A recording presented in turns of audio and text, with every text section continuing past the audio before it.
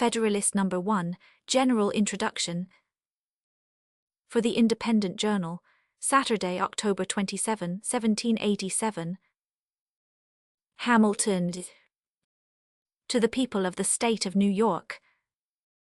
After an unequivocal experience of the inefficacy of the subsisting federal government, you are called upon to deliberate on a new constitution for the United States of America. The subject speaks its own importance, comprehending in its consequences nothing less than the existence of the Union, the safety and welfare of the parts of which it is composed, the fate of an empire in many respects the most interesting in the world. It has been frequently remarked that it seems to have been reserved to the people of this country, by their conduct and example, to decide the important question, whether societies of men are really capable or not of establishing good government from reflection and choice, or whether they are forever destined to depend for their political constitutions on accident and force. If there be any truth in the remark, the crisis at which we are arrived may with propriety be regarded as the era in which that decision is to be made, and a wrong election of the part we shall act may, in this view, deserve to be considered as the general misfortune of mankind. This idea will add the inducements of philanthropy to those of patriotism, to heighten the solicitude which all considerate and good men must feel for the event. Happy will it be if our choice should be directed by a judicious estimate of our true interests, unperplexed and unbiased by considerations not connected with the public good. But this is a thing more ardently to be wished than seriously to be expected. The plan offered to our deliberations affects too many particular interests, innovates upon too many local institutions, not to involve in its discussion a variety of objects foreign to its merits, and of views, passions, and prejudices little favorable to the discovery of truth. Among the most formidable of the obstacles which the new Constitution will have to encounter may readily be distinguished the obvious interest of a certain class of men in every state to resist all changes which may hazard a diminution of the power, emolument, and consequence of the offices they hold under the state. Establishments, and the perverted ambition of another class of men, who will either hope to aggrandize themselves by the confusions of their country, or will flatter themselves with fairer prospects of elevation from the subdivision of the empire into several partial confederacies than from its union under one government. It is not, however, my design to dwell upon observations of this nature. I am well aware that it would be disingenuous to resolve indiscriminately the opposition of any set of men, merely because their situations might subject them to suspicion into interested or ambitious views. Candor will oblige us to admit that even such men may be actuated by upright intentions, and it cannot be doubted that much of the opposition which has made its appearance, or may hereafter make its appearance, will spring from sources, blameless at least, if not respectable honest errors of minds led astray by preconceived jealousies and fears. So numerous indeed and so powerful are the causes which serve to give a false bias to the judgment, that we, upon many occasions, see wise and good men on the wrong as well as on the right side of questions of the first magnitude to society. This circumstance, if duly attended to, would furnish a lesson of moderation to those who are ever so much persuaded of their being in the right in any controversy. And a further reason for caution, in this respect, might be drawn from the reflection that we are not always sure that those who advocate the truth are influenced by purer principles than their antagonists. Ambition, avarice, personal animosity, party opposition, and many other motives not more laudable than these, are apt to operate as well upon those who support as those who oppose the right side of a question. Were there not even these inducements to moderation, nothing could be more ill-judged than that intolerant spirit which has, at all times, characterized political parties. For in politics, as in religion, it is equally absurd to aim at making proselytes by fire and sword. Heresies in either can rarely be cured by persecution. And yet, however just these sentiments will be allowed to be, we have already sufficient indications that it will happen in this, as in all former cases of great national discussion. A torrent of angry and malignant passions will be let loose. To judge from the conduct of the opposite parties, we shall be led to conclude that they will mutually hope to evince the justness of their opinions, and to increase the number of their converts by the loudness of their declamations and the bitterness of their invectives. An enlightened zeal for the energy and efficiency of government will be stigmatized as the offspring of a temper fond of despotic power and hostile to the principles of liberty. An over-scrupulous jealousy of danger to the rights of the people, which is more commonly the fault of the head than of the heart, will be represented as mere pretense and artifice, the stale bait for popularity at the expense of the public good. It will be forgotten, on the one hand, that jealousy is the usual concomitant of love, and that the noble enthusiasm of liberty is apt to be infected with a spirit of narrow and illiberal distrust. On the other hand, it will be equally forgotten that the vigor of government is essential to the security of liberty, that, in the contemplation of a sound and well-informed judgment, their interest can never be separated, and that a dangerous ambition more often lurks behind the specious mask of zeal for the rights of the people than under the forbidden appearance of zeal. For the firmness and efficiency of government, history will teach us that the former has been found a much more certain road to the introduction of despotism than the latter, and that of those men who have overturned the liberties of republics, the greatest number have begun their career by paying an obsequious court to the people, commencing demagogues and ending tyrants. In the course of the preceding observations, I have had an eye, my fellow citizens, to putting you upon your guard against all attempts, from whatever quarter, to influence your decision in a matter of the utmost moment to your welfare, by any impressions other than those which may result from the evidence of truth. You will, no doubt, at the same time have collected from the general scope of them that they proceed from a source not unfriendly to the new Constitution. Yes, my countrymen, I own to you that, after having given it an attentive consideration, I am clearly of opinion it is your interest to adopt it.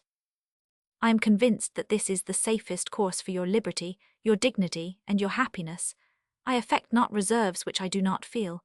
I will not amuse you with an appearance of deliberation when I have decided. I frankly acknowledge to you my convictions, and I will freely lay before you the reasons on which they are founded. The consciousness of good intentions disdains ambiguity. I shall not, however, multiply professions on this head. My motives must remain in the depository of my own breast. My arguments will be open to all, and may be judged of by all. They shall at least be offered in a spirit which will not disgrace the cause of truth. I propose, in a series of papers, to discuss the following interesting particulars: the utility of the Union to your political prosperity, the insufficiency of the present Confederation to preserve that Union, the necessity of a government, at least equally energetic with the one proposed, to the attainment of this object the conformity of the proposed Constitution to the true principles of republican government, its analogy to your own state constitution, and lastly, the additional security which its adoption will afford to the preservation of that species of government, to liberty, and to property. In the progress of this discussion, I shall endeavour to give a satisfactory answer to all the objections which shall have made their appearance, that may seem to have any claim to your attention. It may perhaps be thought superfluous to offer arguments to prove the utility of the Union, a point, no doubt, deeply engraved on the hearts of the great body of the people in every state, and one which, it may be imagined, has no adversaries. But the fact is, that we already hear it whispered in the private circles of those who oppose the new Constitution, that the 13 states are of too great extent for any general system, and that we must of necessity resort to separate confederacies of distinct portions of the whole. This doctrine will, in all probability, be gradually propagated, till it has votaries enough to countenance an open avowal of it. For nothing can be more evident, to those who are able to take an enlarged view of the subject, than the alternative of an adoption of the new Constitution or a dismemberment of the Union.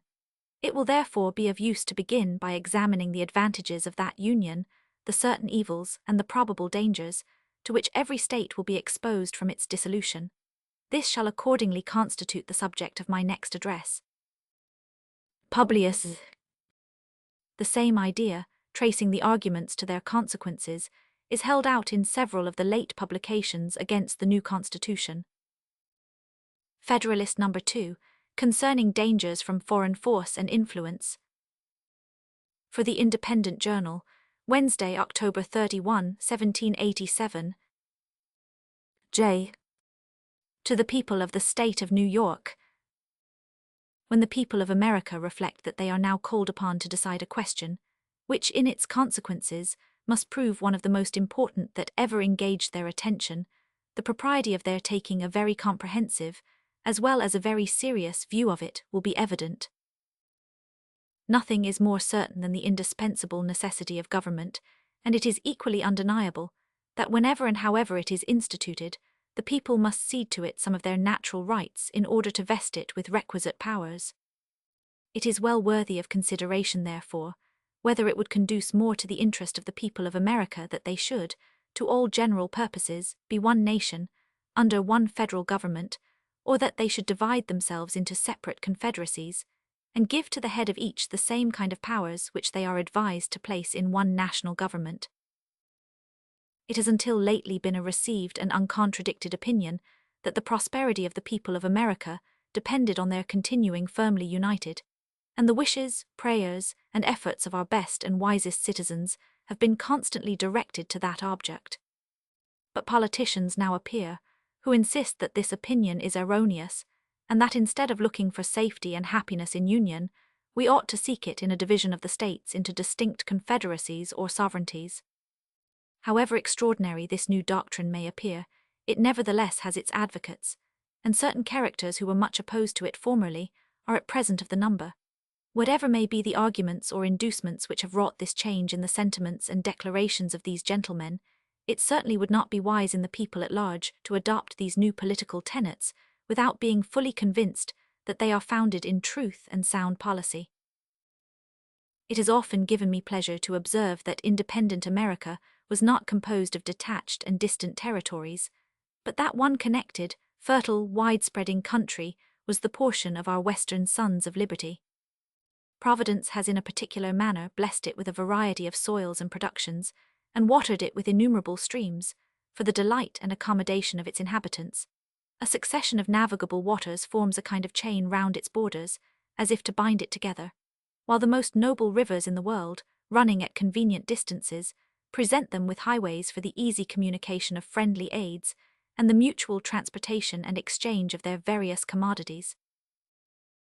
With equal pleasure I have as often taken notice that Providence has been pleased to give this one connected country to one united people, a people descended from the same ancestors, speaking the same language, professing the same religion, attached to the same principles of government, very similar in their manners and customs, and who, by their joint counsels, arms, and efforts, fighting side by side throughout a long and bloody war, have nobly established general liberty and independence.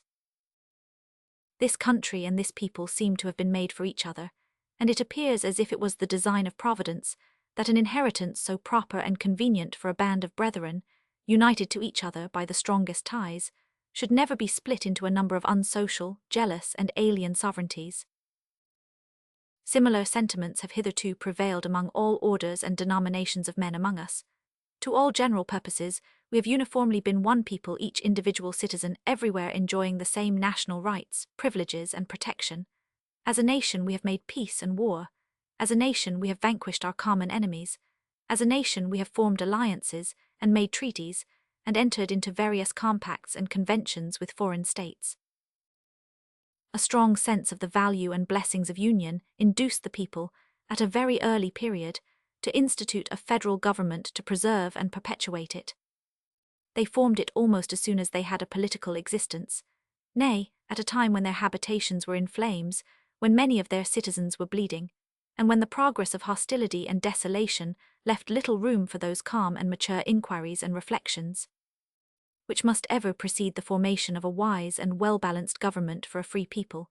It is not to be wondered at that a government instituted in times so inauspicious should on experiment be found greatly deficient and inadequate to the purpose it was intended to answer.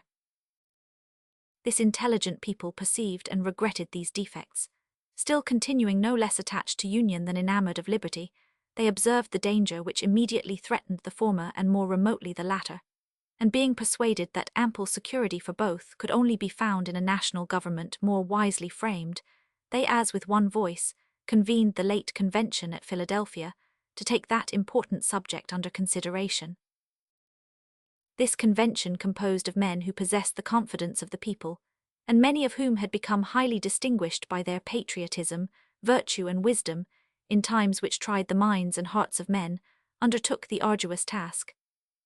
In the mild season of peace, with minds unoccupied by other subjects, they passed many months in cool, uninterrupted, and daily consultation, And finally, without having been awed by power, or influenced by any passions except love for their country, they presented and recommended to the people the plan produced by their joint and very unanimous councils.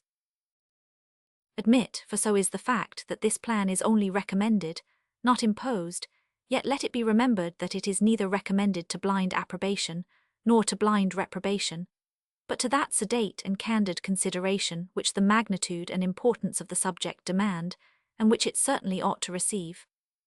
But this, as was remarked in the foregoing number of this paper, is more to be wished than expected, that it may be so considered and examined.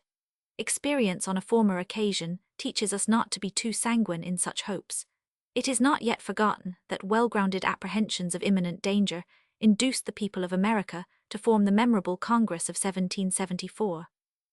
That body recommended certain measures to their constituents, and the event proved their wisdom. Yet it is fresh in our memories how soon the press began to teem with pamphlets and weekly papers against those very measures. Not only many of the officers of government, who obeyed the dictates of personal interest, but others, from a mistaken estimate of consequences, or the undue influence of former attachments, or whose ambition aimed at objects which did not correspond with the public good, were indefatigable in their efforts to persuade the people to reject the advice of that patriotic Congress.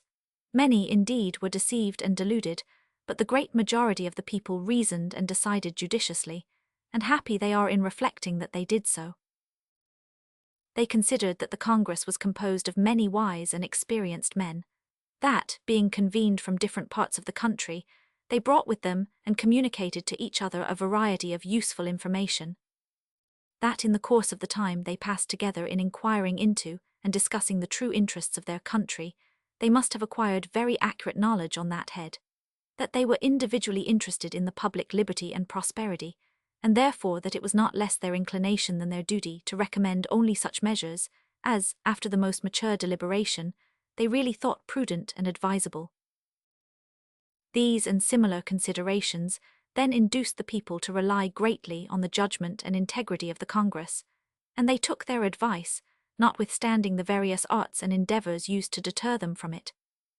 But if the people at large had reason to confide in the men of that Congress, few of whom had been fully tried or generally known, still greater reason have they now to respect the judgment and advice of the Convention, for it is well known that some of the most distinguished members of that Congress, who have been since tried and justly approved for patriotism and abilities, and who have grown old in acquiring political information, were also members of this Convention, and carried into it their accumulated knowledge and experience.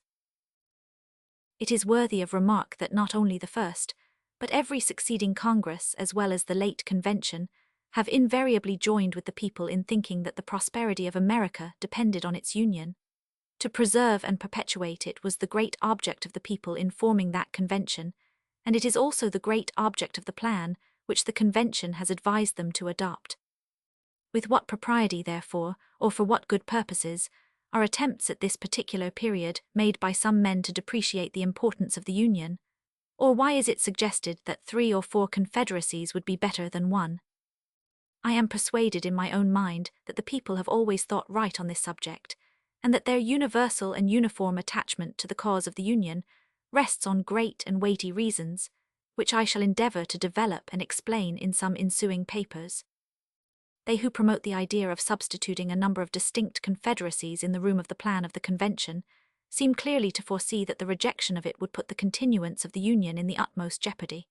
That certainly would be the case, and I sincerely wish that it may be as clearly foreseen by every good citizen that whenever the dissolution of the Union arrives, America will have reason to exclaim, in the words of the poet, "Farewell, a long farewell to all my greatness." Publius. Federalist No. 3, the same subject continued concerning dangers from foreign force and influence.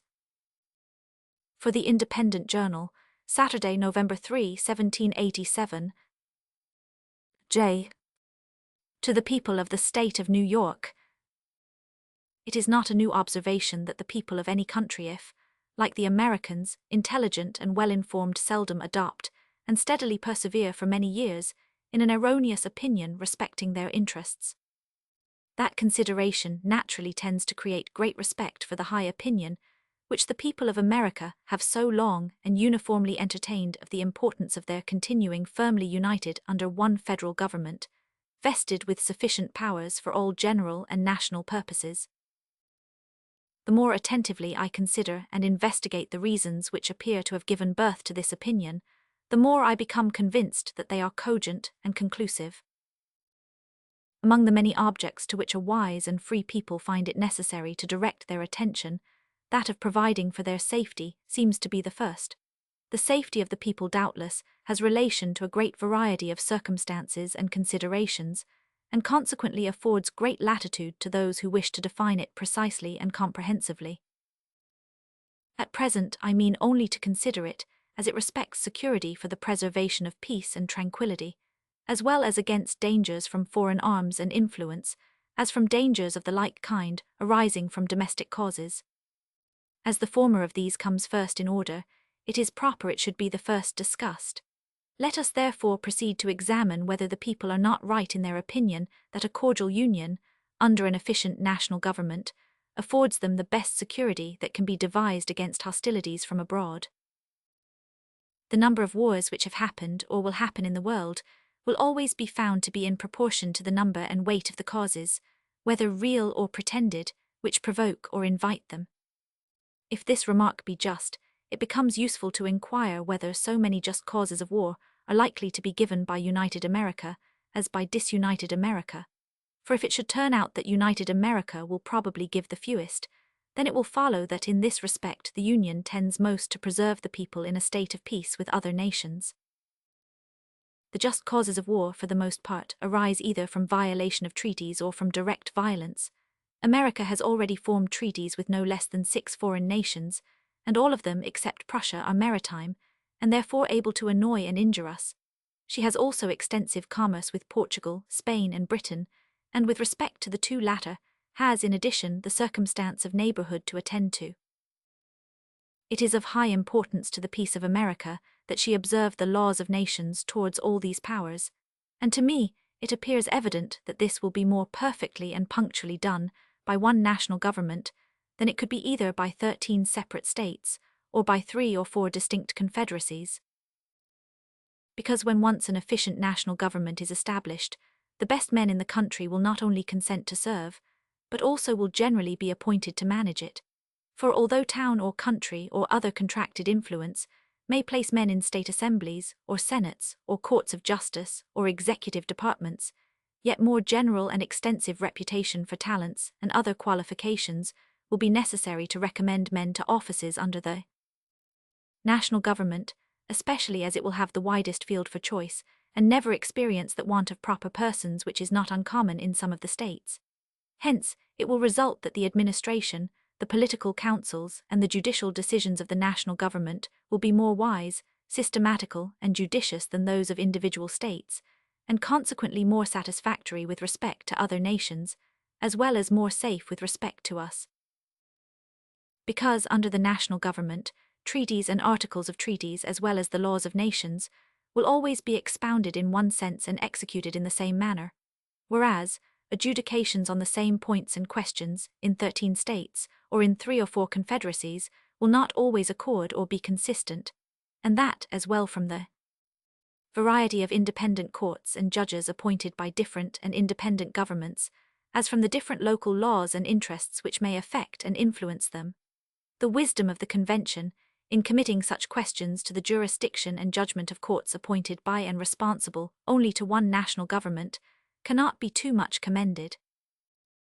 Because the prospect of present loss or advantage may often tempt the governing party in 1 or 2 states to swerve from good faith and justice, but those temptations, not reaching the other states, and consequently having little or no influence on the national government, the temptation will be fruitless, and good faith and justice be preserved. The case of the Treaty of Peace with Britain adds great weight to this reasoning. Because, even if the governing party in a state should be disposed to resist such temptations, yet as such temptations may, and commonly do, result from circumstances peculiar to the state, and may affect a great number of the inhabitants, the governing party may not always be able, if willing, to prevent the injustice meditated, or to punish the aggressors. But the national government, not being affected by those local circumstances, will neither be induced to commit the wrong themselves, nor want power or inclination to prevent or punish its commission by others. So far, therefore, as either designed or accidental violations of treaties and the laws of nations afford just causes of war, they are less to be apprehended under one general government than under several lesser ones, and in that respect the former most favours the safety of the people. As to those just causes of war which proceed from direct and unlawful violence, it appears equally clear to me that one good national government affords vastly more security against dangers of that sort than can be derived from any other quarter.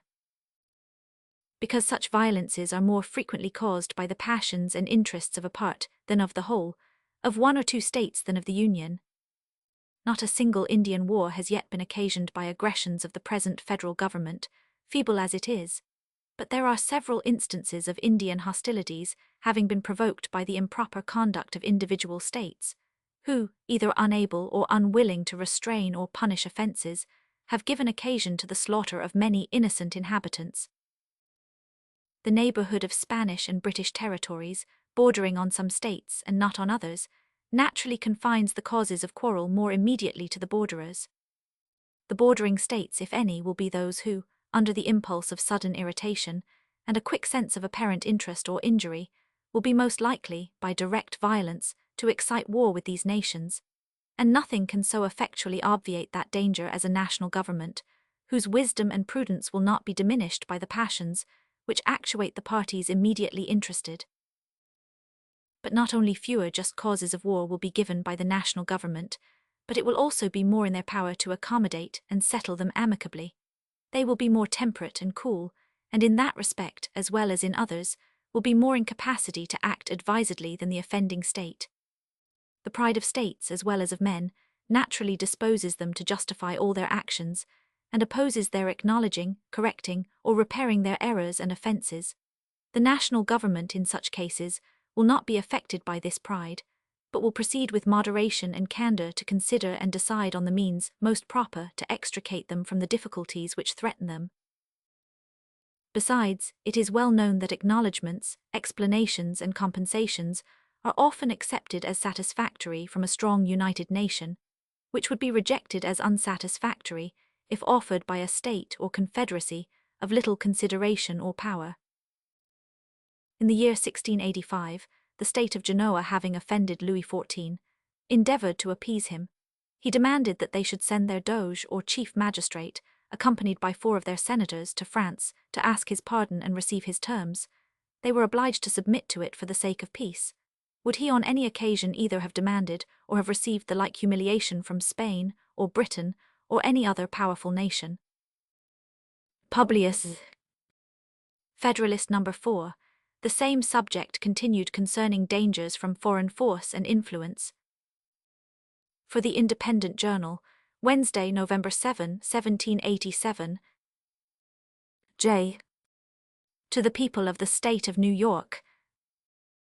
My last paper assigned several reasons why the safety of the people would be best secured by union against the danger it may be exposed to by just causes of war given to other nations, and those reasons show that such causes would not only be more rarely given, but would also be more easily accommodated by a national government than either by the state governments or the proposed little confederacies. But the safety of the people of America against dangers from foreign force depends not only on their forbearing to give just causes of war to other nations, but also on their placing and continuing themselves in such a situation as not to invite hostility or insult, for it need not be observed that there are pretended as well as just causes of war. It is too true, however disgraceful it may be to human nature, that nations in general will make war whenever they have a prospect of getting anything by it. Nay, absolute monarchs will often make war when their nations are to get nothing by it, but for the purposes and objects merely personal, such as thirst for military glory, revenge for personal affronts, ambition, or private compacts, to aggrandize or support their particular families or partisans. These and a variety of other motives, which affect only the mind of the sovereign, often lead him to engage in wars not sanctified by justice or the voice and interests of his people.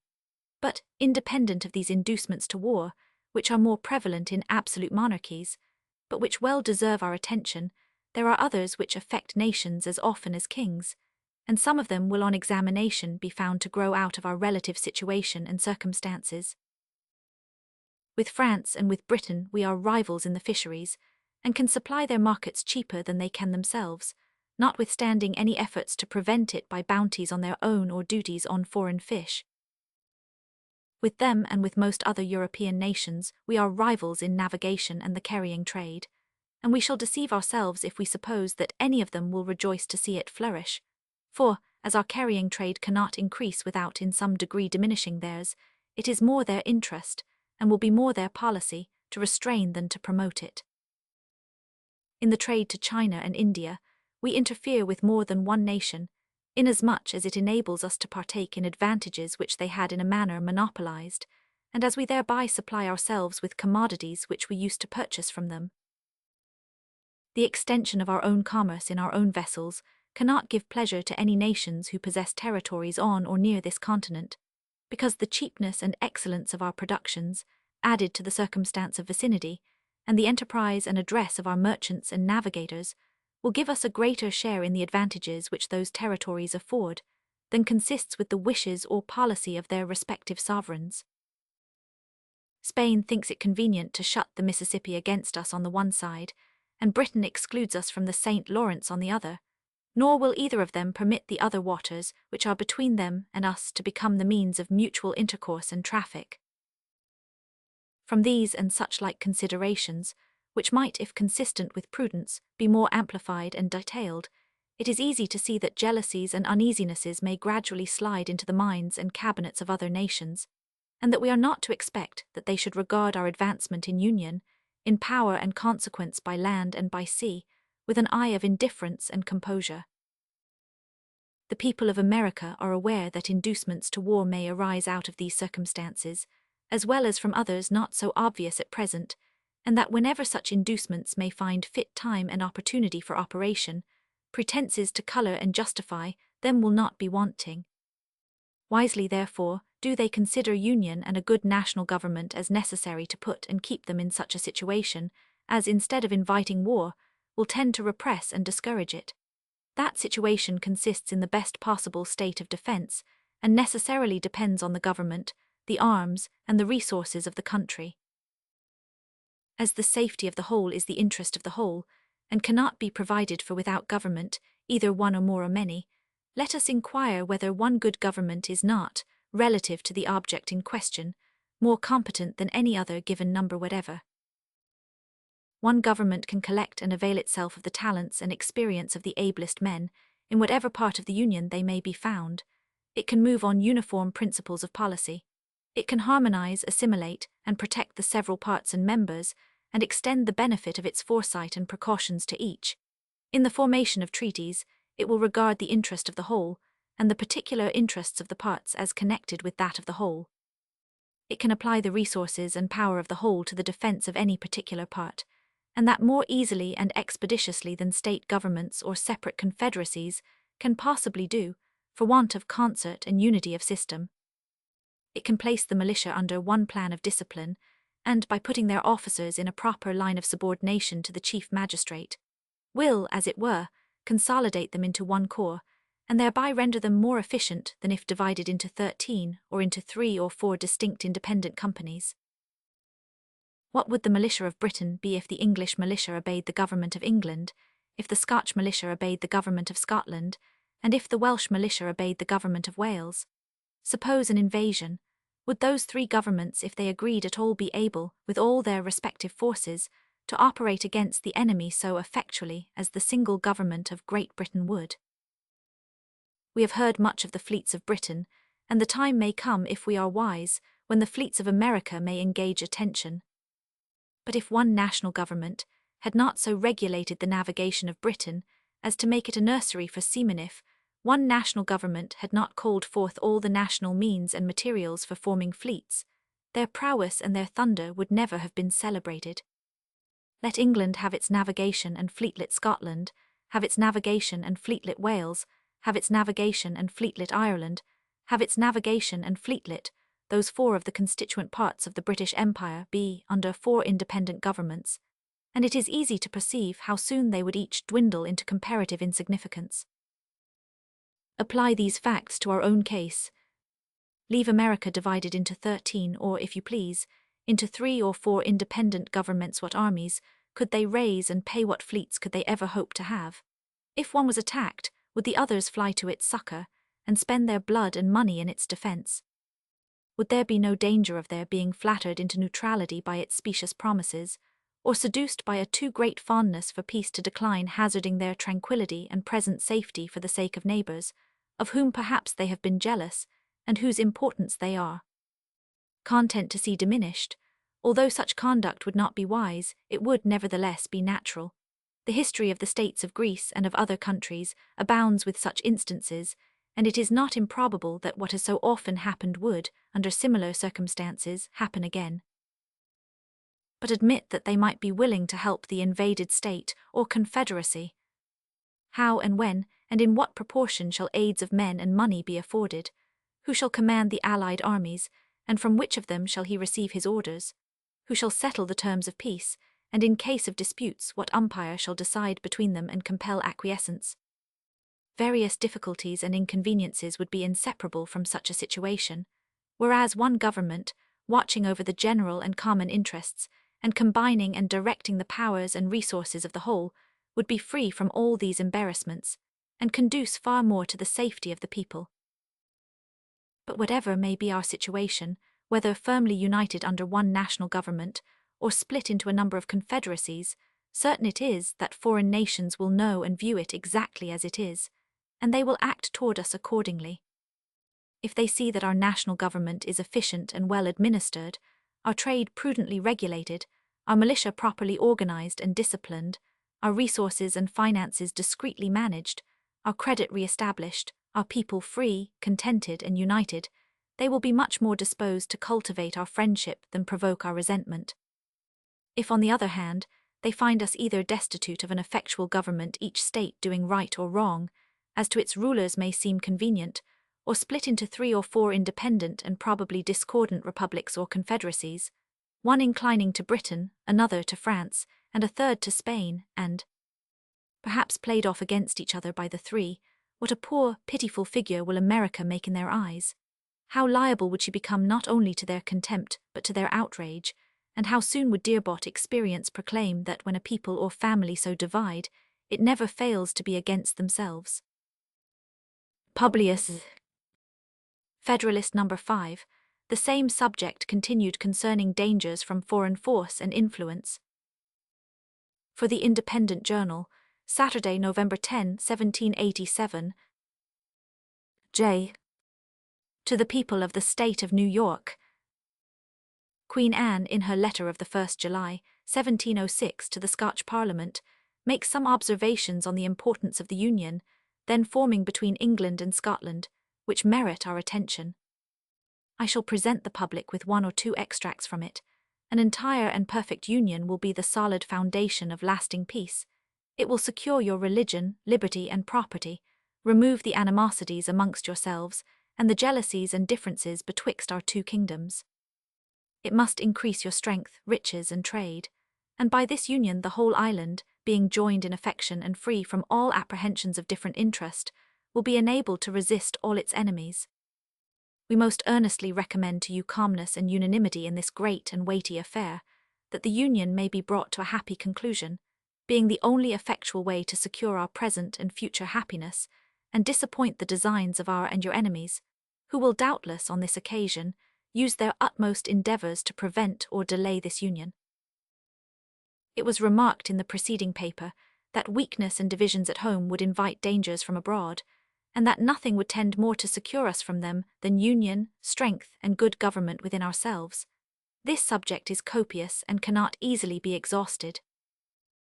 The history of Great Britain is the one with which we are in general the best acquainted, and it gives us many useful lessons. We may profit by their experience without paying the price which it cost them. Although it seems obvious to common sense that the people of such an island should be but one nation, yet we find that they were for ages divided into 3, and that those 3 were almost constantly embroiled in quarrels and wars with one another. notwithstanding their true interest with respect to the continental nations was really the same, yet by the arts and policy and practices of those nations, their mutual jealousies were perpetually kept inflamed, and for a long series of years they were far more inconvenient and troublesome than they were useful and assisting to each other. Should the people of America divide themselves into 3 or 4 nations, would not the same thing happen? Would not similar jealousies arise and be in like manner cherished? Instead of their being joined in affection and free from all apprehension of different interests, envy and jealousy would soon extinguish confidence and affection, and the partial interests of each confederacy, instead of the general interests of all America, would be the only objects of their policy and pursuits. Hence, like most other bordering nations, they would always be either involved in disputes and war, or live in the constant apprehension of them. The most sanguine advocates for 3 or 4 confederacies cannot reasonably suppose that they would long remain exactly on an equal footing in point of strength, even if it was possible to form them so at first. But admitting that to be practicable, yet what human contrivance can secure the continuance of such equality? Independent of those local circumstances, which tend to beget and increase power in one part, and to impede its progress in another, we must advert to the effects of that superior policy and good management, which would probably distinguish the government of one above the rest, and by which their relative equality in strength and consideration would be destroyed. For it cannot be presumed that the same degree of sound policy, prudence, and foresight would uniformly be observed by each of these confederacies for a long succession of years. Whenever, and from whatever causes, it might happen, and happen it would, that any one of these nations or confederacies should rise on the scale of political importance much above the degree of her neighbours, that moment would those neighbours behold her with envy and with fear. Both those passions would lead them to countenance, if not to promote, whatever might promise to diminish her importance, and would also restrain them from measures calculated to advance or even to secure her prosperity. Much time would not be necessary to enable her to discern these unfriendly dispositions. She would soon begin, not only to lose confidence in her neighbours, but also to feel a disposition equally unfavourable to them. Distrust naturally creates distrust, and by nothing is goodwill and kind conduct more speedily changed than by invidious jealousies and uncandid imputations, whether expressed or implied. The North is generally the region of strength, and many local circumstances render it probable that the most northern of the proposed confederacies would, at a period not very distant, be unquestionably more formidable than any of the others. No sooner would this become evident than the northern hive would excite the same ideas and sensations in the more southern parts of America, which it formerly did in the southern parts of Europe. Nor does it appear to be a rash conjecture that its young swarms might often be tempted to gather honey in the more blooming fields and milder air of their luxurious and more delicate neighbours. They who well consider the history of similar divisions and confederacies will find abundant reason to apprehend that those in contemplation would in no other sense be neighbours than as they would be borderers, that they would neither love nor trust one another, but on the contrary would be a prey to discord, jealousy, and mutual injuries. In short, that they would place us exactly in the situations in which some nations doubtless wish to see us, viz., formidable only to each other. From these considerations, it appears that those gentlemen are greatly mistaken who suppose that alliances offensive and defensive might be formed between these confederacies, and would produce that combination and union of wills of arms and of resources which would be necessary to put and keep them in a formidable state of defence against foreign enemies. When did the independent states, into which Britain and Spain were formerly divided, combine in such alliance or unite their forces against a foreign enemy? The proposed confederacies will be distinct nations. Each of them would have its commerce with foreigners to regulate by distinct treaties, and as their productions and commodities are different and proper for different markets, so would those treaties be essentially different. Different commercial concerns must create different interests, and of course different degrees of political attachment to and connection with different foreign nations. Hence it might and probably would happen that the foreign nation with whom the Southern Confederacy might be at war would be the one with whom the Northern Confederacy would be the most desirous of preserving peace and friendship. An alliance so contrary to their immediate interest would not therefore be easy to form, nor, if formed, would it be observed and fulfilled with perfect good faith. Nay, it is far more probable that in America, as in Europe, neighboring nations, acting under the impulse of opposite interests and unfriendly passions, would frequently be found taking different sides. Considering our distance from Europe, it would be more natural for these confederacies to apprehend danger from one another than from distant nations, and therefore that each of them should be more desirous to guard against the others by the aid of foreign alliances, than to guard against foreign dangers by alliances between themselves.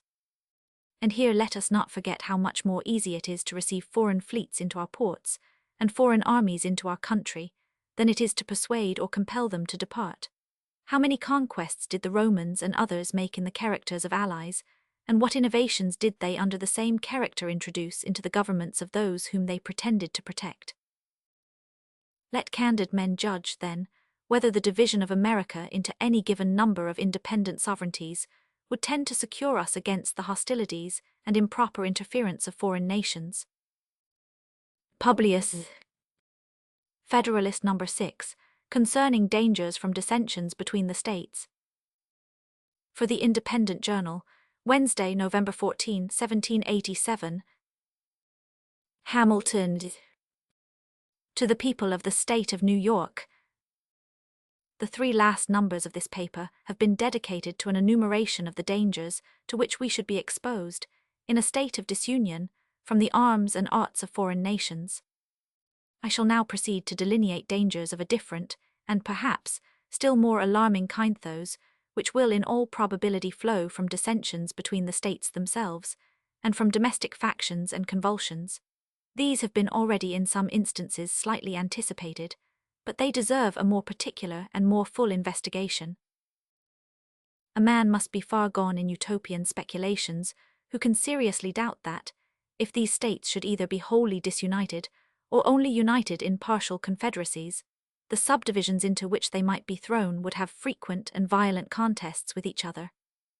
To presume a want of motives for such contests as an argument against their existence would be to forget that men are ambitious, vindictive, and rapacious. To look for a continuation of harmony between a number of independent, unconnected sovereignties in the same neighborhood would be to disregard the uniform course of human events, and to set at defiance the accumulated experience of ages. The causes of hostility among nations are innumerable. There are some which have a general and almost constant operation upon the collective bodies of society. Of this description are the love of power, or the desire of preeminence and dominion, the jealousy of power, or the desire of equality and safety. There are others which have a more circumscribed though an equally operative influence within their spheres. Such are the rivalships and competitions of commerce between commercial nations. And there are others, not less numerous than either of the former, which take their origin entirely in private passions, in the attachments, enmities, interests, hopes, and fears of leading individuals in the communities of which they are members. Men of this class, whether the favourites of a king or of a people, have in too many instances abused the confidence they possessed, and assuming the pretext of some public motive, have not scrupled to sacrifice the national tranquillity to personal advantage or personal gratification. The celebrated Pericles, in compliance with the resentment of a prostitute, at the expense of much of the blood and treasure of his countrymen, attacked, vanquished, and destroyed the city of the Samians. The same man, stimulated by private pique against the Megarensians, another nation of Greece, or to avoid a prosecution with which he was threatened as an accomplice of a supposed theft of the statuary Phidias, or to get rid of the accusations prepared to be brought against him for dissipating the funds of the state. In the purchase of popularity, or from a combination of all these causes, was the primitive author of that famous and fatal war, distinguished in the Grecian annals by the name of the Peloponnesian War, which, after various vicissitudes, intermissions, and renewals, terminated in the ruin of the Athenian commonwealth. The ambitious cardinal, who was prime minister to Henry VIII, permitting his vanity to aspire to the triple crown, entertained hopes of succeeding in the acquisition of that splendid prize by the influence of the Emperor Charles V. To secure the favour and interest of this enterprising and powerful monarch, he precipitated England into a war with France, contrary to the plainest dictates of policy, and at the hazard of the safety and independence, as well of the kingdom over which he presided by his counsels, as of Europe in general. For if there ever was a sovereign who bid fair to realize the project of universal monarchy, it was the Emperor Charles V, of whose intrigues Wolsey was at once the instrument and the dupe. The influence which the bigotry of one female, the petulance of another, and the cabals of a third, had in the contemporary policy, ferments and pacifications of a considerable part of Europe, are topics that have been too often descanted upon not to be generally known. To multiply examples of the agency of personal considerations in the production of great national events, either foreign or domestic, according to their direction, would be an unnecessary waste of time. Those who have but a superficial acquaintance with the sources from which they are to be drawn will themselves recollect a variety of instances, and those who have a tolerable knowledge of human nature will not stand in need of such lights to form their opinion either of the reality or extent of that agency. Perhaps, however, a reference tending to illustrate the general principle may with propriety be made to a case which has lately happened among ourselves. If Shays had not been a desperate debtor, it is much to be doubted whether Massachusetts would have been plunged into a civil war. But notwithstanding the concurring testimony of experience, in this particular, there are still to be found visionary or designing men who stand ready to advocate the paradox of perpetual peace between the states, though dismembered and alienated from each other. The genius of republics say they is pacific. The spirit of commerce has a tendency to soften the manners of men and to extinguish those inflammable humors which have so often kindled into wars. Commercial republics like ours will never be disposed to waste themselves in ruinous contentions with each other. They will be governed by mutual interest and will cultivate a spirit of mutual amity and concord. Is it not, we may ask these projectors in politics, the true interest of all nations to cultivate the same benevolent and philosophically spirit? If this be their true interest, have they in fact pursued it? Has it not, on the contrary, invariably been found that momentary passions and immediate interest have a more active and imperious control over human conduct than general or remote considerations of policy, utility, or justice? Have republics in practice been less addicted to war than monarchies? Are not the former administered by men as well as the latter? Are there not aversions, predilections, rivalships, and desires of unjust acquisitions that affect nations as well as kings? Are not popular assemblies frequently subject to the impulses of rage, resentment, jealousy, avarice, and of other irregular and violent propensities? Is it not well known that their determinations are often governed by a few individuals in whom they place confidence, and are, of course, liable to be tinctured by the passions and views of those individuals? Has commerce hitherto done anything more than change the objects of war?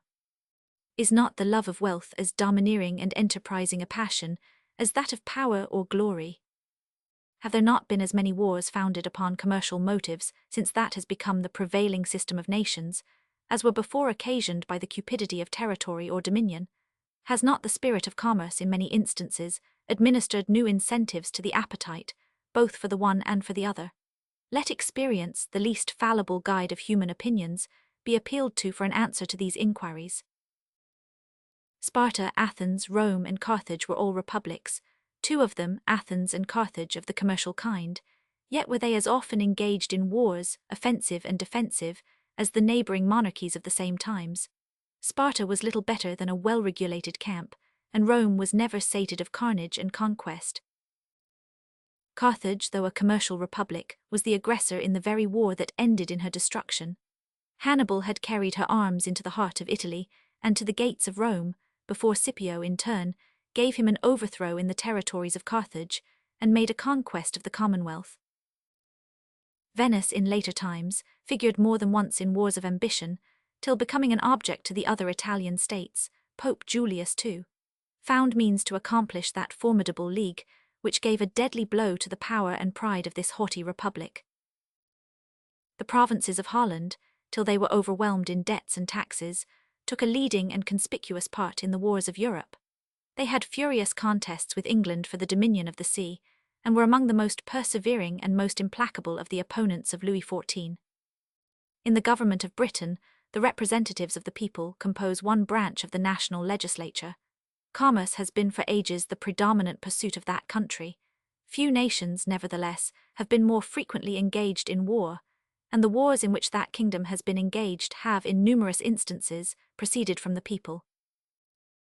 There have been, if I may so express it, almost as many popular as royal wars. The cries of the nation and the importunities of their representatives have, upon various occasions, dragged their monarchs into war or continued them in it, contrary to their inclinations, and sometimes contrary to the real interests of the state.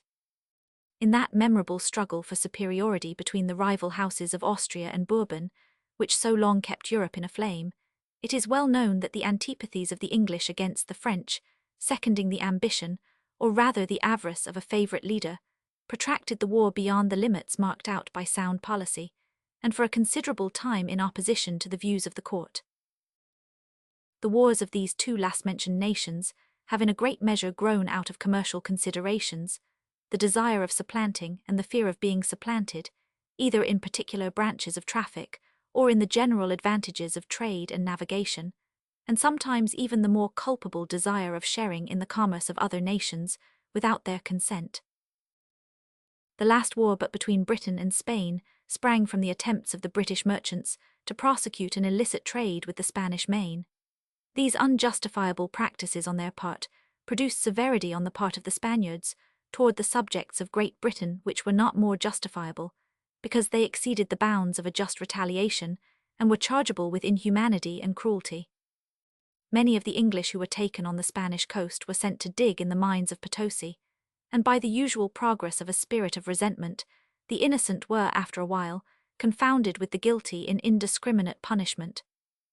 The complaints of the merchants kindled a violent flame throughout the nation, which soon after broke out in the House of Commons, and was communicated from that body to the ministry. Letters of reprisal were granted, and a war ensued, which in its consequences overthrew all the alliances that but 20 years before had been formed with sanguine expectations of the most beneficial fruits. From this summary of what has taken place in other countries, whose situations have borne the nearest resemblance to our own, what reason can we have to confide in those reveries which would seduce us into an expectation of peace and cordiality between the members of the present Confederacy, in a state of separation?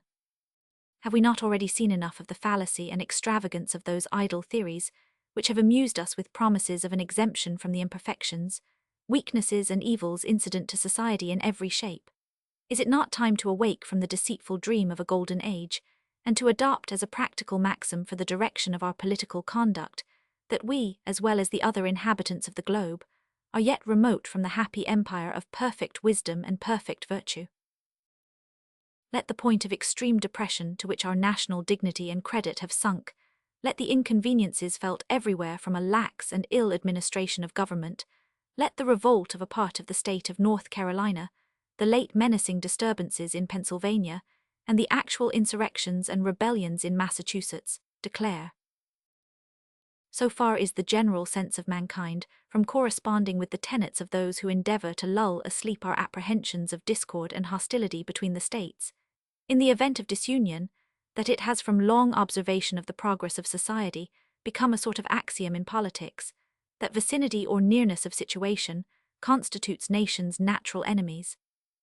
An intelligent writer expresses himself on this subject to this effect. Neighboring nations, says he, are naturally enemies of each other, unless their common weakness forces them to league in a confederate republic, and their constitution prevents the differences that neighborhood occasions, extinguishing that secret jealousy which disposes all states to aggrandize themselves at the expense of their neighbors. This passage, at the same time, points out the evil and suggests the remedy. Publius, Aspasia, vide Plutarch's Life of Pericles. Ibid. Phidias was supposed to have stolen some public gold, with the connivance of Pericles, for the embellishment of the statue of Minerva. Worn by the popes. Madame de Maintenon, Duchess of Marlborough. Madame de Pompadour. The League of Cambrai, comprehending the Emperor, the King of France, the King of Aragon, and most of the Italian princes and states. The Duke of Marlborough. Vide Principes des Négociations par l'Abbé de Mably. Federalist No. 7, the same subject continued concerning dangers from dissensions between the states. For the Independent Journal, Thursday, November 15, 1787. Hamilton. To the people of the state of New York. It is sometimes asked, with an air of seeming triumph, what inducements could the states have, if disunited, to make war upon each other? It would be a full answer to this question to state precisely the same inducements which have, at different times, deluged in blood all the nations in the world. But unfortunately for us, the question admits of a more particular answer. There are causes of differences within our immediate contemplation, of the tendency of which, even under the restraints of a federal constitution, we have had sufficient experience to enable us to form a judgment of what might be expected if those restraints were removed. Territorial disputes have at all times been found one of the most fertile sources of hostility among nations.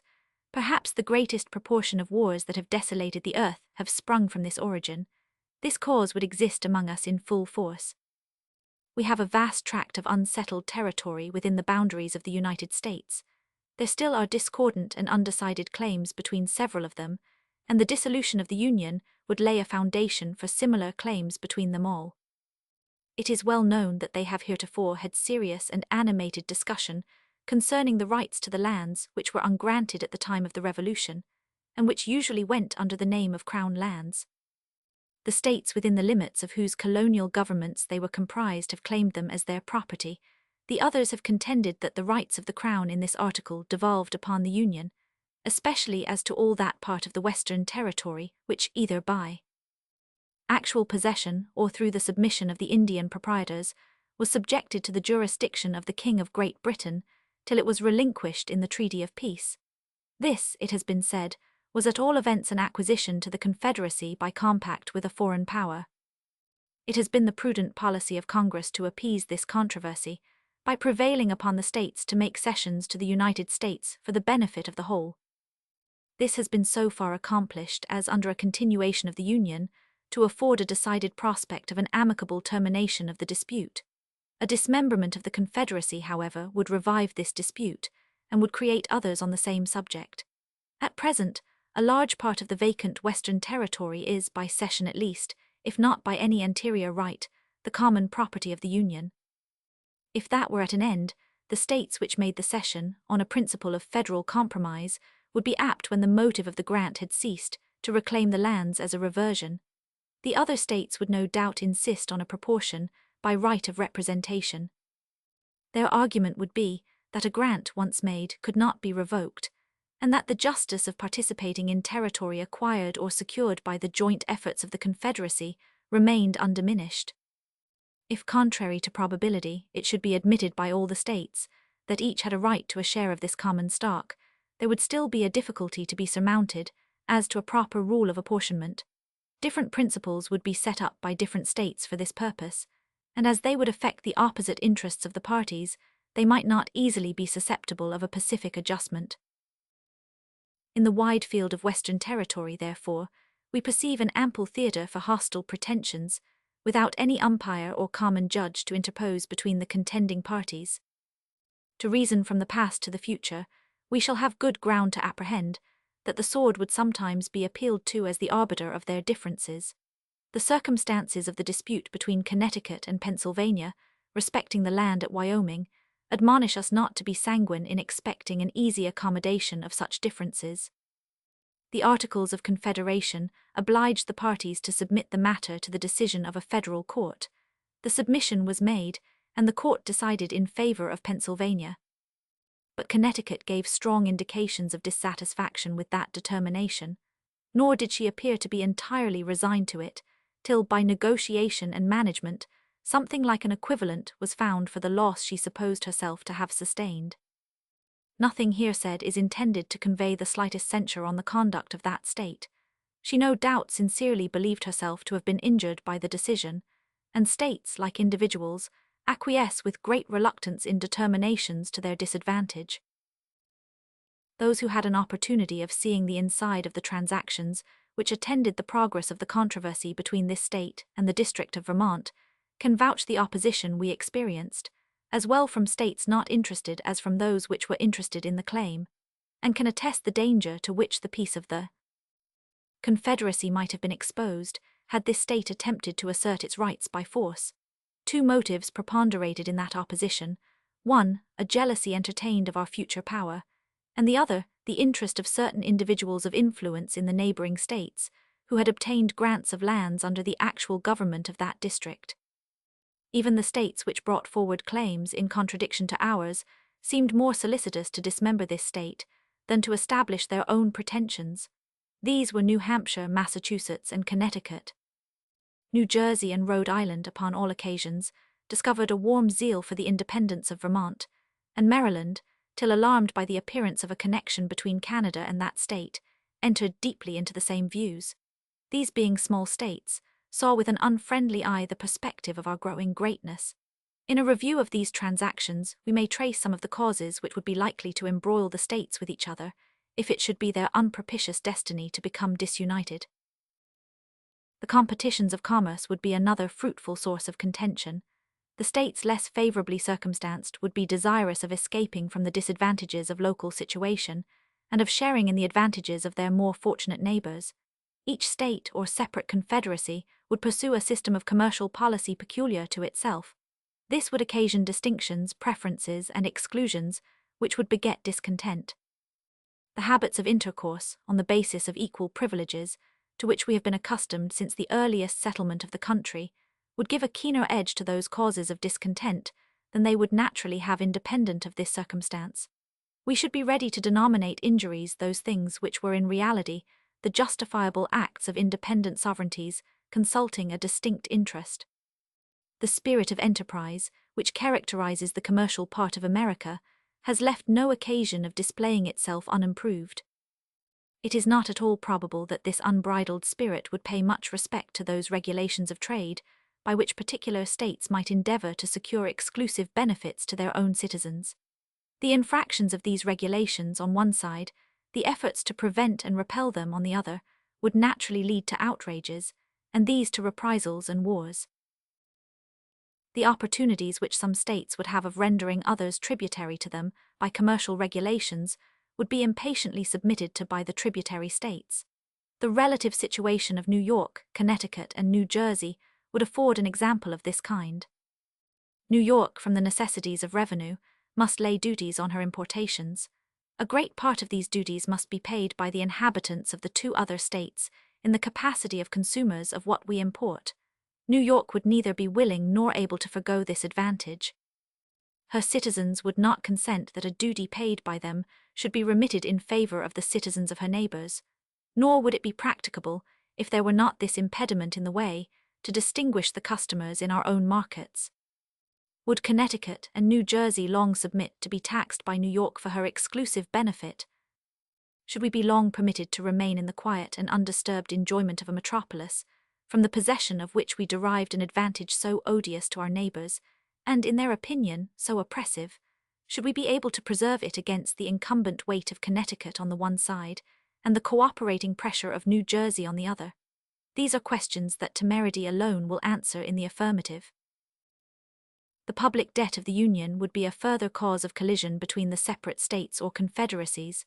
The apportionment, in the first instance, and the progressive extinguishment afterward, would be alike productive of ill humor and animosity. How would it be possible to agree upon a rule of apportionment satisfactory to all? There is scarcely any that can be proposed which is entirely free from real objections. These, as usual, would be exaggerated by the adverse interest of the parties. There are even dissimilar views among the states as to the general principle of discharging the public debt. Some of them, either less impressed with the importance of national credit, or because their citizens have little, if any, immediate interest in the question, feel an indifference, if not a repugnance, to the payment of the domestic debt at any rate. These would be inclined to magnify the difficulties of a distribution. Others of them, a numerous body of whose citizens are creditors to the public beyond proportion of the state in the total amount of the national debt, would be strenuous for some equitable and effective provision. The procrastinations of the former would excite the resentments of the latter. The settlement of a rule would, in the meantime, be postponed by real differences of opinion and affected delays. The citizens of the states interested would clamor, foreign powers would urge for the satisfaction of their just demands, and the peace of the states would be hazarded to the double contingency of external invasion and internal contention. Suppose the difficulties of agreeing upon a rule surmounted, and the apportionment made. Still there is great room to suppose that the rule agreed upon would, upon experiment, be found to bear harder upon some states than upon others. Those which were sufferers by it would naturally seek for a mitigation of the burden. The others would as naturally be disinclined to a revision, which was likely to end in an increase of their own encumbrances. Their refusal would be too plausible a pretext to the complaining states to withhold their contributions, not to be embraced with avidity, and the non-compliance of these states with their engagements would be a ground of bitter discussion and altercation.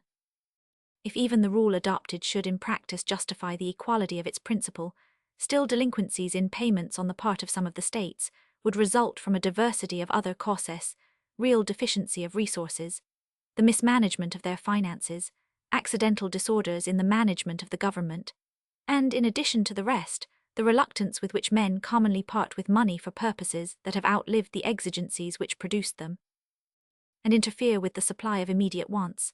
Delinquencies from whatever causes would be productive of complaints, recriminations, and quarrels.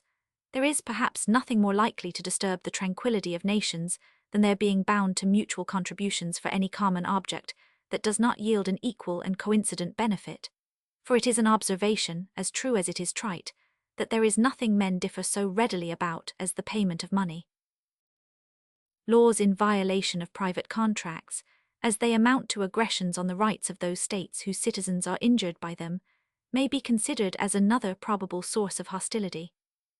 We are not authorized to expect that a more liberal or more equitable spirit would preside over the legislations of the individual states hereafter, if unrestrained by any additional checks, than we have heretofore seen in too many instances disgracing their several codes. We have observed the disposition to retaliation excited in Connecticut in consequence of the enormities perpetrated by the legislature of Rhode Island, and we reasonably infer that, in similar cases, under other circumstances, a war not of parchment, but of the sword, would chastise such atrocious breaches of moral obligation and social justice. The probability of incompatible alliances between the different states or confederacies and different foreign nations, and the effects of this situation upon the peace of the whole, have been sufficiently unfolded in some preceding papers. From the view they have exhibited of this part of the subject, this conclusion is to be drawn that America, if not connected at all, or only by the feeble tie of a simple league, offensive and defensive, would, by the operation of such jarring alliances, be gradually entangled in all the pernicious labyrinths of European politics and wars, and by the destructive contentions of the parts into which she was divided, would be likely to become a prey to the artifices and machinations of powers, equally the enemies of them all. Divide et impera must be the motto of every nation that either hates or fears us. Publius. Divide and command. In order that the whole subject of these papers may as soon as possible be laid before the public, it is proposed to publish them 4 times a week, on Tuesday in the New York Packet, and on Thursday in the Daily Advertiser. Federalist No. 8, The Consequences of Hostilities Between the States. From the New York Packet, Tuesday, November 20, 1787. Hamilton. To the people of the State of New York. Assuming it therefore as an established truth that the several states, in case of disunion, or such combinations of them as might happen to be formed out of the wreck of the general confederacy, would be subject to those vicissitudes of peace and war, of friendship and enmity, with each other, which have fallen to the lot of all neighboring nations not united under one government, let us enter into a concise detail of some of the consequences that would attend such a situation. War between the states, in the first period of their separate existence, would be accompanied with much greater distresses than it commonly is in those countries where regular military establishments have long obtained. The disciplined armies always kept on foot on the continent of Europe, though they bear a malignant aspect to liberty and economy, have, notwithstanding, been productive of the signal advantage of rendering sudden conquests impracticable, and of preventing that rapid desolation which used to mark the progress of war prior to their introduction. The art of fortification has contributed to the same ends. The nations of Europe are encircled with chains of fortified places which mutually obstruct invasion. Campaigns are wasted in reducing 2 or 3 frontier garrisons to gain admittance into an enemy's country. Similar impediments occur at every step to exhaust the strength and delay the progress of an invader. Formerly, an invading army would penetrate into the heart of a neighboring country almost as soon as intelligence of its approach could be received. But now a comparatively small force of disciplined troops, acting on the defensive with the aid of posts, is able to impede, and finally to frustrate, the enterprises of one much more considerable. The history of war in that quarter of the globe is no longer a history of nations subdued and empires overturned, but of towns taken and retaken, of battles that decide nothing, of retreats more beneficial than victories, of much effort and little acquisition. In this country, the scene would be altogether reversed. The jealousy of military establishments would postpone them as long as possible. The want of fortifications, leaving the frontiers of one state open to another, would facilitate inroads. The populous states would, with little difficulty, overrun their less populous neighbors. Conquests would be as easy to be made as difficult to be retained. War, therefore, would be desultory and predatory. Plunder and devastation ever march in the train of irregulars. The calamities of individuals would make the principal figure in the events which would characterize our military exploits. This picture is not too highly wrought, though I confess it would not long remain a just one. Safety from external danger is the most powerful director of national conduct. Even the ardent love of liberty will, after a time, give way to its dictates. The violent destruction of life and property incident to war, the continual effort and alarm attendant on a state of continual danger, will compel nations the most attached to liberty to resort for repose and security to institutions which have a tendency to destroy their civil and political rights. To be more safe, they at length become willing to run the risk of being less free. The institutions chiefly alluded to are standing armies and the correspondent appendages of military establishments. Standing armies, it is said, are not provided against in the new constitution, and it is therefore inferred that they may exist under it. Their existence, however, from the very terms of the proposition, is at most problematical and uncertain. But standing armies, it may be replied, must inevitably result from a dissolution of the Confederacy. Frequent war and constant apprehension, which require a state of as constant preparation, will infallibly produce them. The weaker states or confederacies would first have recourse to them, to put themselves upon an equality with their more potent neighbors. They would endeavor to supply the inferiority of population and resources by a more regular and effective system of defense, by disciplined troops, and by fortifications. They would, at the same time, be necessitated to strengthen the executive arm of government, in doing which their constitutions would acquire a progressive direction toward monarchy. It is of the nature of war to increase the executive at the expense of the legislative authority. The expedients which have been mentioned would soon give the states or confederacies that made use of them a superiority over their neighbors.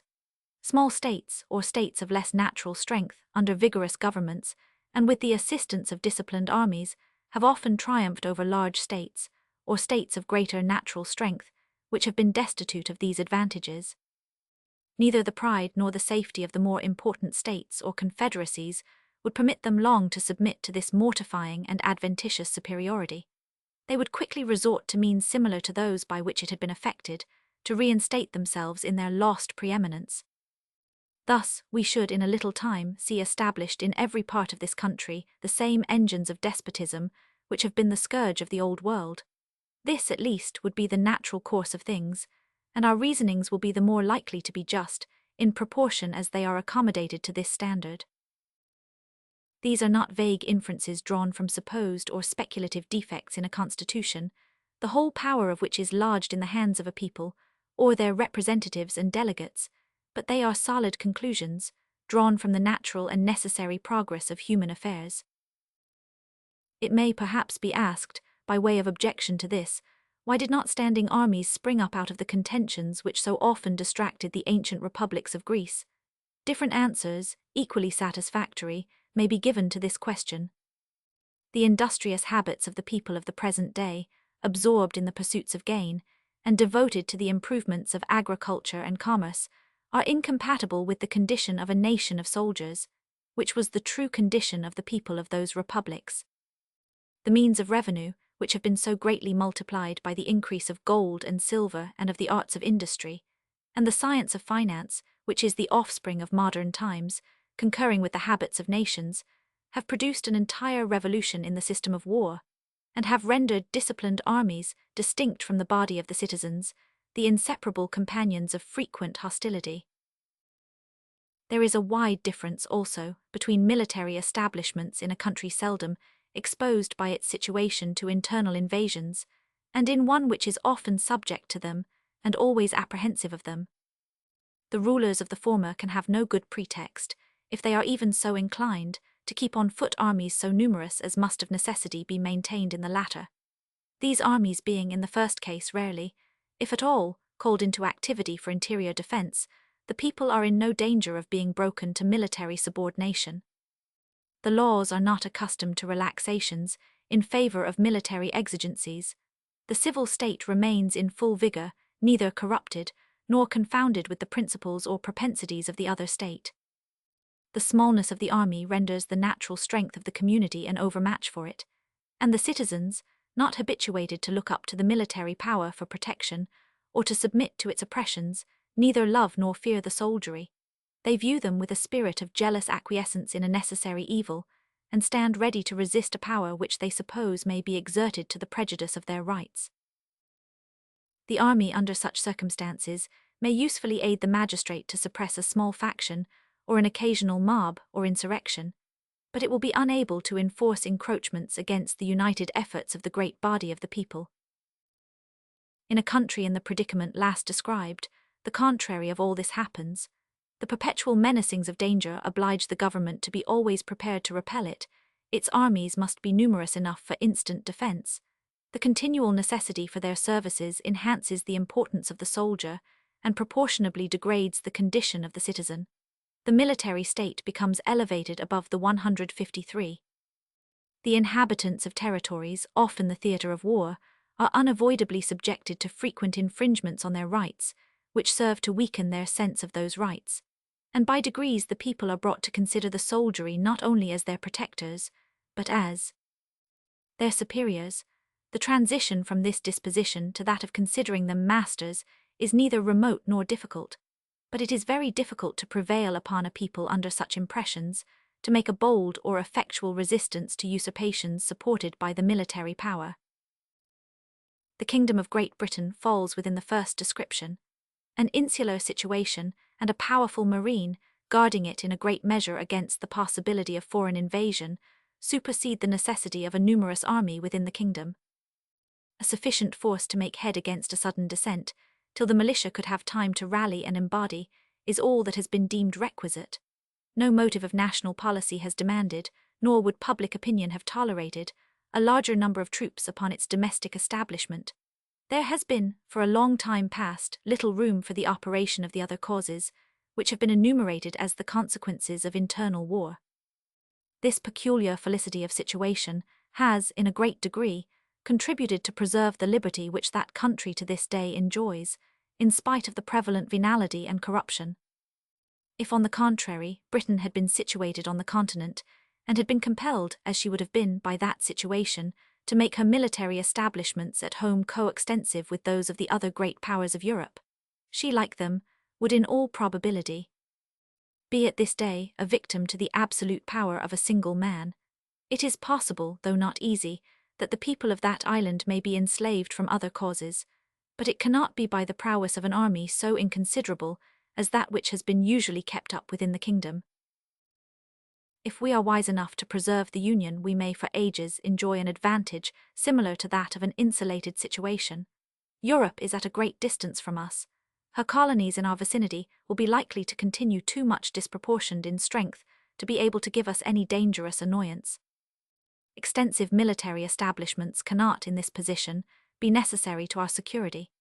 But if we should be disunited, and the integral parts should either remain separated, or, which is most probable, should be thrown together into 2 or 3 confederacies, we should be, in a short course of time, in the predicament of the continental powers of Europe. Your liberties would be a prey to the means of defending ourselves against the ambition and jealousy of each other. This is an idea not superficial or futile, but solid and weighty. It deserves the most serious and mature consideration of every prudent and honest man of whatever party. If such men will make a firm and solemn pause, and meditate dispassionately on the importance of this interesting idea, if they will contemplate it in all its attitudes, and trace it to all its consequences, they will not hesitate to part with trivial objections to a constitution, the rejection of which would in all probability put a final period to the Union. The airy phantoms that flit before the distempered imaginations of some of its adversaries would quickly give place to the more substantial forms of dangers, real, certain, and formidable. Publius. This objection will be fully examined in its proper place, and it will be shown that the only natural precaution which could have been taken on this subject has been taken, and a much better one than is to be found in any constitution that has been heretofore framed in America, most of which contain no guard at all on this subject.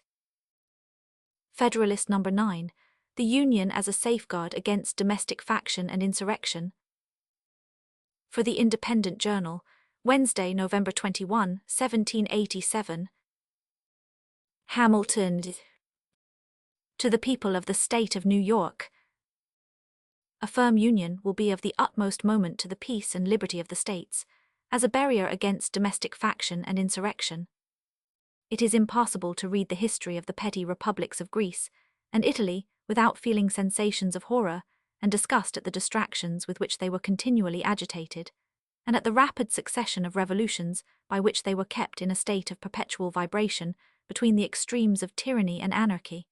If they exhibit occasional calms, these only serve as short-lived contrast to the furious storms that are to succeed. If now and then intervals of felicity open to view, we behold them with a mixture of regret, arising from the reflection that the pleasing scenes before us are soon to be overwhelmed by the tempestuous waves of sedition and party rage. If momentary rays of glory break forth from the gloom, while they dazzle us with a transient and fleeting brilliancy, they at the same time admonish us to lament that the vices of government should pervert the direction and tarnish the lustre of those bright talents and exalted endowments for which the favoured soils that produced them have been so justly celebrated. From the disorders that disfigure the annals of those republics, the advocates of despotism have drawn arguments, not only against the forms of republican government, but against the very principles of civil liberty. They have decried all free government as inconsistent with the order of society, and have indulged themselves in malicious exultation over its friends and partisans. Happily for mankind, stupendous fabrics reared on the basis of liberty, which have flourished for ages, have, in a few glorious instances, refuted their gloomy sophisms. And I trust America will be the broad and solid foundation of other edifices, not less magnificent, which will be equally permanent monuments of their errors. But it is not to be denied that the portraits they have sketched of republican government were too just copies of the originals from which they were taken. If it had been found impracticable to have devised models of a more perfect structure, the enlightened friends to liberty would have been obliged to abandon the cause of that species of government as indefensible. The science of politics, however, like most other sciences, has received great improvement. The efficacy of various principles is now well understood, which were either not known at all or imperfectly known to the ancients. The regular distribution of power into distinct departments, the introduction of legislative balances and checks, the institution of courts composed of judges holding their offices during good behavior, the representation of the people in the legislature by deputies of their own election, these are wholly new discoveries, or have made their principal progress towards perfection in modern times. They are means and powerful means by which the excellences of republican government may be retained and its imperfections lessened or avoided.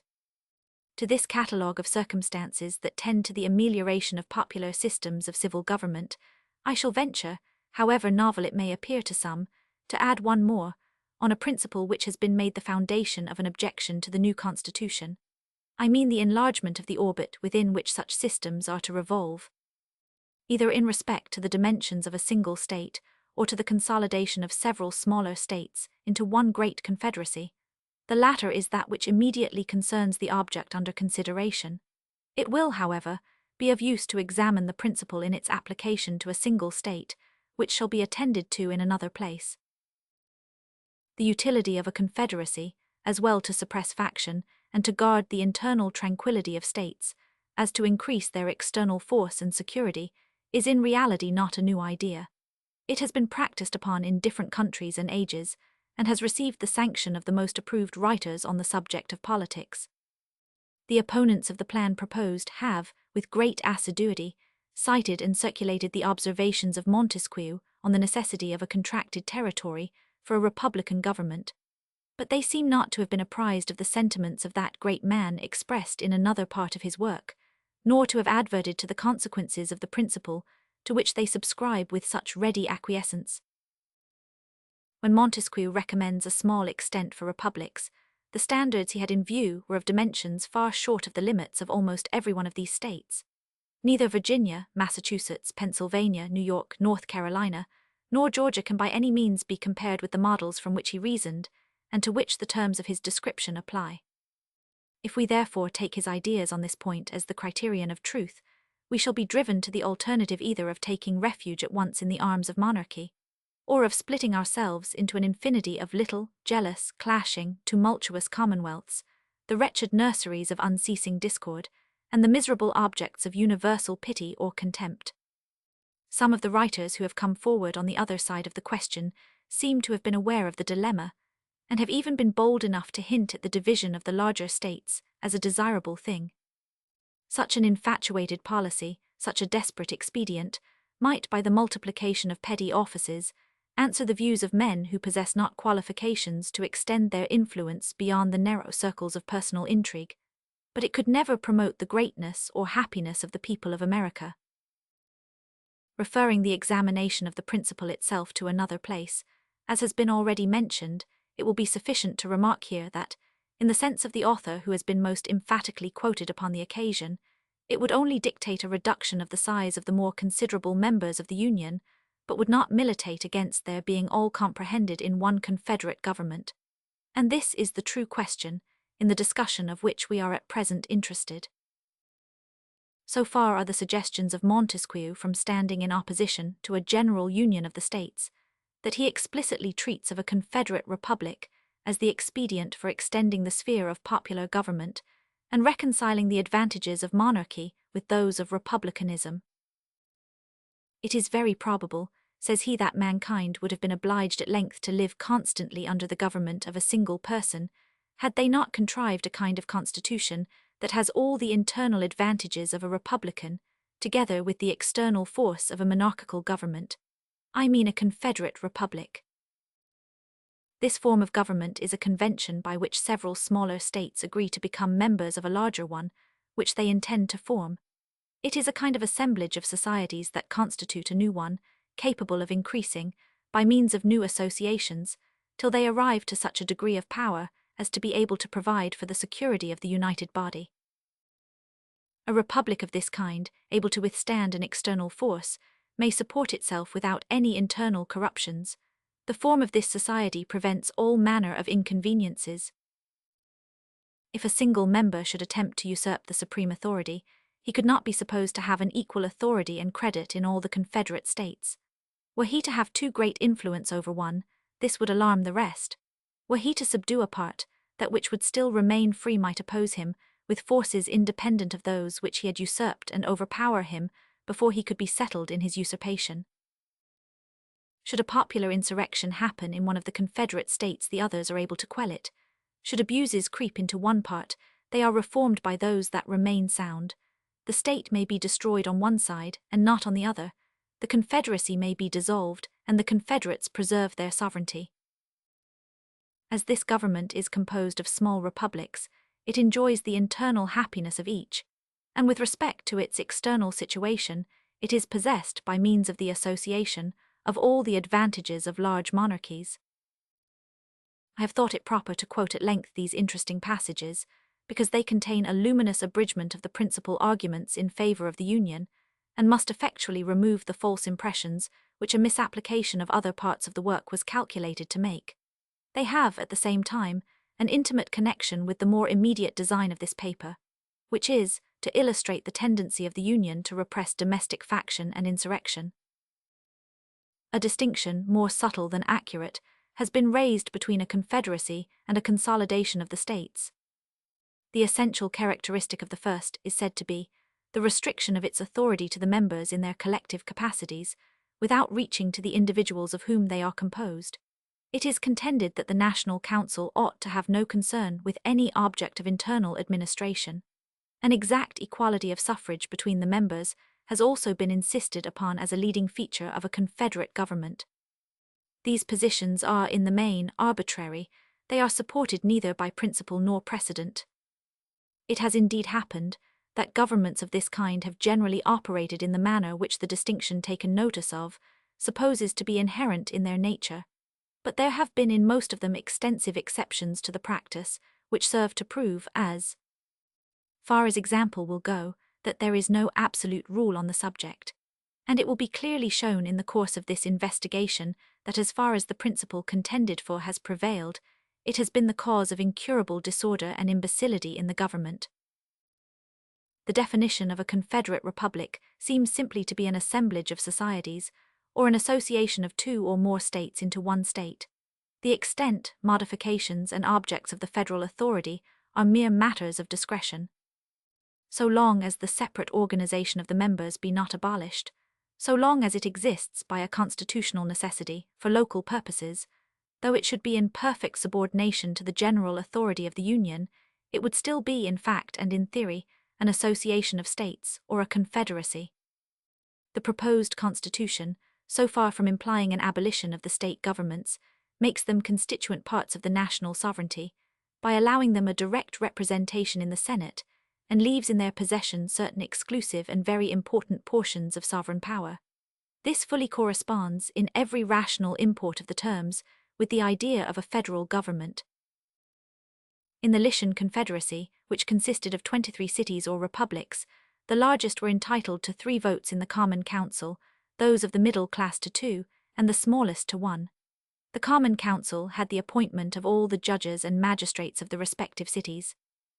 This was certainly the most delicate species of interference in their internal administration, for if there be anything that seems exclusively appropriated to the local jurisdictions, it is the appointment of their own officers. Yet Montesquieu, speaking of this association, says, "Were I to give a model of an excellent confederate republic, it would be that of Lycia." Thus we perceive that the distinctions insisted upon were not within the contemplation of this enlightened civilian, and we shall be led to conclude that they are the novel refinements of an erroneous theory. Publius, Spirit of Laws, Vol. 1, Book 9, Chap. 1, Federalist No. 10. The same subject continued the Union as a safeguard against domestic faction and insurrection. From the Daily Advertiser, Thursday, November 22, 1787. Madison. To the people of the state of New York. Among the numerous advantages promised by a well-constructed union, none deserves to be more accurately developed than its tendency to break and control the violence of faction. The friend of popular governments never finds himself so much alarmed for their character and fate as when he contemplates their propensity to this dangerous vice. He will not fail, therefore, to set a due value on any plan which, without violating the principles to which he is attached, provides a proper cure for it. The instability, injustice, and confusion introduced into the public councils have, in truth, been the mortal diseases under which popular governments have everywhere perished, as they continue to be the favorite and fruitful topics from which the adversaries to liberty derive their most specious declamations. The valuable improvements made by the American constitutions on the popular models, both ancient and modern, cannot certainly be too much admired, but it would be an unwarrantable partiality to contend that they have as effectually obviated the danger on this side as was wished and expected. Complaints are everywhere heard from our most considerate and virtuous citizens, equally the friends of public and private faith, and of public and personal liberty, that our governments are too unstable, that the public good is disregarded in the conflicts of rival parties, and that measures are too often decided, not according to the rules of justice and the rights of the minor party, but by the superior force of an interested and overbearing majority. However anxiously we may wish that these complaints had no foundation, the evidence of known facts will not permit us to deny that they are in some degree true. It will be found, indeed, on a candid review of our situation, that some of the distresses under which we labor have been erroneously charged on the operation of our governments, but it will be found, at the same time, that other causes will not alone account for many of our heaviest misfortunes, and, particularly for that prevailing and increasing distrust of public engagements and alarm for private rights, which are echoed from one end of the continent to the other. These must be chiefly, if not wholly, effects of the unsteadiness and injustice with which a factious spirit has tainted our public administrations. By a faction, I understand a number of citizens, whether amounting to a majority or a minority of the whole, who are united and actuated by some common impulse of passion, or of interest, adverse to the rights of other citizens, or to the permanent and aggregate interests of the community. There are two methods of curing the mischiefs of faction, the one by removing its causes, the other by controlling its effects. There are again two methods of removing the causes of faction, the one by destroying the liberty which is essential to its existence, the other by giving to every citizen the same opinions, the same passions, and the same interests. It could never be more truly said than of the first remedy, that it was worse than the disease. Liberty is to faction what air is to fire, an aliment without which it instantly expires. But it could not be less folly to abolish liberty, which is essential to political life, because it nourishes faction, than it would be to wish the annihilation of air, which is essential to animal life, because it imparts to fire its destructive agency. The second expedient is as impracticable as the first would be unwise. As long as the reason of man continues fallible, and he is at liberty to exercise it, different opinions will be formed. As long as the connection subsists between his reason and his self-love, his opinions and his passions will have a reciprocal influence on each other, and the former will be objects to which the latter will attach themselves. The diversity in the faculties of men, from which the rights of property originate, is not less an insuperable obstacle to a uniformity of interests. The protection of these faculties is the first object of government. From the protection of different and unequal faculties of acquiring property, the possession of different degrees and kinds of property immediately results, and from the influence of these on the sentiments and views of the respective proprietors, ensues a division of the society into different interests and parties. The latent causes of faction are thus sown in the nature of man, and we see them everywhere brought into different degrees of activity, according to the different circumstances of civil society. A zeal for different opinions concerning religion, concerning government, and many other points, as well of speculation as of practice, an attachment to different leaders ambitiously contending for preeminence and power, or to persons of other descriptions whose fortunes have been interesting to the human passions, have, in turn, divided mankind into parties, inflamed them with mutual animosity, and rendered them much more disposed to vex and oppress each other than to cooperate for their common good. So strong is this propensity of mankind to fall into mutual animosities, that where no substantial occasion presents itself, the most frivolous and fanciful distinctions have been sufficient to kindle their unfriendly passions and excite their most violent conflicts. But the most common and durable source of factions has been the various and unequal distribution of property. Those who hold and those who are without property have ever formed distinct interests in society. Those who are creditors and those who are debtors fall under a like discrimination. A landed interest, a manufacturing interest, a mercantile interest, a moneyed interest with many lesser interests, grow up of necessity in civilized nations, and divide them into different classes, actuated by different sentiments and views. The regulation of these various and interfering interests forms the principal task of modern legislation, and involves the spirit of party and faction in the necessary and ordinary operations of the government. No man is allowed to be a judge in his own cause, because his interest would certainly bias his judgment, and not improbably corrupt his integrity. With equal, nay with greater reason, a body of men are unfit to be both judges and parties at the same time. Yet what are many of the most important acts of legislation, but so many judicial determinations, not indeed concerning the rights of single persons, but concerning the rights of large bodies of citizens, and what are the different classes of legislators, but advocates and parties to the causes which they determine, is a law proposed concerning private debts. It is a question to which the creditors are parties on one side, and the debtors on the other. Justice ought to hold the balance between them. Yet the parties are and must be themselves the judges, and the most numerous party, or in other words the most powerful faction, must be expected to prevail.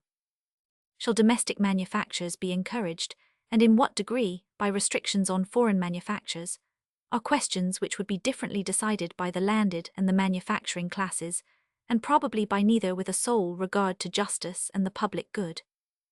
The apportionment of taxes on the various descriptions of property is an act which seems to require the most exact impartiality, yet there is, perhaps, no legislative act in which greater opportunity and temptation are given to a predominant party to trample on the rules of justice. Every shilling with which they overburden the inferior number is a shilling saved to their own pockets. It is in vain to say that enlightened statesmen will be able to adjust these clashing interests and render them all subservient to the public good. Enlightened statesmen will not always be at the helm, nor in many cases can such an adjustment be made at all without taking into view indirect and remote considerations, which will rarely prevail over the immediate interest which one party may find in disregarding the rights of another or the good of the whole. The inference to which we are brought is that the causes of faction cannot be removed, and that relief is only to be sought in the means of controlling its effects. If a faction consists of less than a majority, relief is supplied by the republican principle, which enables the majority to defeat its sinister views by regular vote. It may clog the administration, it may convulse the society, but it will be unable to execute and mask its violence under the forms of the Constitution. When a majority is included in a faction, the form of popular government, on the other hand, enables it to sacrifice to its ruling passion or interest both the public good and the rights of other citizens. To secure the public good and private rights against the danger of such a faction, and at the same time to preserve the spirit and the form of popular government, is then the great object to which our inquiries are directed. Let me add that it is the great desideratum by which this form of government can be rescued from the opprobrium under which it has so long laboured, and be recommended to the esteem and adoption of mankind. By what means is this object attainable? Evidently by one of two only. Either the existence of the same passion or interest in a majority at the same time must be prevented, or the majority, having such coexistent passion or interest, must be rendered, by their number and local situation, unable to concert and carry into effect schemes of oppression. If the impulse and the opportunity be suffered to coincide, we well know that neither moral nor religious motives can be relied on as an adequate control. They are not found to be such on the injustice and violence of individuals, and lose their efficacy in proportion to the number combined together, that is, in proportion as their efficacy becomes needful. From this view of the subject it may be concluded that a pure democracy, by which I mean a society consisting of a small number of citizens, who assemble and administer the government in person, can admit of no cure for the mischiefs of faction.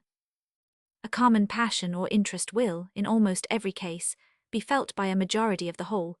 A communication and concert result from the form of government itself, and there is nothing to check the inducements to sacrifice the weaker party or an obnoxious individual.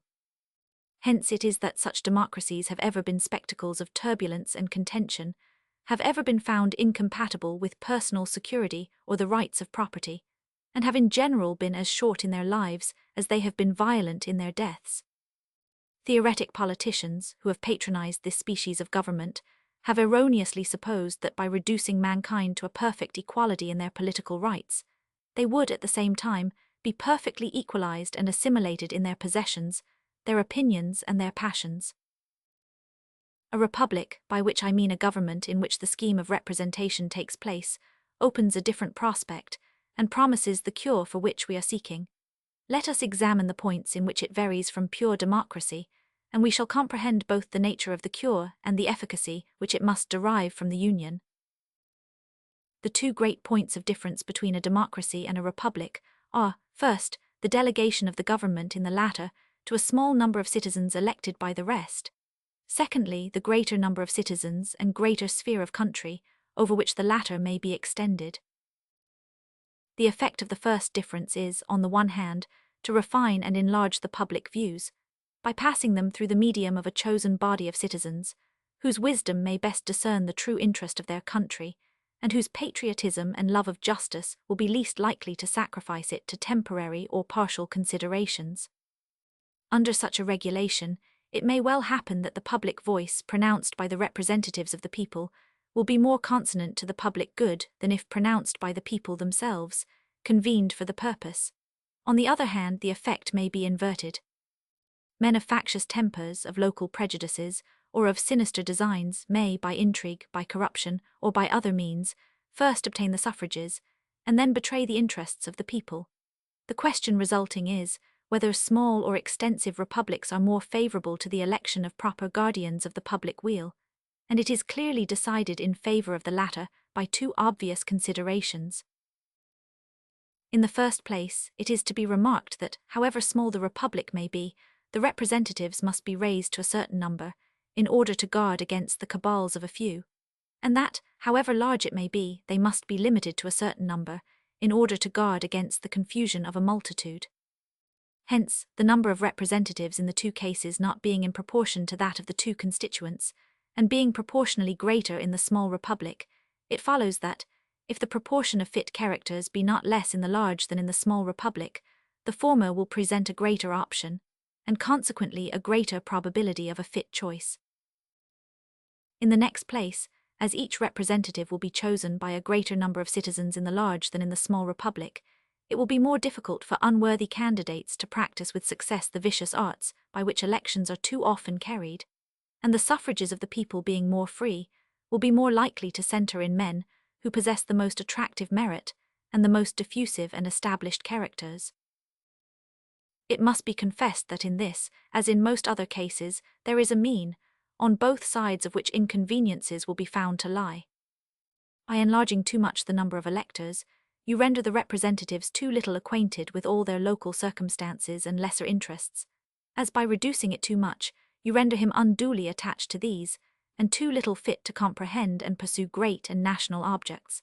The federal constitution forms a happy combination in this respect, the great and aggregate interests being referred to the national, the local and particular to the state legislatures. The other point of difference is the greater number of citizens and extent of territory which may be brought within the compass of republican than of democratic government, and it is this circumstance principally which renders factious combinations less to be dreaded in the former than in the latter. The smaller the society, the fewer probably will be the distinct parties and interests composing it. The fewer the distinct parties and interests, the more frequently will a majority be found of the same party, and the smaller the number of individuals composing a majority, and the smaller the compass within which they are placed, the more easily will they concert and execute their plans of oppression.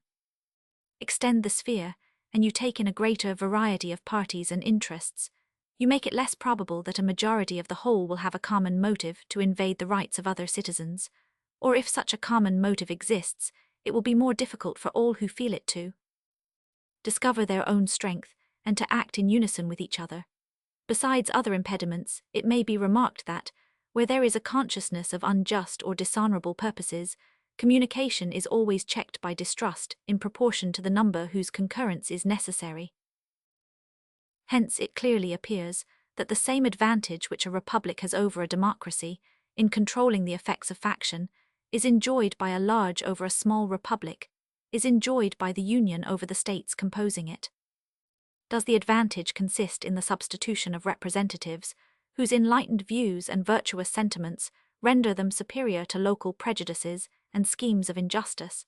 It will not be denied that the representation of the union will be most likely to possess these requisite endowments. Does it consist in the greater security afforded by a greater variety of parties, against the event of any one party being able to outnumber and oppress the rest? In an equal degree does the increased variety of parties comprised within the union increase this security. Does it, in fine, consist in the greater obstacles opposed to the concert and accomplishment of the secret wishes of an unjust and interested majority? Here, again, the extent of the union gives it the most palpable advantage.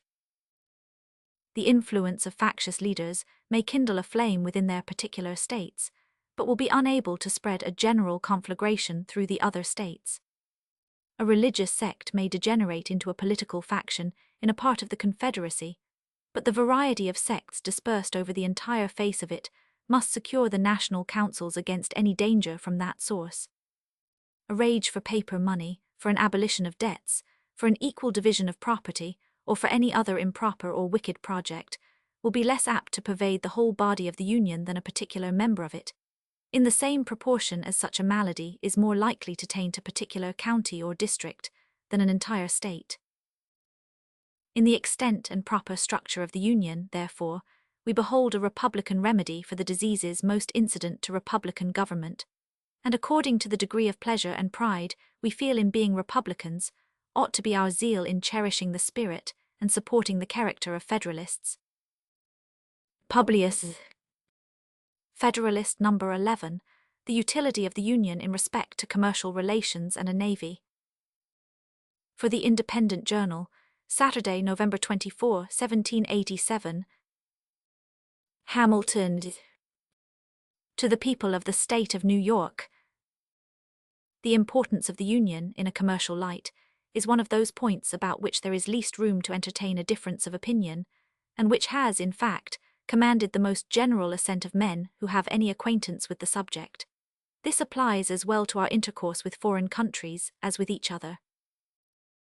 There are appearances to authorize a supposition that the adventurous spirit, which distinguishes the commercial character of America, has already excited uneasy sensations in several of the maritime powers of Europe. They seem to be apprehensive of our too great interference in that carrying trade, which is the support of their navigation and the foundation of their naval strength. Those of them which have colonies in America look forward to what this country is capable of becoming with painful solicitude.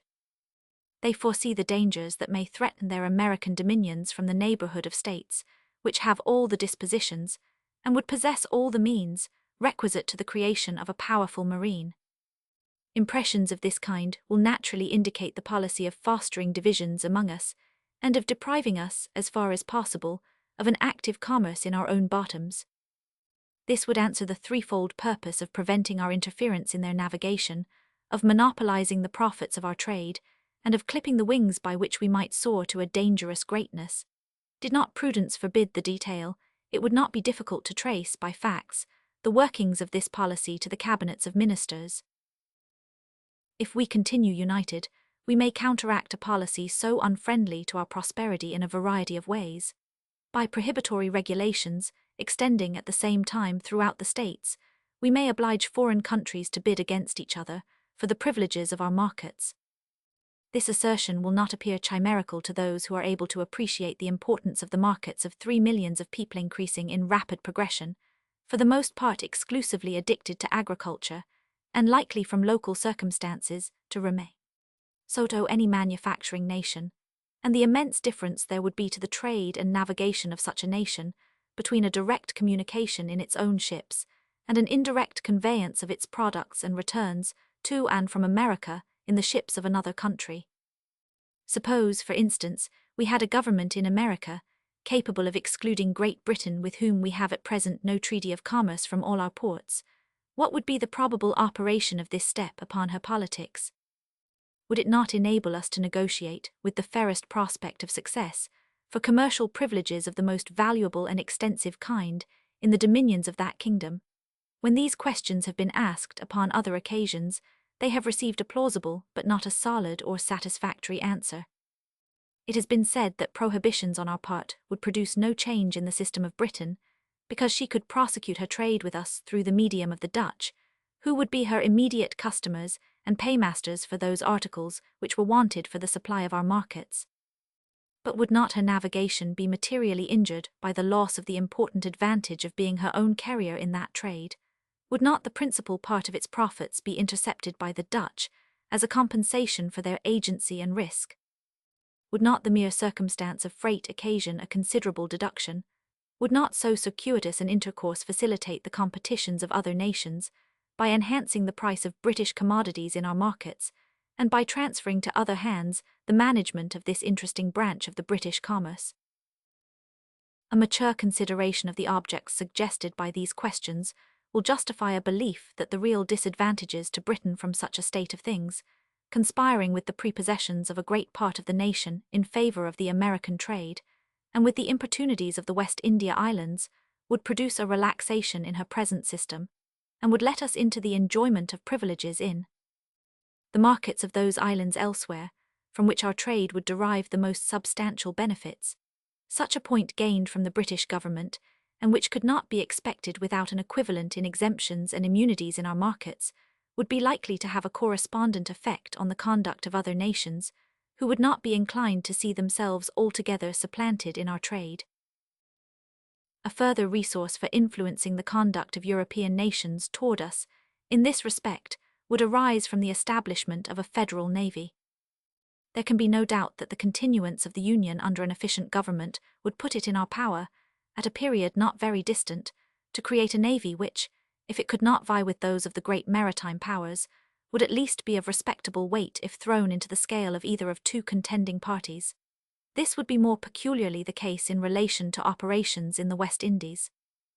A few ships of the line, sent opportunely to the reinforcement of either side, would often be sufficient to decide the fate of a campaign, on the event of which interests of the greatest magnitude were suspended.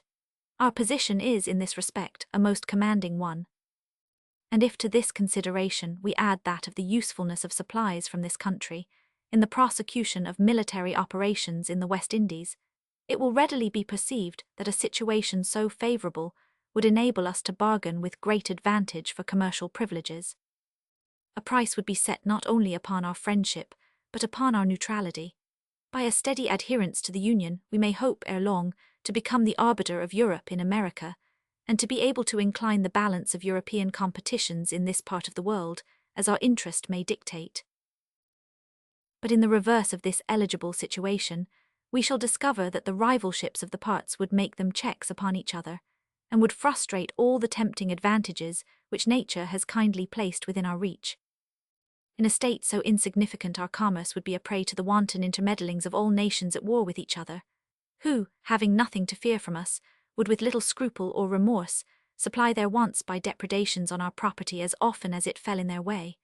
The rights of neutrality will only be respected when they are defended by an adequate power. A nation, despicable by its weakness, forfeits even the privilege of being neutral. Under a vigorous national government, the natural strength and resources of the country, directed to a common interest, would baffle all the combinations of European jealousy to restrain our growth. This situation would even take away the motive to such combinations, by inducing an impracticability of success. An active commerce, an extensive navigation, and a flourishing marine would then be the offspring of moral and physical necessity. We might defy the little arts of the little politicians to control or vary the irresistible and unchangeable course of nature. But in a state of disunion, these combinations might exist and might operate with success. It would be in the power of the maritime nations, availing themselves of our universal impotence, to prescribe the conditions of our political existence, and as they have a common interest in being our carriers, and still more in preventing our becoming theirs, they would in all probability combine to embarrass our navigation in such a manner as would in effect destroy it, and confine us to a passive commerce. We should then be compelled to content ourselves with the first price of our commodities, and to see the profits of our trade snatched from us to enrich our enemies and persecutors. That unequalled spirit of enterprise, which signalizes the genius of the American merchants and navigators, and which is in itself an inexhaustible mine of national wealth, would be stifled and lost, and poverty and disgrace would overspread a country which, with wisdom, might make herself the admiration and envy of the world. There are rights of great moment to the trade of America, which are rights of the Union. I allude to the fisheries, to the navigation of the western lakes, and to that of the Mississippi. The dissolution of the Confederacy would give room for delicate questions concerning the future existence of these rights, which the interest of more powerful partners would hardly fail to solve to our disadvantage. The disposition of Spain with regard to the Mississippi needs no comment. France and Britain are concerned with us in the fisheries, and view them as of the utmost moment to their navigation. They, of course, would hardly remain long indifferent to that decided mastery, of which experience has shown us to be possessed in this valuable branch of traffic, and by which we are able to undersell those nations in their own markets. What more natural than that they should be disposed to exclude from the list such dangerous competitors? This branch of trade ought not to be considered as a partial benefit. All the navigating states may in different degrees advantageously participate in it, and under circumstances of a greater extension of mercantile capital would not be unlikely to do it. As a nursery of seamen, it now is, or when time shall have more nearly assimilated the principles of navigation in the several states, will become a universal resource. To the establishment of a navy, it must be indispensable. To this great national object, a navy union will contribute in various ways. Every institution will grow and flourish in proportion to the quantity and extent of the means consented towards its formation and support. A navy of the United States, as it would embrace the resources of all, is an object far less remote than a navy of any single state or partial confederacy, which would only embrace the resources of a single part. It happens, indeed, that different portions of confederated America possess each some peculiar advantage for this essential establishment. The more southern states furnish in greater abundance certain kinds of naval store, pitch, and turpentine. Their wood for the construction of ships is also of a more solid and lasting texture. The difference in the duration of the ships of which the navy might be composed, if chiefly constructed of southern wood, would be of signal importance, either in the view of naval strength or of national economy. Some of the southern and of the middle states yield a greater plenty of iron, and of better quality. Seamen must chiefly be drawn from the northern hive. The necessity of naval protection to external or maritime commerce does not require a particular elucidation, no more than the conduciveness of that species of commerce to the prosperity of a navy. An unrestrained intercourse between the states themselves will advance the trade of each by an interchange of their respective productions, not only for the supply of reciprocal wants at home, but for exportation to foreign markets. The veins of commerce in every part will be replenished, and will acquire additional motion and vigor from a free circulation of the commodities of every part. Commercial enterprise will have much greater scope, from the diversity in the productions of different states. When the staple of one fails from a bad harvest or unproductive crop, it can call to its aid the staple of another. The variety, not less than the value, of products for exportation contributes to the activity of foreign commerce. It can be conducted upon much better terms with a large number of materials of a given value than with a small number of materials of the same value, arising from the competitions of trade and from the fluctuations of markets. Particular articles may be in great demand at certain periods and unsaleable at others, but if there be a variety of articles, it can scarcely happen that they should all be at one time in the latter predicament, and on this account the operations of the merchant would be less liable to any considerable obstruction or stagnation. The speculative trader will at once perceive the force of these observations, and will acknowledge that the aggregate balance of the commerce of the United States would bid fair to be much more favorable than that of the 13 states without union or with partial unions. It may perhaps be replied to this, that whether the states are united or disunited, there would still be an intimate intercourse between them which would answer the same ends.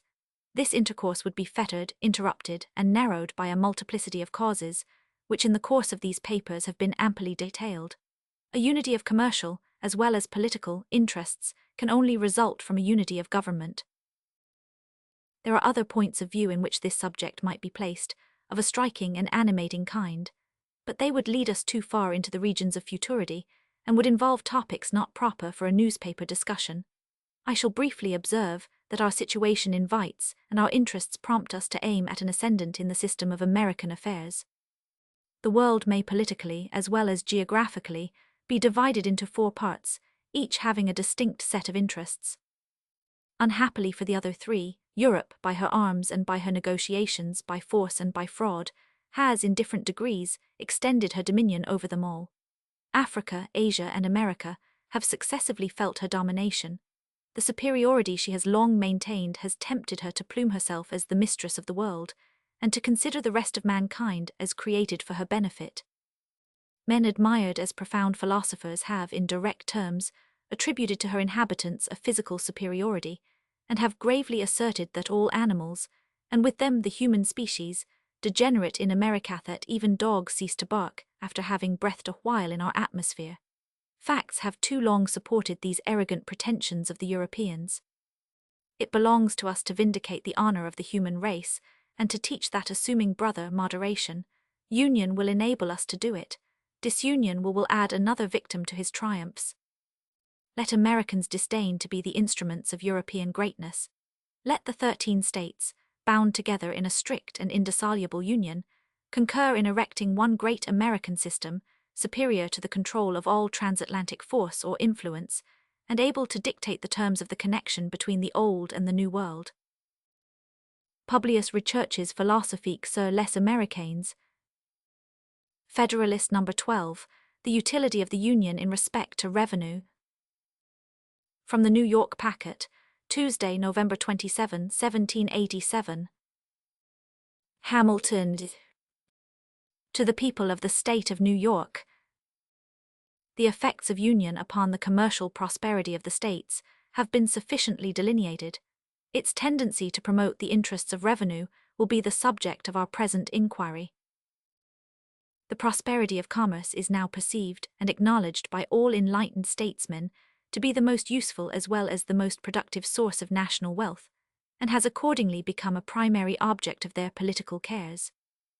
By multiplying the means of gratification, by promoting the introduction and circulation of the precious metals, those darling objects of human avarice and enterprise, it serves to vivify and invigorate the channels of industry, and to make them flow with greater activity and copiousness.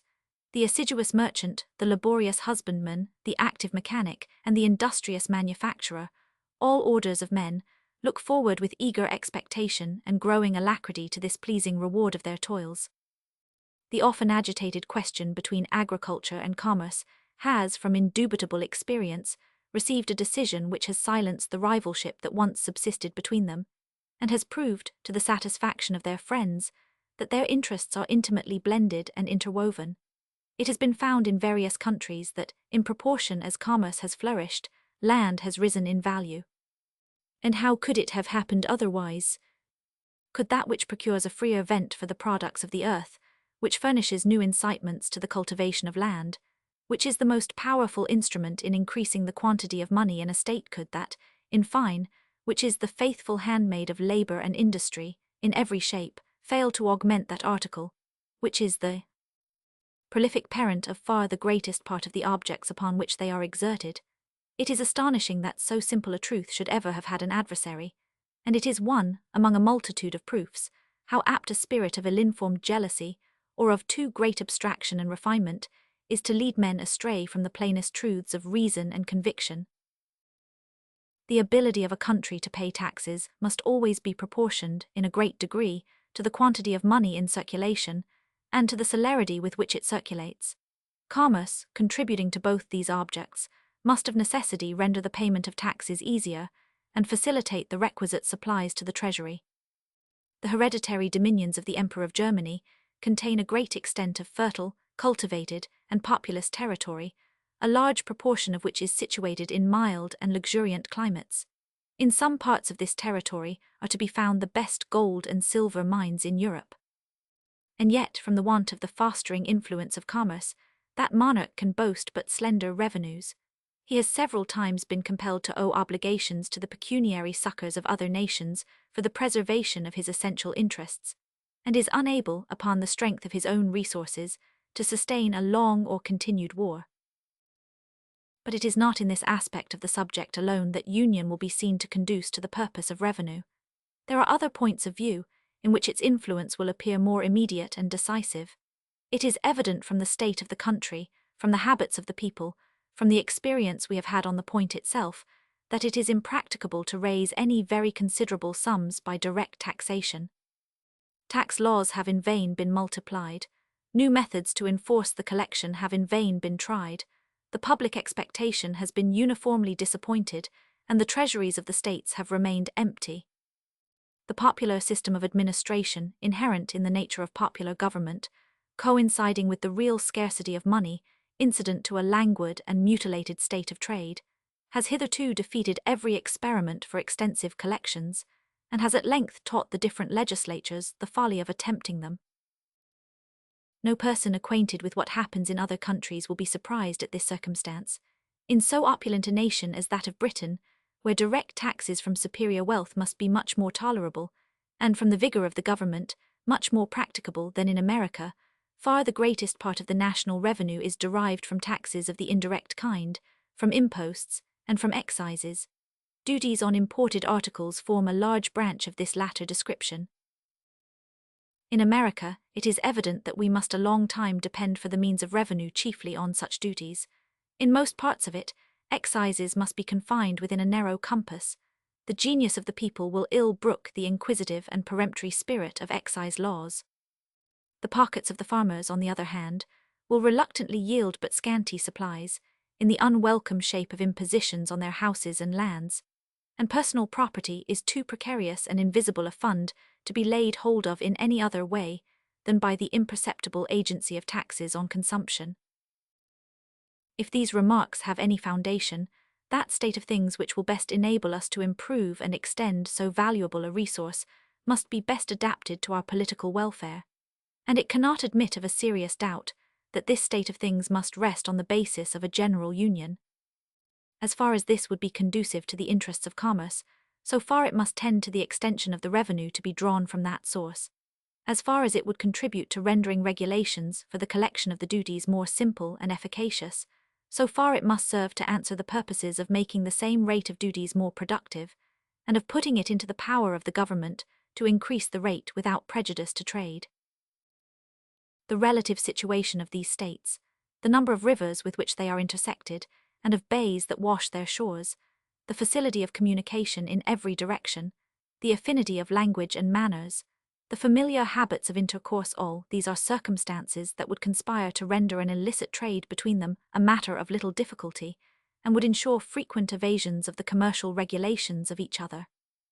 The separate states or confederacies would be necessitated by mutual jealousy to avoid the temptations to that kind of trade by the lowness of their duties.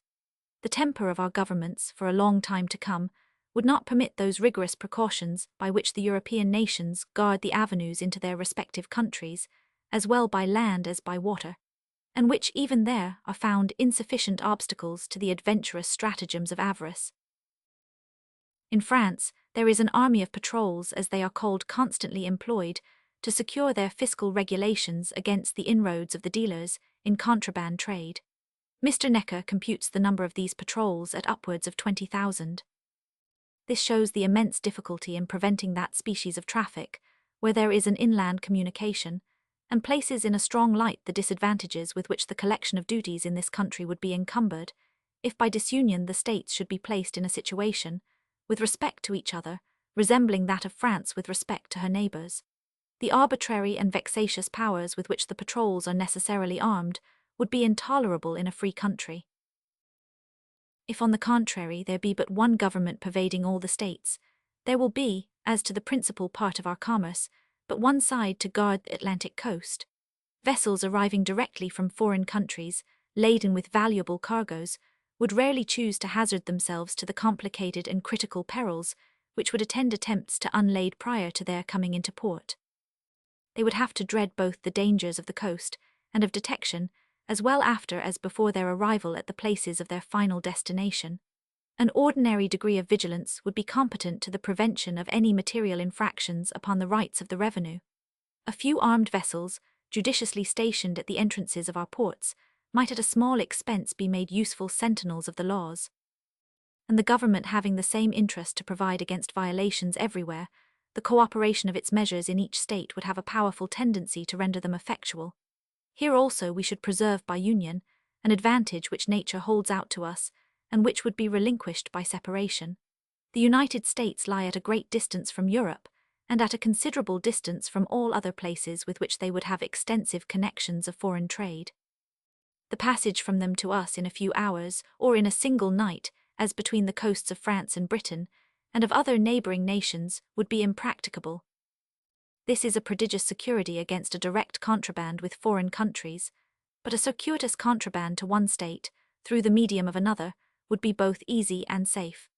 The difference between a direct importation from abroad and an indirect importation through the channel of a neighbouring state, in small parcels, according to time and opportunity, with the additional facilities of inland communication, must be palpable to every man of discernment. It is therefore evident that one national government would be able at much less expense to extend the duties on imports beyond comparison, further than would be practicable to the states separately or to any partial confederacies. Hitherto, I believe, it may safely be asserted that these duties have not upon an average exceeded in any state 3%. In France they are estimated to be about 15%, and in Britain they exceed this proportion. There seems to be nothing to hinder their being increased in this country to at least treble their present amount. The single article of ardent spirits under federal regulation might be made to furnish a considerable revenue. Upon a ratio to the importation into this state, the whole quantity imported into the United States may be estimated at 4 millions of gallons, which at $1 per gallon would produce £200,000.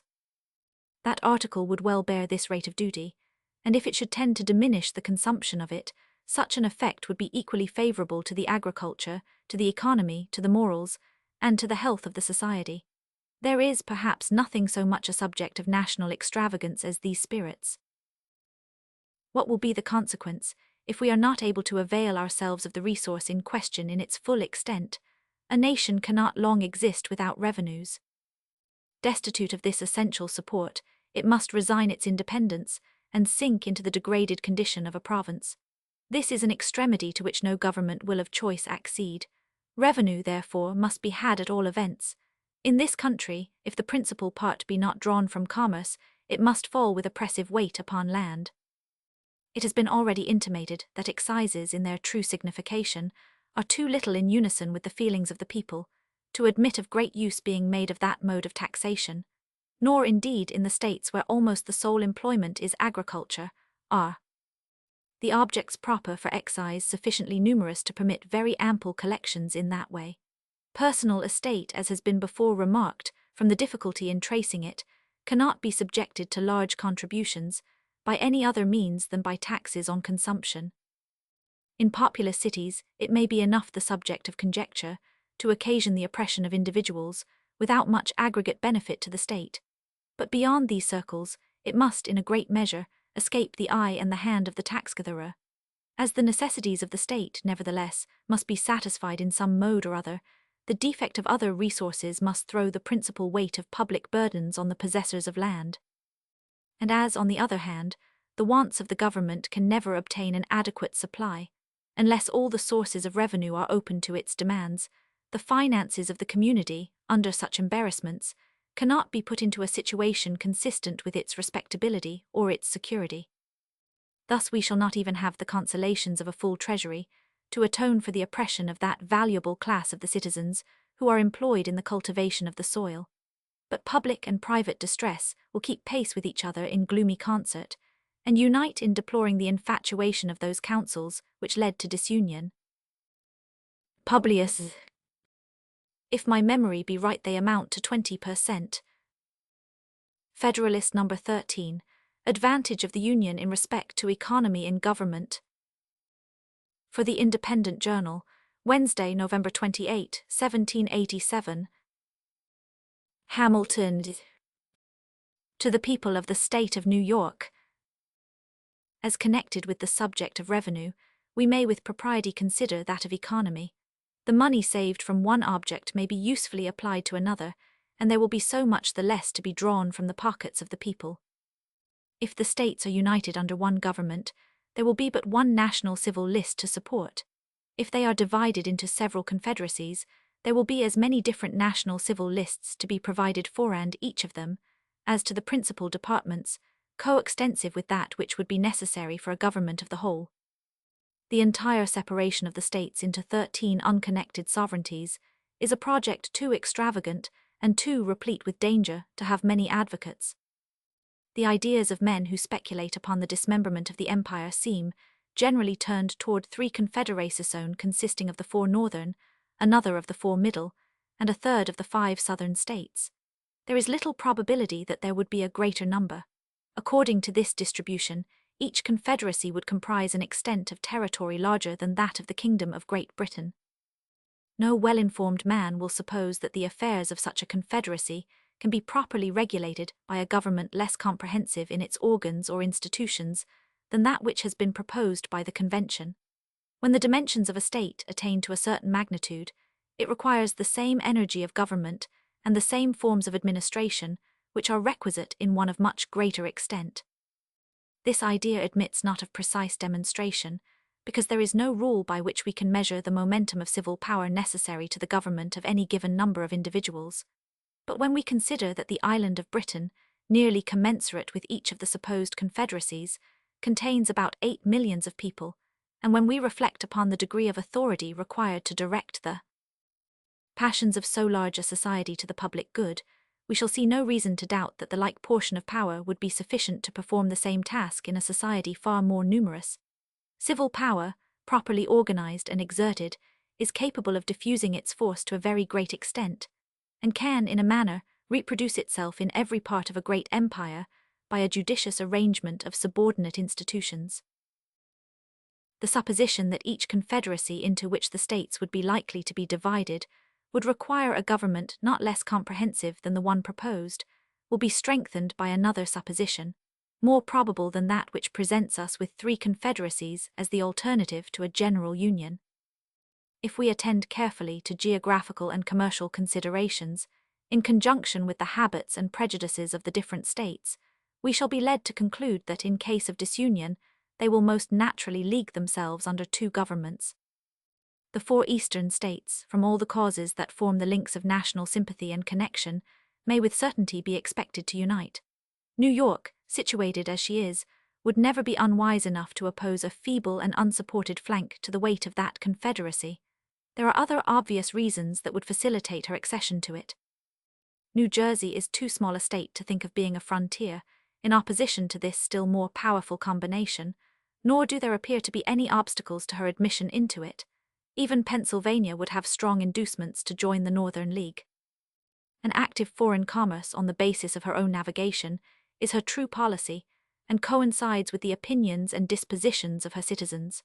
The more southern states, from various circumstances, may not think themselves much interested in the encouragement of navigation.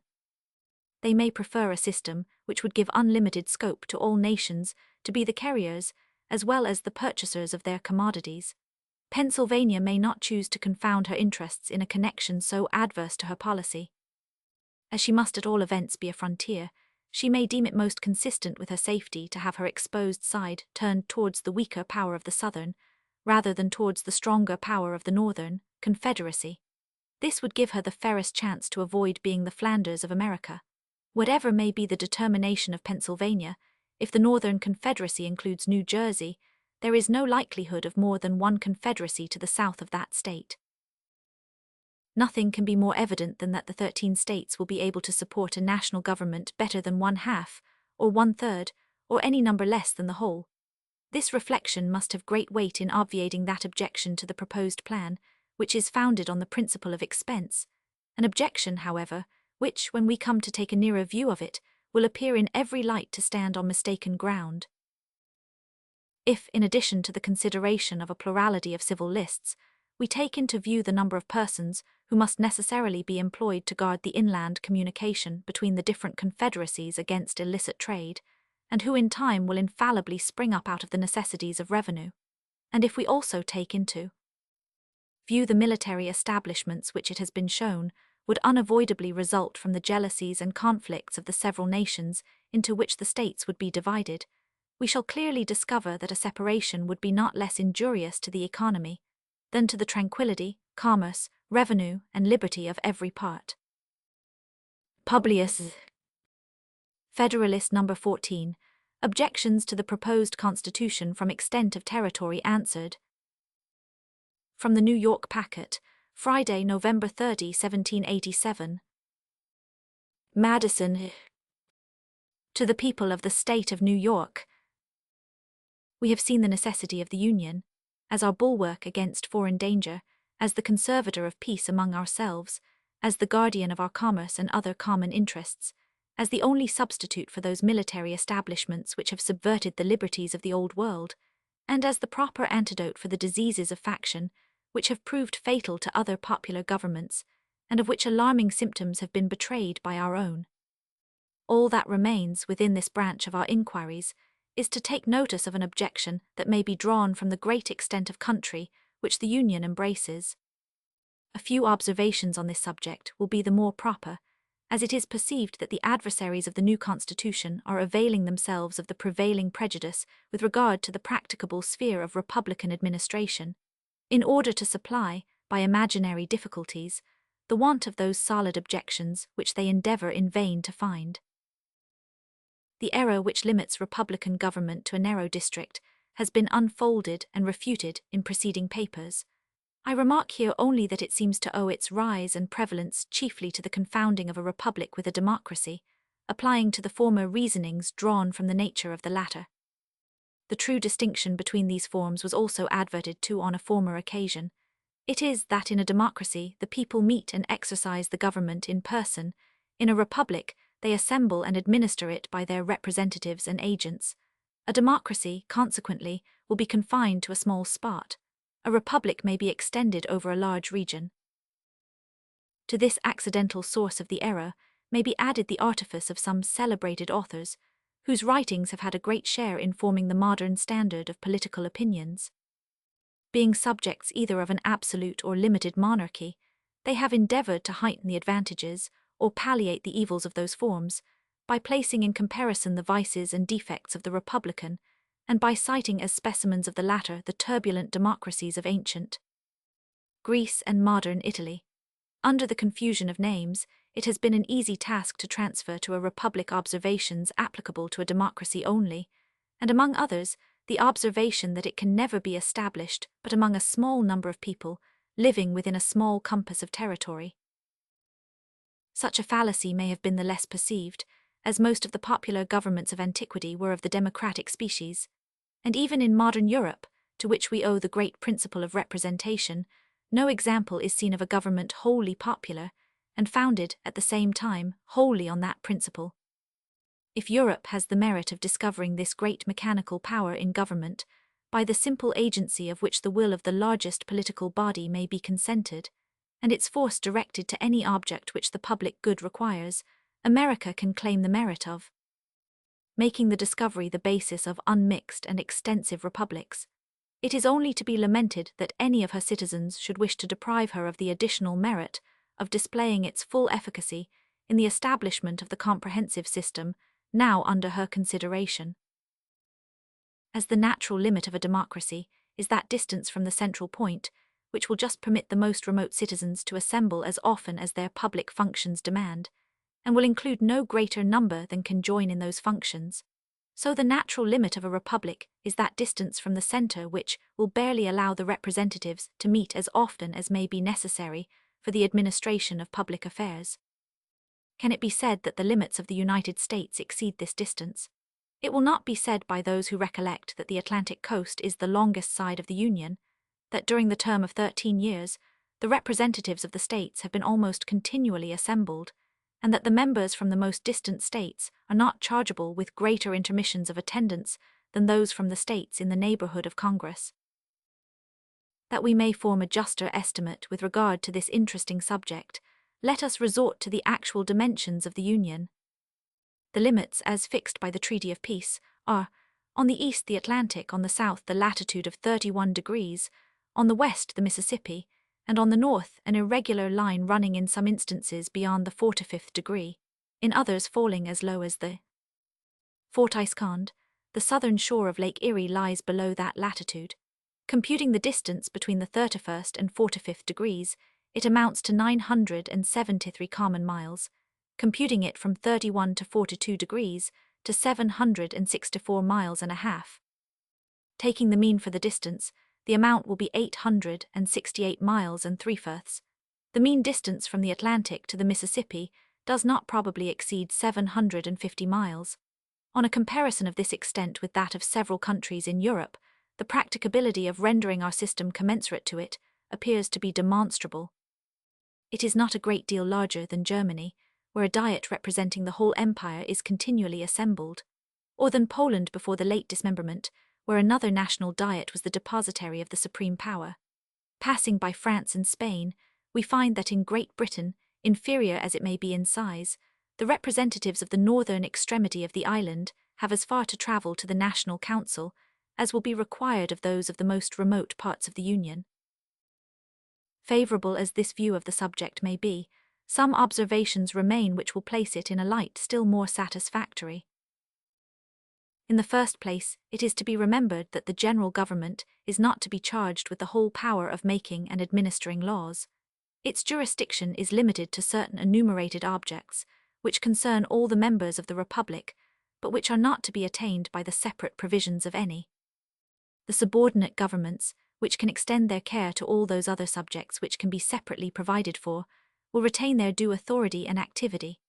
Were it proposed by the plan of the Convention to abolish the governments of the particular states, its adversaries would have some ground for their objection, though it would not be difficult to show that if they were abolished the general government would be compelled, by the principle of self-preservation, to reinstate them in their proper jurisdiction. A second observation to be made is that the immediate object of the federal constitution is to secure the union of the 13 primitive states, which we know to be practicable, and to add to them such other states as may arise in their own bosoms or in their neighborhoods which we cannot doubt to be equally practicable. The arrangements that may be necessary for those angles and fractions of our territory which lie on our northwestern frontier must be left to those whom further discoveries and experience will render more equal to the task. Let it be remarked in the third place that the intercourse throughout the Union will be facilitated by new improvements. Roads will everywhere be shortened and kept in better order. Accommodations for travelers will be multiplied and meliorated, and interior navigation on our eastern side will be opened throughout, or nearly throughout, the whole extent of the 13 states. The communication between the western and Atlantic districts, and between different parts of each, will be rendered more and more easy by those numerous canals with which the beneficence of nature has intersected our country, and which art finds it so little difficult to connect and complete. A fourth and still more important consideration is, that as almost every state will, on one side or other, be a frontier, and will thus find, in regard to its safety, an inducement to make some sacrifices for the sake of the general protection, so the states which lie at the greatest distance from the heart of the Union, and which of course may partake least of the ordinary circulation of its benefits, will be at the same time immediately contiguous to foreign nations, and will consequently stand, on particular occasions, in greatest need of its strength and resources.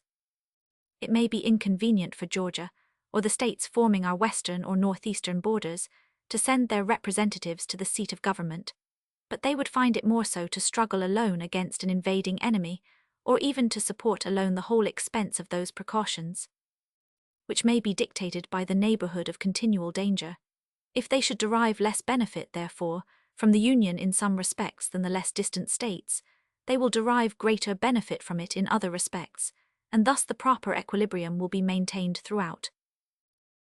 I submit to you, my fellow citizens, these considerations, in full confidence that the good sense which has so often marked your decisions will allow them their due weight and effect, and that you will never suffer difficulties, however formidable in appearance, or however fashionable the error on which they may be founded, to drive you into the gloomy and perilous scene into which the advocates for disunion would conduct you.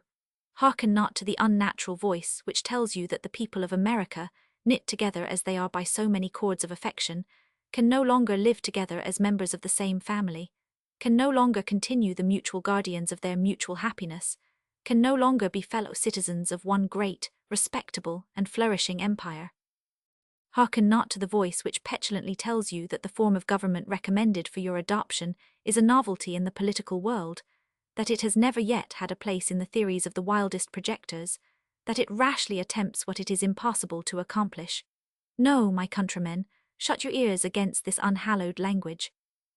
Shut your hearts against the poison which it conveys, the kindred blood which flows in the veins of American citizens, the mingled blood which they have shed in defense of their sacred rights, consecrate their union, and excite horror at the idea of their becoming aliens, rivals, enemies. And if novelties are to be shunned, believe me, the most alarming of all novelties, the most wild of all projects, the most rash of all attempts is that of rendering us in pieces, in order to preserve our liberties and promote our happiness. But why is the experiment of an extended republic to be rejected, merely because it may comprise what is new? Is it not the glory of the people of America, that, whilst they have paid a decent regard to the opinions of former times and other nations, They have not suffered a blind veneration for antiquity, for custom, or for names, to overrule the suggestions of their own good sense, the knowledge of their own situation, and the lessons of their own experience.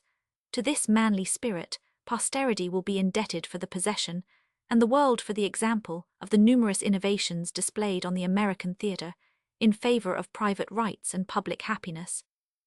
Had no important step been taken by the leaders of the Revolution, for which a precedent could not be discovered, no government established of which an exact model did not present itself, the people of the United States might, at this moment, have been numbered among the melancholy victims of misguided counsels, must at best have been laboring under the weight of some of those forms which have crushed the liberties of the rest of mankind. Happily for America, happily, we trust, for the whole human race, they pursued a new and more noble course. They accomplished a revolution which has no parallel in the annals of human society. They reared the fabrics of governments which have no model on the face of the globe. They formed the design of a great confederacy, which it is incumbent on their successors to improve and perpetuate. If their works betray imperfections, we wonder at the fewness of them. If they erred most in the structure of the Union, this was the work most difficult to be executed. This is the work which has been new modelled by the act of your convention, and it is that act on which you are now to deliberate and to decide. Publius, Federalist No. 15, the insufficiency of the present Confederation to preserve the Union. For the Independent Journal, Saturday, December 1, 1787. Hamilton. To the people of the State of New York. In the course of the preceding papers, I have endeavored, my fellow citizens, to place before you, in a clear and convincing light, the importance of union to your political safety and happiness. I have unfolded to you a complication of dangers to which you would be exposed, should you permit that sacred knot which binds the people of America together be severed or dissolved by ambition, or by avarice, by jealousy, or by misrepresentation. In the sequel of the inquiry through which I propose to accompany you, the truths intended to be inculcated will receive further confirmation from facts and arguments hitherto unnoticed. If the road over which you will still have to pass should in some places appear to you tedious or irksome, you will recollect that you are in quest of information on a subject, the most momentous which can engage the attention of a free people, that the field through which you have to travel is in itself spacious, and that the difficulties of the journey have been unnecessarily increased by the mazes with which sophistry has beset the way. It will be my aim to remove the obstacles from your progress in as compendious a manner as it can be done, without sacrificing utility to dispatch. In pursuance of the plan which I have laid down for the discussion of the subject, the point next in order to be examined is the insufficiency of the present Confederation to the preservation of the Union. It may perhaps be asked what need there is of reasoning or proof to illustrate a position which is not either controverted or doubted, to which the understandings and feelings of all classes of men assent, and which in substance is admitted by the opponents as well as by the friends of the new Constitution. It must in truth be acknowledged that, however these may differ in other respects, they in general appear to harmonize in this sentiment at least, that there are material imperfections in our national system, and that something is necessary to be done to rescue us from impending anarchy. The facts that support this opinion are no longer objects of speculation. They have forced themselves upon the sensibility of the people at large, and have at length extorted from those, whose mistaken policy has had the principal share in precipitating the extremity at which we are arrived, a reluctant confession of the reality of those defects in the scheme of our federal government, which have been long pointed out and regretted by the intelligent friends of the Union. We may indeed with propriety be said to have reached almost the last stage of national humiliation. There is scarcely anything that can wound the pride or degrade the character of an independent nation which we do not experience. Are there engagements to the performance of which we are held by every tie respectable among men? These are the subjects of constant and unblushing violation.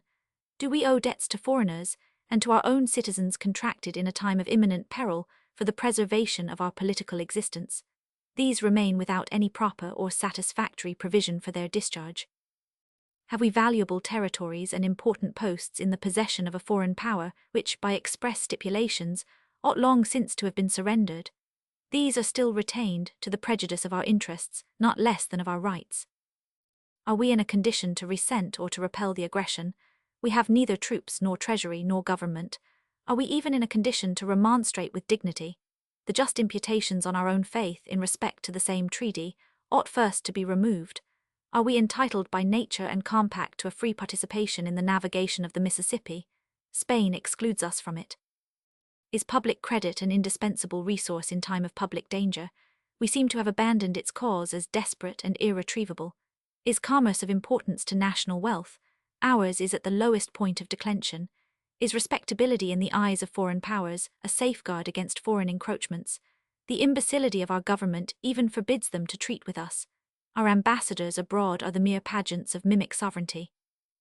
Is a violent and unnatural decrease in the value of land a symptom of national distress?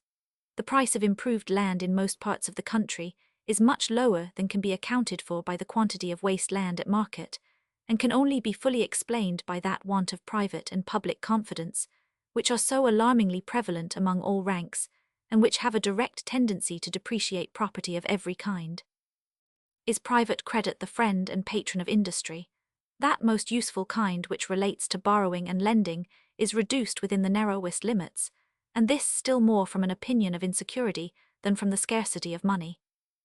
To shorten an enumeration of particulars which can afford neither pleasure nor instruction, it may in general be demanded, what indication is there of national disorder, poverty, and insignificance that could befall a community so peculiarly blessed with natural advantages as we are, which does not form a part of the dark catalogue of our public misfortunes? This is the melancholy situation to which we have been brought by those very maxims and counsels which would now deter us from adopting the proposed constitution, and which, not content with having conducted us to the brink of a precipice, seem resolved to plunge us into the abyss that awaits us.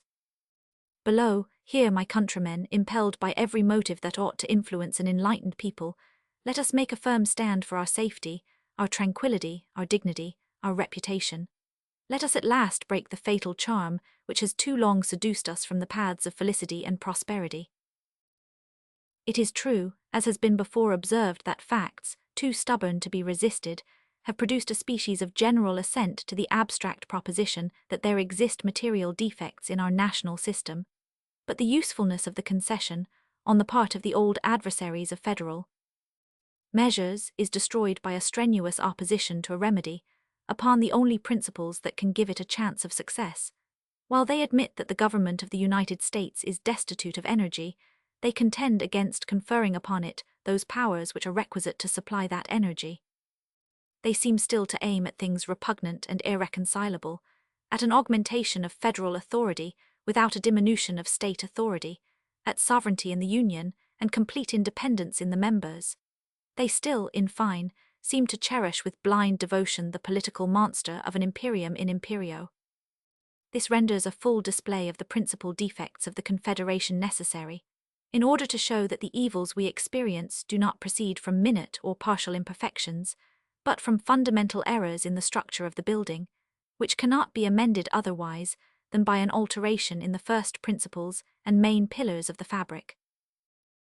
The great and radical vice in the construction of the existing Confederation is in the principle of legislation for states or governments, in their corporate or collective capacities, and as contradistinguished from the individuals of which they consist. Though this principle does not run through all the powers delegated to the Union, yet it pervades and governs those on which the efficacy of the rest depends. Except as to the rule of appointment, the United States has an indefinite discretion to make requisitions for men and money, but they have no authority to raise either, by regulations extending to the individual citizens of America. The consequence of this is, that though in theory their resolutions concerning those objects are laws, constitutionally binding on the members of the Union, yet in practice they are mere recommendations which the states observe or disregard at their option. It is a singular instance of the capriciousness of the human mind, that after all the admonitions we have had from experience on this head, there should still be found men who object to the new Constitution, for deviating from a principle which has been found the bane of the old, and which is in itself evidently incompatible with the idea of government, a principle, in short, which, if it is to be executed at all, must substitute the violent and sanguinary agency of the sword to the mild influence of the magistracy.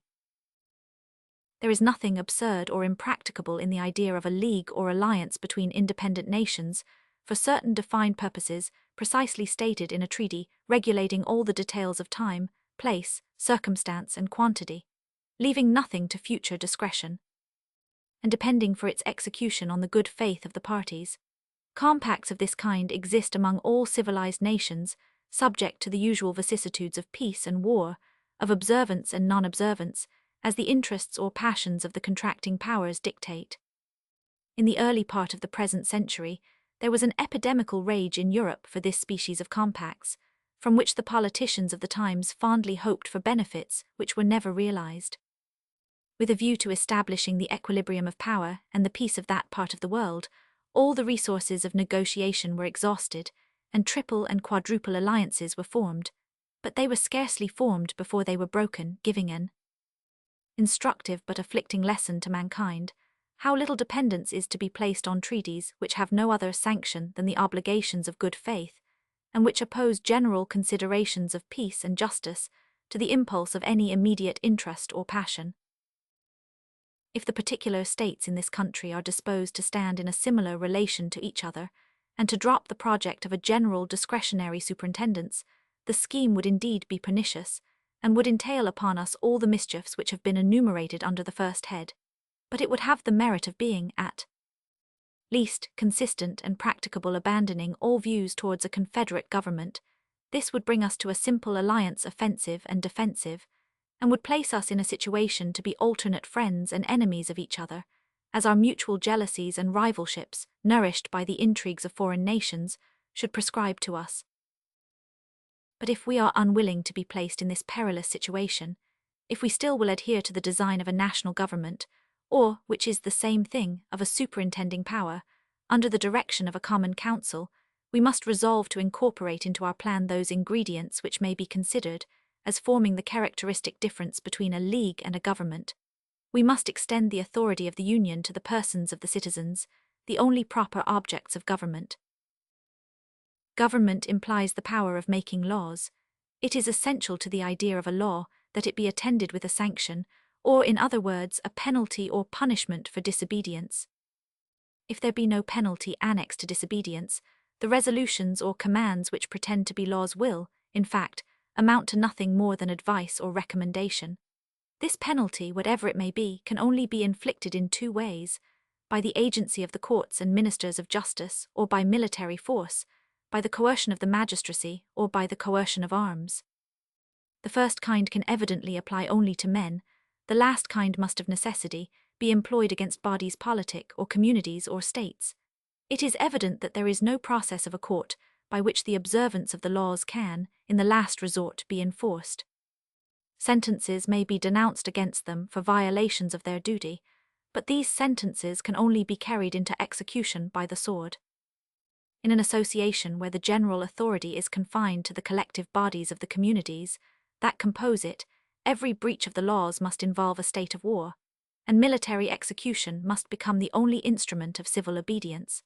Such a state of things can certainly not deserve the name of government, nor would any prudent man choose to commit his happiness to it. There was a time when we were told that breaches, by the states, of the regulations of the federal authority were not to be expected, that a sense of common interest would preside over the conduct of the respective members, and would beget a full compliance with all the constitutional requisitions of the Union. This language at the present day would appear as wild as a great part of what we now hear from the same quarter will be thought, when we shall have received further lessons from that best oracle of wisdom, experience. It at all times betrayed an ignorance of the true springs by which human conduct is actuated, and belied the original inducements to the establishment of civil power. Why has government been instituted at all? Because the passions of men will not conform to the dictates of reason and justice without constraint. Has it been found that bodies of men act with more rectitude or greater disinterestedness than individuals? The contrary of this has been inferred by all accurate observers of the conduct of mankind, and the inference is founded upon obvious reasons. Regard to reputation has a less active influence, when the infamy of a bad action is to be divided among a number than when it is to fall singly upon one. A spirit of faction, which is apt to mingle its poison in the deliberations of all bodies of men, will often hurry the persons of whom they are composed into improprieties and excesses, for which they would blush in a private capacity.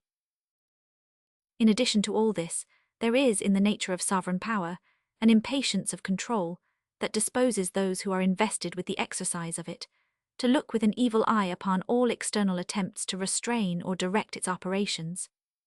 From this spirit it happens that in every political association which is formed upon the principle of uniting in a common interest a number of lesser sovereignties, there will be found a kind of eccentric tendency in the subordinate or inferior orbs, by the operation of which there will be a perpetual effort in each to fly off from the common centre. This tendency is not difficult to be accounted for. It has its origin in the love of power. Power controlled or abridged is almost always the rival and enemy of that power by which it is controlled or abridged. This simple proposition will teach us how little reason there is to expect that the persons entrusted with the administration of the affairs of the particular members of a confederacy will at all times be ready, with perfect good humour and an unbiased regard to the public weal, to execute the resolutions or decrees of the general authority. The reverse of this results from the constitution of human nature. If, therefore, the measures of the confederacy cannot be executed without the intervention of the particular administrations, there will be little prospect of their being executed at all. The rulers of the respective members, whether they have a constitutional right to do it or not, will undertake to judge of the propriety of the measures themselves. They will consider the conformity of the thing proposed or required to their immediate interests or aims, the momentary conveniences or inconveniences that would attend its adoption. All this will be done, and in a spirit of interested and suspicious scrutiny, without that knowledge of national circumstances and reasons of state, which is essential to a right judgment, and with that strong predilection in favour of local objects, which can hardly fail to mislead the decision. The same process must be repeated in every member of which the body is constituted, and the execution of the plans, framed by the councils of the whole, will always fluctuate on the discretion of the ill-informed and prejudiced opinion of every part. Those who have been conversant in the proceedings of popular assemblies, who have seen how difficult it often is, where there is no exterior pressure of circumstances, to bring them to harmonious resolutions on important points, will readily conceive how impossible it must be to induce a number of such assemblies, deliberating at a distance from each other, at different times, and under different impressions, long to cooperate in the same views and pursuits. In our case, the concurrence of 13 distinct sovereign wills is requisite, under the Confederation, to the complete execution of every important measure that proceeds from the Union. It has happened as was to have been foreseen. The measures of the Union have not been executed. The delinquencies of the states have, step by step, matured themselves to an extreme, which has at length arrested all the wheels of the national government and brought them to an awful stand. Congress at this time scarcely possess the means of keeping up the forms of administration, till the states can have time to agree upon a more substantial substitute for the present shadow of a federal government. Things did not come to this desperate extremity at once. The causes which have been specified produced at first only unequal and disproportionate degrees of compliance with the requisitions of the Union. The greater deficiencies of some states furnished the pretext of example and the temptation of interest to the complying, or to the least delinquent states. Why should we do more in proportion than those who are embarked with us in the same political voyage? Why should we consent to bear more than our proper share of the common burden? These were suggestions which human selfishness could not withstand, and which even speculative men, who looked forward to remote consequences, could not without hesitation combat. Each state, yielding to the persuasive voice of immediate interest or convenience, has successively withdrawn its support, till the frail and tottering edifice seems ready to fall upon our heads, and to crush us beneath its ruins. Publius. I mean for the Unions. Federalist No. 16. The same subject continued the insufficiency of the present Confederation to preserve the Union. From the New York Packet, Tuesday, December 4, 1787. Hamilton. To the people of the State of New York. The tendency of the principle of legislation for states, or communities in their political capacities, as it has been exemplified by the experiment we have made of it, is equally attested by the events which have befallen all other governments of the Confederate kind, of which we have any account, in exact proportion to its prevalence in those systems. The confirmations of this fact will be worthy of a distinct and particular examination. I shall content myself with barely observing here that of all the confederacies of antiquity, which history has handed down to us, the Lycian and Achaean leagues, as far as there remain vestiges of them, appear to have been most free from the fetters of that mistaken principle, and were accordingly those which have best deserved, and have most liberally received, the applauding suffrages of political writers. This exceptionable principle may, as truly as emphatically, be styled the parent of anarchy. It has been seen that delinquencies in the members of the Union are its natural and necessary offspring, and that whenever they happen, the only constitutional remedy is force, and the immediate effect of the use of it, civil war. It remains to inquire how far so odious an engine of government, in its application to us, would even be capable of answering its end. If there should not be a large army constantly at the disposal of the national government, it would either not be able to employ force at all, or, when this could be done, it would amount to a war between parts of the Confederacy concerning the infractions of a league, in which the strongest combination would be most likely to prevail, whether it consisted of those who supported or of those who resisted the general authority. It would rarely happen that the delinquency to be redressed would be confined to a single member, and if there were more than one who had neglected their duty, similarity of situation would induce them to unite for common defense. Independent of this motive of sympathy, if a large and influential state should happen to be the aggressing member, it would commonly have weight enough with its neighbors to win over some of them as associates to its cause. Specious arguments of danger to the common liberty could easily be contrived. Plausible excuses for the deficiencies of the party could, without difficulty, be invented to alarm the apprehensions, inflame the passions, and conciliate the good will, even of those states which were not chargeable with any violation or omission of duty.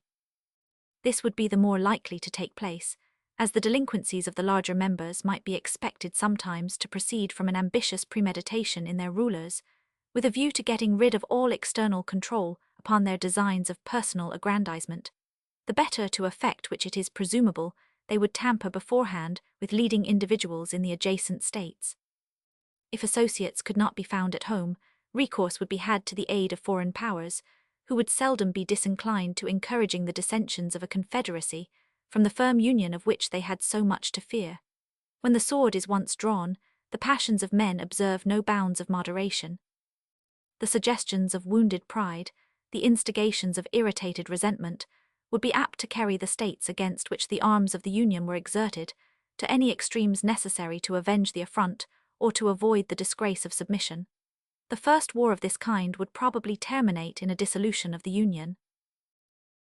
This may be considered as the violent death of the Confederacy. Its more natural death is what we now seem to be on the point of experiencing, if the federal system be not speedily renovated in a more substantial form. It is not probable, considering the genius of this country, that the complying states would often be inclined to support the authority of the Union by engaging in a war against the non-complying states. They would always be more ready to pursue the milder course of putting themselves upon an equal footing with the delinquent members by an imitation of their example, and the guilt of all would thus become the security of all. Our past experience has exhibited the operation of this spirit in its full light. There would, in fact, be an insuperable difficulty in ascertaining when force could with propriety be employed. In the article of pecuniary contribution, which would be the most usual source of delinquency, it would often be impossible to decide whether it had proceeded from disinclination or inability. The pretense of the latter would always be at hand, and the case must be very flagrant in which its fallacy could be detected with sufficient certainty to justify the harsh expedient of compulsion. It is easy to see that this problem alone, as often as it should occur, would open a wide field for the exercise of factious views, of partiality, and of oppression in the majority that happened to prevail in the National Council. It seems to require no pains to prove that the states ought not to prefer a national constitution, which could only be kept in motion by the instrumentality of a large army, continually on foot, to execute the ordinary requisitions or decrees of the government. and yet this is the plain alternative involved by those who wish to deny it the power of extending its operations to individuals. Such a scheme, if practicable at all, would instantly degenerate into a military despotism, but it will be found in every light impracticable. The resources of the Union would not be equal to the maintenance of an army considerable enough to confine the larger states within the limits of their duty, nor would the means ever be furnished of forming such an army in the first instance. Whoever considers the populousness and strength of several of these states singly at the present juncture, and looks forward to what they will become, even at the distance of half a century, will at once dismiss as idle and visionary any scheme which aims at regulating their movements by laws to operate upon them in their collective capacities, and to be executed by a coercion applicable to them in the same capacities. A project of this kind is little less romantic than the monster-taming spirit, which is attributed to the fabulous heroes and demigods of antiquity. Even in those confederacies which have been composed of members smaller than many of our counties, the principle of legislation for sovereign states, supported by military coercion, has never been found effectual. It has rarely been attempted to be employed, but against the weaker members, and in most instances attempts to coerce the refractory and disobedient have been the signals of bloody wars, in which one half of the confederacy has displayed its banners against the other half. The result of these observations to an intelligent mind must be clearly this, that if it be possible at any rate to construct a federal government capable of regulating the common concerns and preserving the general tranquillity, it must be founded, as to the objects committed to its care, upon the reverse of the principle contended for by the opponents of the proposed constitution. It must carry its agency to the persons of the citizens. It must stand in need of no intermediate legislations, but must itself be empowered to employ the arm of the ordinary magistrate to execute its own resolutions. The majesty of the national authority must be manifested through the medium of the courts of justice. The government of the Union, like that of each state, must be able to address itself immediately to the hopes and fears of individuals, and to attract to its support those passions which have the strongest influence upon the human heart. It must, in short, possess all the means, and have a right to resort to all the methods, of executing the powers with which it is entrusted, that are possessed and exercised by the government of the particular states. To this reasoning it may perhaps be objected, that if any state should be disaffected to the authority of the Union, it could at any time obstruct the execution of its laws, and bring the matter to the same issue of force, with the necessity of which the opposite scheme is reproached. The plausibility of this objection will vanish the moment we advert to the essential difference between a mere non-compliance and a direct and active resistance. If the interposition of the state legislatures be necessary to give effect to a measure of the Union, they have only not to act, or to act evasively, and the measure is defeated. This neglect of duty may be disguised under affected but unsubstantial provisions, so as not to appear, and of course not to excite any alarm in the people for the safety of the Constitution. The state leaders may even make a merit of their surreptitious invasions of it on the ground of some temporary convenience, exemption, or advantage. But if the execution of the laws of the national government should not require the intervention of the state legislatures, if they were to pass into immediate operation upon the citizens themselves, the particular governments could not interrupt their progress without an open and violent exertion of an unconstitutional power. No omissions nor evasions would answer the end. They would be obliged to act, and in such a manner as would leave no doubt that they had encroached on the national rights. An experiment of this nature would always be hazardous in the face of a constitution in any degree competent to its own defense, and of a people enlightened enough to distinguish between a legal exercise and an illegal usurpation of authority. The success of it would require not merely a factious majority in the legislature, but the concurrence of the courts of justice and of the body of the people. If the judges were not embarked in a conspiracy with the legislature, they would pronounce the resolutions of such a majority to be contrary to the supreme law of the land, unconstitutional and void.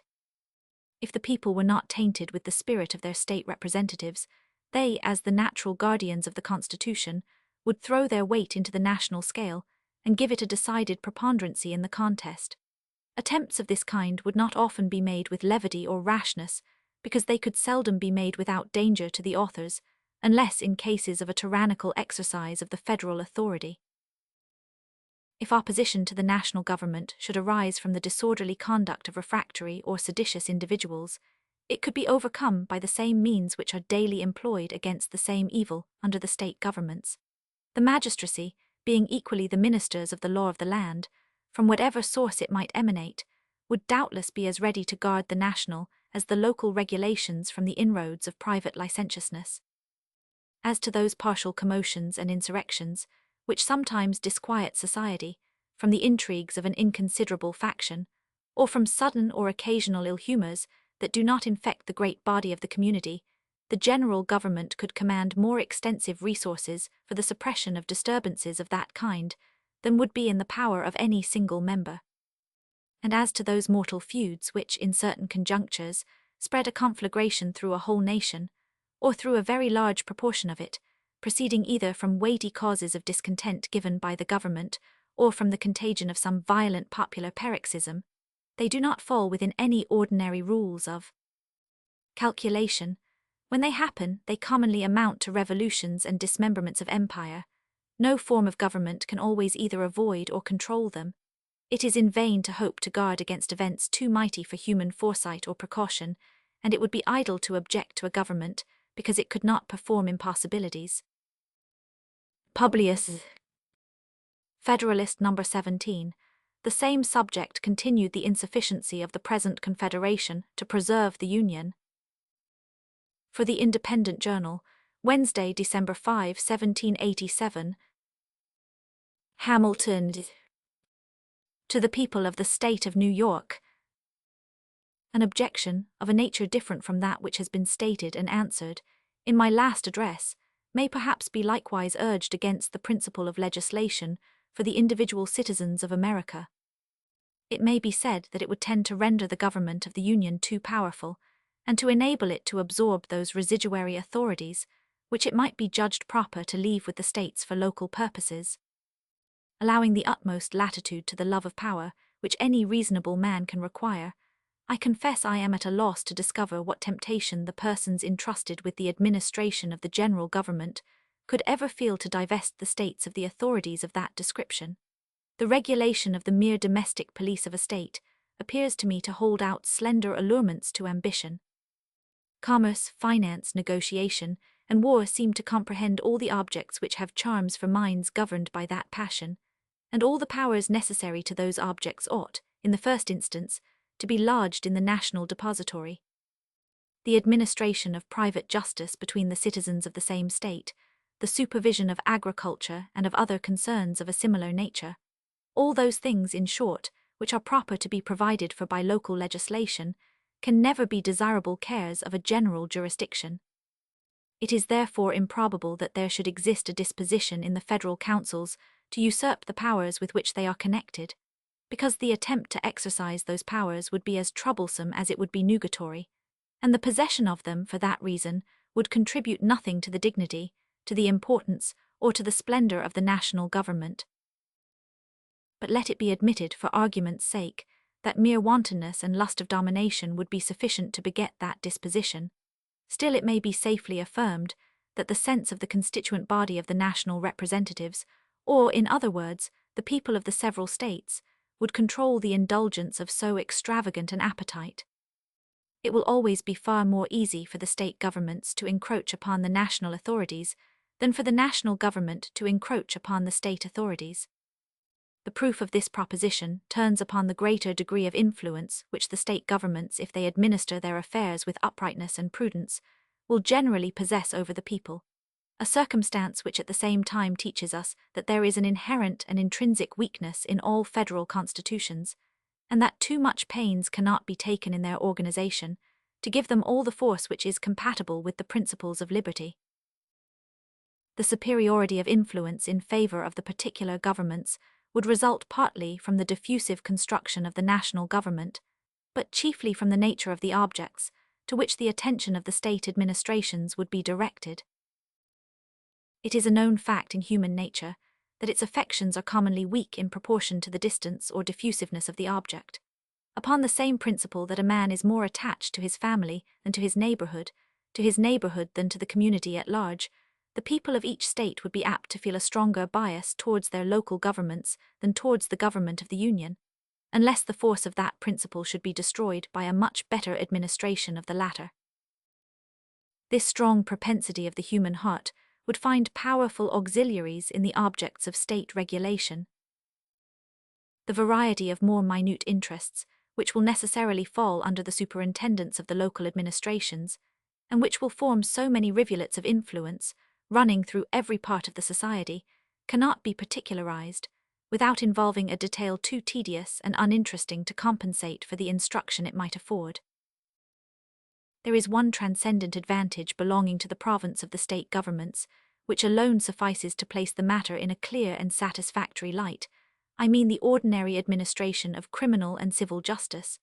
This, of all others, is the most powerful, most universal, and most attractive source of popular obedience and attachment.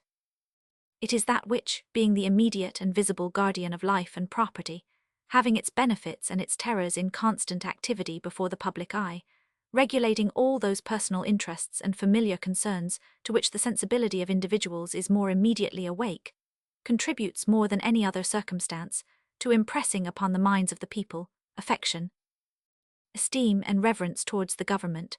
This great cement of society, which will diffuse itself almost wholly through the channels of the particular governments, independent of all other causes of influence, would ensure them so decided an empire over their respective citizens as to render them at all times a complete counterpoise, and not unfrequently dangerous rivals to the power of the Union. The operations of the national government, on the other hand, falling less immediately under the observation of the mass of the citizens, the benefits derived from it will chiefly be perceived and attended to by speculative men. Relating to more general interests, they will be less apt to come home to the feelings of the people, and, in proportion, less likely to inspire an habitual sense of obligation and an active sentiment of attachment. The reasoning on this head has been abundantly exemplified by the experience of all federal constitutions with which we are acquainted, and of all others which have borne the least analogy to them. Though the ancient feudal systems were not, strictly speaking, confederacies, yet they partook of the nature of that species of association. There was a common head, chieftain, or sovereign, whose authority extended over the whole nation, and a number of subordinate vassals or feudatories, who had large portions of land allotted to them, and numerous trains of inferior vassals or retainers, who occupied and cultivated that land upon the tenure of fealty or obedience to the persons of whom they held it. Each principal vassal was a kind of sovereign within his particular domains. The consequences of this situation were a continual opposition to authority of the sovereign, and frequent wars between the great barons or chief feudatories themselves. The power of the head of the nation was commonly too weak, either to preserve the public peace, or to protect the people against the oppressions of their immediate lords. This period of European affairs is emphatically styled by historians the times of feudal anarchy. When the sovereign happened to be a man of vigorous and warlike temper and of superior abilities, he would acquire a personal weight and influence, which answered, for the time, the purpose of a more regular authority. But in general, the power of the barons triumphed over that of the prince, and in many instances his dominion was entirely thrown off, and the great fiefs were erected into independent principalities or states. In those instances in which the monarch finally prevailed over his vassals, his success was chiefly owing to the tyranny of those vassals over their dependents. The barons, or nobles, equally the enemies of the sovereign and the oppressors of the common people, were dreaded and detested by both, till mutual danger and mutual interest effected a union between them fatal to the power of the aristocracy. Had the nobles, by a conduct of clemency and justice, preserved the fidelity and devotion of their retainers and followers, the contests between them and the prince must almost always have ended in their favor, and in the abridgment or subversion of the royal authority. This is not an assertion founded merely in speculation or conjecture. Among other illustrations of its truth which might be cited, Scotland will furnish a cogent example. The spirit of clanship which was, at an early day, introduced into that kingdom, uniting the nobles and their dependents by ties equivalent to those of kindred, rendered the aristocracy a constant overmatch for the power of the monarch, till the incorporation with England subdued its fierce and ungovernable spirit, and reduced it within those rules of subordination which a more rational and more energetic system of civil polity had previously established in the latter kingdom. The separate governments in a confederacy may aptly be compared with the feudal baronies, with this advantage in their favour that from the reasons already explained, they will generally possess the confidence and goodwill of the people, and with so important a support, will be able effectually to oppose all encroachments of the national government. It will be well if they are not able to counteract its legitimate and necessary authority. The points of similitude consist in the rivalship of power, applicable to both, and in the concentration of large portions of the strength of the community into particular depositories, in one case at the disposal of individuals, in the other case at the disposal of political bodies. A concise review of the events that have attended Confederate governments will further illustrate this important doctrine, an inattention to which has been the great source of our political mistakes, and has given our jealousy a direction to the wrong side. This review shall form the subject of some ensuing papers. Publius, Federalist No. 18. The same subject continued the insufficiency of the present Confederation to preserve the Union. For the New York Packet, Friday, December 7, 1787. Madison with Hamilton. To the people of the state of New York. Among the confederacies of antiquity, the most considerable was that of the Grecian republics, associated under the Amphictyonic Council. From the best accounts transmitted of this celebrated institution, it bore a very instructive analogy to the present Confederation of the American States. The members retained the character of independent and sovereign states, and had equal votes in the Federal Council. This council had a general authority to propose and resolve whatever it judged necessary for the common welfare of Greece, to declare and carry on war, to decide in the last resort all controversies between the members, to fine the aggressing party, to employ the whole force of the confederacy against the disobedient, to admit new members. The Amphictyons were the guardians of religion, and of the immense riches belonging to the temple of Delphos, where they had the right of jurisdiction in controversies between the inhabitants and those who came to consult the oracle. As a further provision for the efficacy of the federal powers, they took an oath mutually to defend and protect the united cities, to punish the violators of this oath, and to inflict vengeance on sacrilegious despoilers of the temple. In theory and upon paper, this apparatus of powers seems amply sufficient for all general purposes. In several material instances, they exceed the powers enumerated in the Articles of Confederation. The Amphictyons had in their hands the superstition of the times, one of the principal engines by which government was then maintained.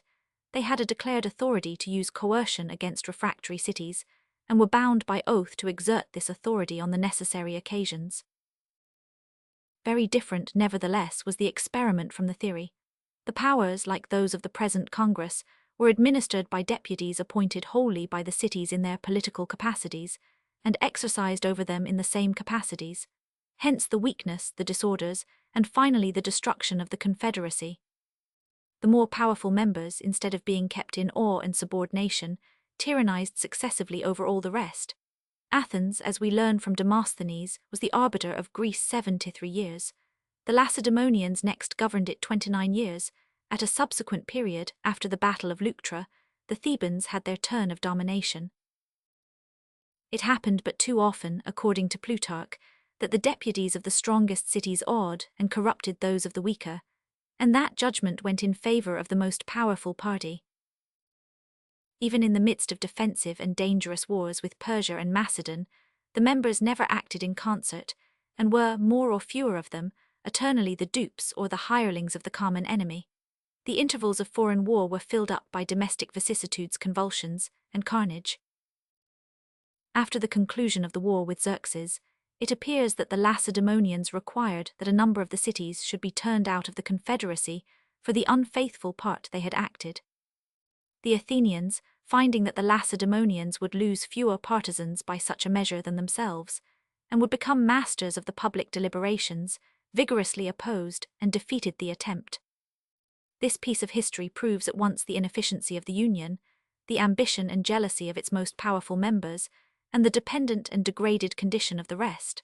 The smaller members, though entitled by the theory of their system to revolve in equal pride and majesty around the common centre, had become, in fact, satellites of the orbs of primary magnitude.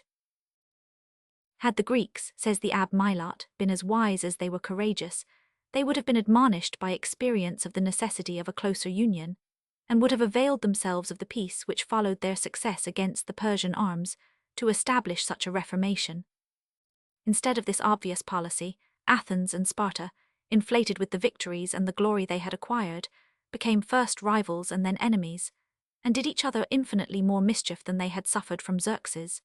Their mutual jealousies, fears, hatreds, and injuries ended in the celebrated Peloponnesian War, which itself ended in the ruin and slavery of the Athenians who had begun it. As a weak government, when not at war, is ever agitated by internal dissensions, so these never fail to bring on fresh calamities from abroad. The Phocians having ploughed up some consecrated ground belonging to the temple of Apollo, the Amphictyonic Council, according to the superstition of the age, imposed a fine on the sacrilegious offenders. The Phocians, being abetted by Athens and Sparta, refused to submit to the decree. The Thebans, with others of the cities, undertook to maintain the authority of the Amphictyons and to avenge the violated god. The latter, being the weaker party, invited the assistance of Philip of Macedon, who had secretly fostered the contest.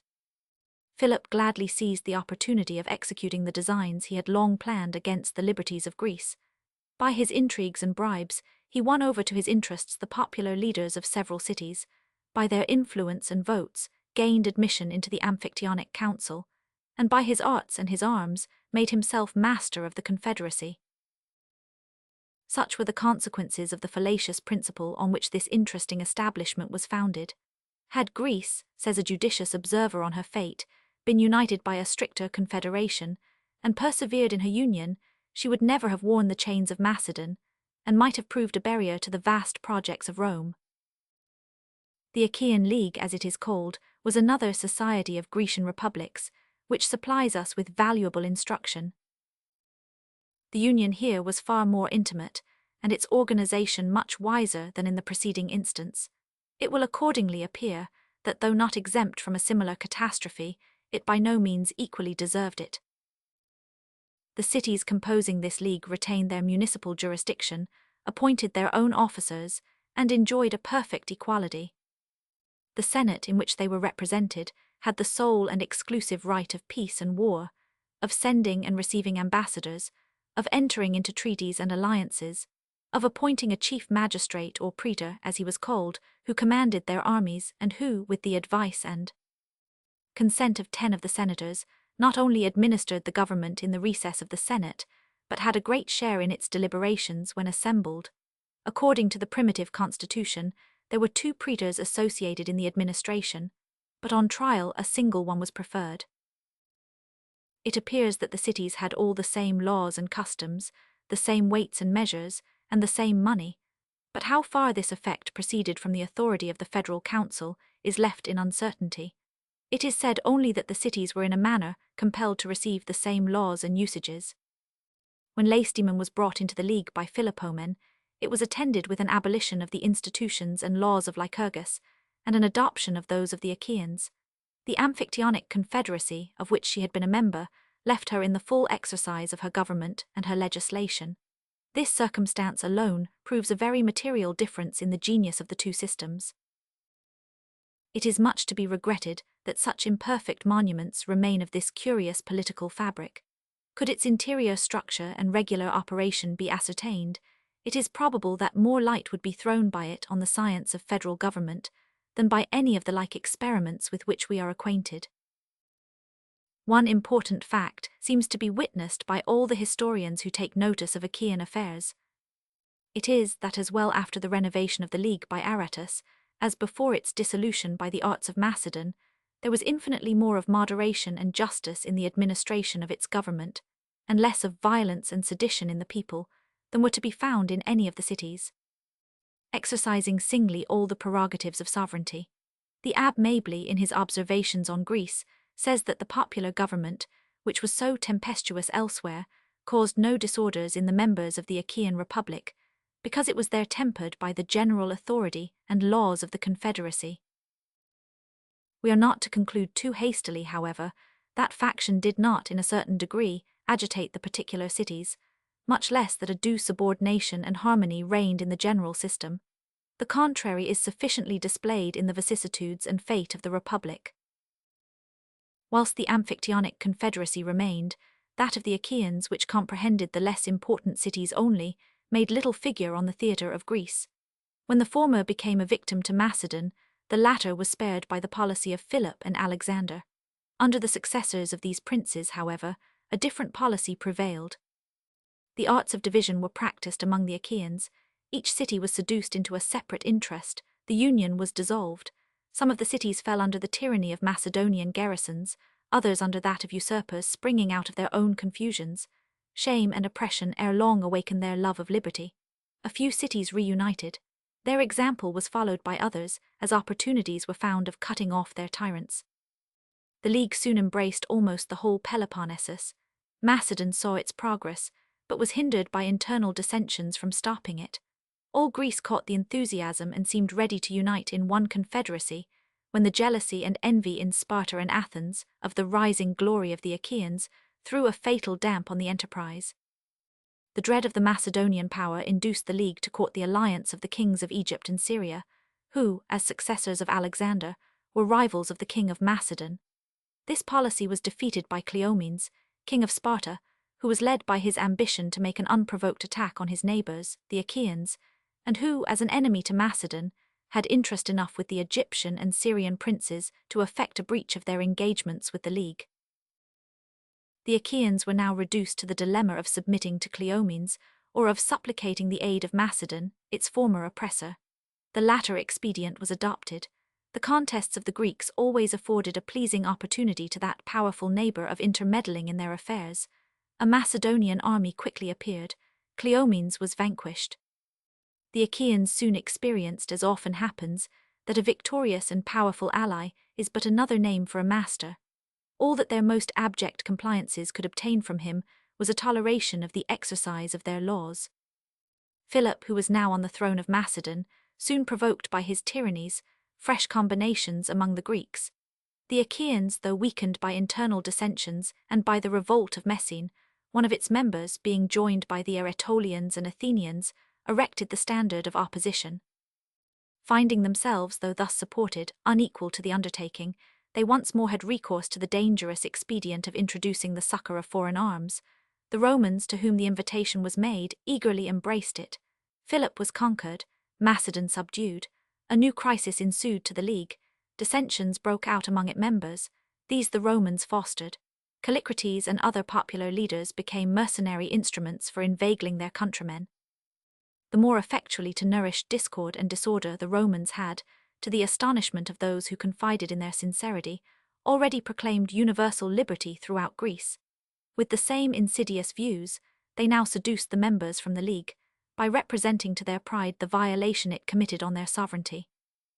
By these arts this union, the last hope of Greece, the last hope of ancient liberty, was torn into pieces, and such imbecility and distraction introduced, that the arms of Rome found little difficulty in completing the ruin which their arts had commenced.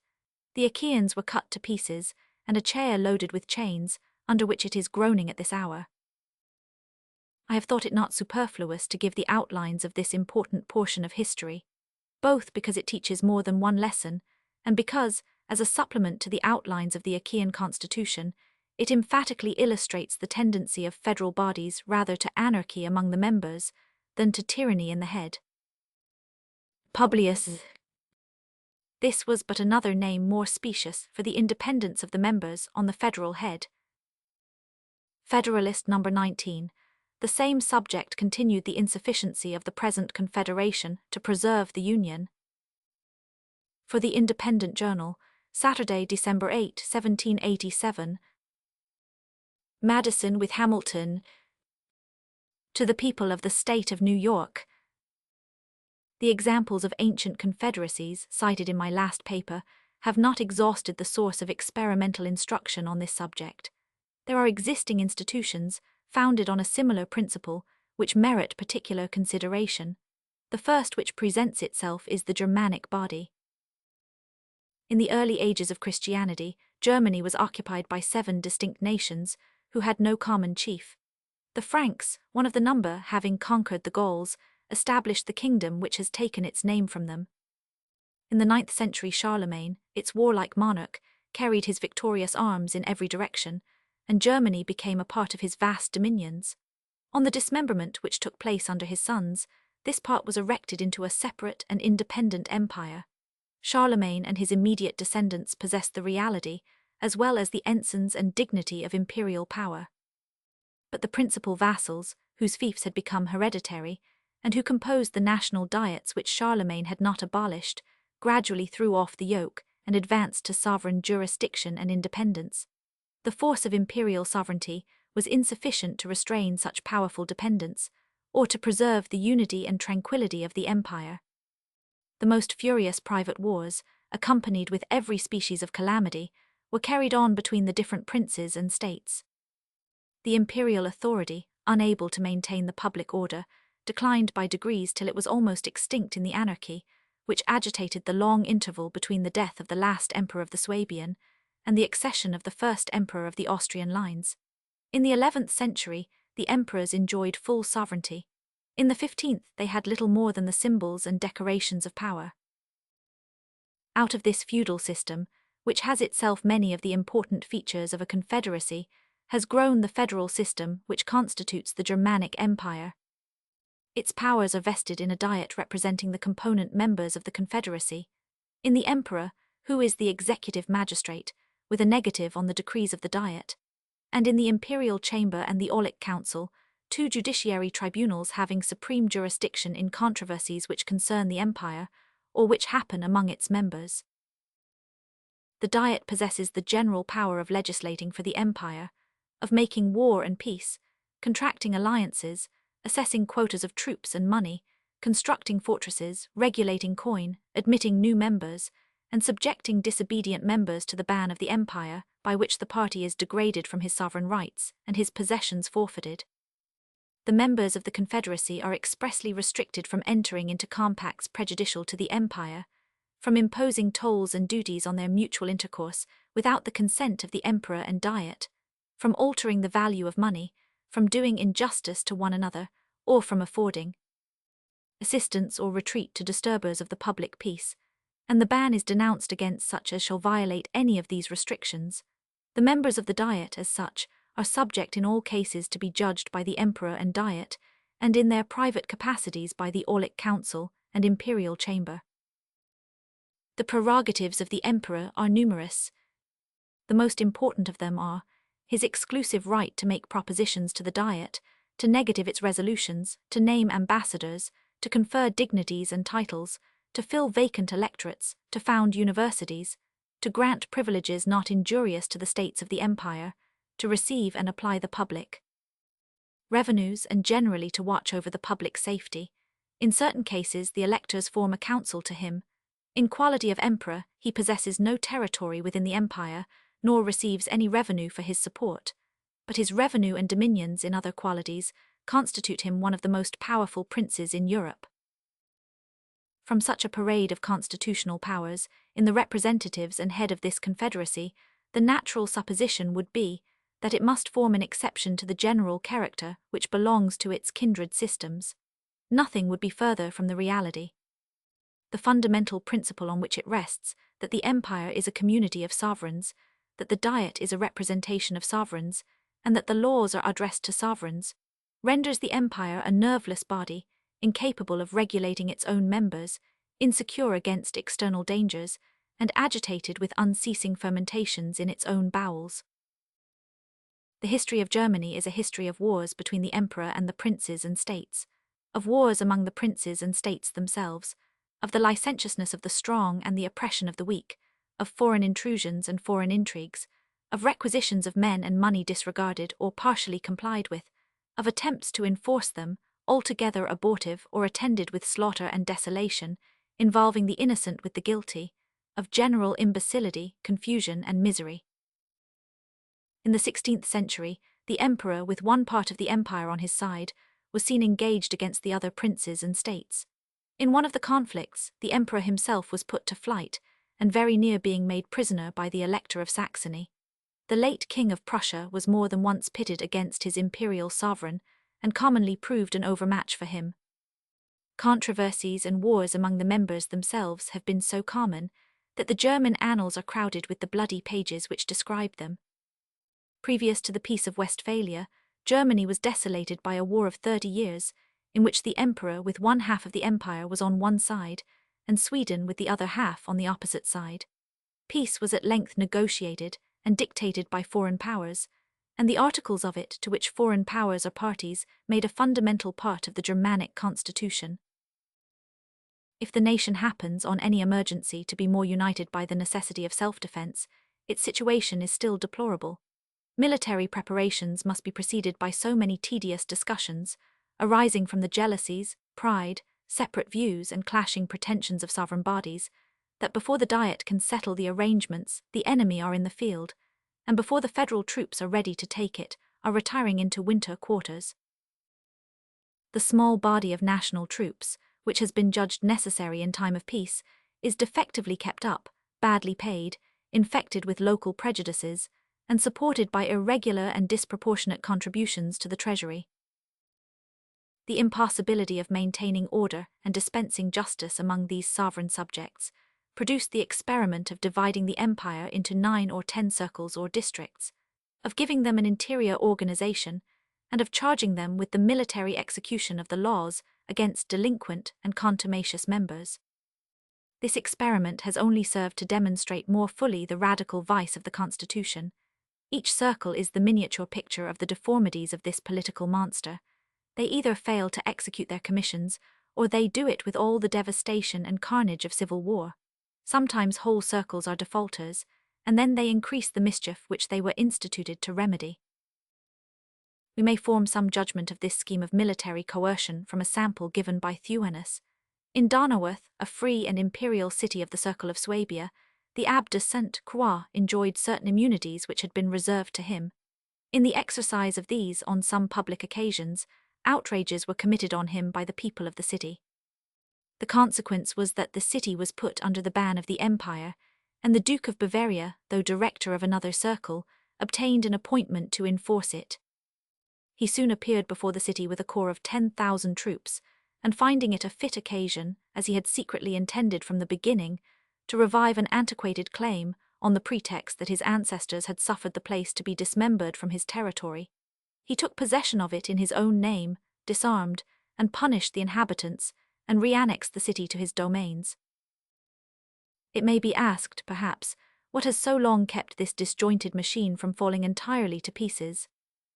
The answer is obvious: the weakness of most of the members, who are unwilling to expose themselves to the mercy of foreign powers, the weakness of most of the principal members, compared with the formidable powers all around them, the vast weight and influence which the emperor derives from his separate and hereditary dominions, and the interest he feels in preserving a system with which his family pride is connected, and which constitutes him the first prince in Europe. These causes support a feeble and precarious union, whilst the repellent quality, incident to the nature of sovereignty, and which time continually strengthens, prevents any reform whatever, founded on a proper consolidation. Nor is it to be imagined, if this obstacle could be surmounted, that the neighbouring powers would suffer a revolution to take place which would give to the empire the force and preeminence to which it is entitled. Foreign nations have long considered themselves as interested in the changes made by events in this constitution, and have, on various occasions, betrayed their policy of perpetuating its anarchy and weakness. If more direct examples were wanting, Poland, as a government over local sovereigns, might not improperly be taken notice of, nor could any proof more striking be given of the calamities flowing from such institutions.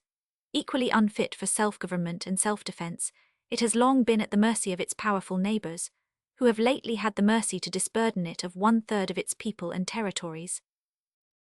The connection among the Swiss cantons scarcely amounts to a confederacy, though it is sometimes cited as an instance of the stability of such institutions.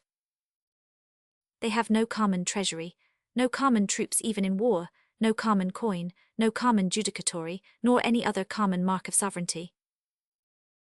They are kept together by the peculiarity of their topographical position, by their individual weakness and insignificancy, by the fear of powerful neighbors, to one of which they were formerly subject, by the few sources of contention among a people of such simple and homogeneous Manners, by their joint interest in their dependent possessions, by the mutual aid they stand in need of, for suppressing insurrections and rebellions, an aid expressly stipulated and often required and afforded, and by the necessity of some regular and permanent provision for accommodating disputes among the cantons. The provision is that the parties at variance shall each choose 4 judges out of the neutral cantons, who, in case of disagreement, choose an umpire. This tribunal, under an oath of impartiality, pronounces definitive sentence, which all the cantons are bound to enforce. The competency of this regulation may be estimated by a clause in their treaty of 1683 with Victor Amadeus of Savoy, in which he obliges himself to interpose as mediator in disputes between the cantons, and to employ force, if necessary, against the contumacious party. So far as the peculiarity of their case will admit of comparison with that of the United States, it serves to confirm the principle intended to be established. Whatever efficacy the Union may have had in ordinary cases, it appears that the moment a cause of difference sprang up, capable of trying its strength, it failed. The controversies on the subject of religion, which in 3 instances have kindled violent and bloody contests, may be said, in fact, to have severed the league. The Protestant and Catholic cantons have since had their separate diets, where all the most important concerns are adjusted, and which have left the general diet little other business than to take care of the common bailages. That separation had another consequence which merits attention. It produced opposite alliances with foreign powers, of Bern at the head of the Protestant Association with the United Provinces, and of Luzerne at the head of the Catholic Association with France. Publius, Pfeffel Nouvel Abreg, Cronol, de El Hist, etc. de Lemagny says the pretext was to indemnify himself for the expense of the expedition. Federalist No. 20. The same subject continued the insufficiency of the present Confederation to preserve the Union. From the New York Packet, Tuesday, December 11, 1787. Madison with Hamilton. To the people of the State of New York. The United Netherlands are a confederacy of republics, or rather of aristocracies of a very remarkable texture, yet confirming all the lessons derived from those which we have already reviewed. The Union is composed of 7 co-equal and sovereign states, and each state or province is a composition of equal and independent cities. In all important cases, not only the provinces but the cities must be unanimous. The sovereignty of the Union is represented by the States General, consisting usually of about 50 deputies appointed by the provinces. They hold their seats, some for life, some for 6, 3, and 1 years. From 2 provinces they continue in appointment during pleasure. The States General have authority to enter into treaties and alliances, to make war and peace, to raise armies and equip fleets, to ascertain quotas and demand contributions. In all these cases, however, unanimity and the sanction of their constituents are requisite. They have authority to appoint and receive ambassadors, to execute treaties and alliances already formed, to provide for the collection of duties on imports and exports, to regulate the mint with a saving to the provincial rights, to govern as sovereigns the dependent territories. The provinces are restrained, unless with the general consent, from entering into foreign treaties, from establishing imposts injurious to others, or charging their neighbours with higher duties than their own subjects.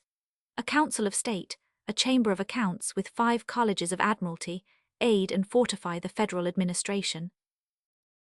The executive magistrate of the Union is the stadtholder, who is now an hereditary prince. His principal weight and influence in the Republic are derived from this independent title, from his great patrimonial estates, from his family connections with some of the chief potentates of Europe, and more than all, perhaps, from his being stadtholder in the several provinces as well as for the Union, in which provincial quality he has the appointment of town magistrates under certain regulations, executes provincial decrees, presides when he pleases in the provincial tribunals, and has throughout the power of pardon. As stadtholder of the Union, he has, however, considerable prerogatives. In his political capacity, he has authority to settle disputes between the provinces when other methods fail, to assist at the deliberations of the States General and at their particular conferences, to give audiences to foreign ambassadors, and to keep agents for his particular affairs at foreign courts. In his military capacity, he commands the federal troops, provides for garrisons, and in general regulates military affairs, disposes of all appointments from colonels to ensigns, and of the governments and posts of fortified towns. In his marine capacity, he is Admiral General, and superintends and directs everything relative to naval forces and other naval affairs, presides in the admiralties in person or by proxy, appoints lieutenant admirals and other officers, and establishes councils of war, whose sentences are not executed till he approves them. His revenue, exclusive of his private income, amounts to 300,000 florins. The standing army which he commands consists of about 40,000 men. Such is the nature of the celebrated Belgic Confederacy, as delineated on parchment. What are the characters which practice has stamped upon it? Imbecility in the government, discord among the provinces, foreign influence and indignities, a precarious existence in peace, and peculiar calamities from war. It was long ago remarked by Grotius that nothing but the hatred of his countrymen to the House of Austria kept them from being ruined by the vices of their constitution. The Union of Utrecht, says another respectable writer, reposes an authority in the States General, seemingly sufficient to secure harmony, but the jealousy in each province renders the practice very different from the theory. The same instrument, says another, obliges each province to levy certain contributions, but this article never could and probably never will be executed, because the inland provinces who have little commerce cannot pay an equal quota. In matters of contribution, it is the practice to waive the articles of the Constitution. The danger of delay obliges the consenting provinces to furnish their quotas without waiting for the others, and then to obtain reimbursement from the others by deputations which are frequent or otherwise as they can. The great wealth and influence of the province of Holland enable her to effect both these purposes. It has more than once happened that the deficiencies had to be ultimately collected at the point of the bayonet, a thing practicable, though dreadful, in a confederacy where one of the members exceeds in force all the rest, and where several of them are too small to meditate resistance, but utterly impracticable in one composed of members, several of which are equal to each other in strength and resources, and equal singly to a vigorous and persevering defence. Foreign ministers, says Sir William Temple, who was himself a foreign minister, elude matters taken ad referendum by tampering with the provinces and cities. In 1726, the Treaty of Hanover was delayed by these means a whole year. Instances of a like nature are numerous and notorious. In critical emergencies, the States General are often compelled to overleap their constitutional bounds. In 1688, they concluded a treaty of themselves at the risk of their heads. The Treaty of Westphalia, in 1648, by which their independence was formally and finally recognized, was concluded without the consent of Zealand. Even as recently as the last treaty of peace with Great Britain, the constitutional principle of unanimity was departed from. A weak constitution must necessarily terminate in dissolution, for want of proper powers, or the usurpation of powers requisite for the public safety. Whether the usurpation, when once begun, will stop at the salutary point, or go forward to the dangerous extreme, must depend on the contingencies of the moment. Tyranny has perhaps oftener grown out of the assumptions of power, called for on pressing exigencies, by a defective constitution, than out of the full exercise of the largest constitutional authorities. Notwithstanding the calamities produced by the stadtholdership, it has been supposed that without his influence in the individual provinces, the causes of anarchy manifest in the Confederacy would long ago have dissolved it. Under such a government, says the Abbé Mabley, the Union could never have subsisted if the provinces had not a spring within themselves, capable of quickening their tardiness, and compelling them to the same way of thinking. This spring is the stadtholder. It is remarked by Sir William Temple that in the intermissions of the stadtholdership, Holland, by her riches and her authority, which drew the others into a sort of dependence, supplied the place. These are not the only circumstances which have controlled the tendency to anarchy and dissolution. The surrounding powers impose an absolute necessity of union to a certain degree, at the same time that they nourish by their intrigues the constitutional vices which keep the Republic in some degree always at their mercy. The true patriots have long bewailed the fatal tendency of these vices, and have made no less than 4 regular experiments by extraordinary assemblies, convened for the special purpose to apply a remedy. As many times has their laudable zeal found it impossible to unite the public councils in reforming the known, the acknowledged, the fatal evils of the existing constitution. Let us pause, my fellow citizens, for one moment over this melancholy and monitory lesson of history, and with the tear that drops for the calamities brought on mankind by their adverse opinions and selfish passions, let our gratitude mingle an ejaculation to heaven for the propitious concord which has distinguished the consultations for our political happiness. A design was also conceived of establishing a general tax to be administered by the federal authority. This also had its adversaries and failed. This unhappy people seem to be now suffering from popular convulsions, from dissensions among the states, and from the actual invasion of foreign arms, the crisis of their destiny. All nations have their eyes fixed on the awful spectacle. The first wish prompted by humanity is that this severe trial may issue in such a revolution of their government as will establish their union, and render it the parent of tranquility, freedom, and happiness. The next, that the asylum under which we trust, the enjoyment of these blessings will speedily be secured in this country, may receive and console them for the catastrophe of their own. I make no apology for having dwelt so long on the contemplation of these federal precedents. Experience is the oracle of truth, and where its responses are unequivocal, they ought to be conclusive and sacred. The important truth which it unequivocally pronounces in the present case is that a sovereignty over sovereigns, a government over governments, a legislation for communities, as contradistinguished from individuals, as it is a solecism in theory, so in practice it is subversive of the order and ends of civil polity, by substituting violence in place of law, or the destructive coercion of the sword in place of the mild and salutary coercion of the magistracy. Publius. Federalist No. 21, Other Defects of the Present Confederation. For the Independent Journal, Wednesday, December 12, 1787. Hamilton. To the people of the State of New York.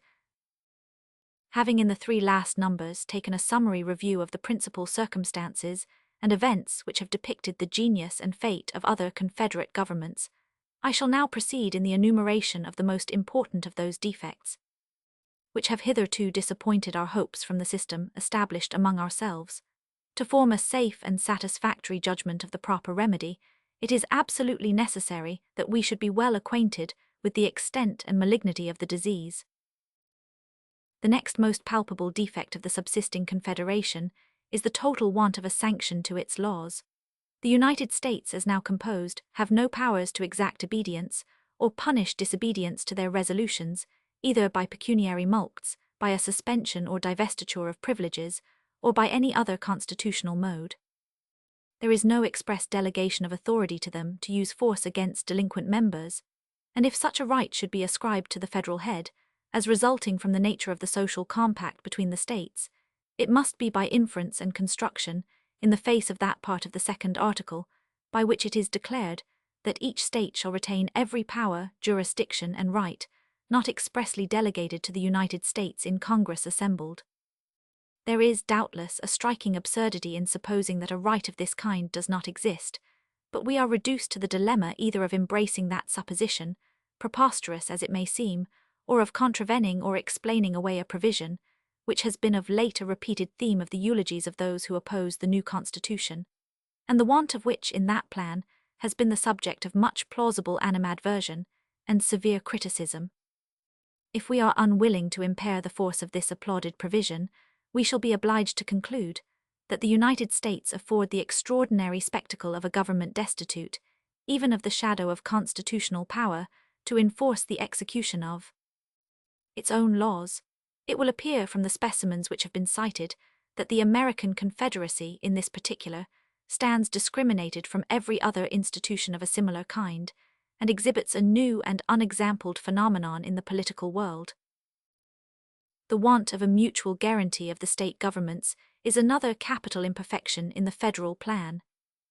There is nothing of this kind declared in the articles that compose it, and to imply a tacit guarantee from considerations of utility would be a still more flagrant departure from the clause which has been mentioned than to imply a tacit power of coercion from the like considerations. The want of a guarantee, though it might in its consequences endanger the Union, does not so immediately attack its existence as the want of a constitutional sanction to its laws. Without a guarantee, the assistance to be derived from the Union in repelling those domestic dangers, which may sometimes threaten the existence of the state constitutions, must be renounced. Usurpation may rear its crest in each state and trample upon the liberties of the people, while the national government could legally do nothing more than behold its encroachments with indignation and regret. A successful faction may erect a tyranny on the ruins of order and law, while no succor could constitutionally be afforded by the Union to the friends and supporters of the government. The tempestuous situation from which Massachusetts has scarcely emerged evinces that dangers of this kind are not merely speculative. Who can determine what might have been the issue of her late convulsions if the malcontents had been headed by a Caesar or by a Cromwell? Who can predict what effect a despotism, established in Massachusetts, would have upon the liberties of New Hampshire or Rhode Island, of Connecticut or New York? The inordinate pride of state importance has suggested to some minds an objection to the principle of a guarantee in the federal government, as involving an officious interference in the domestic concerns of the members.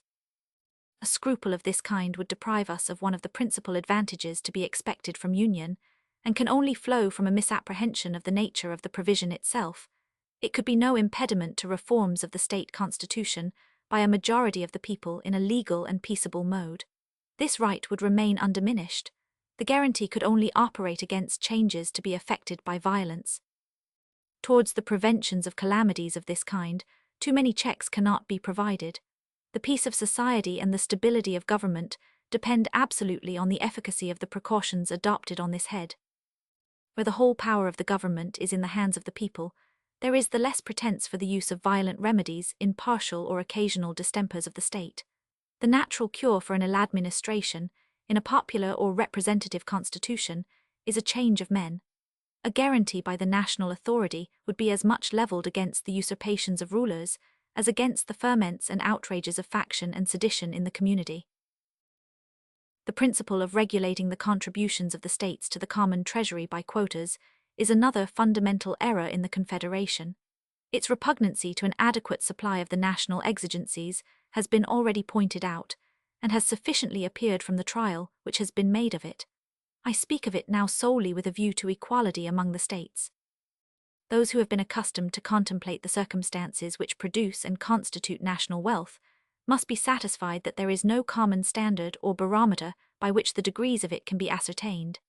Neither the value of lands, nor the numbers of the people, which have been successively proposed as the rule of state contributions, has any pretension to being a just representative. If we compare the wealth of the United Netherlands with that of Russia or Germany, or even of France, and if we at the same time compare the total value of the lands and the aggregate population of that contracted district with the total value of the lands and the aggregate population of the immense regions of either of the three last-mentioned countries, we shall at once discover that there is no comparison between the proportion of either of these two objects and that of the relative wealth of those nations.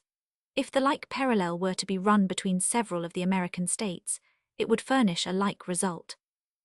Let Virginia be contrasted with North Carolina, Pennsylvania with Connecticut, or Maryland with New Jersey, and we shall be convinced that the respective abilities of those states, in relation to revenue, bear little or no analogy to their comparative stock in lands, or to their comparative population. The position may be equally illustrated by a similar process between the counties of the same state. No man who is acquainted with the state of New York will doubt that the active wealth of Kings County bears a much greater proportion to that of Montgomery than it would appear to be if we should take either the total value of the lands or the total number of the people as a criterion. The wealth of nations depends upon an infinite variety of causes. Situation, soil, climate, the nature of the productions, the nature of the government, the genius of the citizens, the degree of information they possess, the state of commerce, of arts, of industry, these circumstances and many more, too complex, minute, or adventitious to admit of a particular specification, occasion differences hardly conceivable in the relative opulence and riches of different countries. The consequence clearly is that there can be no common measure of national wealth, and, of course, no general or stationary rule by which the ability of a state to pay taxes can be determined. The attempt, therefore, to regulate the contributions of the members of a confederacy by any such rule cannot fail to be productive of glaring inequality and extreme oppression. This inequality would of itself be sufficient in America to work the eventual destruction of the Union, if any mode of enforcing a compliance with its requisitions could be devised. The suffering states would not long consent to remain associated upon a principle which distributes the public burdens with so unequal a hand, and which was calculated to impoverish and oppress the citizens of some states, while those of others would scarcely be conscious of the small proportion of the weight they were required to sustain. This, however, is an evil inseparable from the principle of quotas and requisitions. There is no method of steering clear of this inconvenience, but by authorizing the national government to raise its own revenues in its own way. Imposts, excises, and, in general, all duties upon articles of consumption may be compared to a fluid, which will, in time, find its level with the means of paying them. The amount to be contributed by each citizen will in a degree be at his own option, and can be regulated by an attention to his resources. The rich may be extravagant, the poor can be frugal, and private oppression may always be avoided by a judicious selection of objects proper for such impositions. If inequalities should arise in some states from duties on particular objects, these will, in all probability, be counterbalanced by proportional inequalities in other states, from the duties on other objects. In the course of time and things, an equilibrium, as far as it is attainable in so complicated a subject, will be established everywhere. Or, if inequalities should still exist, they would neither be so great in their degree, so uniform in their operation, nor so odious in their appearance as those which would necessarily spring from quotas, upon any scale that can possibly be devised. It is a signal advantage of taxes on articles of consumption that they contain in their own nature a security against excess. They prescribe their own limit, which cannot be exceeded without defeating the end proposed, that is, an extension of the revenue. When applied to this object, the saying is as just as it is witty, that, in political arithmetic, 2 and 2 do not always make 4. If duties are too high, they lessen the consumption, the collection is eluded, and the product to the treasury is not so great as when they are confined within proper and moderate bounds. This forms a complete barrier against any material oppression of the citizens by taxes of this class, and is itself a natural limitation of the power of imposing them. Impositions of this kind usually fall under the denomination of indirect taxes, and must for a long time constitute the chief part of the revenue raised in this country. Those of the direct kind, which principally relate to land and buildings, may admit of a rule of apportionment. Either the value of land or the number of the people may serve as a standard. The state of agriculture and the populousness of a country have been considered as nearly connected with each other. And as a rule, for the purpose intended, numbers in the view of simplicity and certainty are entitled to a preference. In every country it is a Herculean task to obtain a valuation of the land.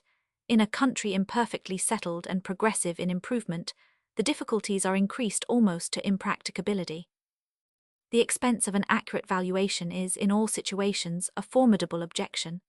In a branch of taxation where no limits to the discretion of the government are to be found in the nature of things, the establishment of a fixed rule, not incompatible with the end, may be attended with fewer inconveniences than to leave that discretion altogether at large.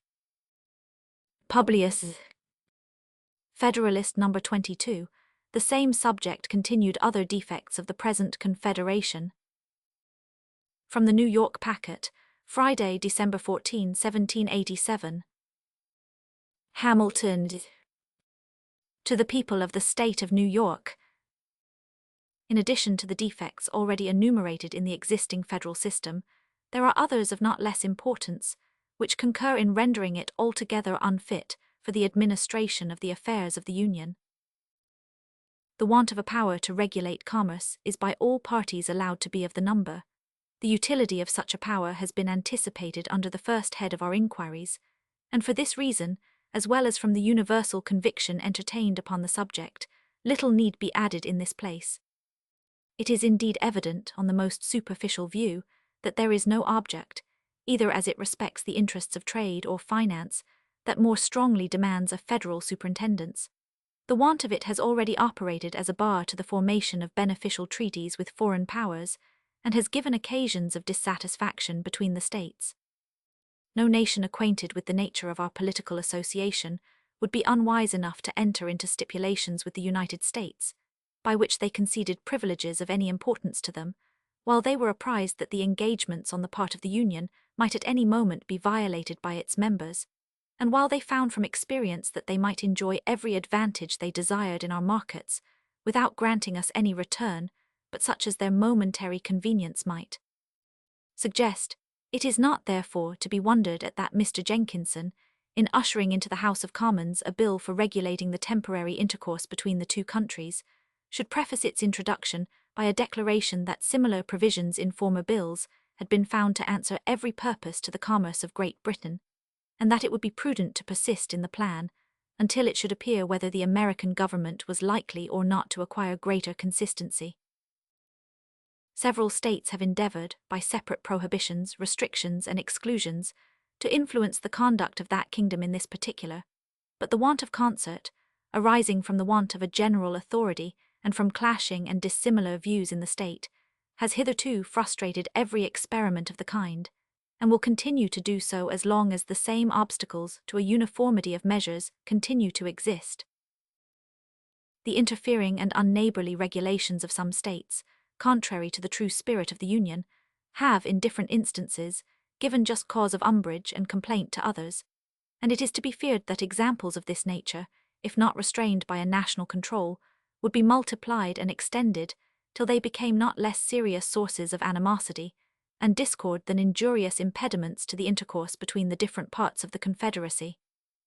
The commerce of the German Empire is in continual trammels from the multiplicity of the duties which the several princes and states exact upon the merchandises passing through their territories, by means of which the fine streams and navigable rivers with which Germany is so happily watered are rendered almost useless.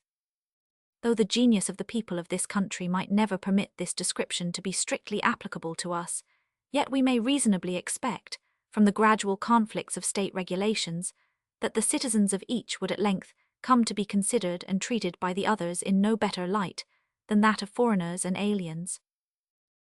The power of raising armies, by the most obvious construction of the Articles of the Confederation, is merely a power of making requisitions upon the states for quotas of men.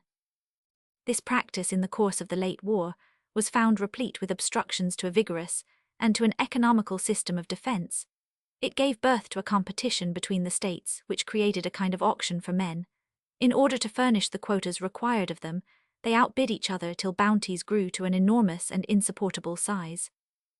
The hope of a still further increase afforded an inducement to those who were disposed to serve to procrastinate their enlistment, and disinclined them from engaging for any considerable periods.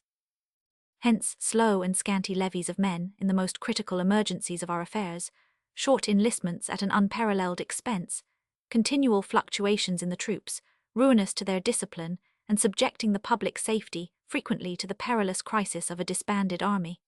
Hence, also, those oppressive expedients for raising men which were upon several occasions practiced, and which nothing but the enthusiasm of liberty would have induced the people to endure. This method of raising troops is not more unfriendly to economy and vigor than it is to an equal distribution of the burden. The states near the seat of war, influenced by motives of self-preservation, made efforts to furnish their quotas, which even exceeded their abilities, while those at a distance from danger were, for the most part, as remiss as the others were diligent in their exertions. The immediate pressure of this inequality was not in this case, as in that of the contributions of money, alleviated by the hope of a final liquidation. The states which did not pay their proportions of money might at least be charged with their deficiencies, but no account could be formed of the deficiencies in the supplies of men. We shall not, however, see much reason to regret the want of this hope, when we consider how little prospect there is that the most delinquent states will ever be able to make compensation for their pecuniary failures. The system of quotas and requisitions, whether it be applied to men or money, is in every view a system of imbecility in the Union and of inequality and injustice among the members. The right of equal suffrage among the states is another exceptionable part of the Confederation. Every idea of proportion and every rule of fair representation conspire to condemn a principle, which gives to Rhode Island an equal weight in the scale of power with Massachusetts, or Connecticut, or New York, and to Delaware an equal voice in the national deliberations with Pennsylvania, or Virginia, or North Carolina. Its operation contradicts the fundamental maxim of republican government, which requires that the sense of the majority should prevail. Sophistry may reply that sovereigns are equal, and that a majority of the votes of the states will be a majority of Confederated America. But this kind of logical legerdemain will never counteract the plain suggestions of justice and common sense.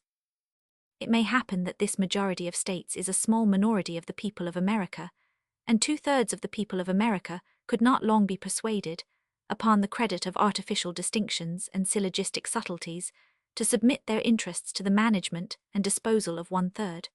The larger states would after a while revolt from the idea of receiving the law from the smaller.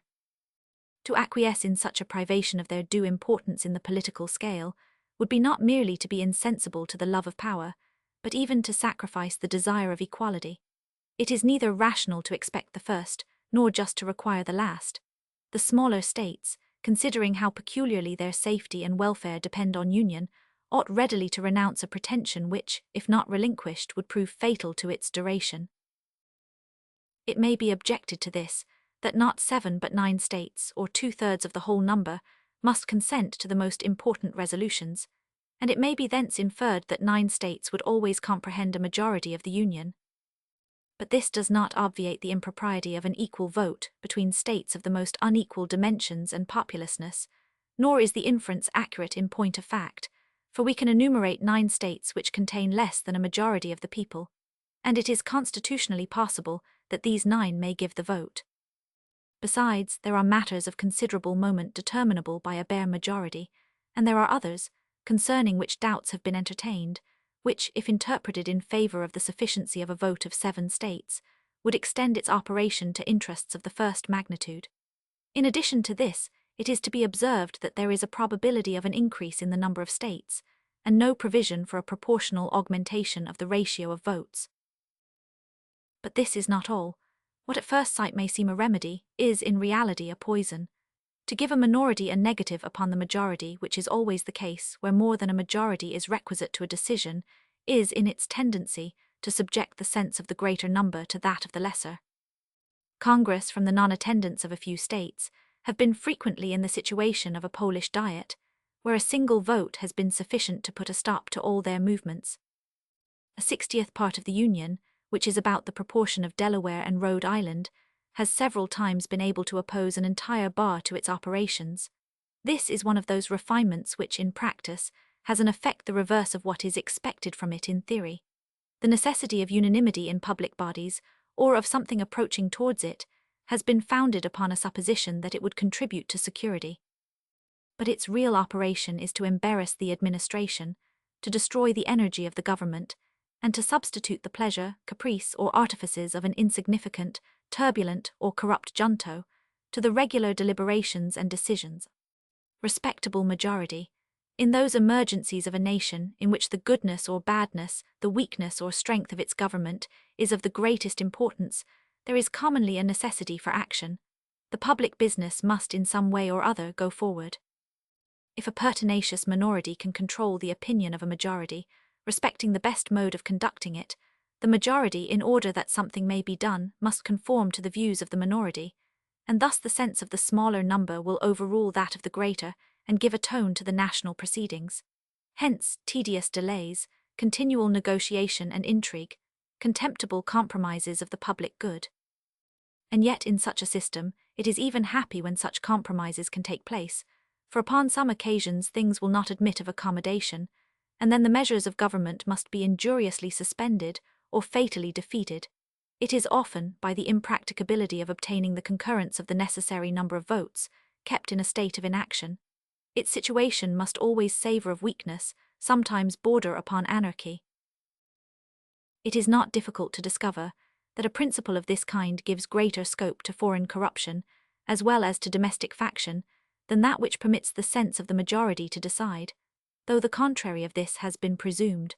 The mistake has proceeded from not attending with due care to the mischiefs that may be occasioned by obstructing the progress of government at certain critical seasons.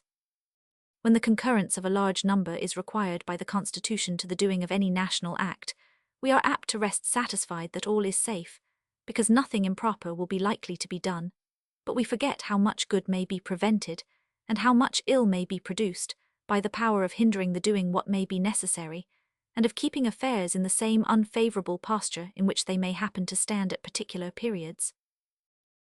Suppose, for instance, we were engaged in a war in conjunction with one foreign nation against another. Suppose the necessity of our situation demanded peace, and the interest or ambition of our ally led him to seek the prosecution of the war, with views that might justify us in making separate terms. In such a state of things, this ally of ours would evidently find it much easier, by his bribes and intrigues, to tie up the hands of government from making peace, where 2/3 of all the votes were requisite to that object, than where a simple majority would suffice. In the first case he would have to corrupt a smaller number, in the last a greater number. Upon the same principle, it would be much easier for a foreign power with which we were at war to perplex our counsels and embarrass our exertions, and in a commercial view, we may be subjected to similar inconveniences. A nation, with which we might have a treaty of commerce, could with much greater facility prevent our forming a connection with her competitor in trade, though such a connection should be ever so beneficial to ourselves. Evils of this description ought not to be regarded as imaginary. One of the weak sides of republics, among their numerous advantages, is that they afford too easy an inlet to foreign corruption. An hereditary monarch, though often disposed to sacrifice his subjects to his ambition, has so great a personal interest in the government and in the external glory of the nation, that it is not easy for a foreign power to give him an equivalent for what he would sacrifice by treachery to the state. The world has accordingly been witness to few examples of this species of royal prostitution, though there have been abundant specimens of every other kind. In republics, persons elevated from the mass of the community, by the suffrages of their fellow citizens, to stations of great preeminence and power, may find compensations for betraying their trust, which to any but minds animated and guided by superior virtue, may appear to exceed the proportion of interest they have in the common stock, and to overbalance the obligations of duty. Hence it is that history furnishes us with so many mortifying examples of the prevalency of foreign corruption in republican governments. How much this contributed to the ruin of the ancient commonwealths has been already delineated. It is well known that the deputies of the United Provinces have, in various instances, been purchased by the emissaries of the neighbouring kingdoms. The Earl of Chesterfield, if my memory serves me right, in a letter to his court, intimates that his success in an important negotiation must depend on his obtaining a major's commission for one of those deputies. And in Sweden the parties were alternately bought by France and England, in so barefaced and notorious a manner that it excited universal disgust in the nation, and was a principal cause that the most limited monarch in Europe, in a single day, without tumult, violence, or opposition, became one of the most absolute and uncontrolled. A circumstance which crowns the defects of the Confederation remains yet to be mentioned, the want of a judiciary power. Laws are a dead letter without courts to expound and define their true meaning and operation. The treaties of the United States, to have any force at all, must be considered as part of the law of the land. Their true import, as far as respects individuals, must, like all other laws, be ascertained by judicial determinations. To produce uniformity in these determinations, they ought to be submitted, in the last resort, to one supreme tribunal, and this tribunal ought to be instituted under the same authority which forms the treaties themselves. These ingredients are both indispensable. If there is in each state a court of final jurisdiction, there may be as many different final determinations on the same point as there are courts. There are endless diversities in the opinions of men. We often see not only different courts, but the judges of the same court differing from each other. To avoid the confusion which would unavoidably result from the contradictory decisions of a number of independent judicatories, all nations have found it necessary to establish one court paramount to the rest, possessing a general superintendence, and authorized to settle and declare in the last resort a uniform rule of civil justice.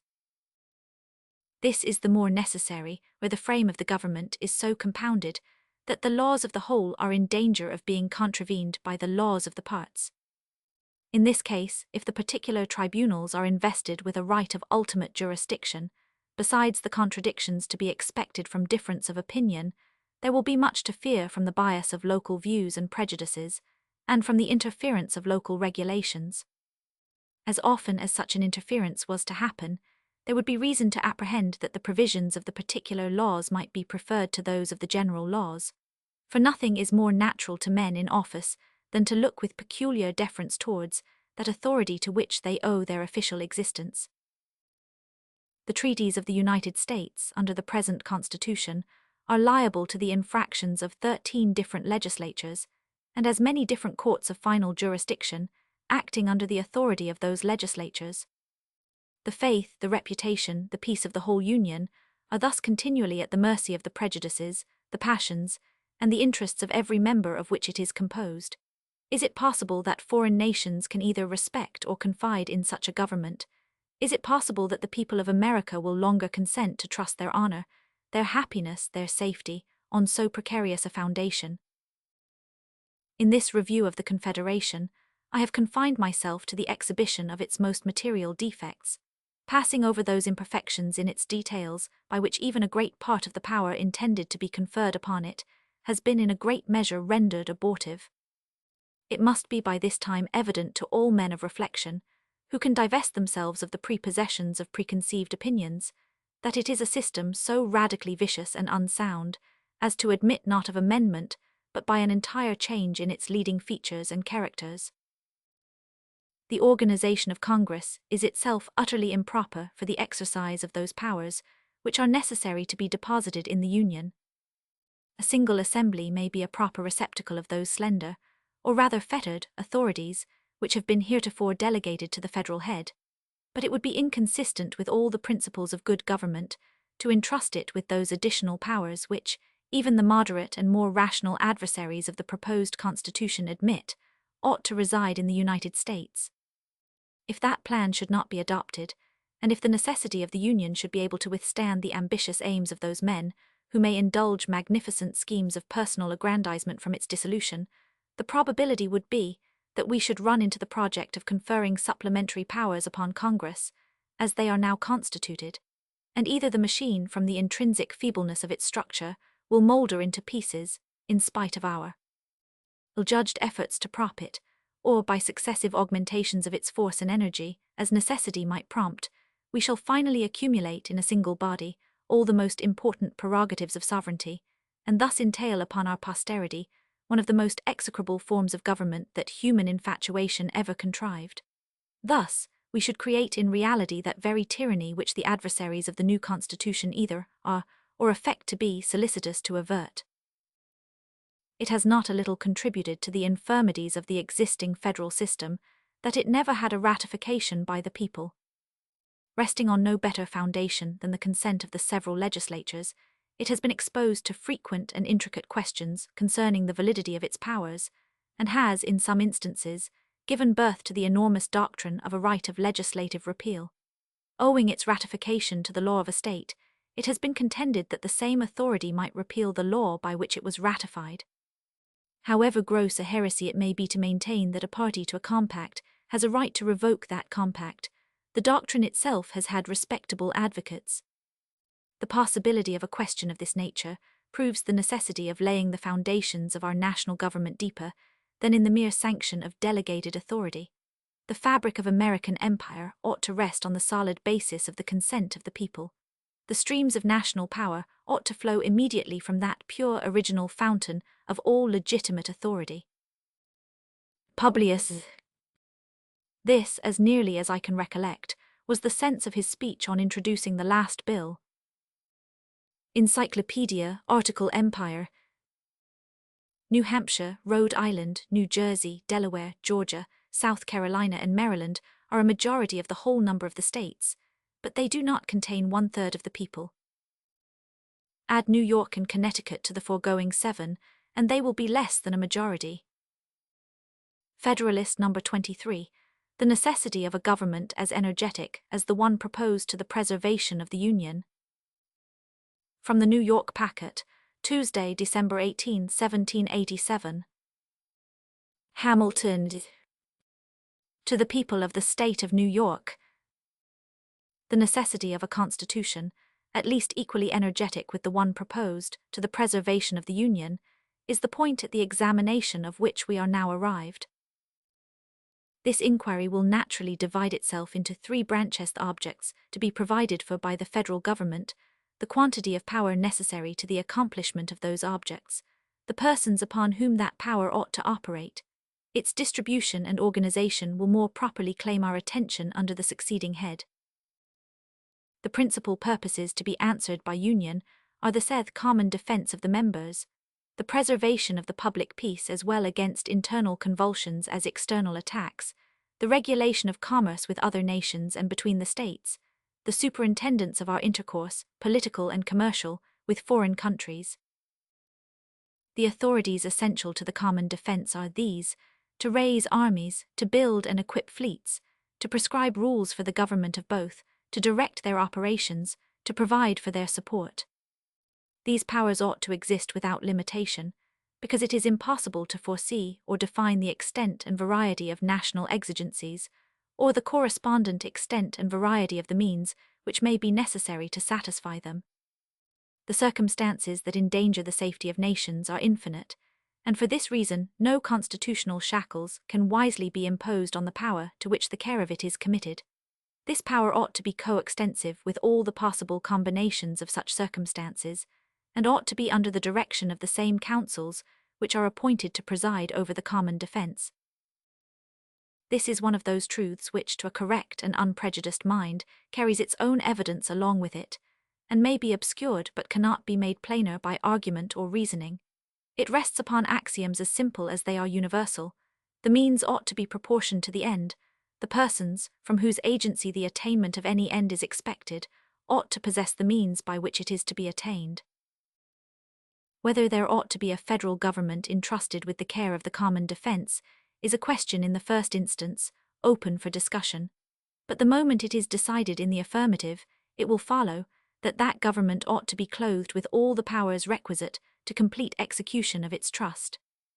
And unless it can be shown that the circumstances which may affect the public safety are reducible within certain determinate limits, unless the contrary of this position can be fairly and rationally disputed, it must be admitted as a necessary consequence that there can be no limitation of that authority which is to provide for the defense and protection of the community, in any matter essential to its efficacy, that is, in any matter essential to the formation, direction, or support of the national forces. Defective as the present Confederation has been proved to be, this principle appears to have been fully recognized by the framers of it, though they have not made proper or adequate provision for its exercise. Congress have an unlimited discretion to make requisitions of men and money, to govern the army and navy, to direct their operations.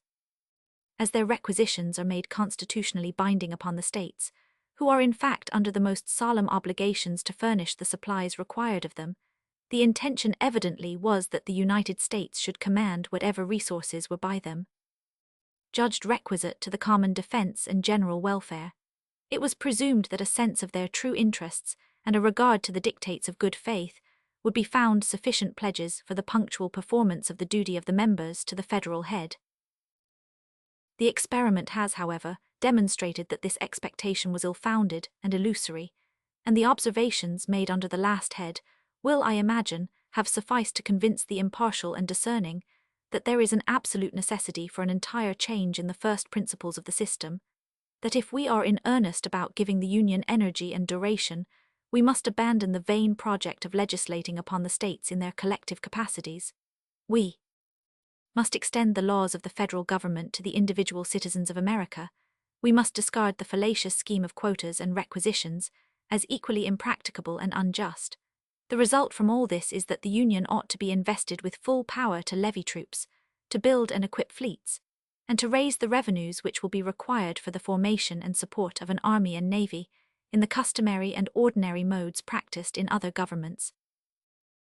If the circumstances of our country are such as to demand a compound instead of a simple, a confederate instead of a sole government, the essential point which will remain to be adjusted will be to discriminate the objects, as far as it can be done, which shall appertain to the different provinces or departments of power, allowing to each the most ample authority for fulfilling the objects committed to its charge.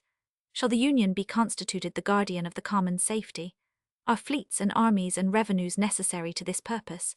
The government of the Union must be empowered to pass all laws and to make all regulations which have relation to them. The same must be the case in respect to commerce, and to every other matter to which its jurisdiction is permitted to extend. Is the administration of justice between the citizens of the same state the proper department of the local governments?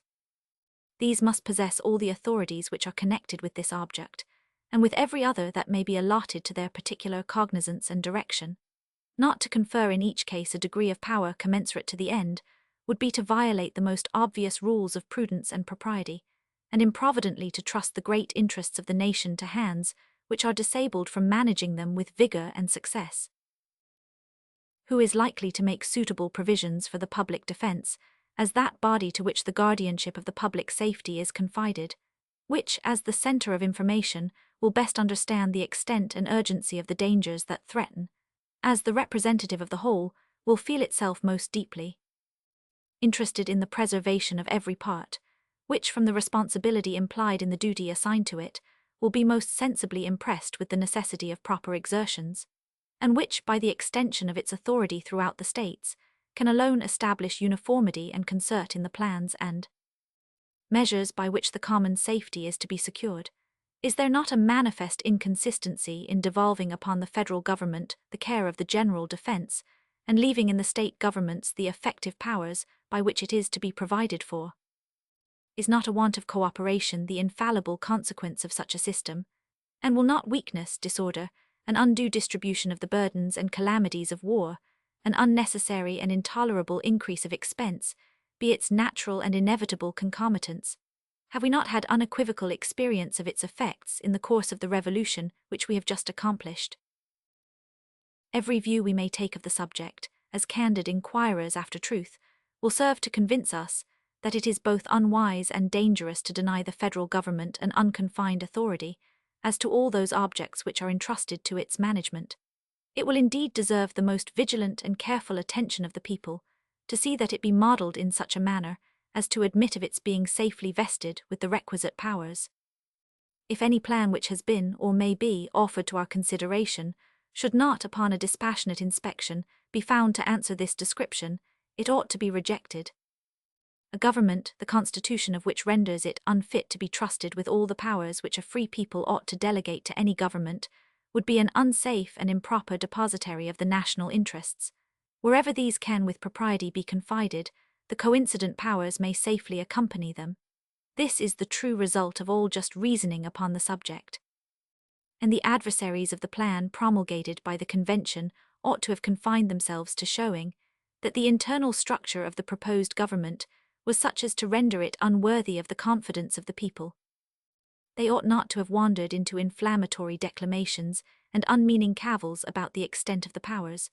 The powers are not too extensive for the objects of federal administration, or, in other words, for the management of our national interests, nor can any satisfactory argument be framed to show that they are chargeable with such an excess. If it be true, as has been insinuated by some of the writers on the other side, that the difficulty arises from the nature of the thing, and that the extent of the country will not permit us to form a government in which such ample powers can safely be reposed, it would prove that we ought to contract our views, and resort to the expedient of separate confederacies, which will move within more practicable spheres, for the absurdity must continually stare us in the face of confiding to a government the direction of the most essential national interests, without daring to trust it to the authorities which are indispensable to their proper and efficient management. Let us not attempt to reconcile contradictions, but firmly embrace a rational alternative. I trust, however, that the impracticability of one general system cannot be shown. I am greatly mistaken if anything of weight has yet been advanced of this tendency, and I flatter myself that the observations which have been made in the course of these papers have served to place the reverse of that position in as clear a light as any matter still in the womb of time and experience can be susceptible of. This, at all events, must be evident, that the very difficulty itself, drawn from the extent of the country, is the strongest argument in favour of an energetic government, for any other can certainly never preserve the union of so large an empire. If we embrace the tenets of those who oppose the adoption of the proposed constitution as the standard of our political creed, we cannot fail to verify the gloomy doctrines which predict the impracticability of a national system pervading entire limits of the present confederacy. Publius, Federalist No. 24, the powers necessary to the common defense further considered. For the Independent Journal, Wednesday, December 19, 1787. Hamilton. To the people of the state of New York. To the powers proposed to be conferred upon the federal government, in respect to the creation and direction of the national forces, I have met with but one specific objection, which, if I understand it right, is this, that proper provision has not been made against the existence of standing armies in time of peace. An objection which, I shall now endeavour to show, rests on weak and unsubstantial foundations. It has indeed been brought forward in the most vague and general form, supported only by bold assertions, without the appearance of argument, without even the sanction of theoretical opinions, in contradiction to the practice of other free nations, and to the general sense of America, as expressed in most of the existing constitutions. The propriety of this remark will appear, the moment it is recollected that the objection under consideration turns upon a supposed necessity of restraining the legislative authority of the nation in the article of military establishments, a principle unheard of, except in one or two of our state constitutions, and rejected in all the rest.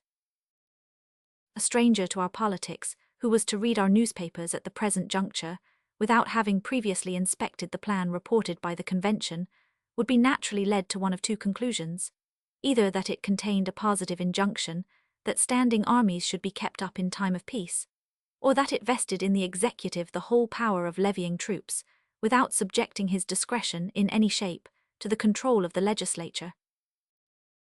If he came afterwards to peruse the plan itself, he would be surprised to discover that neither the one nor the other was the case, that the whole power of raising armies was lodged in the legislature, not in the executive, that this legislature was to be a popular body consisting of the representatives of the people periodically elected, and that instead of the provision he had supposed in favor of standing armies, there was to be found, in respect to this object, an important qualification even of the legislative discretion, in that clause which forbids the appropriation of money for the support of an army for any longer period than 2 years, a precaution which, upon a nearer view of it, will appear to be a great and real security against the keeping up of troops without evident necessity.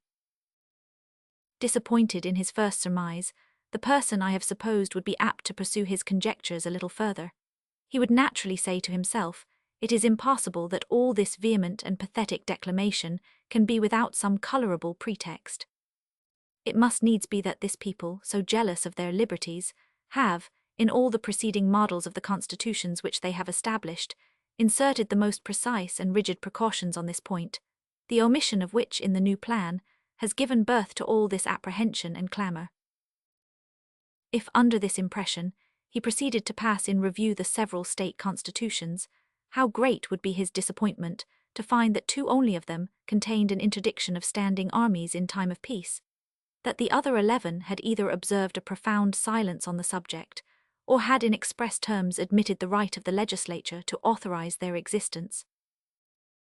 Still, however, he would be persuaded that there must be some plausible foundation for the cry raised on this head.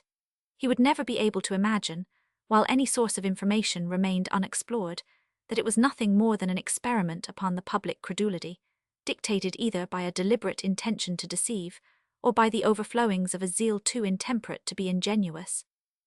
It would probably occur to him that he would be likely to find the precautions he was in search of in the primitive compact between the states. Here, at length, he would expect to meet with a solution of the enigma. No doubt, he would observe to himself, the existing confederation must contain the most explicit provisions against military establishments in time of peace, and a departure from this model, in a favourite point, has occasioned the discontent which appears to influence these political champions. If he should now apply himself to a careful and critical survey of the Articles of Confederation, his astonishment would not only be increased, but would acquire a mixture of indignation at the unexpected discovery that these articles, instead of containing the prohibition he looked for, and though they had, with jealous circumspection, restricted the authority of the state legislatures in this particular, had not imposed a single restraint on that of the United States. If he happened to be a man of quick sensibility, or ardent temper, he could now no longer refrain from regarding these clamours as the dishonest artifices of a sinister and unprincipled opposition to a plan which ought at least to receive a fair and candid examination from all sincere lovers of their country. How else, he would say, could the authors of them have been tempted to vent such loud censures upon that plan, about a point in which it seems to have conformed itself to the general sense of America as declared in its different forms of government, and in which it has even superadded a new and powerful guard unknown to any of them? If, on the contrary, he happened to be a man of calm and dispassionate feelings, he would indulge a sigh for the frailty of human nature, and would lament that in a matter so interesting to the happiness of millions, the true merits of the question should be perplexed and entangled by expedients so unfriendly to an impartial and right determination. Even such a man could hardly forbear remarking that a conduct of this kind has too much the appearance of an intention to mislead the people by alarming their passions, rather than to convince them by arguments addressed to their understandings. But however little this objection may be countenanced, even by precedents among ourselves, it may be satisfactory to take a nearer view of its intrinsic merits. From a close examination, it will appear that restraints upon the discretion of the legislature in respect to military establishments in time of peace would be improper to be imposed, and if imposed from the necessities of society, would be unlikely to be observed. Though a wide ocean separates the United States from Europe, yet there are various considerations that warn us against an excess of confidence or security. On one side of us, and stretching far into our rear, are growing settlements subject to the dominion of Britain. On the other side, and extending to meet the British settlements, are colonies and establishments subject to the dominion of Spain. This situation and the vicinity of the West India Islands, belonging to these two powers, create between them, in respect to their American possessions and in relation to us, a common interest.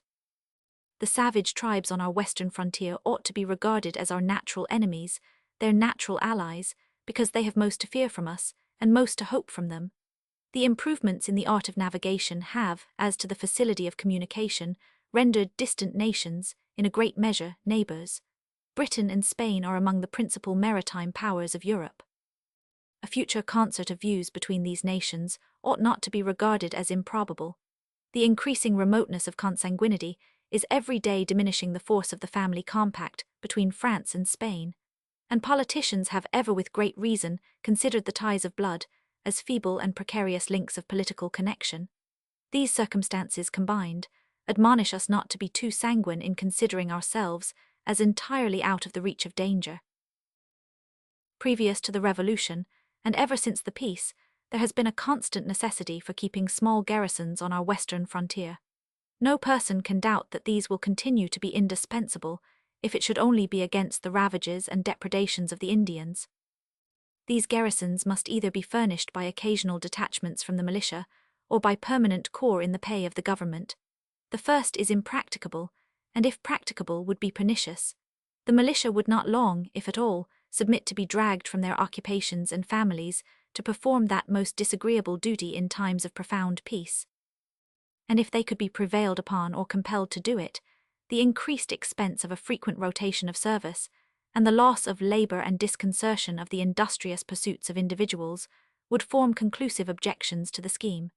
It would be as burdensome and injurious to the public as ruinous to private citizens. The latter resource of permanent corps in the pay of the government amounts to a standing army in time of peace, a small one indeed, but not the less real for being small. Here is a simple view of the subject that shows us at once the impropriety of a constitutional interdiction of such establishments, and the necessity of leaving the matter to the discretion and prudence of the legislature. In proportion to our increase in strength, it is probable, nay, it may be said certain, that Britain and Spain would augment their military establishments in our neighbourhood. If we should not be willing to be exposed, in a naked and defenceless condition, to their insults and encroachments, we should find it expedient to increase our frontier garrisons in some ratio to the force by which our western settlements might be annoyed. There are, and will be, particular posts, the possession of which will include the command of large districts of territory and facilitate future invasions of the remainder. It may be added that some of those posts will be keys to the trade with the Indian nations. Can any man think it would be wise to leave such posts in a situation to be at any instant seized by one or the other of two neighboring and formidable powers? To act this part would be to desert all the usual maxims of prudence and policy. If we mean to be a commercial people, or even to be secure on our Atlantic side, we must endeavor as soon as possible to have a navy. To this purpose there must be dockyards and arsenals, and for the defense of these, fortifications and probably garrisons. When a nation has become so powerful by sea that it can protect its dockyards by its fleets, this supersedes the necessity of garrisons for that purpose. But where naval establishments are in their infancy, moderate garrisons will, in all likelihood, be found an indispensable security against descents for the destruction of the arsenals and dockyards, and sometimes of the fleet itself. Publius 1. This statement of the matter is taken from the printed collection of state constitutions. Pennsylvania and North Carolina are the two which contain the interdiction in these words. As standing armies in time of peace are dangerous to liberty, they ought not to be kept up. This is, in truth, rather a caution than a prohibition. New Hampshire, Massachusetts, Delaware, and Maryland have, in each of their Bills of Rights, a clause to this effect. Standing armies are dangerous to liberty, and ought not to be raised or kept up without the consent of the legislature, which is a formal admission of the authority of the legislature. New York has no Bills of Rights, and her constitution says not a word about the matter. No Bills of Rights appear annexed to the constitutions of the other states, except the foregoing, and their constitutions are equally silent. I am told, however, that one or two states have Bills of Rights which do not appear in this collection, but that those also recognize the right of the legislative authority in this respect. Federalist No. 25. The same subject continued the powers necessary to the common defense further considered. From the New York Packet, Friday, December 21, 1787. Hamilton. To the people of the state of New York. It may perhaps be urged that the objects enumerated in the preceding number ought to be provided for by the state governments, under the direction of the Union. But this would be, in reality, an inversion of the primary principle of our political association, as it would in practice transfer the care of the common defense from the federal head to the individual members, a project oppressive to some states, dangerous to all, and baneful to the Confederacy. The territories of Britain, Spain, and of the Indian nations in our neighborhood do not border on particular states, but encircle the Union from Maine to Georgia. The danger, though in different degrees, is therefore common, and the means of guarding against it ought, in like manner, to be the objects of common councils and of a common treasury. It happens that some states, from local situation, are more directly exposed. New York is of this class. Upon the plan of separate provisions, New York would have to sustain the whole weight of the establishments requisite to her immediate safety, and to the mediate or ultimate protection of her neighbors. This would neither be equitable, as it respected New York, nor safe, as it respected the other states. Various inconveniences would attend such a system. The states, to whose lot it might fall to support the necessary establishments, would be as little able as willing, for a considerable time to come, to bear the burden of competent provisions. The security of all would thus be subjected to the parsimony, improvidence, or inability of a part. If the resources of such part becoming more abundant and extensive, its provisions should be proportionally enlarged, the other states would quickly take the alarm at seeing the whole military force of the Union in the hands of 2 or 3 of its members, and those probably amongst the most powerful. They would each choose to have some counterpoise, and pretenses could easily be contrived. In this situation, military establishments, nourished by mutual jealousy, would be apt to swell beyond their natural or proper size, and being at the separate disposal of the members, they would be engines for the abridgment or demolition of the national authority. Reasons have been already given to induce a supposition that the state governments will too naturally be prone to a rivalship with that of the Union, the foundation of which will be the love of power, and that in any contest between the federal head and one of its members, the people will be most apt to unite with their local government. If in addition to this immense advantage, the ambition of the members should be stimulated by the separate and independent possession of military forces, It would afford too strong a temptation and too great a facility to them to make enterprises upon, and finally to subvert, the constitutional authority of the Union. On the other hand, the liberty of the people would be less safe in this state of things than in that which left the national forces in the hands of the national government. As far as an army may be considered as a dangerous weapon of power, it had better be in those hands of which the people are most likely to be jealous than in those of which they are least likely to be jealous. For it is a truth, which the experience of ages has attested, that the people are always most in danger when the means of injuring their rights are in the possession of those of whom they entertain the least suspicion. The framers of the existing confederation, fully aware of the danger to the Union from the separate possession of military forces by the states, have, in express terms, prohibited them from having either ships or troops, unless with the consent of Congress. The truth is that the existence of a federal government and military establishments under state authority are not less at variance with each other than a due supply of the federal treasury and the system of quotas and requisitions. There are other lights besides those already taken notice of, in which the impropriety of restraints on the discretion of the national legislature will be equally manifest.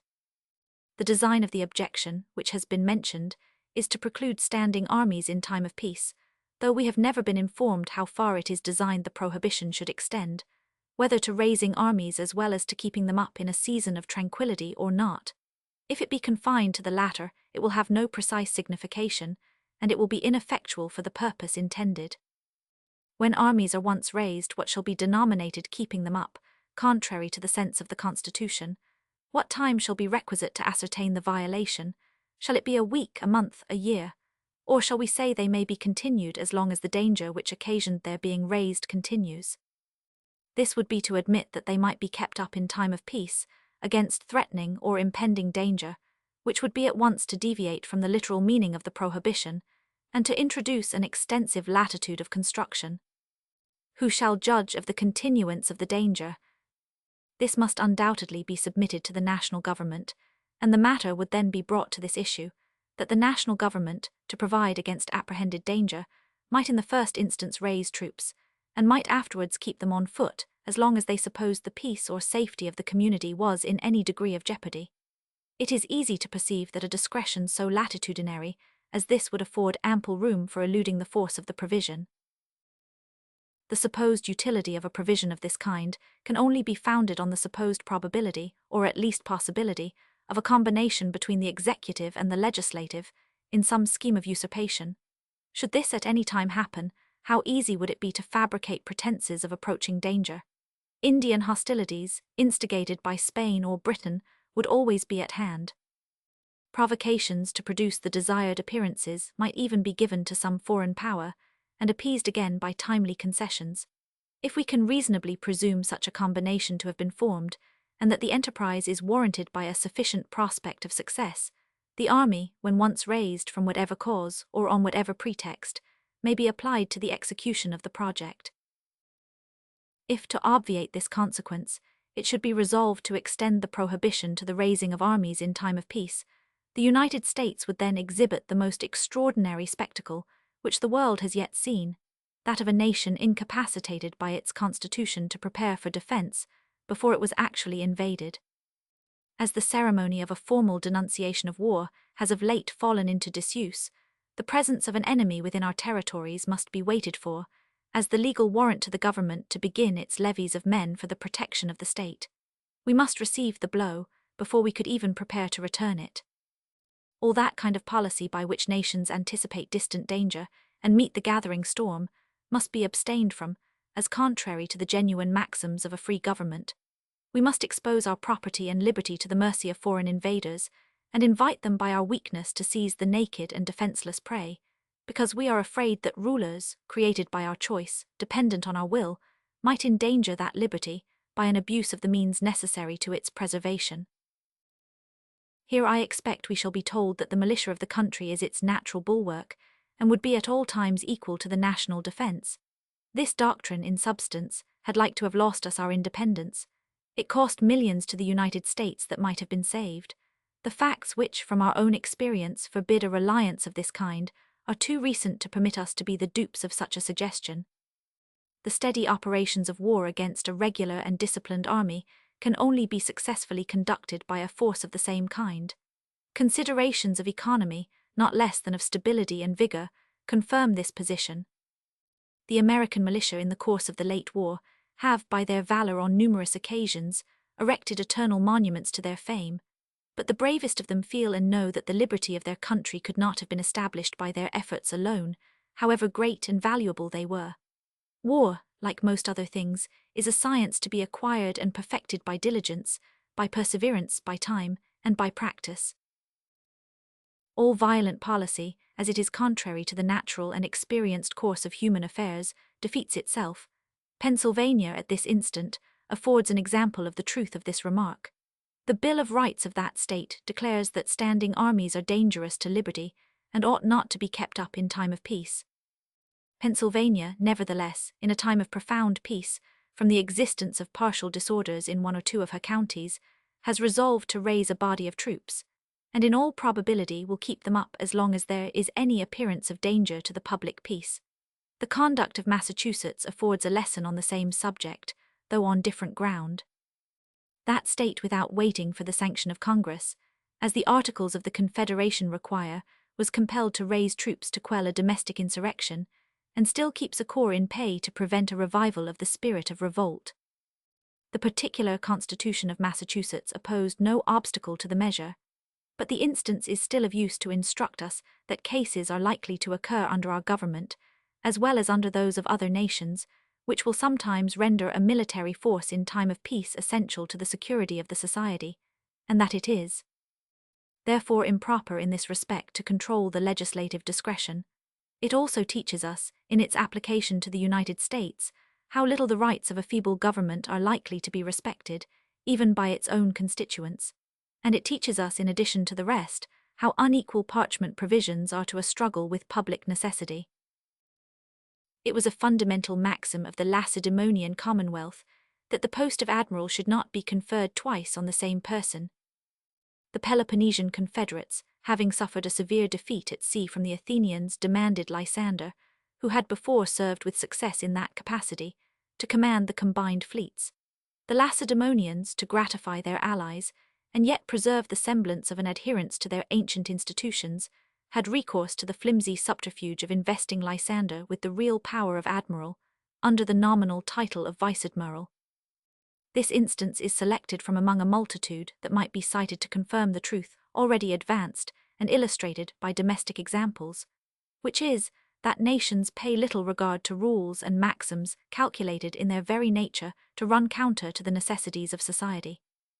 Wise politicians will be cautious about fettering the government with restrictions that cannot be observed, because they know that every breach of the fundamental laws, though dictated by necessity, impairs that sacred reverence which ought to be maintained in the breast of rulers towards the constitution of a country, and forms a precedent for other breaches where the same plea of necessity does not exist at all, or is less urgent and palpable. Publius. Federalist No. 26. The idea of restraining the legislative authority in regard to the common defense considered. For the Independent Journal, Saturday, December 22, 1788. Hamilton. To the people of the state of New York. It was a thing hardly to be expected that in a popular revolution the minds of men should stop at that happy mean, which marks the salutary boundary between power and privilege, and combines the energy of government with the security of private rights. A failure in this delicate and important point is the great source of the inconveniences we experience, and if we are not cautious to avoid a repetition of the error, in our future attempts to rectify and ameliorate our system, we may travel from one chimerical project to another. We may try change after change, but we shall never be likely to make any material change for the better. The idea of restraining the legislative authority in the means of providing for the national defense is one of those refinements which owe their origin to a zeal for liberty more ardent than enlightened. We have seen, however, that it has not had thus far an extensive prevalency, that even in this country where it made its first appearance, Pennsylvania and North Carolina are the only two states by which it has been in any degree patronized, and that all the others have refused to give it the least countenance. wisely judging that confidence must be placed somewhere, that the necessity of doing it is implied in the very act of delegating power, and that it is better to hazard the abuse of that confidence than to embarrass the government and endanger the public safety by impolitic restrictions on the legislative authority.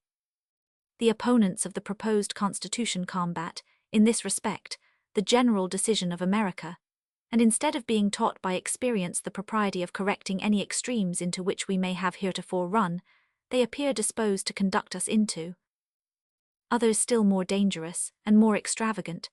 As if the tone of government had been found too high or too rigid, the doctrines they teach are calculated to induce us to depress or to relax it by expedients which, upon other occasions, have been condemned or forborne.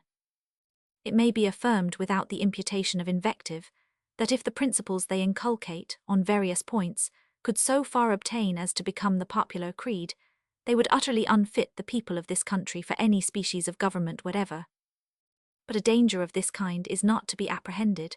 The citizens of America have too much discernment to be argued into anarchy, and I am much mistaken if experience has not wrought a deep and solemn conviction in the public mind that greater energy of government is essential to the welfare and prosperity of the community. It may not be amiss in this place concisely to remark the origin and progress of the idea, which aims at the exclusion of military establishments in time of peace.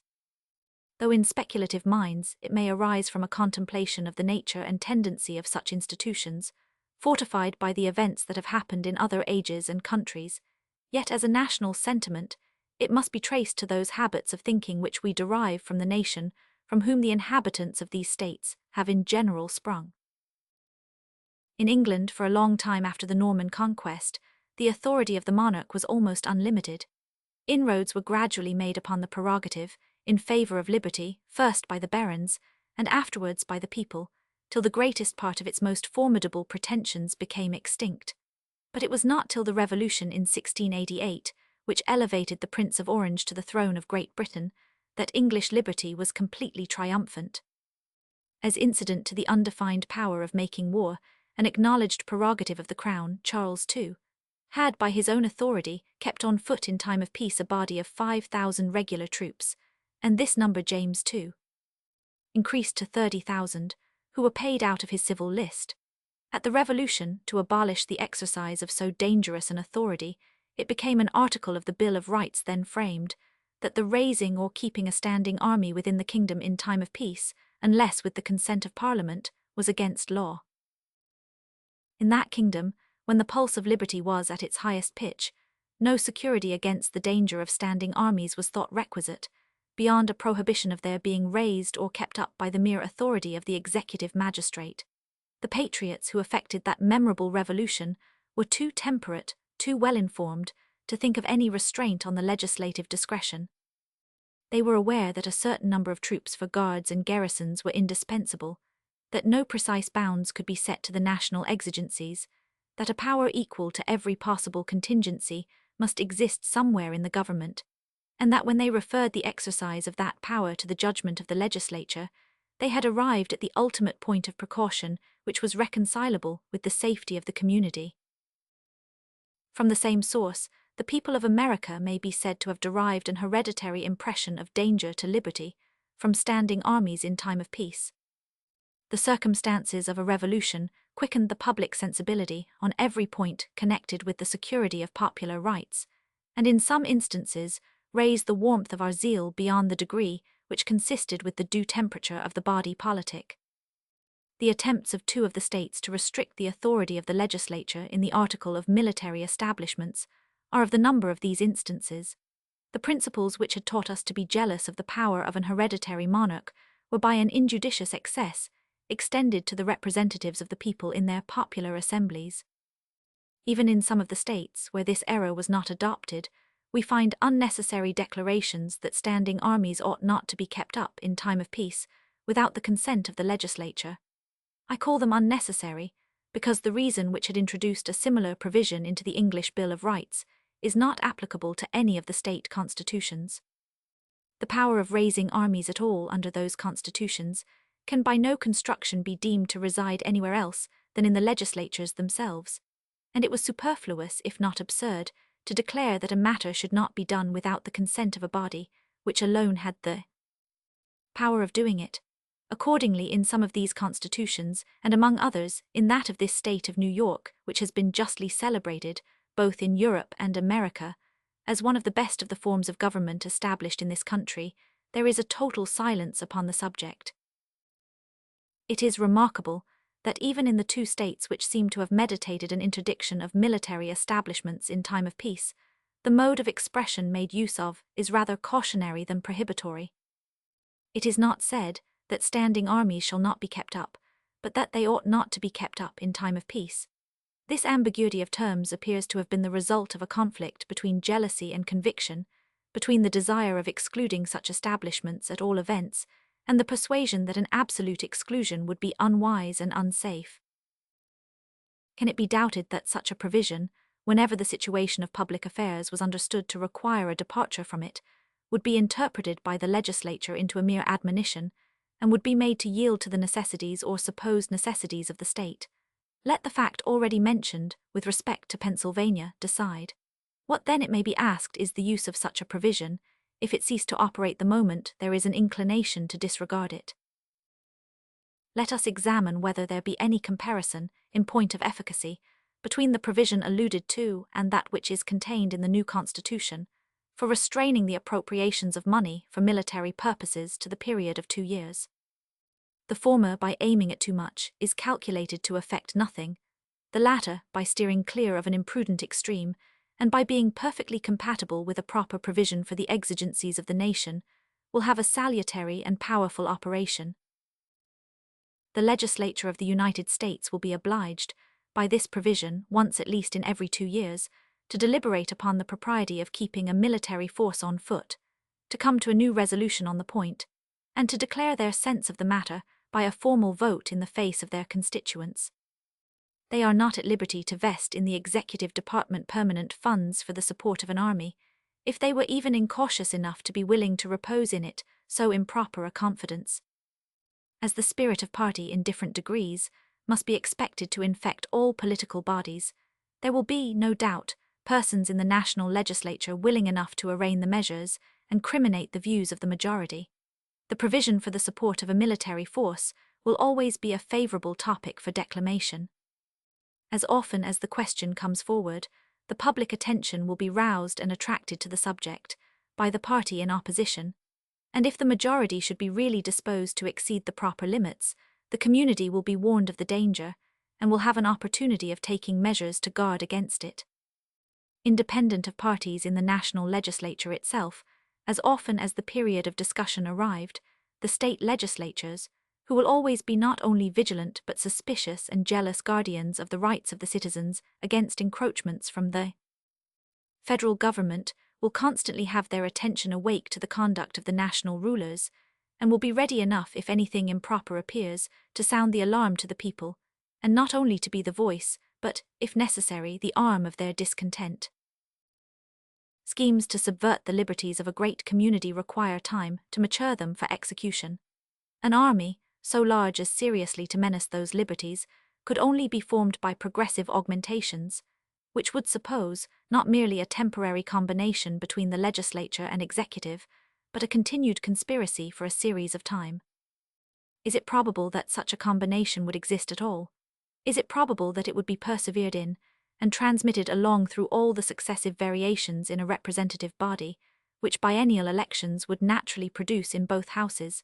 Is it presumable that every man, the instant he took his seat in the National Senate or House of Representatives, would commence a traitor to his constituents and to his country? Can it be supposed that there would not be found one man, discerning enough to detect so atrocious a conspiracy, or bold or honest enough to apprise his constituents of their danger? If such presumptions can fairly be made, there ought at once to be an end of all delegated authority. The people should resolve to recall all the powers they have heretofore parted with out of their own hands, and to divide themselves into as many states as there are counties, in order that they may be able to manage their own concerns in person. If such suppositions could even be reasonably made, still the concealment of the design, for any duration, would be impracticable. It would be announced, by the very circumstance of augmenting the army to so great an extent in time of profound peace. What colourable reason could be assigned, in a country so situated, for such vast augmentations of the military force? It is impossible that the people could be long deceived, and the destruction of the project and of the projectors would quickly follow the discovery. It has been said that the provision which limits the appropriation of money for the support of an army to the period of 2 years would be unavailing, because the executive, when once possessed of a force large enough to awe the people into submission, would find resources in that very force sufficient to enable him to dispense with supplies from the acts of the legislature. But the question again recurs, upon what pretence could he be put in possession of a force of that magnitude in time of peace? If we suppose it to have been created in consequence of some domestic insurrection or foreign war, then it becomes a case not within the principles of the objection, for this is levelled against the power of keeping up troops in time of peace. Few persons will be so visionary as seriously to contend that military forces ought not to be raised to quell a rebellion or resist an invasion, and if the defence of the community under such circumstances should make it necessary to have an army so numerous as to hazard its liberty, this is one of those calamities for which there is neither preventative nor cure. It cannot be provided against by any possible form of government. It might even result from a simple league offensive and defensive, if it should ever be necessary for the Confederates or Allies to form an army for common defence. But it is an evil infinitely less likely to attend us in a united than in a disunited state. Nay, it may be safely asserted that it is an evil altogether unlikely to attend us in the latter situation. It is not easy to conceive a possibility that dangers so formidable can assail the whole Union, as to demand a force considerable enough to place our liberties in the least jeopardy, especially if we take into our view the aid to be derived from the militia, which ought always to be counted upon as a valuable and powerful auxiliary. But in a state of disunion, as has been fully shown in another place, the contrary of this supposition would become not only probable, but almost unavoidable. Publius, Federalist No. 27, the same subject continued the idea of restraining the legislative authority in regard to the common defence considered. From the New York Packet, Tuesday, December 25, 1787. Hamilton. To the people of the state of New York. It has been urged in different shapes that a constitution of the kind proposed by the Convention cannot operate without the aid of a military force to execute its laws. This, however, like most other things that have been alleged on that side, rests on mere general assertion, unsupported by any precise or intelligible designation of the reasons upon which it is founded. As far as I have been able to divine the latent meaning of the objectors, it seems to originate in a presupposition that the people will be disinclined to the exercise of federal authority in any matter of an internal nature. Waiving any exception that might be taken to the inaccuracy or inexplicitness of the distinction between internal and external, let us inquire what ground there is to presuppose that disinclination in the people. Unless we presume at the same time that the powers of the general government will be worse administered than those of the state government, there seems to be no room for the presumption of ill will, disaffection, or opposition in the people. I believe it may be laid down as a general rule that their confidence in and obedience to a government will commonly be proportioned to the goodness or badness of its administration. It must be admitted that there are exceptions to this rule, but these exceptions depend so entirely on accidental causes that they cannot be considered as having any relation to the intrinsic merits or demerits of a constitution. These can only be judged of by general principles and maxims.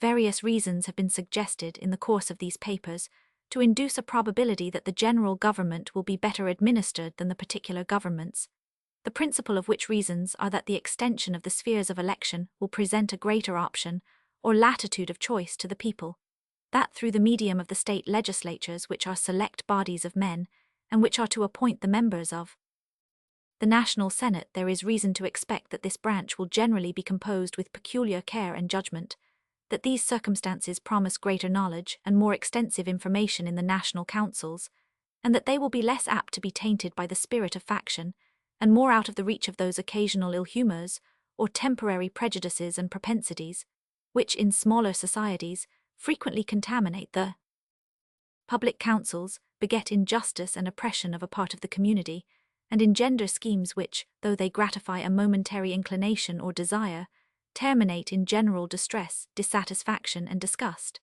Several additional reasons of considerable force to fortify that probability will occur when we come to survey, with a more critical eye, the interior structure of the edifice which we are invited to erect. It will be sufficient here to remark that until satisfactory reasons can be assigned to justify an opinion, that the federal government is likely to be administered in such a manner as to render it odious or contemptible to the people, there can be no reasonable foundation for the supposition that the laws of the Union will meet with any greater obstruction from them, or will stand in need of any other methods to enforce their execution than the laws of the particular members. The hope of impunity is a strong incitement to sedition, the dread of punishment a proportionably strong discouragement to it. Will not the government of the Union, which, if possessed of a due degree of power, can call to its aid the collective resources of the whole Confederacy, be more likely to repress the former sentiment and to inspire the latter than that of a single state, which can only command the resources within itself? A turbulent faction in a state may easily suppose itself able to contend with the friends to the government in that state, but it can hardly be so infatuated as to imagine itself a match for the combined efforts of the Union. If this reflection be just, there is less danger of resistance from irregular combinations of individuals to the authority of the Confederacy than to that of a single member.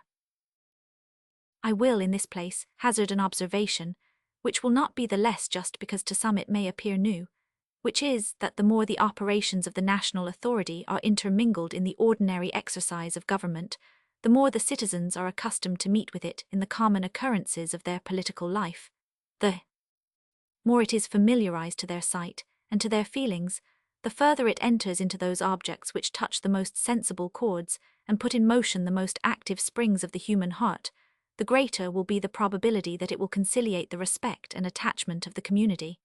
Man is very much a creature of habit. A thing that rarely strikes his senses will generally have but little influence upon his mind. A government continually at a distance and out of sight can hardly be expected to interest the sensations of the people.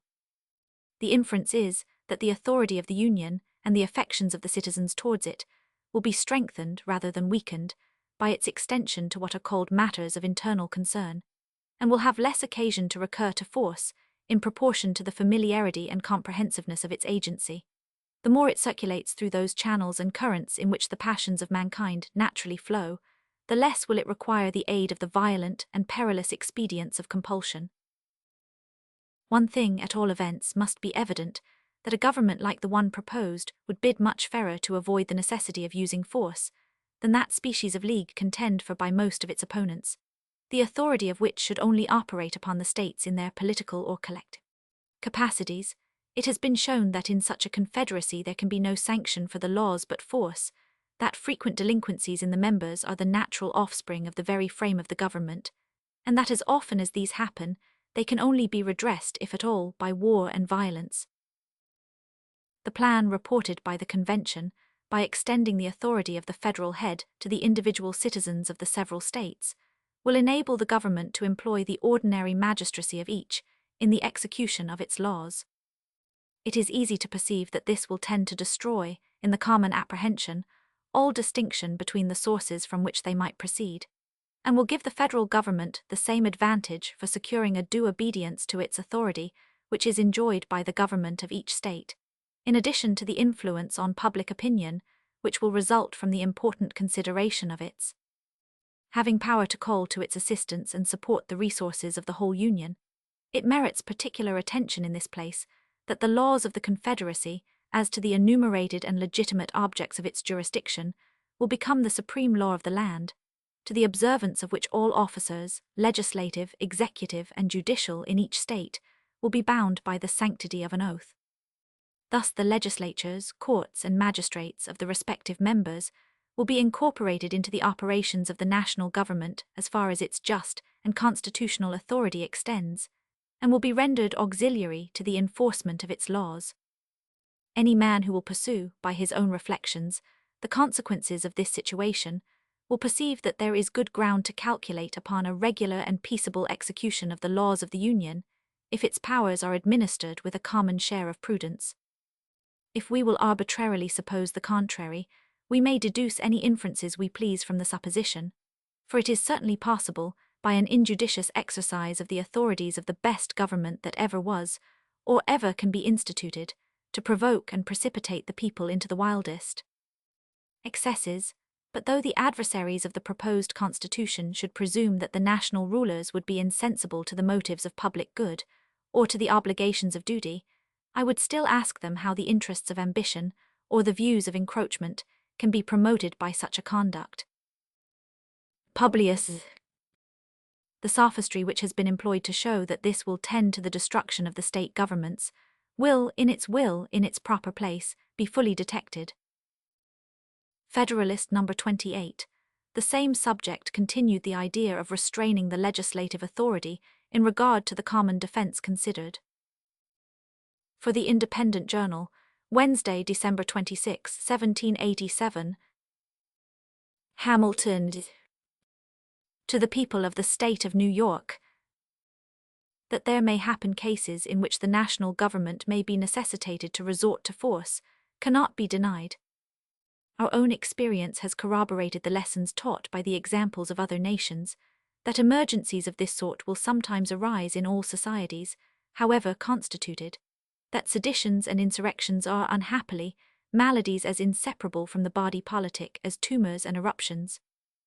From the natural body, that the idea of governing at all times by the simple force of law which we have been told is the only admissible principle of republican government, has no place but in the reveries of those political doctors whose sagacity disdains the admonitions of experimental instruction. Should such emergencies at any time happen under the national government, there could be no remedy but force. The means to be employed must be proportioned to the extent of the mischief. If it should be a slight commotion in a small part of a state, the militia of the residue would be adequate to its suppression, and the national presumption is that they would be ready to do their duty. An insurrection, whatever may be its immediate cause, eventually endangers all government. Regard to the public peace, if not to the rights of the Union, would engage the citizens to whom the contagion had not communicated itself to oppose the insurgents, and if the general government should be found in practice conducive to the prosperity and felicity of the people, it were irrational to believe that they would be disinclined to its support. If, on the contrary, the insurrection should pervade a whole state, or a principal part of it, the employment of a different kind of force might become unavoidable. It appears that Massachusetts found it necessary to raise troops for repressing the disorders within that state, that Pennsylvania, from the mere apprehension of commotions among a part of her citizens, has thought proper to have recourse to the same measure. Suppose the state of New York had been inclined to re-establish her lost jurisdiction over the inhabitants of Vermont, could she have hoped for success in such an enterprise from the efforts of the militia alone?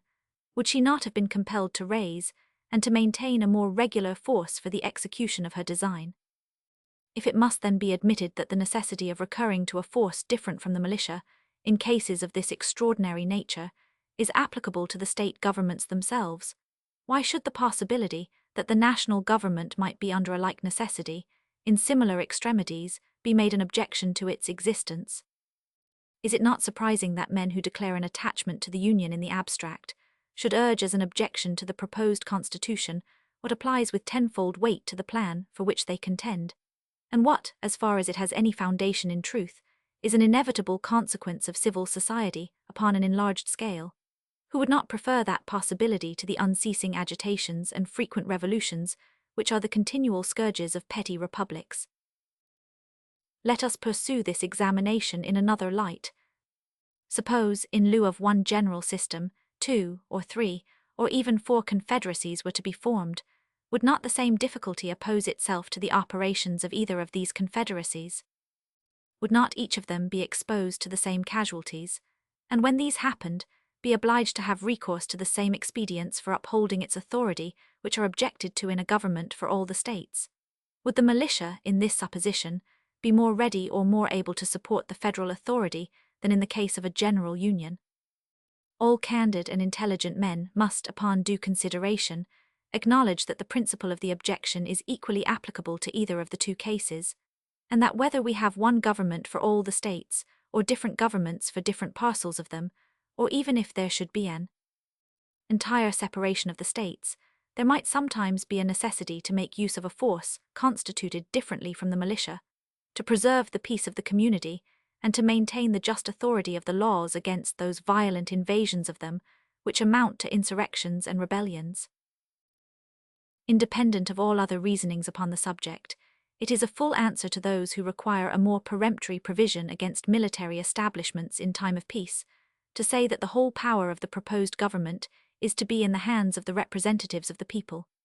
This is the essential, and after all, only efficacious security for the rights and privileges of the people, which is attainable in civil society. If the representatives of the people betray their constituents, there is then no resource left but in the exertion of that original right of self-defense which is paramount to all positive forms of government, and which against the usurpations of the national rulers may be exerted with infinitely better prospect of success than against those of the rulers of an individual state. In a single state, if the persons entrusted with supreme power become usurpers, the different parcels, subdivisions, or districts of which it consists, having no distinct government in each, can take no regular measures for defense. The citizens must rush tumultuously to arms, without concert, without system, without resource, except in their courage and despair. The usurpers, clothed with the forms of legal authority, can too often crush the opposition in embryo. The smaller the extent of the territory, the more difficult will it be for the people to form a regular or systematic plan of opposition, and the more easy will it be to defeat their early efforts. Intelligence can be more speedily obtained of their preparations and movements, and the military force in the possession of the usurpers can be more rapidly directed against the part where the opposition has begun. In this situation, there must be a peculiar coincidence of circumstances to ensure success to the popular resistance. The obstacles to usurpation and the facilities of resistance increase with the increased extent of the state, provided the citizens understand their rights and are disposed to defend them. The natural strength of the people in a large community, in proportion to the artificial strength of the government, is greater than in a small, and of course more competent to a struggle with the attempts of the government to establish a tyranny. But in a confederacy, the people, without exaggeration, may be said to be entirely the masters of their own fate. Power being almost always the rival of power, the general government will at all times stand ready to check the usurpations of the state governments, and these will have the same disposition towards the general government. The people, by throwing themselves into either scale, will infallibly make it preponderate. If their rights are invaded by either, they can make use of the other as the instrument of redress. How wise will it be in them, by cherishing the union, to preserve to themselves an advantage which can never be too highly prized. It may safely be received as an axiom in our political system that the state governments will, in all possible contingencies, afford complete security against invasions of the public liberty by the national authority. Projects of usurpation cannot be masked under pretenses so likely to escape the penetration of select bodies of men as of the people at large. The legislatures will have better means of information. They can discover the danger at a distance, and possessing all the organs of civil power and the confidence of the people, they can at once adopt a regular plan of opposition in which they can combine all the resources of the community. They can readily communicate with each other in the different states and unite their common forces for the protection of their common liberty. The great extent of the country is a further security. We have already experienced its utility against the attacks of a foreign power, and it would have precisely the same effect against the enterprises of ambitious rulers in the national councils. If the federal army should be able to quell the resistance of one state, the distant states would have it in their power to make head with fresh forces. The advantages obtained in one place must be abandoned to subdue the opposition in others, and the moment the part which had been reduced to submission was left to itself, its efforts would be renewed, and its resistance revive. We should recollect that the extent of the military force must at all events be regulated by the resources of the country. For a long time to come, it will not be possible to maintain a large army, and as the means of doing this increase, the population and natural strength of the community will proportionably increase. When will the time arrive that the federal government can raise and maintain an army capable of erecting a despotism over the great body of the people of an immense empire, who are in a situation, through the medium of their state governments, to take measures for their own defense, with all the celerity, regularity, and system of independent nations. The apprehension may be considered as a disease, for which there can be found no cure in the resources of argument and reasoning. Publius. Its full efficacy will be examined hereafter. Federalist No. 29, concerning the militia.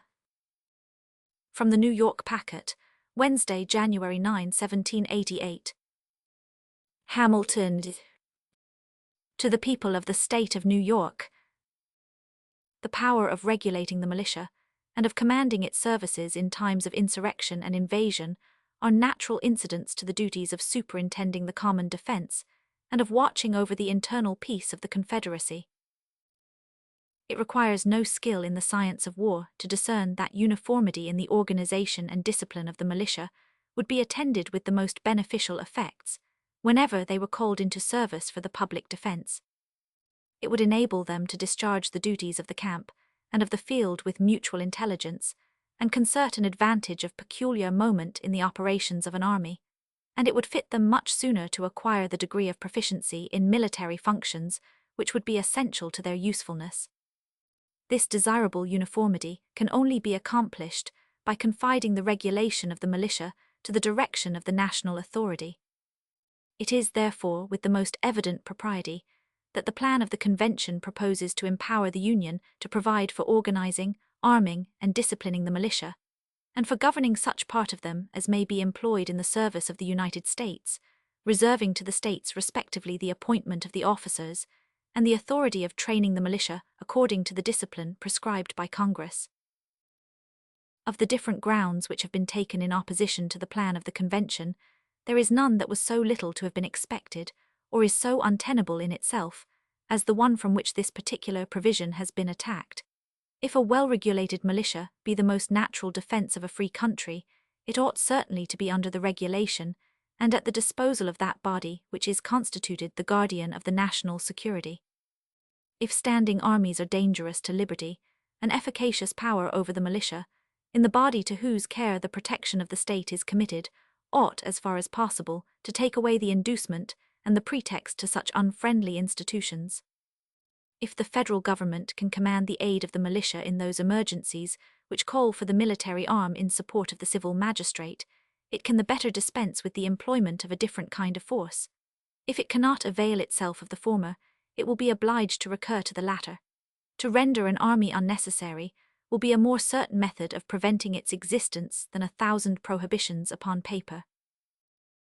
In order to cast an odium upon the power of calling forth the militia to execute the laws of the Union, it has been remarked that there is nowhere any provision in the proposed Constitution for calling out the posse comitatus to assist the magistrate in the execution of his duty, whence it has been inferred that military force was intended to be his only auxiliary. There is a striking incoherence in the objections which have appeared, and sometimes even from the same quarter, not much calculated to inspire a very favourable opinion of the sincerity or fair dealing of their authors. The same persons who tell us in one breath that the powers of the federal government will be despotic and unlimited, inform us in the next that it has not authority sufficient even to call out the posse comitatus. The latter, fortunately, is as much short of the truth as the former exceeds it. It would be as absurd to doubt that a right to pass all laws necessary and proper to execute its declared powers would include that of requiring the assistance of the citizens to the officers who may be entrusted with the execution of those laws, as it would be to believe that a right to enact laws necessary and proper for the imposition and collection of taxes would involve that of varying the rules of descent and of the alienation of landed property, or of abolishing the trial by jury in cases relating to it.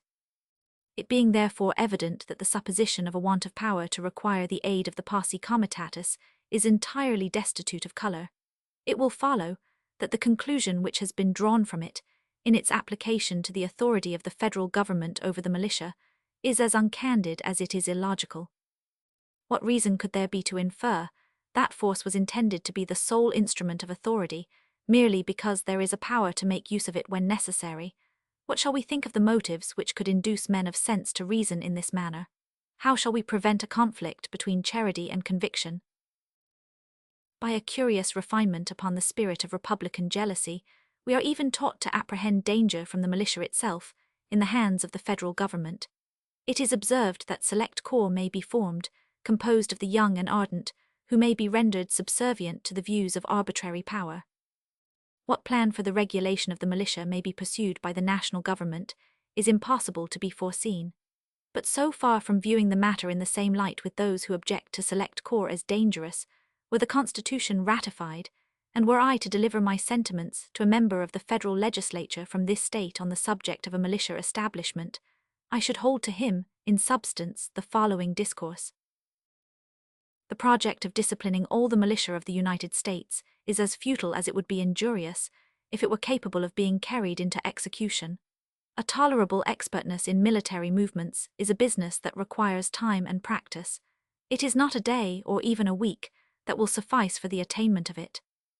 To oblige the great body of the yeomanry and of the other classes of the citizens to be under arms for the purpose of going through military exercises and evolutions, as often as might be necessary to acquire the degree of perfection which would entitle them to the character of a well-regulated militia, would be a real grievance to the people, and a serious public inconvenience and loss.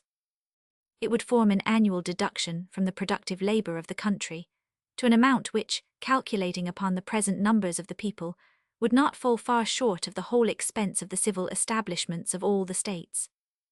To attempt a thing which would abridge the mass of labor and industry to so considerable an extent would be unwise, and the experiment, if made, could not succeed, because it would not long be endured. Little more can reasonably be aimed at, with respect to the people at large, than to have them properly armed and equipped, and in order to see that this be not neglected, it will be necessary to assemble them once or twice in the course of a year. But though the scheme of disciplining the whole nation must be abandoned as mischievous or impracticable, yet it is a matter of the utmost importance that a well-digested plan should, as soon as possible, be adopted for the proper establishment of the militia. The attention of the government ought particularly to be directed to the formation of a select corps of moderate extent, upon such principles as will really fit them for service in case of need. By thus circumscribing the plan, it will be possible to have an excellent body of well-trained militia, ready to take the field whenever the defense of the state shall require it. This will not only lessen the call for military establishments, but if circumstances should at any time oblige the government to form an army of any magnitude, that army can never be formidable to the liberties of the people, while there is a large body of citizens, little if at all inferior to them in discipline and the use of arms, who stand ready to defend their own rights and those of their fellow citizens. This appears to me the only substitute that can be devised for a standing army, and the best possible security against it, if it should exist. Thus, differently from the adversaries of the proposed Constitution, should I reason on the same subject, deducing arguments of safety from the very sources which they represent as fraught with danger and perdition. But how the national legislature may reason on the point is a thing which neither they nor I can foresee. There is something so far-fetched and so extravagant in the idea of danger to liberty from the militia, that one is at a loss whether to treat it with gravity or with raillery, whether to consider it as a mere trial of skill, like the paradoxes of rhetoricians, as a disingenuous artifice to instill prejudices at any price, or as the serious offspring of political fanaticism. Where in the name of common sense are our fears to end if we may not trust our sons, our brothers, our neighbours, our fellow citizens? What shadow of danger can there be from men who are daily mingling with the rest of their countrymen, and who participate with them in the same feelings, sentiments, habits, and interests? What reasonable cause of apprehension can be inferred from a power in the Union to prescribe regulations for the militia, and to command its services when necessary, while the particular states are to have the sole and exclusive appointment of the officers? If it were possible seriously to indulge a jealousy of the militia upon any conceivable establishment under the federal government, the circumstance of the officers being in the appointment of the states ought at once to extinguish it. There can be no doubt that this circumstance will always secure to them a preponderating influence over the militia. In reading many of the publications against the Constitution, a man is apt to imagine that he is perusing some ill-written tale or romance, which instead of natural and agreeable images, exhibits to the mind nothing but frightful and distorted shapes. gorgons, hydras, and chimeras dire, discoloring and disfiguring whatever it represents, and transforming everything it touches into a monster. A sample of this is to be observed in the exaggerated and improbable suggestions which have taken place respecting the power of calling for the services of the militia. That of New Hampshire is to be marched to Georgia, of Georgia to New Hampshire, of New York to Kentucky, and of Kentucky to Lake Champlain. Nay, the debts due to the French and Dutch are to be paid in militiamen instead of louis d'ors and ducats. At one moment there is to be a large army to lay prostrate the liberties of the people. At another moment the militia of Virginia are to be dragged from their homes 500 or 600 miles to tame the Republican contumacy of Massachusetts, and that of Massachusetts is to be transported an equal distance to subdue the refractory haughtiness of the aristocratic Virginians. Do the persons who rave at this rate imagine that their art or their eloquence can impose any conceits or absurdities upon the people of America for infallible truths? If there should be an army to be made use of as the engine of despotism, what need of the militia? If there should be no army, whither would the militia, irritated by being called upon to undertake a distant and hopeless expedition, for the purpose of riveting the chains of slavery upon a part of their countrymen, direct their course, but to the seat of the tyrants, who had meditated so foolish as well as so wicked a project, to crush them in their imagined entrenchments of power, and to make them an example of the just vengeance of an abused and incensed people? Is this the way in which usurpers stride to dominion over a numerous and enlightened nation? Do they begin by exciting the detestation of the very instruments of their intended usurpations? Do they usually commence their career by wanton and disgustful acts of power, calculated to answer no end, but to draw upon themselves universal hatred and execration? Are suppositions of this sort the sober admonitions of discerning patriots to a discerning people, or are they the inflammatory ravings of incendiaries or distempered enthusiasts? If we were even to suppose the national rulers actuated by the most ungovernable ambition, it is impossible to believe that they would employ such preposterous means to accomplish their designs. In times of insurrection or invasion, it would be natural and proper that the militia of a neighboring state should be marched into another, to resist a common enemy, or to guard the republic against the violence of faction or sedition. This was frequently the case, in respect to the first object in the course of the late war, and this mutual succor is, indeed, a principal end of our political association. If the power of affording it be placed under the direction of the Union, there will be no danger of a supine and listless inattention to the dangers of a neighbor, till its near approach had superadded the incitements of self-preservation to the too feeble impulses of duty and sympathy. Publius, Federalist No. 30, concerning the general power of taxation. From the New York Packet, Friday, December 28, 1787. Hamilton. To the people of the state of New York. It has been already observed that the federal government ought to possess the power of providing for the support of the national forces, in which proposition was intended to be included the expense of raising troops, of building and equipping fleets, and all other expenses in any wise connected with military arrangements and operations.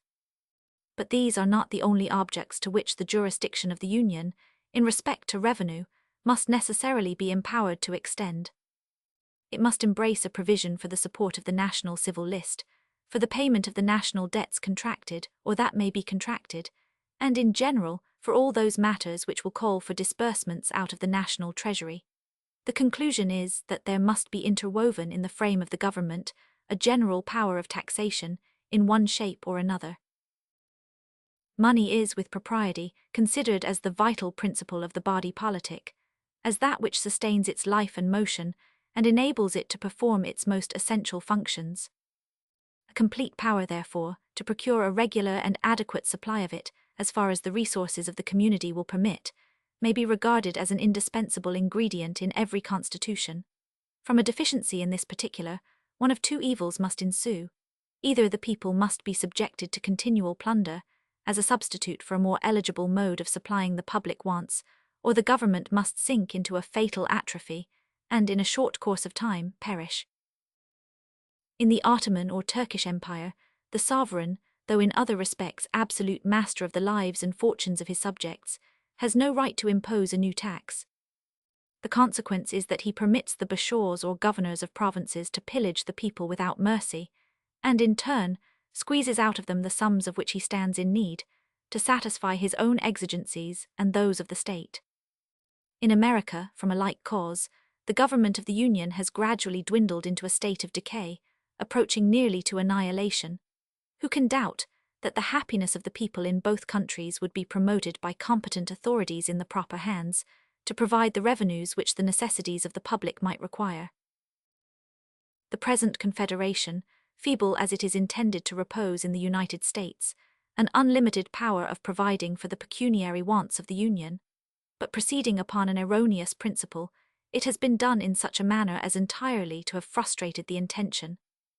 Congress, by the articles which compose that compact as has already been stated, are authorized to ascertain and call for any sums of money necessary, in their judgment, to the service of the United States, and their requisitions, if conformable to the rule of apportionment, are in every constitutional sense obligatory upon the states. These have no right to question the propriety of the demand, no discretion beyond that of devising the ways and means of furnishing the sums demanded. But though this be strictly and truly the case, though the assumption of such a right would be an infringement of the Articles of Union, though it may seldom or never have been avowedly claimed, yet in practice it has been constantly exercised, and would continue to be so, as long as the revenues of the Confederacy should remain dependent on the intermediate agency of its members. What the consequences of this system have been, is within the knowledge of every man the least conversant in our public affairs, and has been amply unfolded in different parts of these inquiries. It is this which has chiefly contributed to reduce us to a situation which affords ample cause both of mortification to ourselves and of triumph to our enemies. What remedy can there be for this situation, but in a change of the system which has produced it, in a change of the fallacious and delusive system of quotas and requisitions? What substitute can there be imagined for this ignis fatuus in finance, but that of permitting the national government to raise its own revenues by the ordinary methods of taxation authorized in every well-ordered constitution of civil government? Ingenious men may declaim with plausibility on any subject, but no human ingenuity can point out any other expedient to rescue us from the inconveniences and embarrassments naturally resulting from defective supplies of the public treasury. The more intelligent adversaries of the new Constitution admit the force of this reasoning, but they qualify their admission by a distinction between what they call internal and external taxation. The former they would reserve to the state governments, the latter, which they explain into commercial imposts, or rather duties on imported articles, they declare themselves willing to concede to the federal head.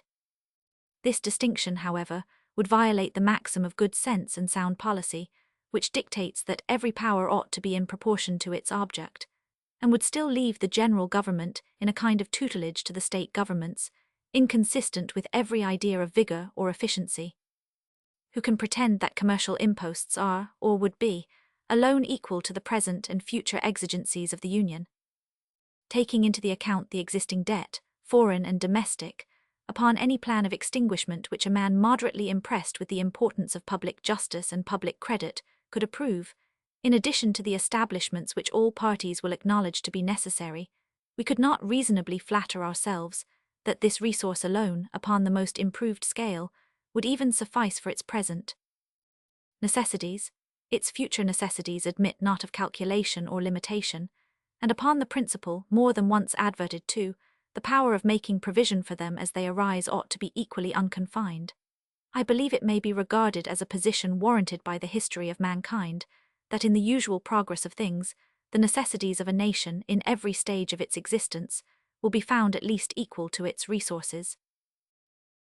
To say that deficiencies may be provided for by requisitions upon the states is on the one hand to acknowledge that this system cannot be depended upon, and on the other hand to depend upon it for everything beyond a certain limit.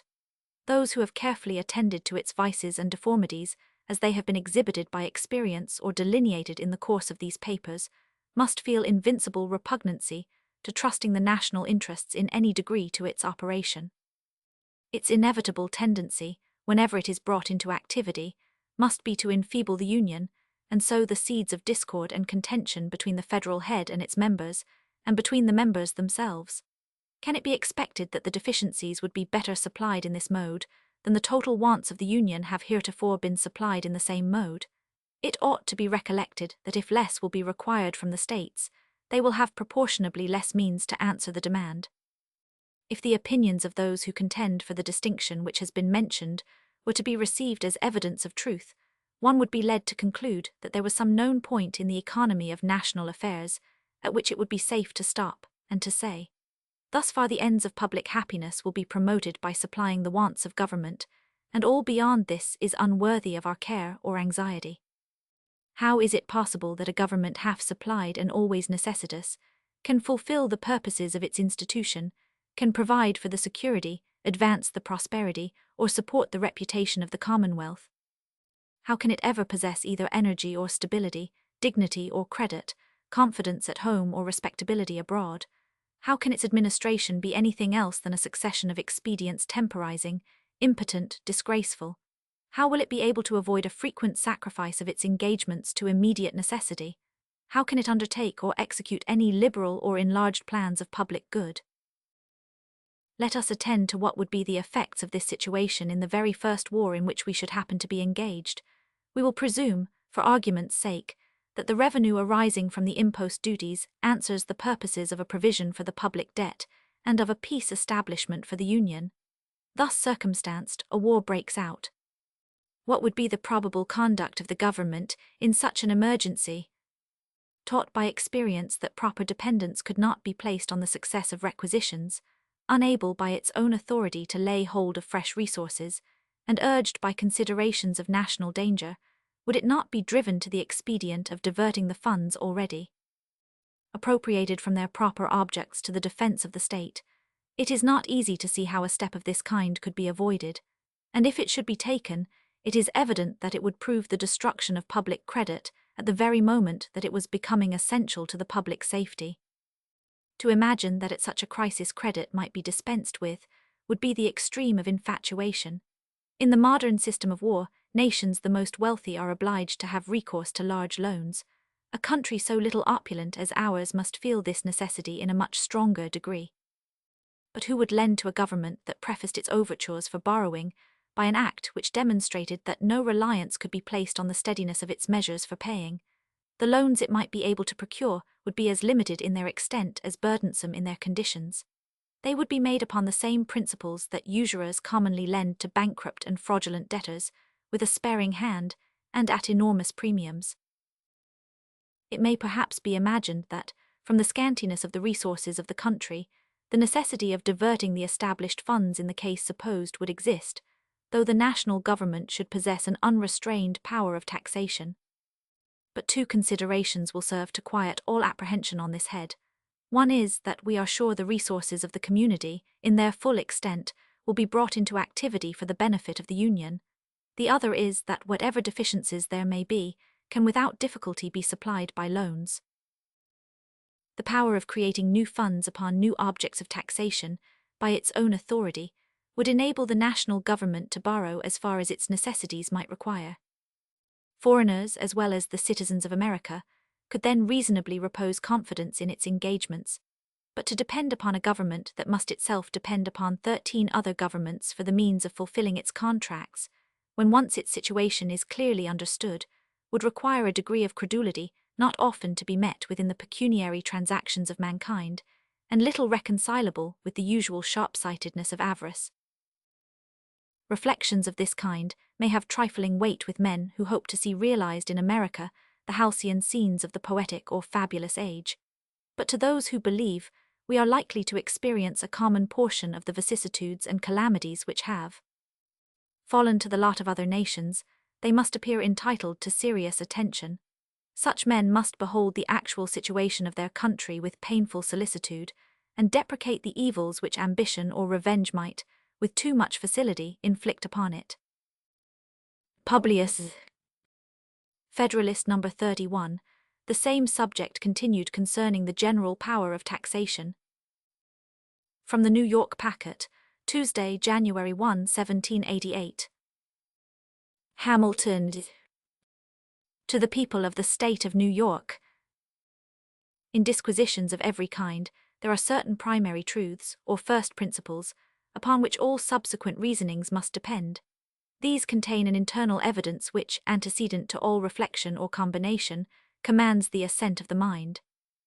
Where it produces not this effect, it must proceed either from some defect or disorder in the organs of perception, or from the influence of some strong interest, or passion, or prejudice. Of this nature are the maxims in geometry, that the whole is greater than its part. Things equal to the same are equal to one another, two straight lines cannot enclose a space, and all right angles are equal to each other. Of the same nature are these other maxims in ethics and politics, that there cannot be an effect without a cause, that the means ought to be proportioned to the end, that every power ought to be commensurate with its object, that there ought to be no limitation of a power destined to effect a purpose which is itself incapable of limitation. And there are other truths in the two latter sciences which, if they cannot pretend to rank in the class of axioms, are yet such direct inferences from them, and so obvious in themselves, and so agreeable to the natural and unsophisticated dictates of common sense, that they challenge the assent of a sound and unbiased mind, with a degree of force and conviction almost equally irresistible. The objects of geometrical inquiry are so entirely abstracted from those pursuits which stir up and put in motion the unruly passions of the human heart, that mankind, without difficulty, adopt not only the more simple theorems of the science, but even those abstruse paradoxes which, however they may appear susceptible of demonstration, are at variance with the natural conceptions which the mind, without the aid of philosophy, would be led to entertain upon the subject. The infinite divisibility of matter, or, in other words, the infinite divisibility of a finite thing, extending even to the minutest atom, is a point agreed among geometricians, though not less incomprehensible to common sense than any of those mysteries in religion, against which the batteries of infidelity have been so industriously levelled. But in the sciences of morals and politics, men are found far less tractable. To a certain degree, it is right and useful that this should be the case. Caution and investigation are a necessary armour against error and imposition, but this untractableness may be carried too far, and may degenerate into obstinacy, perverseness, or disingenuity. Though it cannot be pretended that the principles of moral and political knowledge have, in general, the same degree of certainty with those of the mathematics, yet they have much better claims in this respect than, to judge from the conduct of men in particular situations, we should be disposed to allow them. The obscurity is much oftener in the passions and prejudices of the reasoner than in the subject.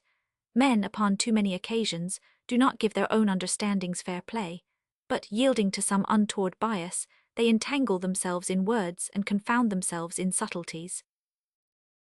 How else could it happen, if we admit the objectors to be sincere in their opposition, that positions so clear as those which manifest the necessity of a general power of taxation in the government of the Union should have to encounter any adversaries among men of discernment? Though these positions have been elsewhere fully stated, they will perhaps not be improperly recapitulated in this place, as introductory to an examination of what may have been offered by way of objection to them. They are in substance as follows.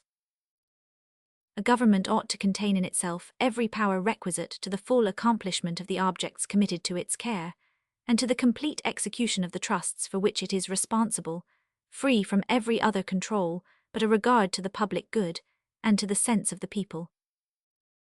As the duties of superintending the national defense and of securing the public peace against foreign or domestic violence involve a provision for casualties and dangers to which no possible limits can be assigned, the power of making that provision ought to know no other bounds than the exigencies of the nation and the resources of the community.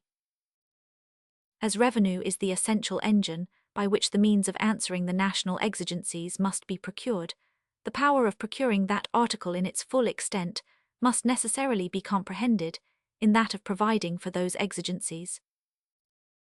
As theory and practice conspire to prove that the power of procuring revenue is unavailing when exercised over the states in their collective capacities, the federal government must of necessity be invested with an unqualified power of taxation in the ordinary modes.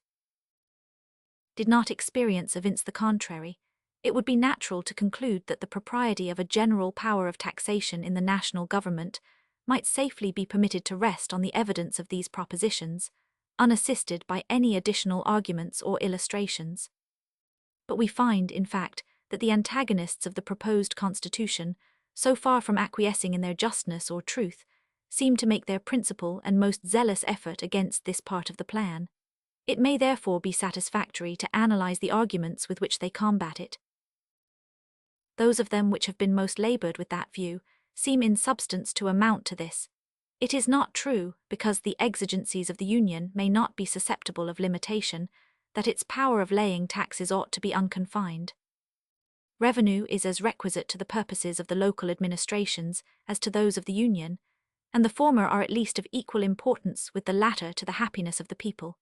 It is, therefore, as necessary that the state governments should be able to command the means of supplying their wants, as that the national government should possess the like faculty in respect to the wants of the Union. But an indefinite power of taxation in the latter might, and probably would in time, deprive the former of the means of providing for their own necessities, and would subject them entirely to the mercy of the national legislature. As the laws of the Union are to become the supreme law of the land, as it is to have power to pass all laws that may be necessary for carrying into execution the authorities with which it is proposed to vest it, the national government might at any time abolish the taxes imposed for state objects upon the pretense of an interference with its own. It might allege a necessity of doing this in order to give efficacy to the national revenues, and thus all the resources of taxation might by degrees become the subjects of federal monopoly, to the entire exclusion and destruction of the state governments. This mode of reasoning appears sometimes to turn upon the supposition of usurpation in the national government. At other times, it seems to be designed only as a deduction from the constitutional operation of its intended powers. It is only in the latter light that it can be admitted to have any pretensions to fairness. The moment we launch into conjectures about the usurpations of the federal government, we get into an unfathomable abyss, and fairly put ourselves out of the reach of all reasoning. Imagination may range at pleasure till it gets bewildered amidst the labyrinths of an enchanted castle, and knows not on which side to turn to extricate itself from the perplexities into which it has so rashly adventured. Whatever may be the limits or modifications of the powers of the Union, it is easy to imagine an endless train of possible dangers, and by indulging an excess of jealousy and timidity, we may bring ourselves to a state of absolute skepticism and irresolution.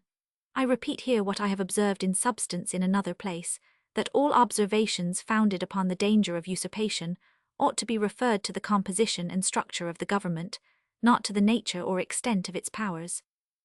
The state governments, by their original constitutions, are invested with complete sovereignty. In what does our security consist against usurpation from that quarter? Doubtless in the manner of their formation, and in a due dependence of those who are to administer them upon the people. If the proposed construction of the federal government be found, upon an impartial examination of it, to be such as to afford, to a proper extent, the same species of security, all apprehensions on the score of usurpation ought to be discarded. It should not be forgotten that a disposition in the state governments to encroach upon the rights of the Union is quite as probable as a disposition in the Union to encroach upon the rights of the state governments. What side would be likely to prevail in such a conflict must depend on the means which the contending parties could employ toward ensuring success. As in republics, strength is always on the side of the people, and as there are weighty reasons to induce a belief that the state governments will commonly possess most influence over them, the natural conclusion is that such contests will be most apt to end to the disadvantage of the Union, and that there is greater probability of encroachments by the members upon the federal head than by the federal head upon the members. But it is evident that all conjectures of this kind must be extremely vague and fallible, and that it is by far the safest course to lay them altogether aside, and to confine our attention wholly to the nature and extent of the powers as they are delineated in the Constitution. Everything beyond this must be left to the prudence and firmness of the people, who, as they will hold the scales in their own hands, it is to be hoped, will always take care to preserve the constitutional equilibrium between the general and the state governments. Upon this ground, which is evidently the true one, it will not be difficult to obviate the objections which have been made to an indefinite power of taxation in the United States. Publius, Federalist No. 32, the same subject continued concerning the general power of taxation.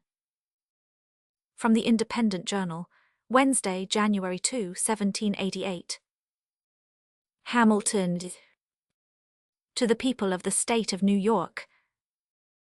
Although I am of opinion that there would be no real danger of the consequences, which seem to be apprehended to the state governments from a power in the Union to control them in the levies of money, because I am persuaded that the sense of the people, the extreme hazard of provoking, the resentments of the state governments, and a conviction of the utility and necessity of local administrations for local purposes would be a complete barrier against the oppressive use of such a power. Yet I am willing here to allow, in its full extent, the justness of the reasoning, which requires that the individual states should possess an independent and uncontrollable authority to raise their own revenues for the supply of their own wants. And making this concession, I affirm that with the sole exception of duties on imports and exports they would, under the plan of the Convention, retain that authority in the most absolute and unqualified sense, and that an attempt on the part of the national government to abridge them in the exercise of it would be a violent assumption of power, unwarranted by any article or clause of its constitution. An entire consolidation of the states into one complete national sovereignty would imply an entire subordination of the parts, and whatever powers might remain in them would be altogether dependent on the general will. But as the plan of the Convention aims only at a partial union or consolidation, the state governments would clearly retain all the rights of sovereignty which they before had, and which were not, by that act, exclusively delegated to the United States. This exclusive delegation, or rather this alienation, of state sovereignty would only exist in 3 cases, where the Constitution in express terms granted an exclusive authority to the Union, where it granted in one instance an authority to the Union, and in another prohibited the states from exercising the like authority, and where it granted an authority to the Union to which a similar authority in the states would be absolutely and totally contradictory and repugnant.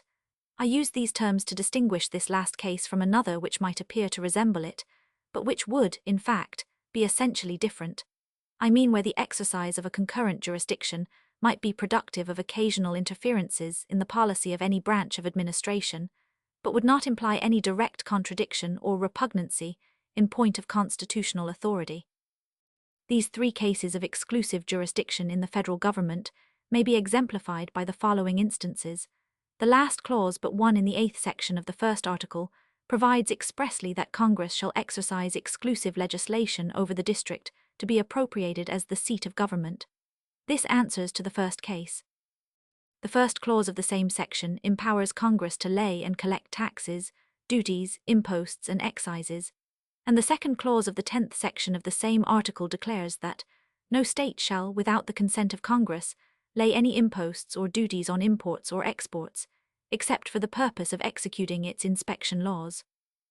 Hence would result an exclusive power in the Union to lay duties on imports and exports, with the particular exception mentioned, but this power is abridged by another clause, which declares that no tax or duty shall be laid on articles exported from any state, in consequence of which qualification it now only extends to the duties on imports. This answers to the second case. The third will be found in that clause which declares that Congress shall have power to establish an uniform rule of naturalization throughout the United States. This must necessarily be exclusive, because if each state had power to prescribe a distinct rule, there could not be a uniform rule. A case which may perhaps be thought to resemble the latter, but which is in fact widely different, affects the question immediately under consideration. I mean the power of imposing taxes on all articles other than exports and imports. This, I contend, is manifestly a concurrent and co-equal authority in the United States and in the individual states. There is plainly no expression in the granting clause which makes that power exclusive in the Union. There is no independent clause or sentence which prohibits the states from exercising it. So far is this from being the case, that a plain and conclusive argument to the contrary is to be deduced from the restraint laid upon the states in relation to duties on imports and exports. This restriction implies an admission that, if it were not inserted, the states would possess the power it excludes, and it implies a further admission that as to all other taxes, the authority of the states remains undiminished. In any other view it would be both unnecessary and dangerous. It would be unnecessary, because if the grant to the Union of the power of laying such duties implied the exclusion of the states, or even their subordination in this particular, there could be no need of such a restriction. It would be dangerous, because the introduction of it leads directly to the conclusion which has been mentioned, and which, if the reasoning of the objectors be just, could not have been intended. I mean that the states, in all cases to which the restriction did not apply, would have a concurrent power of taxation with the Union. The restriction in question amounts to what lawyers call a negative pregnant, that is, a negation of one thing and an affirmance of another, a negation of the authority of the states to impose taxes on imports and exports, and an affirmance of their authority to impose them on all other articles. It would be mere sophistry to argue that it was meant to exclude them absolutely from the imposition of taxes of the former kind, and to leave them at liberty to lay others subject to the control of the national legislature. The restraining or prohibitory clause only says that they shall not, without the consent of Congress, lay such duties, and if we are to understand this in the sense last mentioned, the Constitution would then be made to introduce a formal provision for the sake of a very absurd conclusion, which is that the states, with the consent of the national legislature, might tax imports and exports, and that they might tax every other article, unless controlled by the same body. If this was the intention, why not leave it in the first instance to what is alleged to be the natural operation of the original clause, conferring a general power of taxation upon the Union?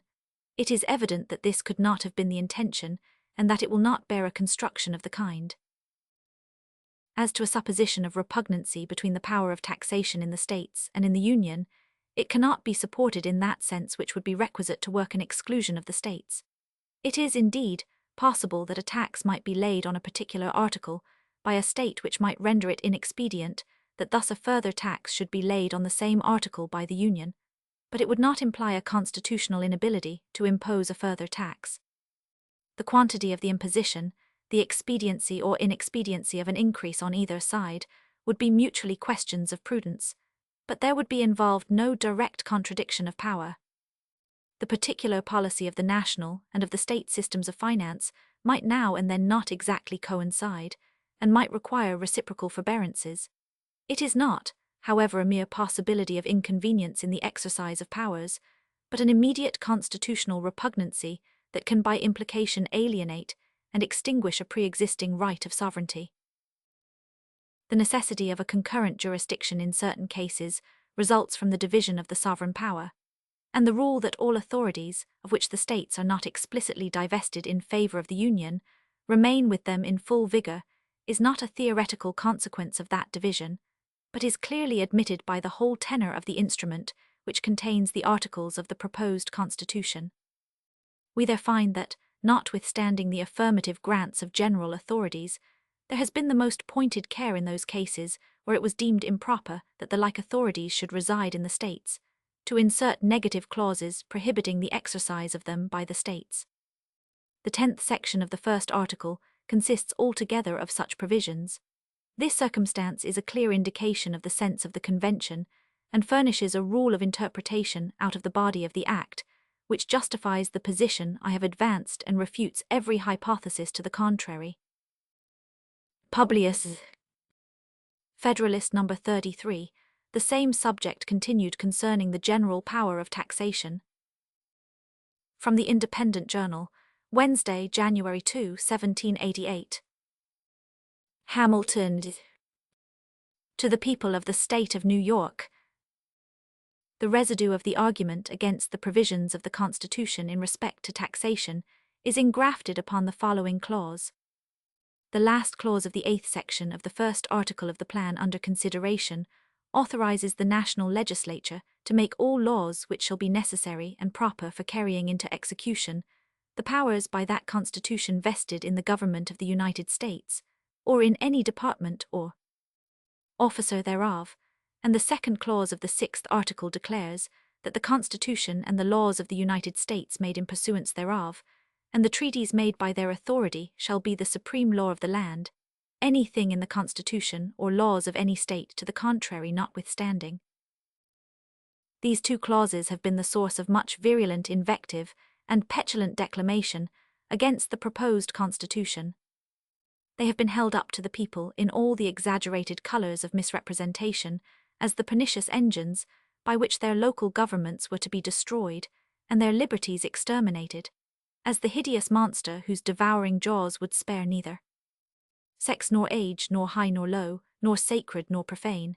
And yet, strange as it may appear after all this clamour, to those who may not have happened to contemplate them in the same light, it may be affirmed with perfect confidence that the constitutional operation of the intended government would be precisely the same if these clauses were entirely obliterated, as if they were repeated in every article.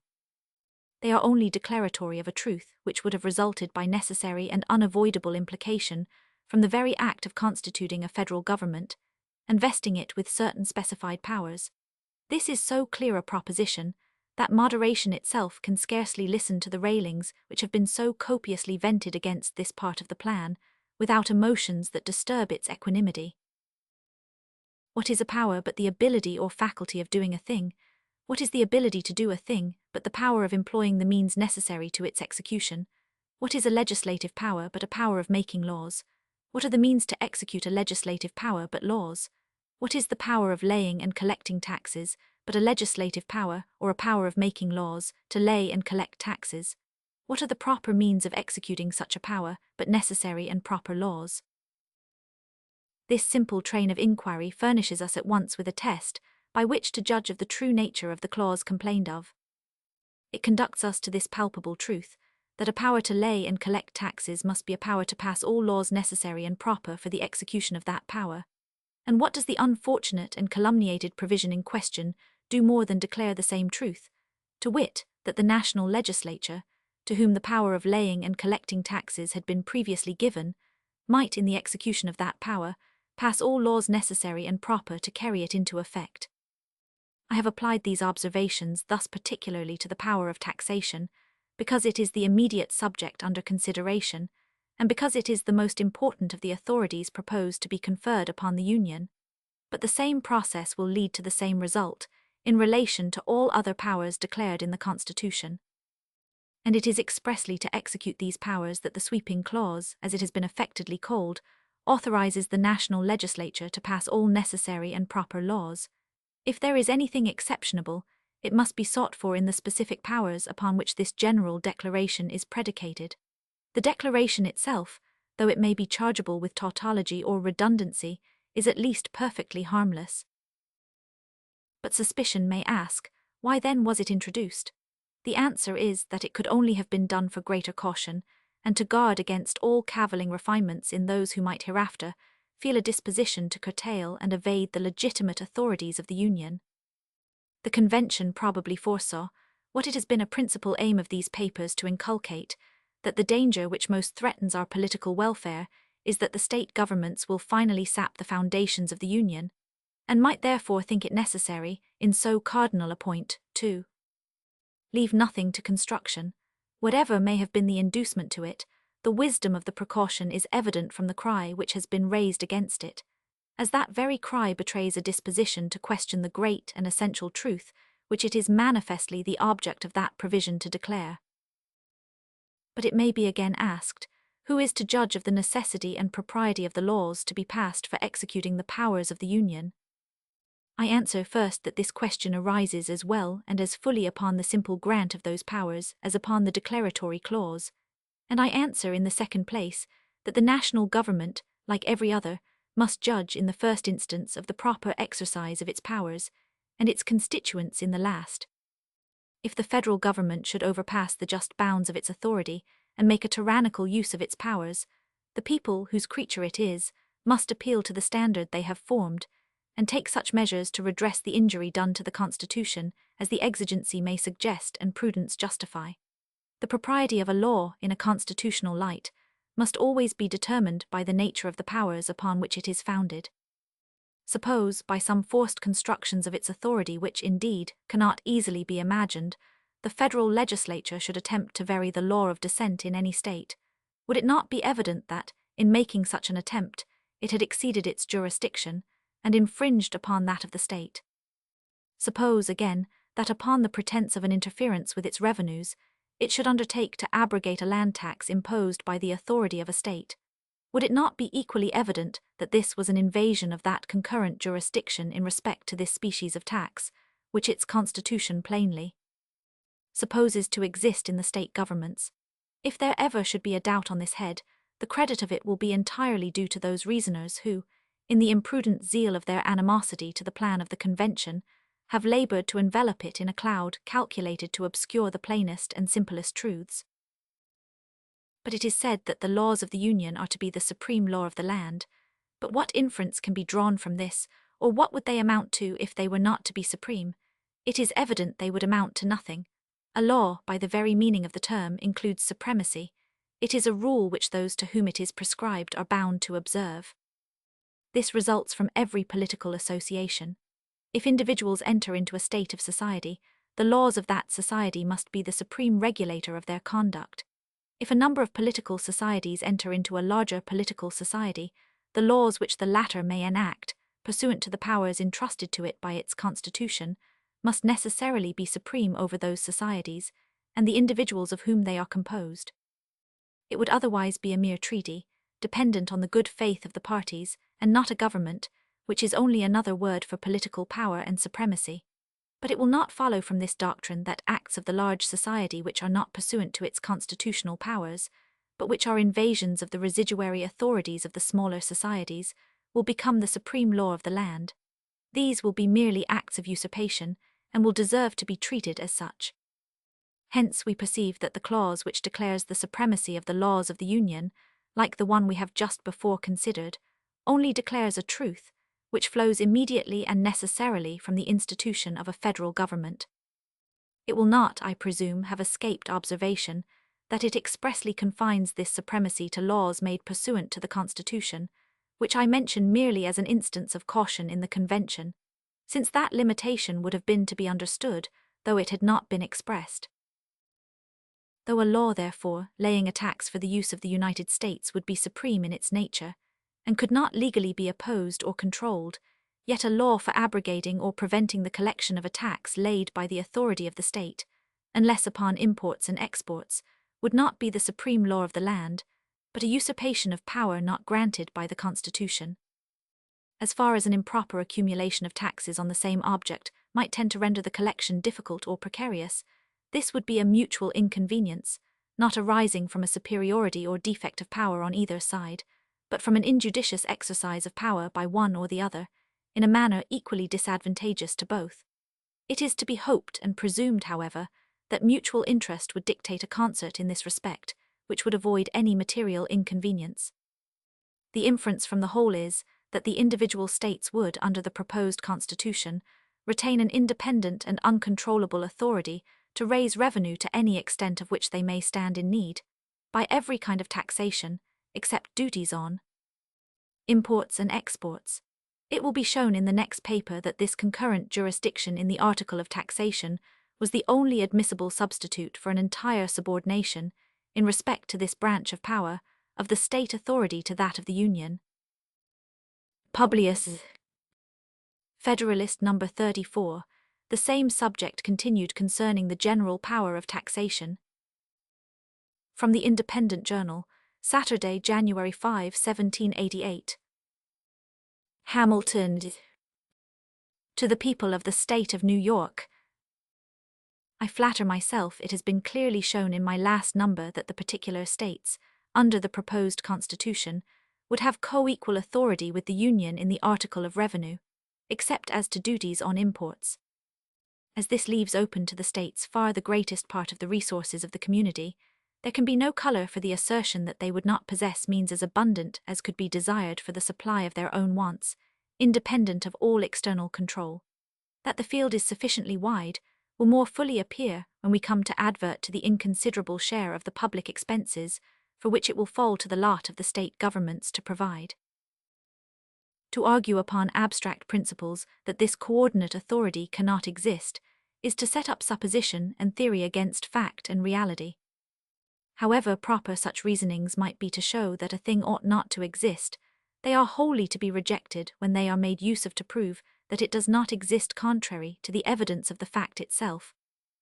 It is well known that in the Roman Republic the legislative authority in the last resort resided for ages in two different political bodies, not as branches of the same legislature, but as distinct and independent legislatures, in each of which an opposite interest prevailed, in one the patrician, in the other the plebeian. Many arguments might have been adduced to prove the unfitness of two such seemingly contradictory authorities, each having power to annul or repeal the acts of the other. But a man would have been regarded as frantic who should have attempted at Rome to disprove their existence. It will be readily understood that I allude to the comitia centuriata and the comitia tributa. The former, in which the people voted by centuries, was so arranged as to give a superiority to the patrician interest. In the latter, in which numbers prevailed, the plebeian interest had an entire predominancy. And yet these two legislatures coexisted for ages, and the Roman Republic attained to the utmost height of human greatness. In the case particularly under consideration, there is no such contradiction as appears in the example cited. There is no power on either side to annul the acts of the other. And in practice there is little reason to apprehend any inconvenience, because, in a short course of time, the wants of the states will naturally reduce themselves within a very narrow compass, and in the interim, the United States will, in all probability, find it convenient to abstain wholly from those objects to which the particular states would be inclined to resort. To form a more precise judgment of the true merits of this question, it will be well to advert to the proportion between the objects that will require a federal provision in respect to revenue, and those which will require a state provision. We shall discover that the former are altogether unlimited, and that the latter are circumscribed within very moderate bounds. In pursuing this inquiry, we must bear in mind that we are not to confine our view to the present period, but to look forward to remote futurity. Constitutions of civil government are not to be framed upon a calculation of existing exigencies, but upon a combination of these with the probable exigencies of ages, according to the natural and tried course of human affairs. Nothing, therefore, can be more fallacious than to infer the extent of any power, proper to be lodged in the national government, from an estimate of its immediate necessities. There ought to be a capacity to provide for future contingencies as they may happen, and as these are illimitable in their nature, it is impossible safely to limit that capacity. It is true, perhaps, that a computation might be made with sufficient accuracy to answer the purpose of the quantity of revenue requisite to discharge the subsisting engagements of the Union, and to maintain those establishments which, for some time to come, would suffice in time of peace. But would it be wise, or would it not rather be the extreme of folly, to stop at this point, and to leave the government entrusted with the care of the national defense in a state of absolute incapacity to provide for the protection of the community against future invasions of the public peace by foreign war or domestic convulsions? If, on the contrary, we ought to exceed this point, where can we stop, short of an indefinite power of providing for emergencies as they may arise? Though it is easy to assert, in general terms, the possibility of forming a rational judgment of a due provision against probable dangers, yet we may safely challenge those who make the assertion to bring forward their data, and may affirm that they would be found as vague and uncertain as any that could be produced to establish the probable duration of the world. Observations confined to the mere prospects of internal attacks can deserve no weight, though even these will admit of no satisfactory calculation. But if we mean to be a commercial people, it must form a part of our policy to be able one day to defend that commerce. The support of a navy and of naval wars would involve contingencies that must baffle all the efforts of political arithmetic. Admitting that we ought to try the novel and absurd experiment in politics of tying up the hands of government from offensive war founded upon reasons of state, yet certainly we ought not to disable it from guarding the community against the ambition or enmity of other nations. A cloud has been for some time hanging over the European world. If it should break forth into a storm, who can ensure us that in its progress a part of its fury would not be spent upon us? No reasonable man would hastily pronounce that we are entirely out of its reach.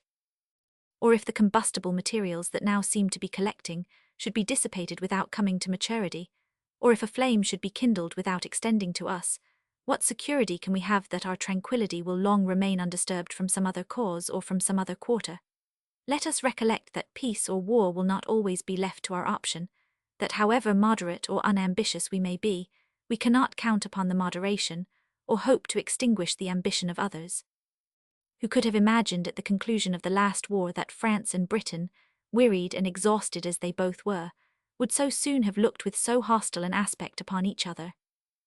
To judge from the history of mankind, we shall be compelled to conclude that the fiery and destructive passions of war reign in the human breast with much more powerful sway than the mild and beneficent sentiments of peace, and that to model our political systems upon speculations of lasting tranquility is to calculate on the weaker springs of the human character.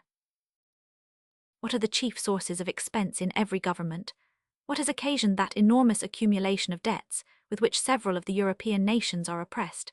The answer plainly is wars and rebellions, the support of those institutions which are necessary to guard the body politic against these two most mortal diseases of society. The expenses arising from those institutions which are relative to the mere domestic police of a state, to the support of its legislative, executive, and judicial departments, with their different appendages, and to the encouragement of agriculture and manufactures, which will comprehend almost all the objects of state expenditure, are insignificant in comparison with those which relate to the national defence. In the Kingdom of Great Britain, where all the ostentatious apparatus of monarchy is to be provided for, not above a 15th part of the annual income of the nation is appropriated to the class of expenses last mentioned. The other 14/15ths are absorbed in the payment of the interest of debts contracted for carrying on the wars in which that country has been engaged, and in the maintenance of fleets and armies. If, on the one hand, it should be observed that the expenses incurred in the prosecution of the ambitious enterprises and vainglorious pursuits of a monarchy are not a proper standard by which to judge of those which might be necessary in a republic, it ought, on the other hand, to be remarked that there should be as great a disproportion between the profusion and extravagance of a wealthy kingdom in its domestic administration, and the frugality and economy which in that particular become the modest simplicity of republican government. If we balance a proper deduction from one side against that which it is supposed ought to be made from the other, the proportion may still be considered as holding good.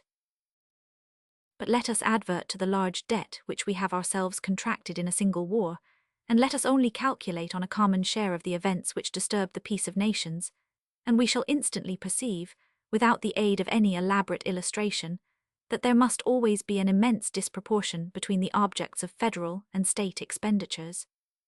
It is true that several of the states, separately, are encumbered with considerable debts, which are an excrescence of the late war. But this cannot happen again if the proposed system be adopted, and when these debts are discharged, the only call for revenue of any consequence, which the state governments will continue to experience, will be for the mere support of their respective civil list, to which, if we add all contingencies, the total amount in every state ought to fall considerably short of £200,000.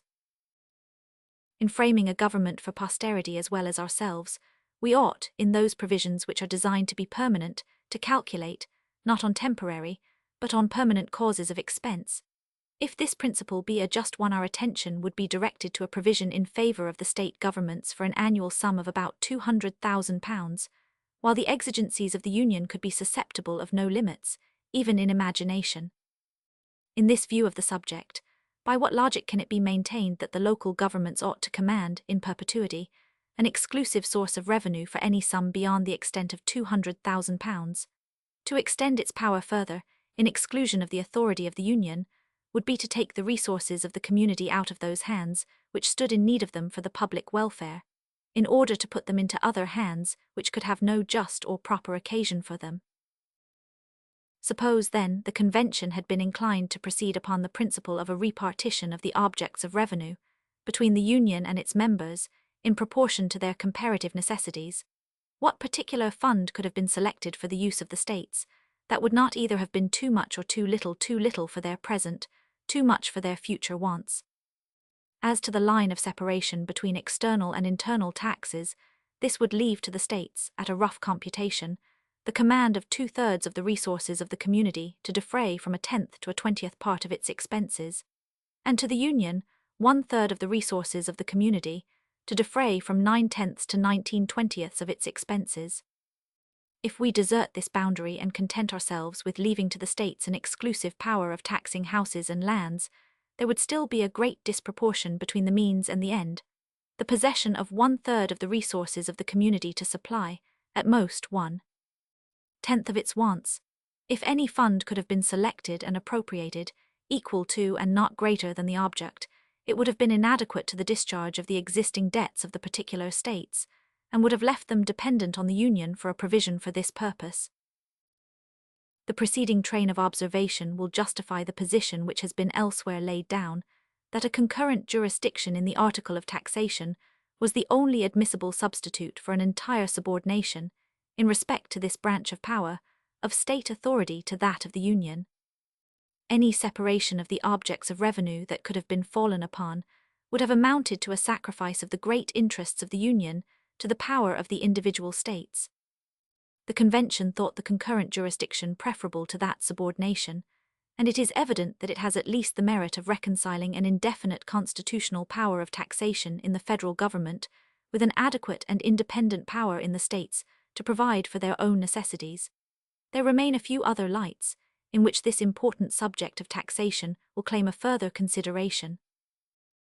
Publius, Federalist No. 35, the same subject continued concerning the general power of taxation. For the Independent Journal, Saturday, January 5, 1788. Hamilton. To the people of the State of New York. Before we proceed to examine any other objections to an indefinite power of taxation in the Union, I shall make one general remark, which is, that if the jurisdiction of the national government in the article of revenue should be restricted to particular objects, it would naturally occasion an undue proportion of the public burdens to fall upon those objects. Two evils would spring from this source: the oppression of particular branches of industry, and an unequal distribution of the taxes, as well among the several states as among the citizens of the same state. Suppose, as has been contended for, the federal power of taxation were to be confined to duties on imports, it is evident that the government, for want of being able to command other resources, would frequently be tempted to extend these duties to an injurious excess. There are persons who imagine that they can never be carried to too great a length, since the higher they are, the more it is alleged they will tend to discourage an extravagant consumption, to produce a favorable balance of trade, and to promote domestic manufactures. But all extremes are pernicious in various ways. Exorbitant duties on imported articles would beget a general spirit of smuggling, which is always prejudicial to the fair trader, and eventually to the revenue itself. They tend to render other classes of the community tributary, in an improper degree, to the manufacturing classes, to whom they give a premature monopoly of the markets. They sometimes force industry out of its more natural channels into others in which it flows with less advantage, and in the last place they oppress the merchant, who is often obliged to pay them himself without any retribution from the consumer. When the demand is equal to the quantity of goods at market, the consumer generally pays the duty. But when the markets happen to be overstocked, a great proportion falls upon the merchant, and sometimes not only exhausts his profits, but breaks in upon his capital. I am apt to think that a division of the duty, between the seller and the buyer, more often happens than is commonly imagined. It is not always possible to raise the price of a commodity in exact proportion to every additional imposition laid upon it. The merchant, especially in a country of small commercial capital, is often under a necessity of keeping prices down in order to a more expeditious sale. The maxim that the consumer is the payer is so much oftener true than the reverse of the proposition, that it is far more equitable that the duties on imports should go into a common stock, than that they should redound to the exclusive benefit of the importing states. But it is not so generally true as to render it equitable that those duties should form the only national fund. When they are paid by the merchant, they operate as an additional tax upon the importing state, whose citizens pay their proportion of them in the character of consumers. In this view they are productive of inequality among the states, which inequality would be increased with the increased extent of the duties. The confinement of the national revenues to this species of imposts would be attended with inequality, from a different cause, between the manufacturing and the non-manufacturing states. The states which can go farthest towards the supply of their own wants, by their own manufactures, will not, according to their numbers or wealth, consume so great a proportion of imported articles as those states which are not in the same favourable situation. They would not, therefore, in this mode alone contribute to the public treasury in a ratio to their abilities. To make them do this, it is necessary that recourse be had to excises, the proper objects of which are particular kinds of manufactures. New York is more deeply interested in these considerations than such of her citizens as contend for limiting the power of the Union to external taxation may be aware of. New York is an importing state, and is not likely speedily to be, to any great extent, a manufacturing state. She would, of course, suffer in a double light from restraining the jurisdiction of the Union to commercial imposts.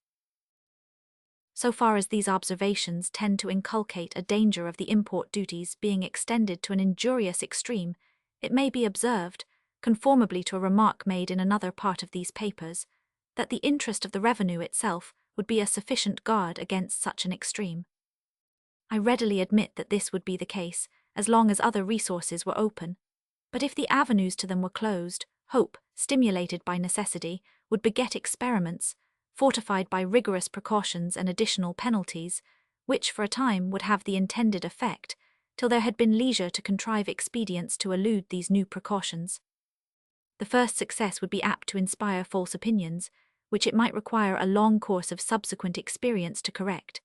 Necessity, especially in politics, often occasions false hopes, false reasonings, and a system of measures correspondingly erroneous. But even if this supposed excess should not be a consequence of the limitation of the federal power of taxation, the inequalities spoken of would still ensue, though not in the same degree, from the other causes that have been noticed. Let us now return to the examination of objections. One which, if we may judge from the frequency of its repetition, seems most to be relied on, is that the House of Representatives is not sufficiently numerous for the reception of all the different classes of citizens, in order to combine the interests and feelings of every part of the community, and to produce a due sympathy between the representative body and its constituents. This argument presents itself under a very specious and seducing form, and is well calculated to lay hold of the prejudices of those to whom it is addressed. But when we come to dissect it with attention, it will appear to be made up of nothing but fair-sounding words. The object it seems to aim at is, in the first place, impracticable, and in the sense in which it is contended for, is unnecessary. I reserve for another place the discussion of the question which relates to the sufficiency of the representative body in respect to numbers, and shall content myself with examining here the particular use which has been made of a contrary supposition, in reference to the immediate subject of our inquiries. The idea of an actual representation of all classes of the people, by persons of each class, is altogether visionary. Unless it were expressly provided in the Constitution that each different occupation should send one or more members, the thing would never take place in practice. Mechanics and manufacturers will always be inclined, with few exceptions, to give their votes to merchants, in preference to persons of their own professions or trades. Those discerning citizens are well aware that the mechanic and manufacturing arts furnish the materials of mercantile enterprise and industry. Many of them, indeed, are immediately connected with the operations of commerce. They know that the merchant is their natural patron and friend, and they are aware that however great the confidence they may justly feel in their own good sense, their interests can be more effectually promoted by the merchant than by themselves. They are sensible that their habits in life have not been such as to give them those acquired endowments, without which in a deliberative assembly the greatest natural abilities are for the most part useless, and that the influence and weight and superior acquirements of the merchants render them more equal to a contest with any spirit which might happen to infuse itself into the public. Councils, unfriendly to the manufacturing and trading interests. These considerations, and many others that might be mentioned, prove, and experience confirms it, that artisans and manufacturers will commonly be disposed to bestow their votes upon merchants and those whom they recommend. We must therefore consider merchants as the natural representatives of all these classes of the community. With regard to the learned professions, little need be observed. They truly form no distinct interest in society, and according to their situation and talents, will be indiscriminately the objects of the confidence and choice of each other, and of other parts of the community. Nothing remains but the landed interest, and this in a political view, and particularly in relation to taxes, I take to be perfectly united, from the wealthiest landlord down to the poorest tenant.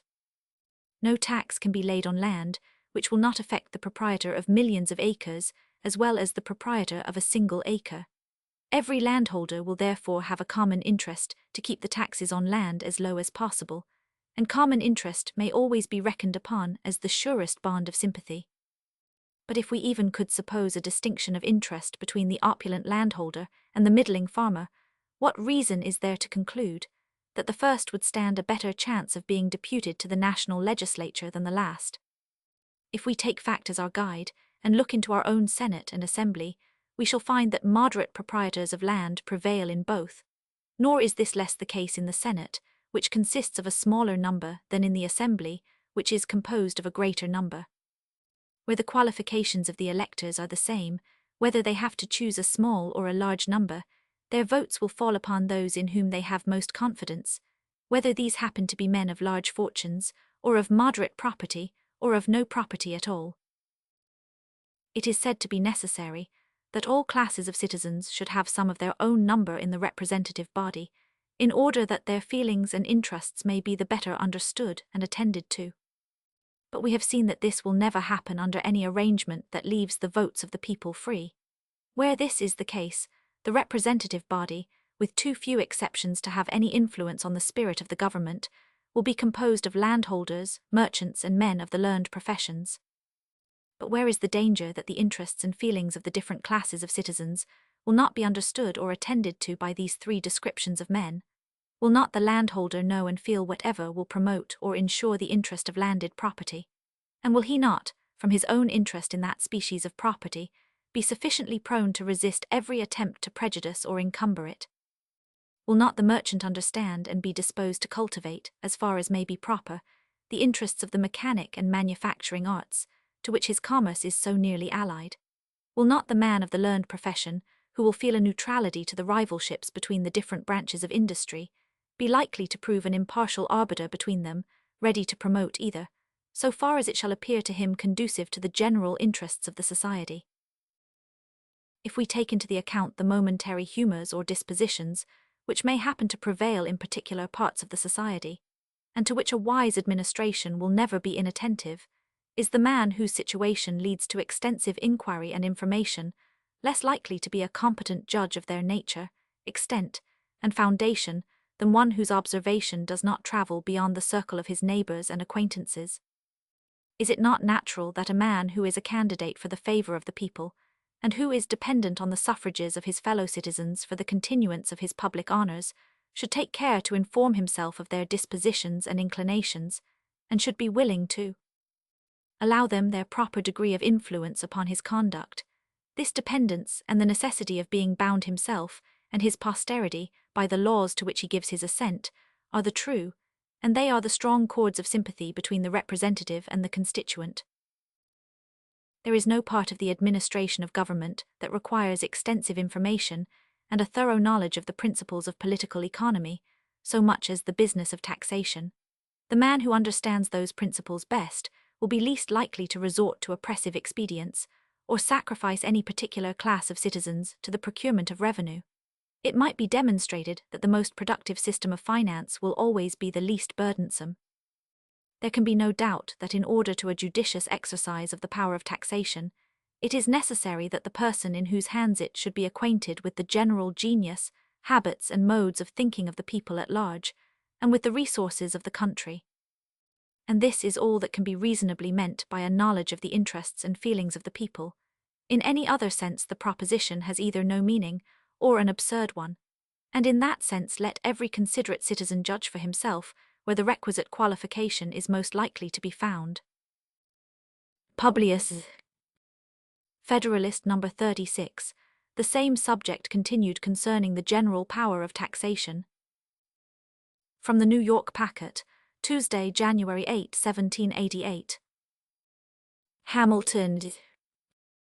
To the people of the state of New York.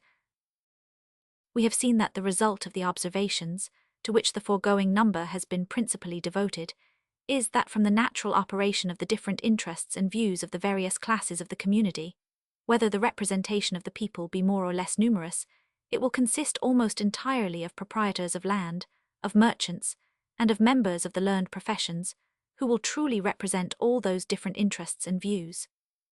If it should be objected that we have seen other descriptions of men in the local legislatures, I answer that it is admitted there are exceptions to the rule, but not in sufficient number to influence the general complexion or character of the government. There are strong minds in every walk of life that will rise superior to the disadvantages of situation, and will command the tribute due to their merit, not only from the classes to which they particularly belong, but from the society in general. The door ought to be equally open to all, and I trust, for the credit of human nature, that we shall see examples of such vigorous plants flourishing in the soil of federal as well as of state legislation, but occasional instances of this sort will not render the reasoning founded upon the general course of things less conclusive. The subject might be placed in several other lights that would all lead to the same result, and in particular it might be asked, what greater affinity or relation of interest can be conceived between the carpenter and blacksmith and the linen manufacturer or stocking weaver than between the merchant and either of them? It is notorious that there are often as great rivalships between different branches of the mechanic or manufacturing arts as there are between any of the departments of labor and industry, so that, unless the representative body were to be far more numerous than would be consistent with any idea of regularity or wisdom in its deliberations, it is impossible that what seems to be the spirit of the objection we have been considering should ever be realized in practice. But I forbear to dwell any longer on a matter which has hitherto worn too loose a garb to admit even of an accurate inspection of its real shape or tendency. There is another objection of a somewhat more precise nature that claims our attention. It has been asserted that a power of internal taxation in the national legislature could never be exercised with advantage, as well from the want of a sufficient knowledge of local circumstances, as from an interference between the revenue laws of the Union and of the particular states. The supposition of a want of proper knowledge seems to be entirely destitute of foundation. If any question is depending in a state legislature respecting one of the counties, which demands a knowledge of local details, how is it acquired? No doubt from the information of the members of the county. Cannot the like knowledge be obtained in the national legislature from the representatives of each state? And is it not to be presumed that the men who will generally be sent there will be possessed of the necessary degree of intelligence to be able to communicate that information? Is the knowledge of local circumstances, as applied to taxation, a minute topographical acquaintance with all the mountains, rivers, streams, highways, and bypaths in each state? Or is it a general acquaintance with its situation and resources, with the state of its agriculture, commerce, manufactures, with the nature of its products and consumptions, with the different degrees and kinds of its wealth, property, and industry? Nations in general, even under governments of the more popular kind, usually commit the administration of their finances to single men or to boards composed of a few individuals, who digest and prepare, in the first instance, the plans of taxation, which are afterwards passed into laws by the authority of the sovereign or legislature.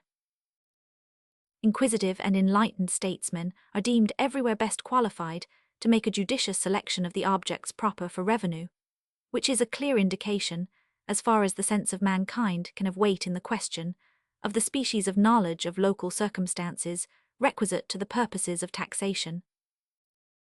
The taxes intended to be comprised under the general denomination of internal taxes may be subdivided into those of the direct and those of the indirect kind.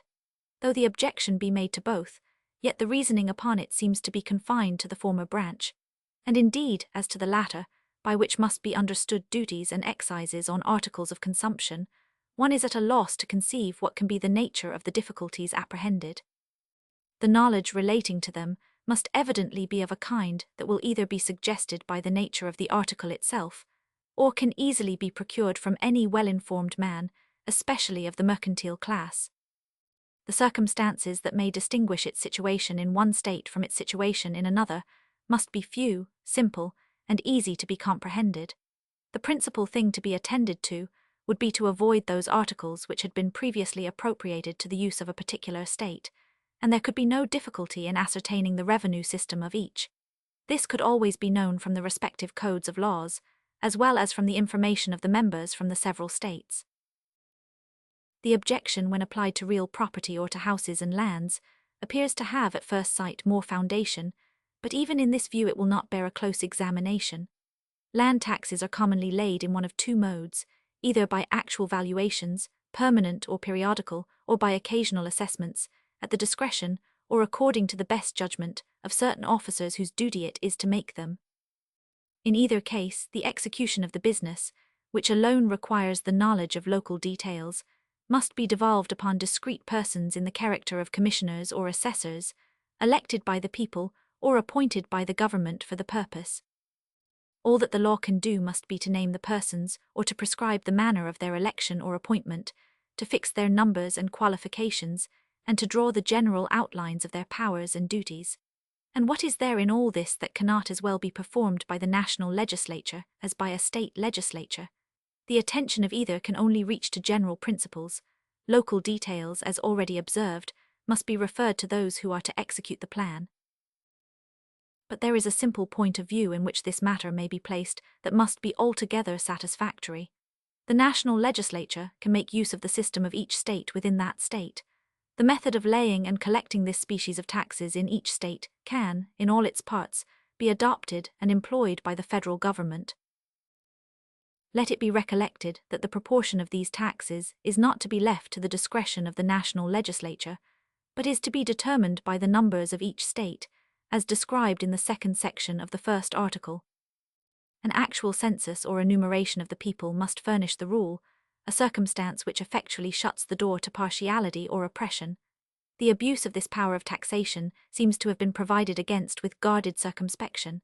In addition to the precaution just mentioned, there is a provision that all duties, imposts, and excises shall be uniform throughout the United States. It has been very properly observed by different speakers and writers on the side of the Constitution that if the exercise of the power of internal taxation by the Union should be discovered on experiment to be really inconvenient, the federal government may then forbear the use of it and have recourse to requisitions in its stead.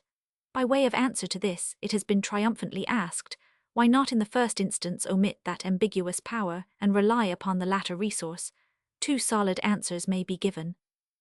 The first is that the exercise of that power, if convenient, will be preferable, because it will be more effectual, and it is impossible to prove in theory, or otherwise than by the experiment, that it cannot be advantageously exercised. The contrary, indeed, appears most probable.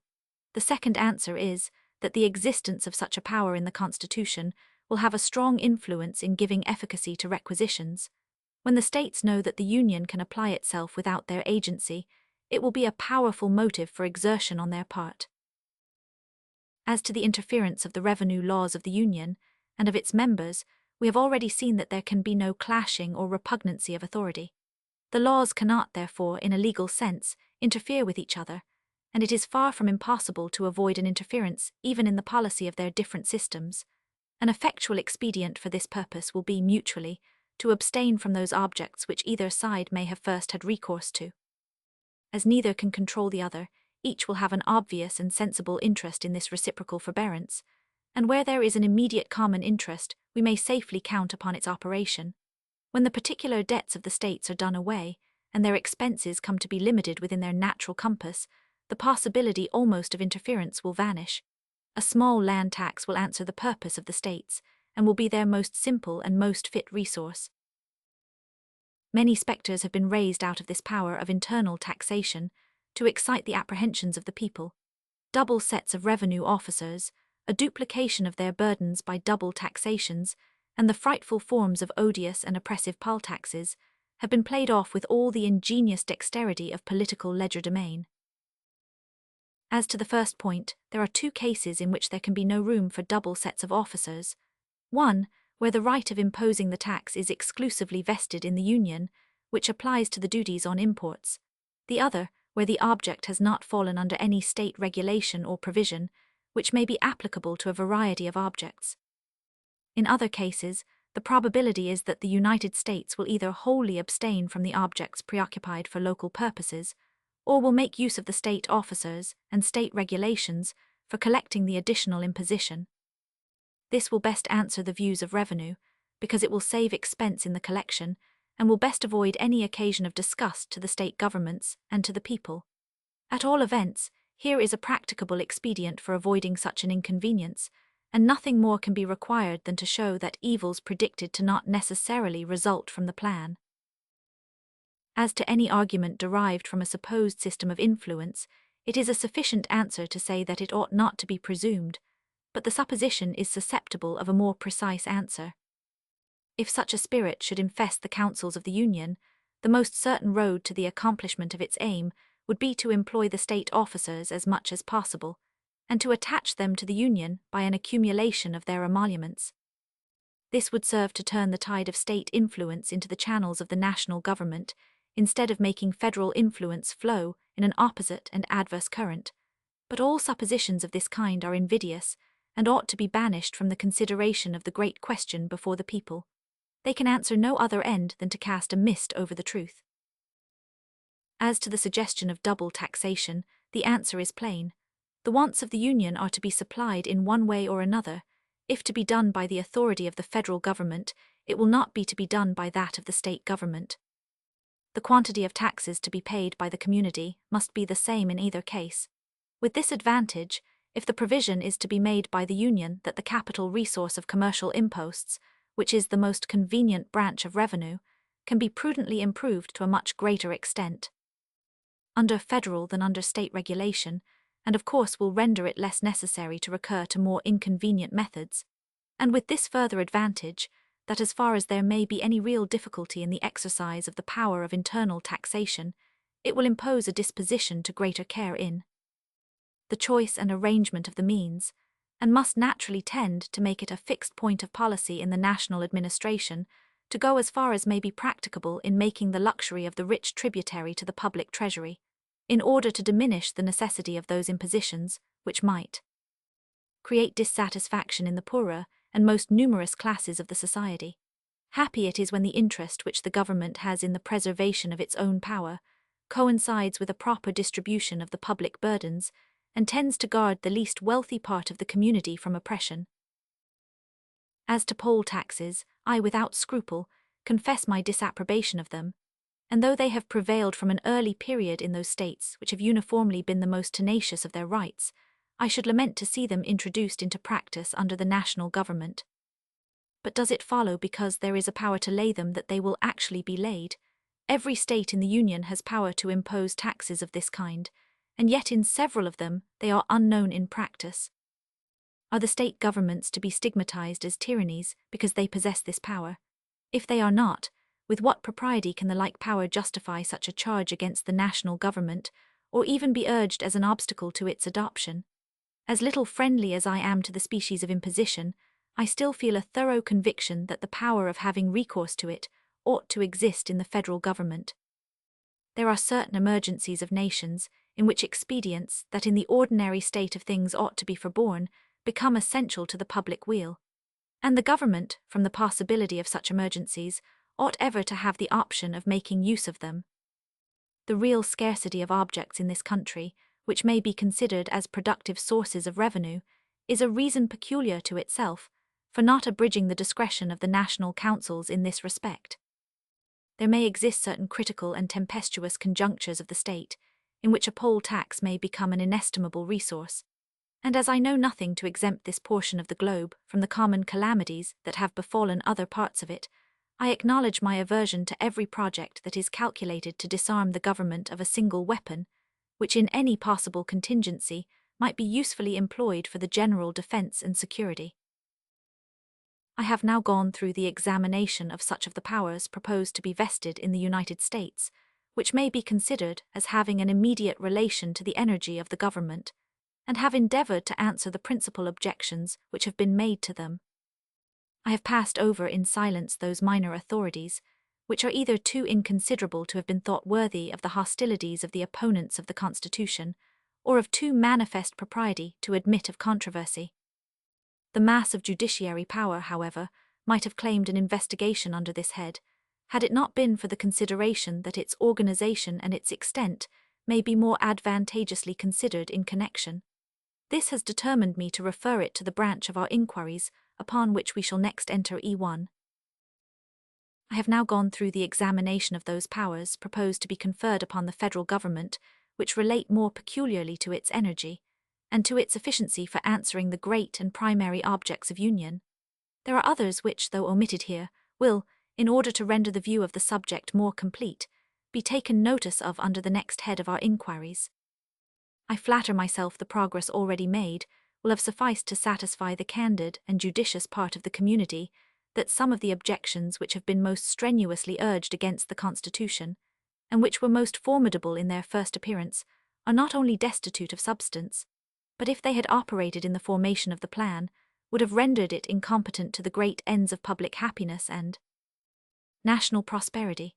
I equally flatter myself that a further and more critical investigation of the system will serve to recommend it still more to every sincere and disinterested advocate for good government, and will leave no doubt with men of this character of the propriety and expediency of adopting it.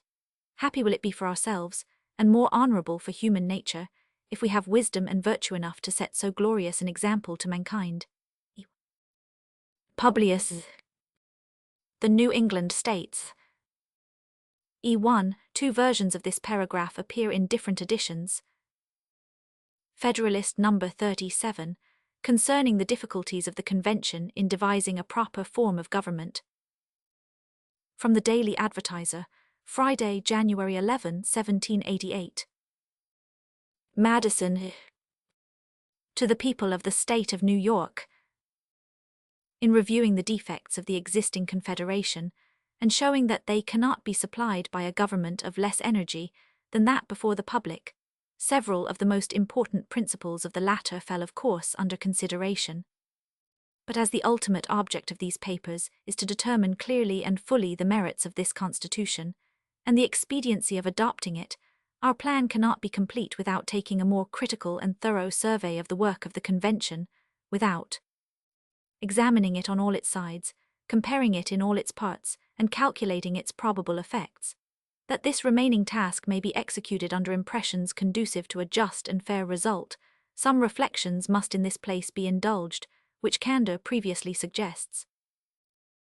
It is a misfortune, inseparable from human affairs, that public measures are rarely investigated with that spirit of moderation which is essential to a just estimate of their real tendency to advance or obstruct the public good, and that this spirit is more apt to be diminished than promoted by those occasions which require an unusual exercise of it. To those who have been led by experience to attend to this consideration, it could not appear surprising that the Act of the Convention, which recommends so many important changes and innovations, which may be viewed in so many lights and relations, and which touches the springs of so many passions and interests, should find or excite dispositions unfriendly, both on one side and on the other, to a fair discussion and accurate judgment of its merits.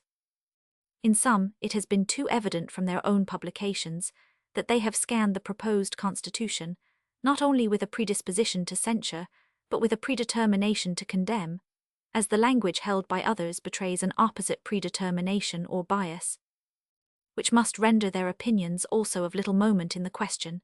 In placing, however, these different characters on a level, with respect to the weight of their opinions, I wish not to insinuate that there may not be a material difference in the purity of their intentions.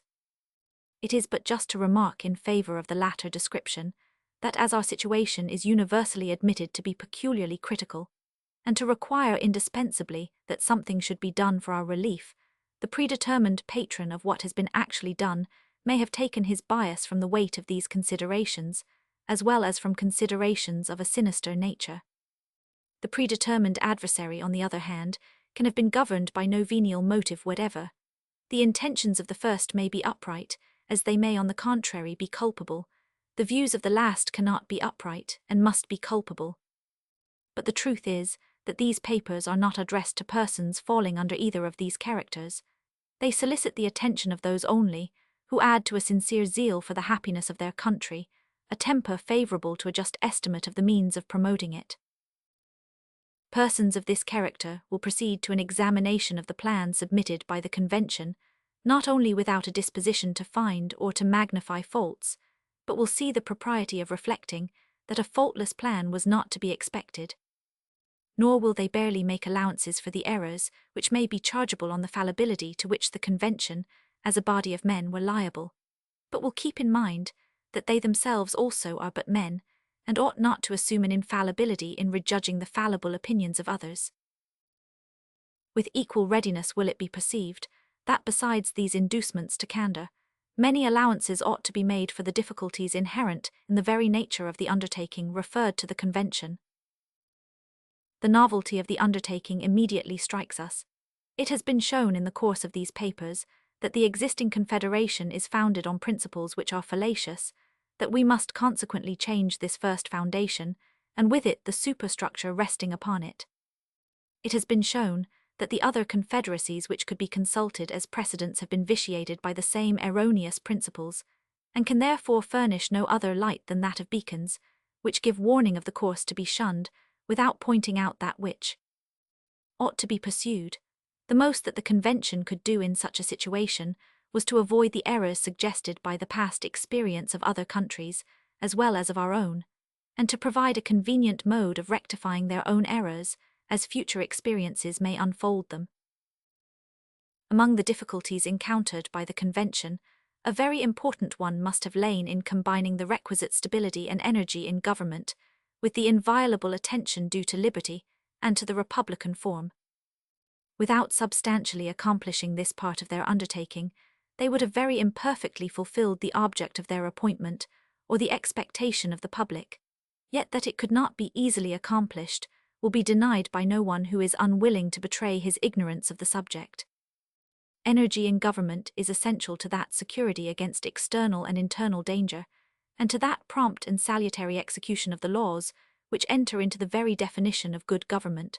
Stability in government is essential to national character and to the advantages annexed to it, as well as to that repose and confidence in the minds of the people, which are among the chief blessings of civil society. An irregular and mutable legislation is not more an evil in itself than it is odious to the people, and it may be pronounced with assurance that the people of this country, enlightened as they are with regard to the nature, and interested, as the great body of them are, in the effects of good government, will never be satisfied till some remedy be applied to the vicissitudes and uncertainties which characterize the state administrations. On comparing, however, these valuable ingredients with the vital principles of liberty, we must perceive at once the difficulty of mingling them together in their due proportions.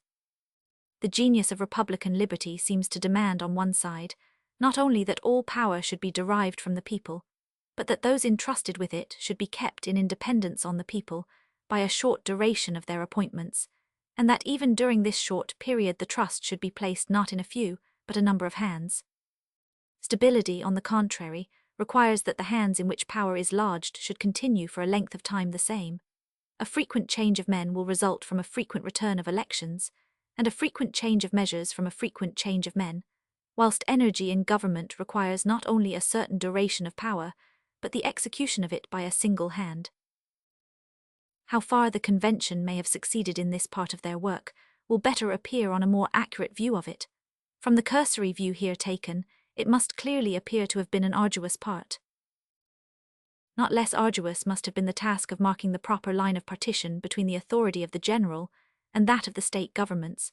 Every man will be sensible of this difficulty, in proportion as he has been accustomed to contemplate and discriminate objects extensive and complicated in their nature. The faculties of the mind itself have never yet been distinguished and defined with satisfactory precision by all the efforts of the most acute and metaphysical philosophers. Sense, perception, judgment, desire, volition, memory, imagination are found to be separated by such delicate shades and minute gradations that their boundaries have eluded the most subtle investigations, and remain a pregnant source of ingenious disquisition and controversy. The boundaries between the great kingdom of nature, and still more between the various provinces and lesser portions into which they are subdivided, afford another illustration of the same important truth. The most sagacious and laborious naturalists have never yet succeeded in tracing with certainty the line which separates the district of vegetable life from the neighboring region of unorganized matter, or which marks the termination of the former and the commencement of the animal empire. A still greater obscurity lies in the distinctive characters by which the objects in each of these great departments of nature have been arranged and assorted. When we pass from the works of nature, in which all the delineations are perfectly accurate, and appear to be otherwise only from the imperfection of the eye which surveys them, to the institutions of man, in which the obscurity arises as well from the object itself as from the organ by which it is contemplated, we must perceive the necessity of moderating still further our expectations and hopes from the efforts of human sagacity. Experience has instructed us that no skill in the science of government has yet been able to discriminate and define, with sufficient certainty, its three great provinces, the legislative, executive, and judiciary, or even the privileges and powers of the different legislative branches. Questions daily occur in the course of practice, which prove the obscurity which reigns in these subjects, and which puzzle the greatest adepts in political science. The experience of ages, with the continued and combined labors of the most enlightened legislatures and jurists, has been equally unsuccessful in delineating the several objects and limits of different codes of laws and different tribunals of justice. The precise extent of the common law and the statute law, the maritime law, the ecclesiastical law, the law of corporations, and other local laws and customs, remains still to be clearly and finally established in Great Britain, where accuracy in such subjects has been more industriously pursued than in any other part of the world. The jurisdiction of her several courts, general and local, of law, of equity, of admiralty, etc., is not less a source of frequent and intricate discussions, sufficiently denoting the indeterminate limits by which they are respectively circumscribed. All new laws, though penned with the greatest technical skill, and passed on the fullest and most mature deliberation, are considered as more or less obscure and equivocal, until their meaning be liquidated and ascertained by a series of particular discussions and adjudications. Besides the obscurity arising from the complexity of objects, and the imperfection of the human faculties, the medium through which the conceptions of men are conveyed to each other adds a fresh embarrassment. The use of words is to express ideas. Perspicuity, therefore, requires not only that the ideas should be distinctly formed, but that they should be expressed by words distinctly and exclusively appropriate to them. But no language is so copious as to supply words and phrases for every complex idea, or so correct as not to include many equivocally denoting different ideas. Hence it must happen that however accurately objects may be discriminated in themselves, and however accurately the discrimination may be considered, the definition of them may be rendered inaccurate by the inaccuracy of the terms in which it is delivered. And this unavoidable inaccuracy must be greater or less, according to the complexity and novelty of the objects defined. When the Almighty Himself condescends to address mankind in their own language, His meaning, luminous as it must be, is rendered dim and doubtful by the cloudy medium through which it is communicated. Here then are three sources of vague and incorrect definitions: indistinctness of the object, imperfection of the organ of conception, inadequateness of the vehicle of ideas. Any one of these must produce a certain degree of obscurity. The convention, in delineating the boundary between the federal and state jurisdictions, must have experienced the full effect of them all.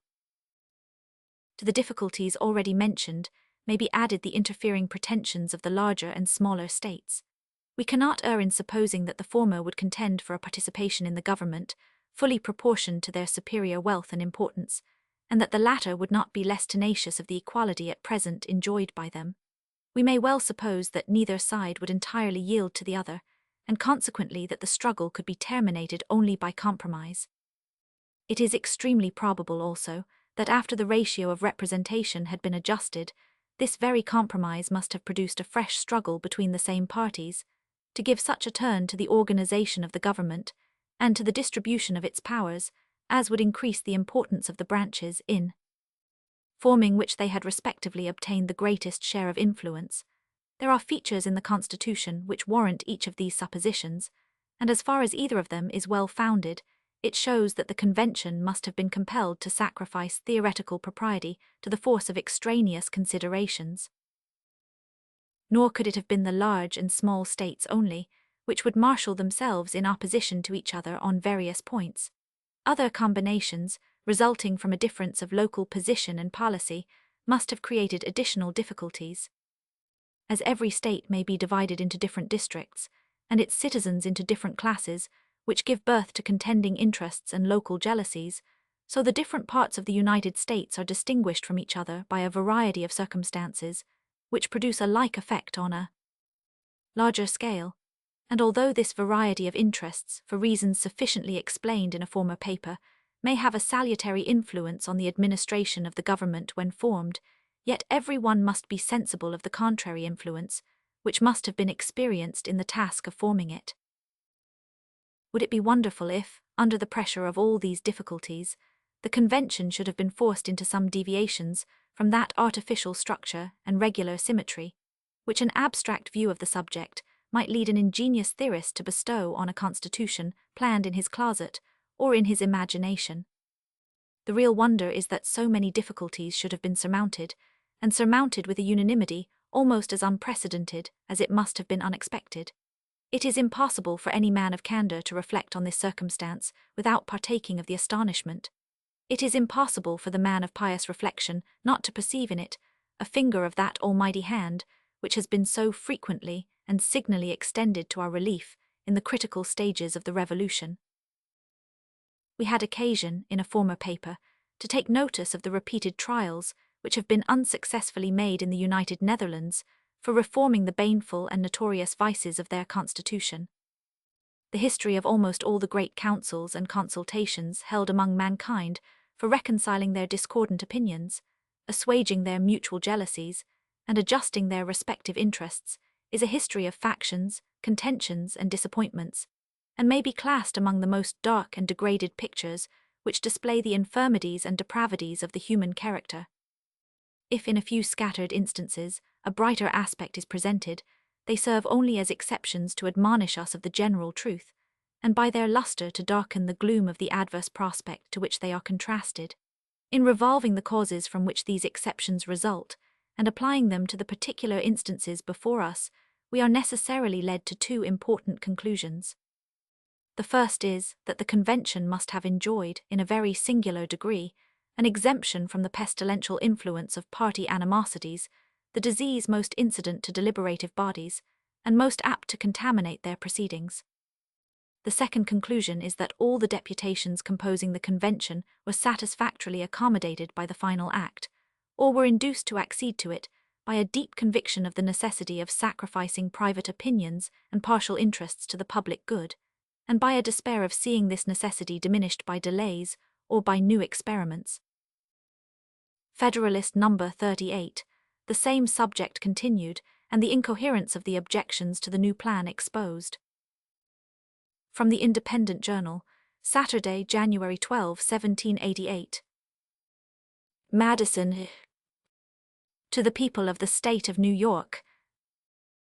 It is not a little remarkable that in every case reported by ancient history, in which government has been established with deliberation and consent, the task of framing it has not been committed to an assembly of men, but has been performed by some individual citizen of preeminent wisdom and approved integrity. Minos, we learn, was the primitive founder of the government of Crete, as Zaleucus was of that of the Locrians. Theseus first, and after him Draco and Solon, instituted the government of Athens. Lycurgus was the lawgiver of Sparta. The foundation of the original government of Rome was laid by Romulus, and the work completed by two of his elective successors, Numa and Tullius Hostilius. On the abolition of royalty, the consular administration was substituted by Brutus, who stepped forward with a project for such a reform, which, he alleged, had been prepared by Tullius Hostilius, and to which his address obtained the assent and ratification of the Senate and people. This remark is applicable to confederate governments also. Amphictyon, we are told, was the author of that which bore his name. The Achaean League received its first birth from Achaeus, and its second from Aratus. What degree of agency these reputed lawgivers might have in their respective establishments, or how far they might be clothed with the legitimate authority of the people, cannot in every instance be ascertained.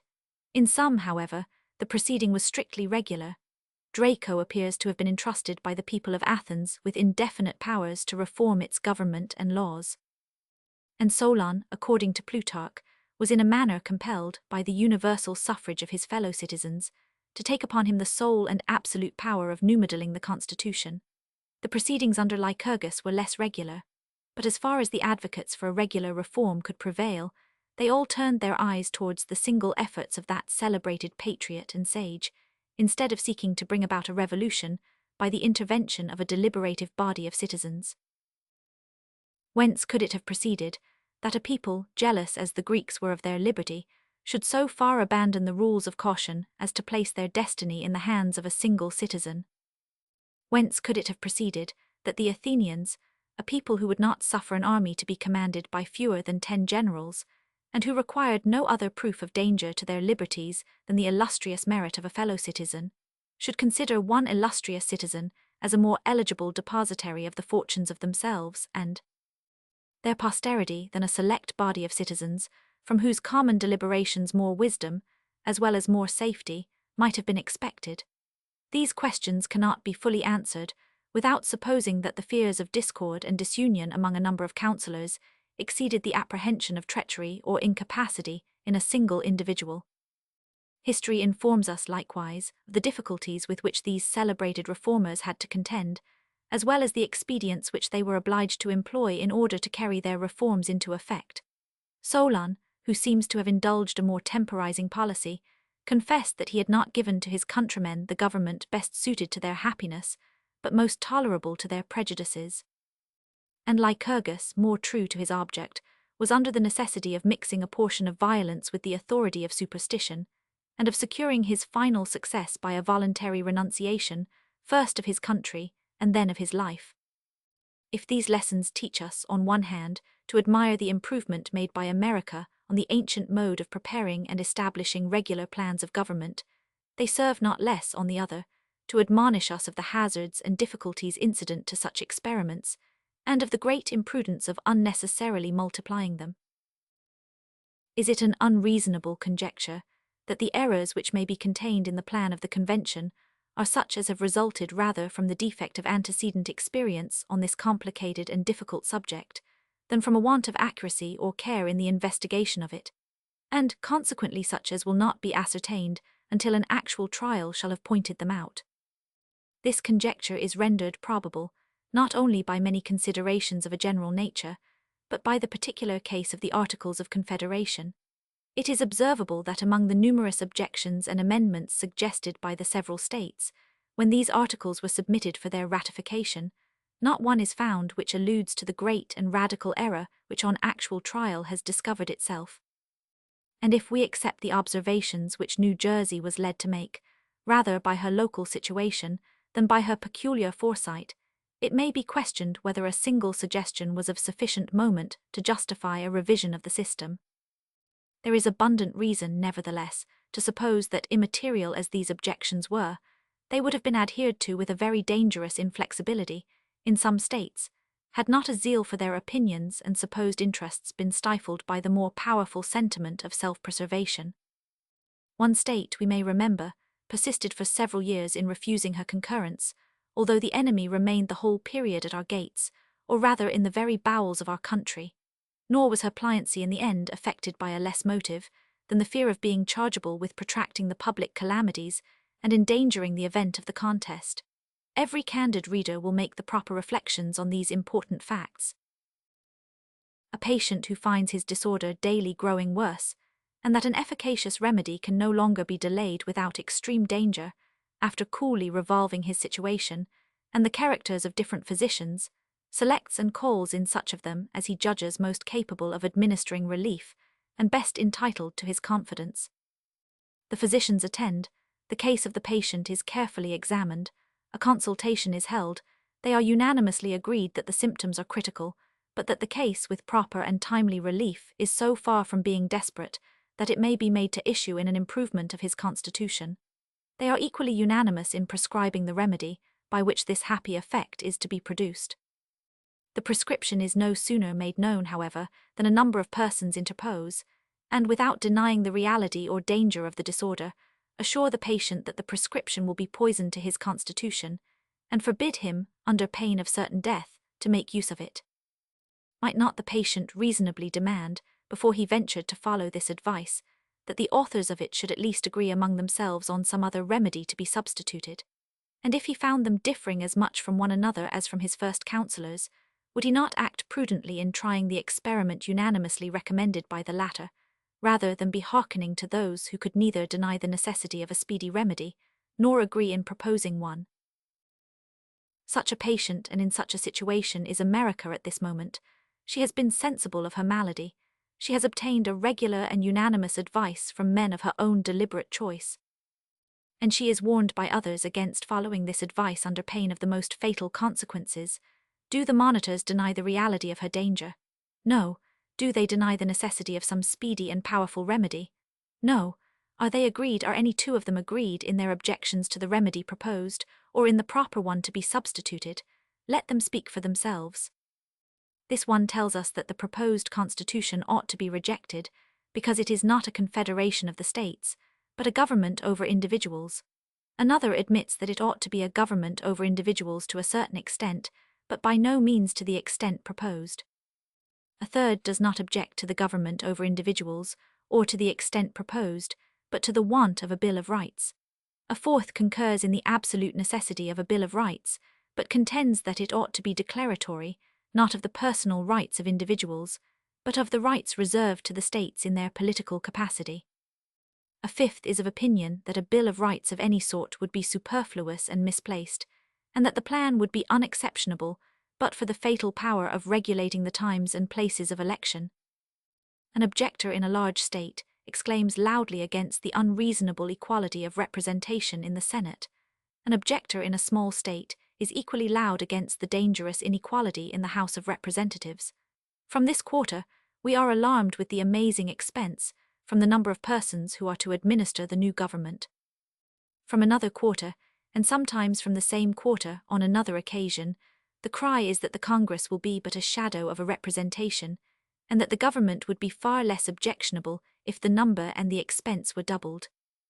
A patriot in a state that does not import or export discerns insuperable objections against the power of direct taxation. The patriotic adversary in a state of great exports and imports is not less dissatisfied that the whole burden of taxes may be thrown on consumption.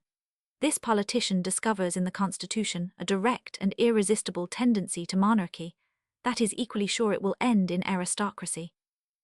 Another is puzzled to say which of these shapes it will ultimately assume, but sees clearly it must be one or other of them, whilst a fourth is not wanting, who with no less confidence affirms that the Constitution is so far from having a bias towards either of these dangers, that the weight on that side will not be sufficient to keep it upright and firm against its opposite propensities. With another class of adversaries to the Constitution, the language is that the legislative, executive, and judiciary departments are intermixed in such a manner as to contradict all the ideas of regular government and all the requisite precautions in favor of liberty. Whilst this objection circulates in vague and general expressions, there are but a few who lend their sanction to it. Let each one come forward with his particular explanation, and scarce any two are exactly agreed upon the subject. In the eyes of one, the junction of the Senate with the President in the responsible function of appointing to offices, instead of vesting this executive power in the executive alone, is the vicious part of the organization. To another, the exclusion of the House of Representatives, whose numbers alone could be a due security against corruption and partiality in the exercise of such a power, is equally obnoxious. With another, the admission of the President into any share of a power, which ever must be a dangerous engine in the hands of the executive magistrate, is an unpardonable violation of the maxims of republican jealousy. No part of the arrangement, according to some, is more inadmissible than the trial of impeachments by the Senate, which is alternately a member both of the legislative and executive departments, when this power so evidently belonged to the judiciary department. We concur fully, reply others, in the objection to this part of the plan, but we can never agree that a reference of impeachments to the judiciary authority would be an amendment of the error. Our principal dislike to the organization arises from the extensive powers already lodged in that department. Even among the zealous patrons of a council of state, the most irreconcilable variance is discovered concerning the mode in which it ought to be constituted. The demand of one gentleman is that the council should consist of a small number to be appointed by the most numerous branch of the legislature. Another would prefer a larger number, and considers it as a fundamental condition that the appointment should be made by the President himself. As it can give no umbrage to the writers against the plan of the Federal Constitution, let us suppose that as they are the most zealous, so they are also the most sagacious, of those who think the late convention were unequal to the task assigned them, and that a wiser and better plan might and ought to be substituted. Let us further suppose that their country should concur, both in this favourable opinion of their merits and in their unfavourable opinion of the convention, and should accordingly proceed to form them into a second convention with full powers, and for the express purpose of revising and remoulding the work of the first. Were the experiment to be seriously made, though it required some effort to view it seriously even in fiction, I leave it to be decided by the sample of opinions just exhibited, whether, with all their enmity to their predecessors, they would, in any one point, depart so widely from their example, as in the discord and ferment that would mark their own deliberations, and whether the Constitution, now before the public, would not stand as fair a chance for immortality, as Lycurgus gave to that of Sparta, by making its change to depend on his own return from exile and death, if it were to be immediately adopted, and were to continue in force, not until a better, but until another should be agreed upon by this new assembly of lawgivers. It is a matter both of wonder and regret that those who raise so many objections against the new Constitution should never call to mind the defects of that which is to be exchanged for it. It is not necessary that the former should be perfect, it is sufficient that the latter is more imperfect. No man would refuse to give brass for silver or gold, because the latter had some alloy in it. No man would refuse to quit a shattered and tottering habitation for a firm and commodious building, because the latter had not a porch to it, or because some of the rooms might be a little larger or smaller, or the ceilings a little higher or lower than his fancy would have planned them. But waiving illustrations of this sort, is it not manifest that most of the capital objections urged against the new system lie, with tenfold weight, against the existing confederation? Is an indefinite power to raise money dangerous in the hands of the federal government? The present Congress can make requisitions to any amount they please, and the states are constitutionally bound to furnish them. They can emit bills of credit as long as they will pay for the paper. They can borrow, both abroad and at home, as long as a shilling will be lent. Is an indefinite power to raise troops dangerous? The Confederation gives to Congress that power also, and they have already begun to make use of it. Is it improper and unsafe to intermix the different powers of government in the same body of men? Congress, a single body of men, are the sole depositary of all the federal powers. Is it particularly dangerous to give the keys of the Treasury and the command of the army into the same hands? The Confederation places them both in the hands of Congress. Is a Bill of Rights essential to liberty? The Confederation has no Bill of Rights. Is it an objection against the new Constitution that it empowers the Senate with the concurrence of the Executive to make treaties which are to be the laws of the land? The existing Congress, without any such control, can make treaties which they themselves have declared, and most of the states have recognized, to be the supreme law of the land. Is the importation of slaves permitted by the new Constitution for 20 years? By the old it is permitted forever. I shall be told that however dangerous this mixture of powers may be in theory, it is rendered harmless by the dependence of Congress on the state for the means of carrying them into practice, that however large the mass of powers may be, it is in fact a lifeless mass. Then, say I in the first place, that the Confederation is chargeable with the still greater folly of declaring certain powers in the federal government to be absolutely necessary, and at the same time rendering them absolutely nugatory, and in the next place that if the Union is to continue and no better government be substituted, effective powers must either be granted to, or assumed by, the existing Congress, in either of which events the contrast just stated will hold good. But this is not all. Out of this lifeless mass has already grown an excrescent power, which tends to realize all the dangers that can be apprehended from a defective construction of the supreme government of the Union.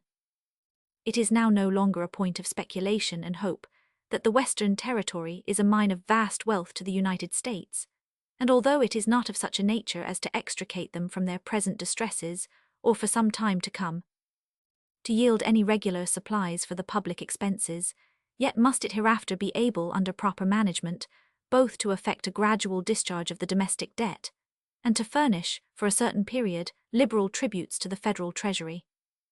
A very large proportion of this fund has been already surrendered by individual states, and it may with reason be expected that the remaining states will not persist in withholding similar proofs of their equity and generosity. We may calculate, therefore, that a rich and fertile country of an area equal to the inhabited extent of the United States will soon become a national stock. Congress have assumed the administration of this stock. They have begun to render it productive. Congress have undertaken to do more. They have proceeded to form new states, to erect temporary governments, to appoint officers for them, and to prescribe the conditions on which such states shall be admitted into the Confederacy. All this has been done, and done without the least colour of constitutional authority. Yet no blame has been whispered, no alarm has been sounded. A great and independent fund of revenue is passing into the hands of a single body of men who can raise troops to an indefinite number and appropriate money to their support for an indefinite period of time. And yet there are men who have not only been silent spectators of this prospect, but who are advocates for the system which exhibits it, and at the same time urge against the new system the objections which we have heard. Would they not act with more consistency in urging the establishment of the latter, as no less necessary to guard the Union against the future powers and resources of a body constructed like the existing Congress, than to save it from the dangers threatened by the present impotency of that assembly? I mean not by anything here said to throw censure on the measures which have been pursued by Congress. I am sensible they could not have done otherwise. The public interest, the necessity of the case, imposed upon them the task of overleaping their constitutional limits. But is not the fact an alarming proof of the danger resulting from a government which does not possess regular powers commensurate to its objects? A dissolution or usurpation is the dreadful dilemma to which it is continually exposed. Publius, Federalist No. 39, the conformity of the plan to Republican principles. For the Independent Journal, Wednesday, January 16, 1788. Madison. To the people of the State of New York. The last paper having concluded the observations which were meant to introduce a candid survey of the plan of government reported by the Convention, we now proceed to the execution of that part of our undertaking. The first question that offers itself is, whether the general form and aspect of the government be strictly republican. It is evident that no other form would be reconcilable with the genius of the people of America, with the fundamental principles of the Revolution, or with that honorable determination which animates every votary of freedom to rest all our political experiments on the capacity of mankind for self-government. If the plan of the Convention, therefore, be found to depart from the republican character, its advocates must abandon it as no longer defensible. What then are the distinctive characters of the republican form? Were an answer to this question to be sought, not by recurring to principles, but in the application of the term by political writers to the constitution of different states, no satisfactory one would ever be found. Holland, in which no particle of the supreme authority is derived from the people, has passed almost universally under the denomination of a republic. The same title has been bestowed on Venice, where absolute power over the great body of the people is exercised, in the most absolute manner, by a small body of hereditary nobles. Poland, which is a mixture of aristocracy and of monarchy in their worst forms, has been dignified with the same appellation. The government of England, which has one republican branch only, combined with an hereditary aristocracy and monarchy, has, with equal impropriety, been frequently placed on the list of republics. These examples, which are nearly as dissimilar to each other as to a genuine republic, show the extreme inaccuracy with which the term has been used in political disquisitions. If we resort for a criterion to the different principles on which different forms of government are established, we may define a republic to be, or at least may bestow that name on, a government which derives all its powers directly or indirectly from the great body of the people, and is administered by persons holding their offices during pleasure, for a limited period, or during good behavior. It is essential to such a government that it be derived from the great body of the society, not from an inconsiderable proportion or a favored class of it. Otherwise a handful of tyrannical nobles, exercising their oppressions by a delegation of their powers, might aspire to the rank of republicans, and claim for their government the honorable title of republic. It is sufficient for such a government that the persons administering it be appointed, either directly or indirectly, by the people, and that they hold their appointments by either of the tenures just specified. Otherwise every government in the United States, as well as every other popular government that has been or can be well organized or well executed, would be degraded from the republican character. According to the Constitution of every state in the Union, some or other of the officers of government are appointed indirectly only by the people. According to most of them, the chief magistrate himself is so appointed, and according to one, this mode of appointment is extended to one of the coordinate branches of the legislature. According to all the constitutions, also, the tenure of the highest offices is extended to a definite period, and in many instances, both within the legislative and executive departments, to a period of years. According to the provisions of most of the constitutions, again, as well as according to the most respectable and received opinions on the subject, the members of the judiciary department are to retain their offices by the firm tenure of good behavior. On comparing the constitution planned by the convention with the standard here fixed, we perceive at once that it is, in the most rigid sense, conformable to it. The House of Representatives, like that of one branch at least of all the state legislatures, is elected immediately by the great body of the people. The Senate, like the present Congress and the Senate of Maryland, derives its appointment indirectly from the people. The President is indirectly derived from the choice of the people, according to the example in most of the states. Even the judges, with all other officers of the Union, will, as in the several states, be the choice, though a remote choice, of the people themselves. The duration of the appointments is equally conformable to the Republican standard, and to the model of state constitutions, the House of Representatives is periodically elective, as in all the states, and for the period of 2 years, as in the state of South Carolina. The Senate is elective for the period of 6 years, which is but 1 year more than the period of the Senate of Maryland, and but 2 more than that of the Senates of New York and Virginia. The President is to continue in office for the period of 4 years. As in New York and Delaware, the Chief Magistrate is elected for 3 years, and in South Carolina for 2 years.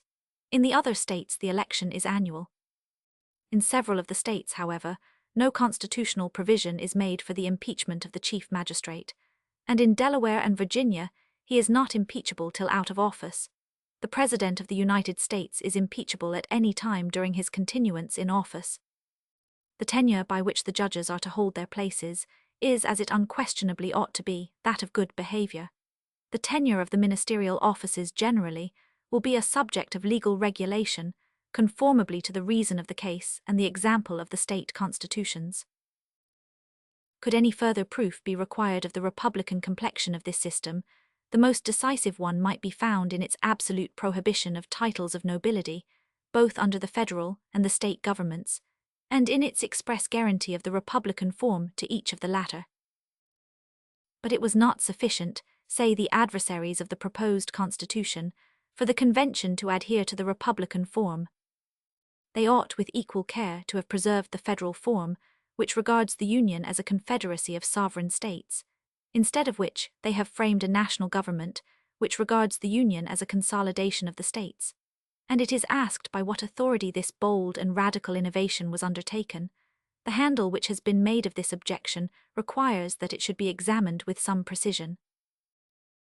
Without inquiring into the accuracy of the distinction on which the objection is founded, it will be necessary to a just estimate of its force first, to ascertain the real character of the government in question.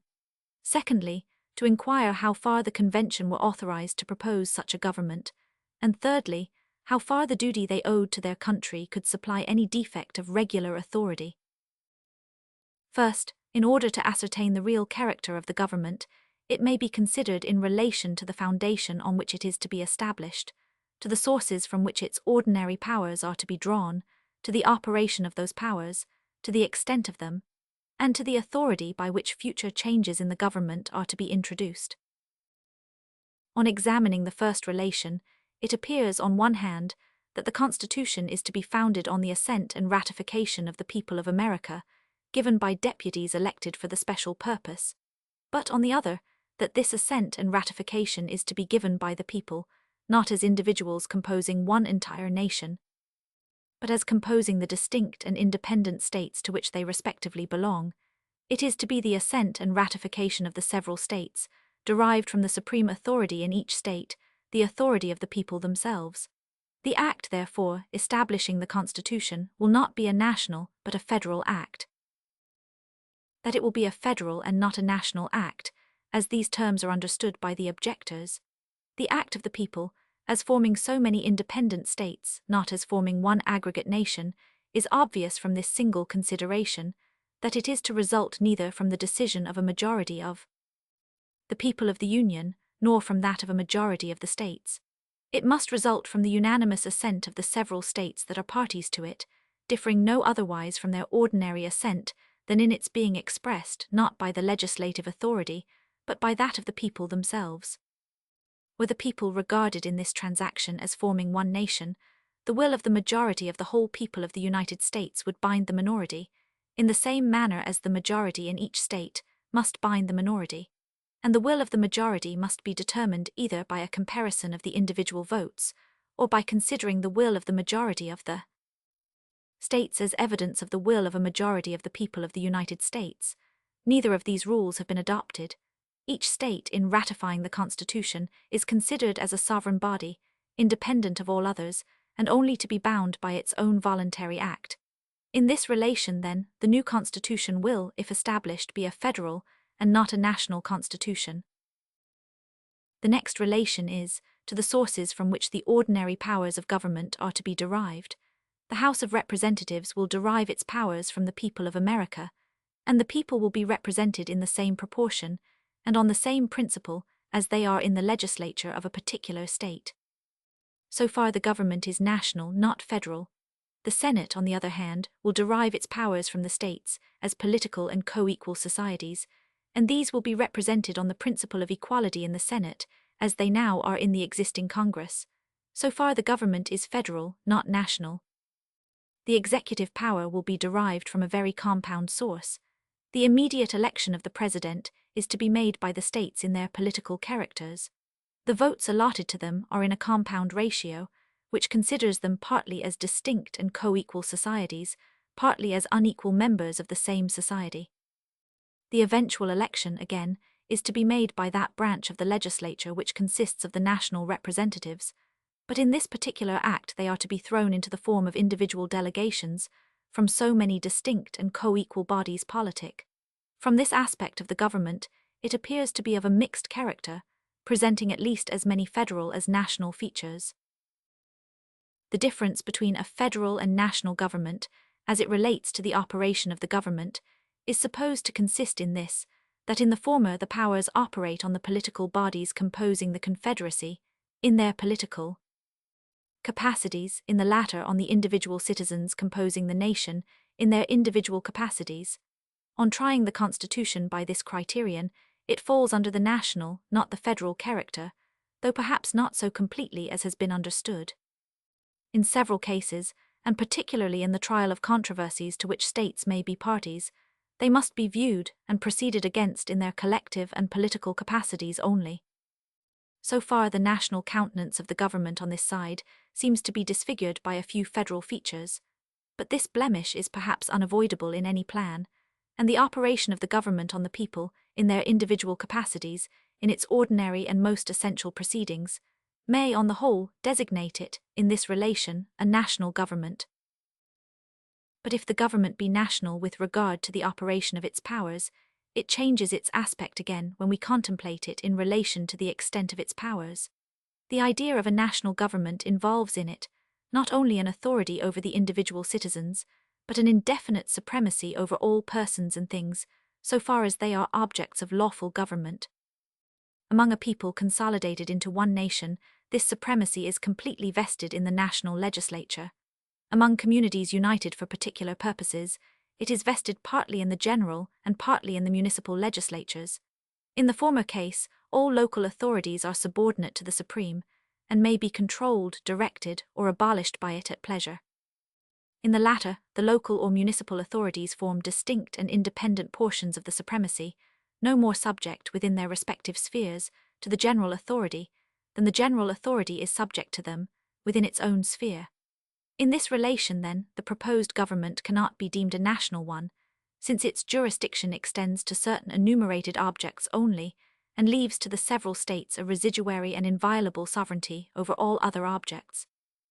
It is true that in controversies relating to the boundary between the two jurisdictions, the tribunal which is ultimately to decide is to be established under the general government, but this does not change the principle of the case.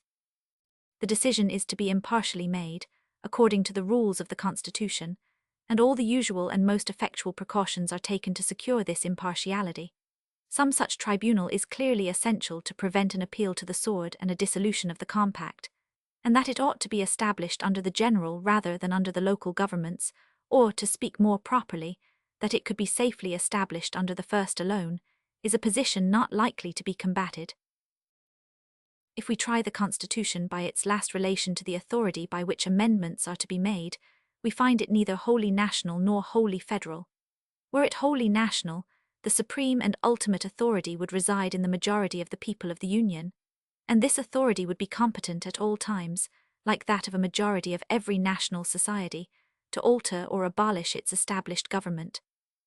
Were it wholly federal, on the other hand, the concurrence of each state in the Union would be essential to every alteration that would be binding on all. The mode provided by the plan of the Convention is not founded on either of these principles, in requiring more than a majority and principles.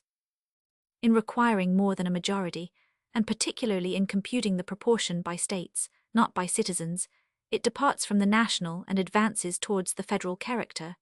In rendering the concurrence of less than the whole number of states sufficient, it loses again the federal and partakes of the national character. The proposed constitution, therefore, is, in strictness, neither a national nor a federal constitution, but a composition of both. In its foundation it is federal, not national. In the sources from which the ordinary powers of the government are drawn, it is partly federal and partly national. In the operation of these powers it is national, not federal. In the extent of them, again, it is federal, not national. And finally, in the authoritative mode of introducing amendments, it is neither wholly federal nor wholly national. Publius, Federalist No. 40, on the powers of the Convention to form a mixed government examined and sustained. For the New York Packet, Friday, January 18, 1788. Madison. To the people of the State of New York. The second point to be examined is, whether the Convention were authorized to frame and propose this mixed constitution. The powers of the Convention ought, in strictness, to be determined by an inspection of the commissions given to the members by their respective constituents.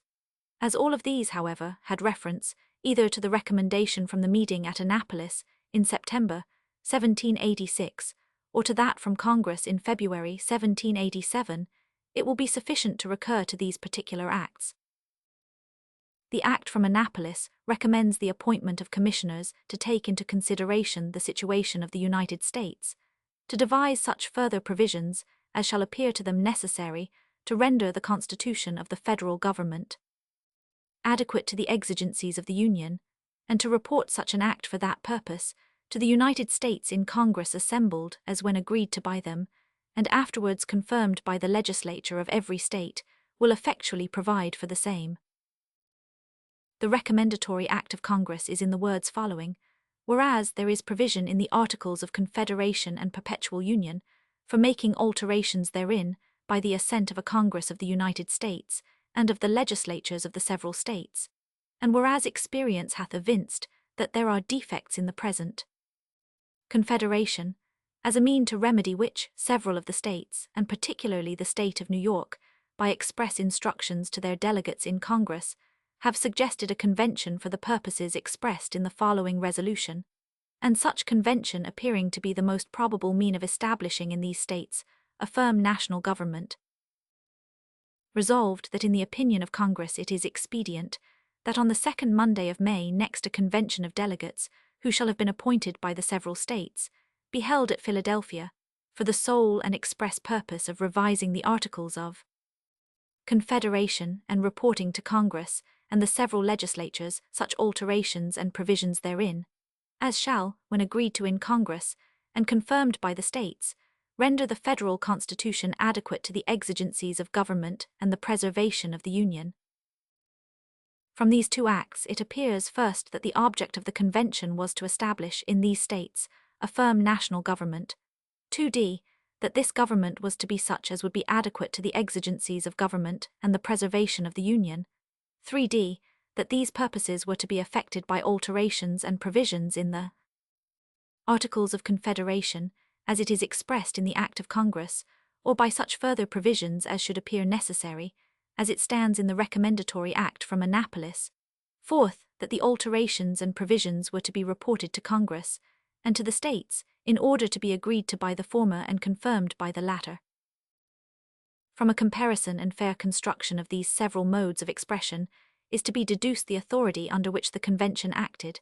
They were to frame a national government, adequate to the exigencies of government and of the Union, and to reduce the Articles of Confederation into such form as to accomplish these purposes. There are two rules of construction, dictated by plain reason, as well as founded on legal axioms. The one is that every part of the expression ought, if possible, to be allowed some meaning, and be made to conspire to some common end.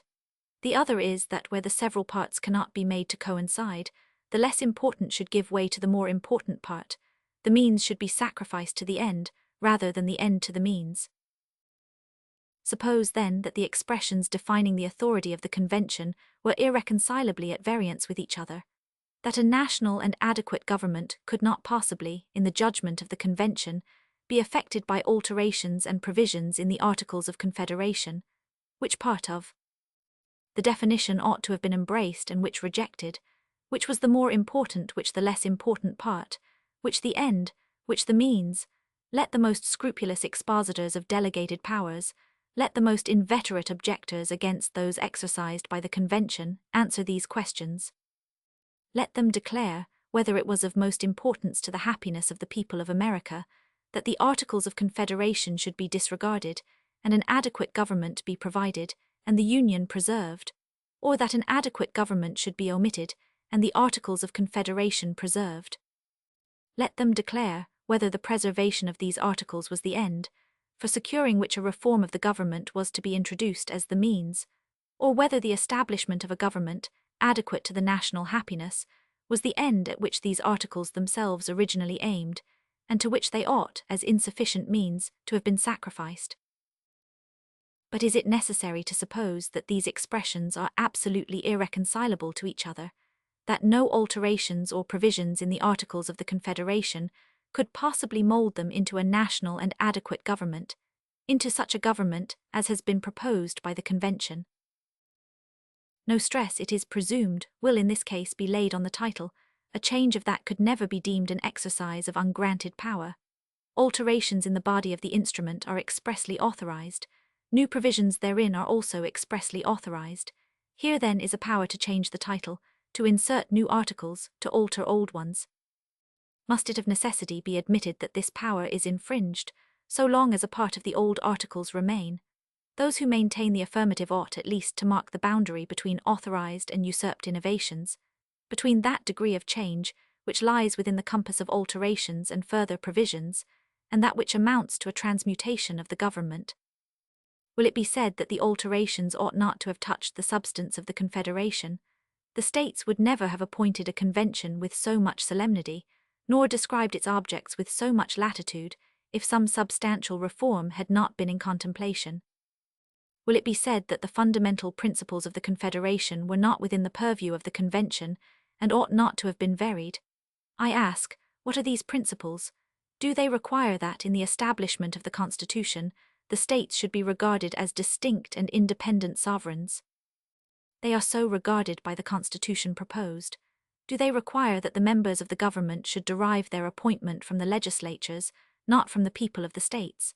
One branch of the new government is to be appointed by these legislatures, and under the Confederation, the delegates to Congress may all be appointed immediately by the people, and in 2 states are actually so appointed. Do they require that the powers of the government should act on the states, and not immediately on individuals? In some instances, as has been shown, the powers of the new government will act on the states in their collective characters. In some instances, also, those of the existing government act immediately on individuals. In cases of capture, of piracy, of the post office, of coins, weights, and measures, of trade with the Indians, of claims under grants of land by different states, and above all in the case of trials by courts-martial in the army and navy, by which death may be inflicted without the intervention of a jury or even of a civil magistrate. In all these cases the powers of the Confederation operate immediately on the persons and interests of individual citizens. Do these fundamental principles require, particularly, that no tax should be levied without the intermediate agency of the states?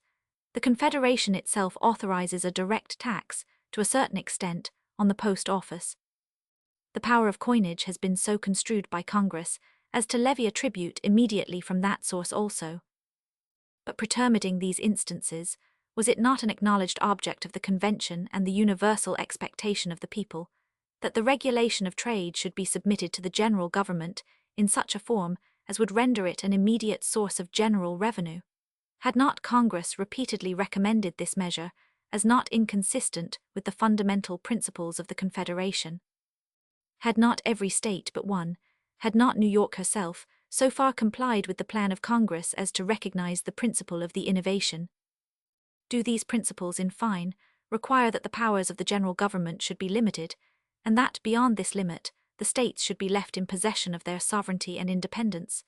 We have seen that in the new government, as in the old, the general powers are limited, and that the states, in all unenumerated cases, are left in the enjoyment of their sovereign and independent jurisdiction. The truth is that the great principles of the Constitution proposed by the Convention may be considered less as absolutely new than as the expansion of principles which are found in the Articles of Confederation. The misfortune under the latter system has been that these principles are so feeble and confined as to justify all the charges of inefficiency which have been urged against it, and to require a degree of enlargement which gives to the new system the aspect of an entire transformation of the old. In one particular, it is admitted that the Convention have departed from the tenor of their commission. Instead of reporting a plan requiring the confirmation of the legislatures of all the states, they have reported a plan which is to be confirmed by the people, and may be carried into effect by 9 states only. It is worthy of remark that this objection, though the most plausible, has been the least urged in the publications which have swarmed against the Convention. The forbearance can only have proceeded from an irresistible conviction of the absurdity of subjecting the fate of 12 states to the perverseness or corruption of a 13th, from the example of inflexible opposition given by a majority of 1/60 of the people of America to a measure approved and called for by the voice of 12 states comprising 59/60 of the people, an example still fresh in the memory and indignation of every citizen who has felt for the wounded honor and prosperity of his country. As this objection, therefore, has been in a manner waived by those who have criticized the powers of the Convention, I dismiss it without further observation. The third point to be inquired into is, how far considerations of duty arising out of the case itself could have supplied any defect of regular authority. In the preceding inquiries, the powers of the Convention have been analyzed and tried with the same rigor, and by the same rules, as if they had been real and final powers for the establishment of a constitution for the United States. We have seen in what manner they have borne the trial, even on that supposition. It is time now to recollect that the powers were merely advisory and recommendatory, that they were so meant by the states, and so understood by the Convention, and that the latter have accordingly planned and proposed a constitution which is to be of no more consequence than the paper on which it is written, unless it be stamped with the approbation of those to whom it is addressed. This reflection places the subject in a point of view altogether different, and will enable us to judge with propriety of the course taken by the Convention. Let us view the ground on which the Convention stood.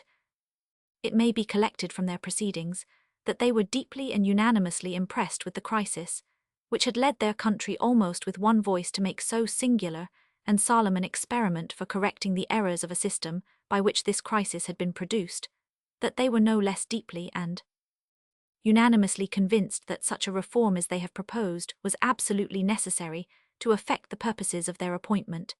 It could not be unknown to them that the hopes and expectations of the great body of citizens throughout this great empire were turned with the keenest anxiety to the event of their deliberations. They had every reason to believe that the contrary sentiments agitated the minds and bosoms of every external and internal foe to the liberty and prosperity of the United States. They had seen in the origin and progress of the experiment the alacrity with which the proposition, made by a single state, Virginia, towards a partial amendment of the Confederation, had been attended to and promoted. They had seen the liberty assumed by a very few deputies from a very few states, convened at Annapolis, of recommending a great and critical object, wholly foreign to their commission, not only justified by the public opinion, but actually carried into effect by 12 out of the 13 states. They had seen in a variety of instances assumptions by Congress, not only of recommendatory, but of operative, powers warranted in the public estimation, by occasions and objects infinitely less urgent than those by which their conduct was to be governed. They must have reflected that in all great changes of established governments, forms ought to give way to substance, that a rigid adherence in such cases to the former would render nominal and nugatory the transcendent and precious right of the people to abolish or alter their governments as to them shall seem most likely to affect their safety and happiness, since it is impossible for the people spontaneously and universally to move in concert towards their object, and it is therefore essential that such changes be instituted by some informal and unauthorized propositions made by some patriotic and respectable citizen or number of citizens. They must have recollected that it was by this irregular and assumed privilege of proposing to the people plans for their safety and happiness that the states were first united against the danger with which they were threatened by their ancient government, that committees and congresses were formed for concentrating their efforts and defending their rights, and that conventions were elected in the several states for establishing the constitutions under which they are now governed. Nor could it have been forgotten that no little ill-timed scruples, no zeal for adhering to ordinary forms were anywhere seen except in those who wished to indulge under these masks their secret enmity to the substance contended for. They must have borne in mind that as the plan to be framed and proposed was to be submitted to the people themselves, the disapprobation of this supreme authority would destroy it forever, its approbation blot out antecedent errors and irregularities. It might even have occurred to them that where a disposition to cavil prevailed, their neglect to execute the degree of power vested in them, and still more their recommendation of any measure whatever, not warranted by their commission, would not less excite animadversion than a recommendation at once of a measure fully commensurate to the national exigencies.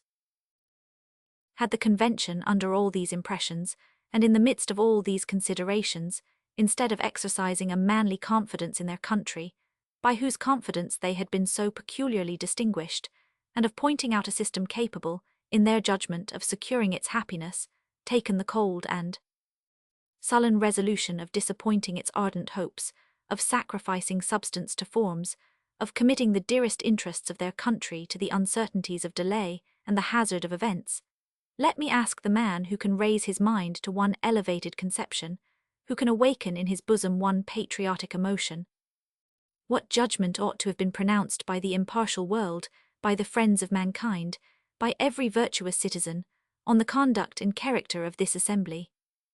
Or if there be a man whose propensity to condemn is susceptible of no control, let me then ask what sentence he has in reserve for the 12 states who usurped the power of sending deputies to the convention, a body utterly unknown to their constitutions, for Congress, who recommended the appointment of this body, equally unknown to the Confederation, and for the state of New York in particular, which first urged and then complied with this unauthorized interposition. But that the objectors may be disarmed of every pretext, it shall be granted for a moment that the convention were neither authorized by their commission, nor justified by circumstances in proposing a constitution for their country. Does it follow that the constitution ought, for that reason alone, to be rejected? If, according to the noble precept, it be lawful to accept good advice even from an enemy, shall we set the ignoble example of refusing such advice even when it is offered by our friends? The prudent inquiry in all cases ought surely to be, not so much from whom the advice comes, as whether the advice be good. The sum of what has been here advanced and proved is, that the charge against the convention of exceeding their powers, except in one instance little urged by the objectors, has no foundation to support it, that if they had exceeded their powers, they were not only warranted, but required, as the confidential servants of their country, by the circumstances in which they were placed to exercise the liberty which they assume, and that finally, if they had violated both their powers and their obligations in proposing a constitution, this ought nevertheless to be embraced, if it be calculated to accomplish the views and happiness of the people of America. How far this character is due to the Constitution is the subject under investigation. Publius, Connecticut and Rhode Island. Declaration of Independence. Federalist No. 41, General View of the Powers Conferred by the Constitution. For the Independent Journal, Saturday, January 19, 1788. Madison. To the people of the State of New York. The Constitution proposed by the Convention may be considered under two general points of view. The first relates to the sum or quantity of power which it vests in the government, including the restraints imposed on the states. The second, to the particular structure of the government and the distribution of this power among its several branches. Under the first view of the subject, two important questions arise. 1. Whether any part of the powers transferred to the general government be unnecessary or improper. 2. Whether the entire mass of them be dangerous to the portion of jurisdiction left in the several states. Is the aggregate power of the general government greater than ought to have been vested in it? This is the first question. It cannot have escaped those who have attended with candor to the arguments employed against the extensive powers of the government, that the authors of them have very little considered how far these powers were necessary means of attaining a necessary end. They have chosen rather to dwell on the inconveniences which must be unavoidably blended with all political advantages, and on the possible abuses which must be incident to every power or trust of which a beneficial use can be made. This method of handling the subject cannot impose on the good sense of the people of America. It may display the subtlety of the writer, it may open a boundless field for rhetoric and declamation, it may inflame the passions of the unthinking, and may confirm the prejudices of the misthinking. But cool and candid people will at once reflect that the purest of human blessings must have a portion of alloy in them, that the choice must always be made, if not of the lesser evil, at least of the greater, not the perfect good, and that, in every political institution, a power to advance the public happiness involves a discretion which may be misapplied and abused. They will see, therefore, that in all cases where power is to be conferred, the point first to be decided is, whether such a power be necessary to the public good, as the next will be, in case of an affirmative decision, to guard as effectually as possible against a perversion of the power to the public detriment. That we may form a correct judgment on this subject, it will be proper to review the several powers conferred on the government of the Union, and that this may be the more conveniently done, they may be reduced into different classes as they relate to the following different objects. 1. Security against foreign danger. 2. Regulation of the intercourse with foreign nations. 3. Maintenance of harmony and proper intercourse among the states. 4. Certain miscellaneous objects of general utility. 5. Restraint of the states from certain injurious acts. 6. Provisions for giving due efficacy to all these powers. The powers falling within the first class are those of declaring war and granting letters of marque, of providing armies and fleets, of regulating and calling forth the militia, of levying and borrowing money. Security against foreign danger is one of the primitive objects of civil society. It is an avowed and essential object of the American Union. The powers requisite for attaining it must be effectually confided to the federal councils. Is the power of declaring war necessary? No man will answer this question in the negative. It would be superfluous, therefore, to enter into a proof of the affirmative. The existing confederation establishes this power in the most ample form. Is the power of raising armies and equipping fleets necessary? This is involved in the foregoing power. It is involved in the power of self-defense. But was it necessary to give an indefinite power of raising troops, as well as providing fleets, and of maintaining both in peace as well as in war?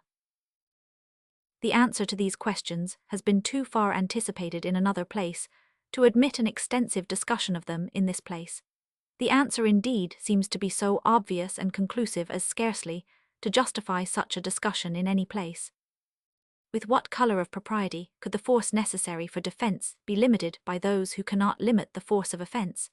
If a federal constitution could chain the ambition or set bounds to the exertions of all other nations, then indeed might it prudently chain the discretion of its own government, and set bounds to the exertions for its own safety.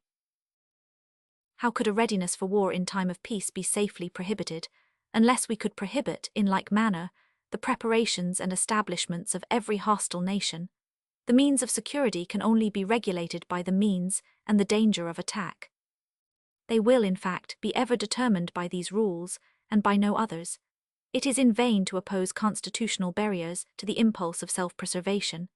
It is worse than in vain, because it plants in the Constitution itself necessary usurpations of power, every precedent of which is a germ of unnecessary and multiplied repetitions. If one nation maintains constantly a disciplined army, ready for the service of ambition or revenge, it obliges the most pacific nations who may be within the reach of its enterprises to take corresponding precautions. The 15th century was the unhappy epoch of military establishments in the time of peace. They were introduced by Charles VII of France. All Europe has followed, or been forced into, the example.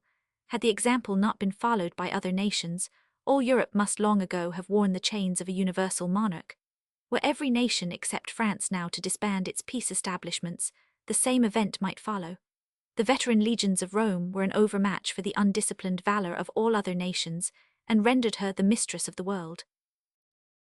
Not the less true is it that the liberties of Rome proved the final victim to her military triumphs, and that the liberties of Europe, as far as they ever existed, have, with few exceptions, been the price of her military establishments.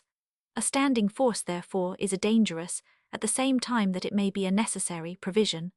On the smallest scale it has its inconveniences. On an extensive scale its consequences may be fatal. On any scale it is an object of laudable circumspection and precaution. A wise nation will combine all these considerations, and whilst it does not rashly preclude itself from any resource which may become essential to its safety, will exert all its prudence in diminishing both the necessity and the danger of resorting to one which may be inauspicious to its liberties. The clearest marks of this prudence are stamped on the proposed Constitution. The Union itself, which it cements and secures, destroys every pretext for a military establishment which could be dangerous. America united, with a handful of troops or without a single soldier, exhibits a more forbidding posture to foreign ambition than America disunited, with 100,000 veterans ready for combat. It was remarked on a former occasion that the want of this pretext had saved the liberties of one nation in Europe.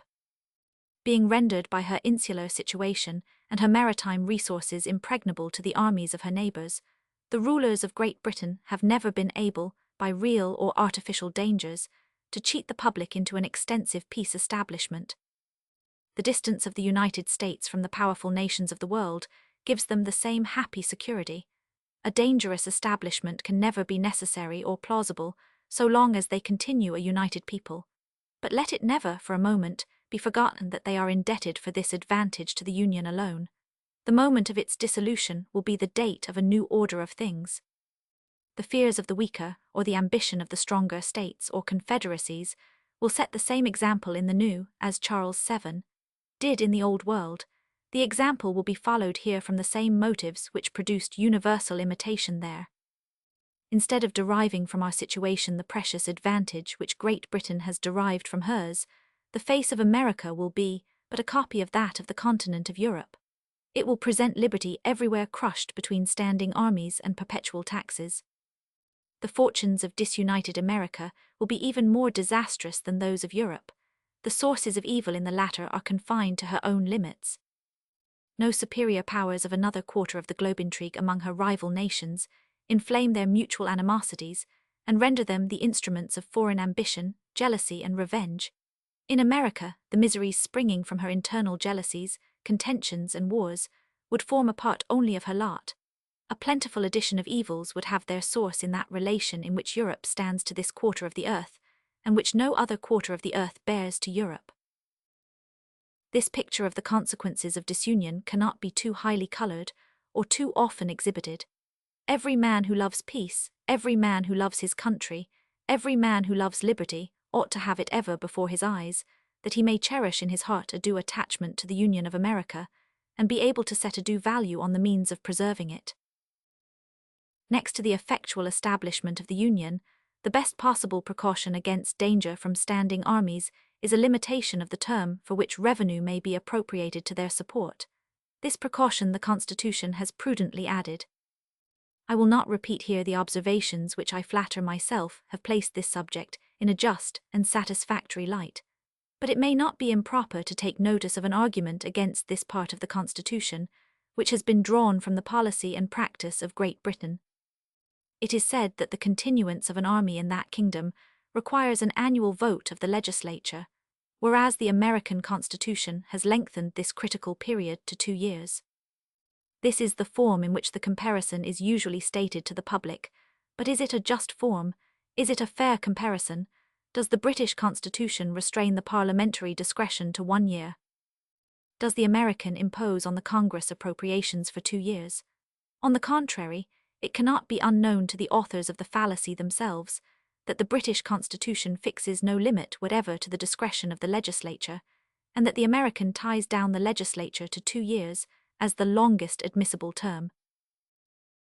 Had the argument from the British example been truly stated, it would have stood thus: the term for which supplies may be appropriated to the army establishment, though unlimited by the British Constitution, has nevertheless in practice been limited by parliamentary discretion to a single year.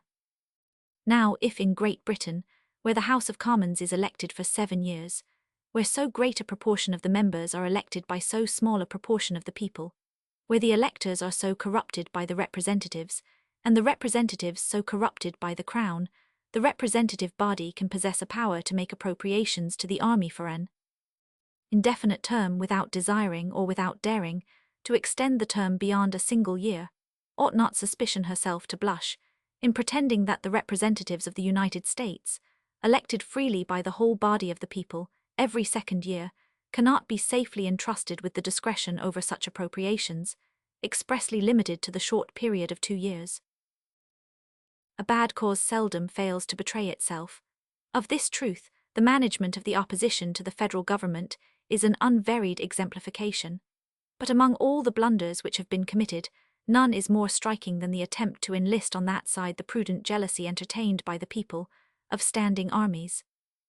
The attempt has awakened fully the public attention to that important subject, and has led to investigations which must terminate in a thorough and universal conviction, not only that the Constitution has provided the most effectual guards against danger from that quarter, but that nothing short of a Constitution fully adequate to the national defense and the preservation of the Union can save America from as many standing armies as it may be split into states or confederacies, and from such a progressive augmentation of these establishments in each, as will render them as burdensome to the properties and ominous to the liberties of the people, as any establishment that can become necessary under a united and efficient government must be tolerable to the former and safe to the latter.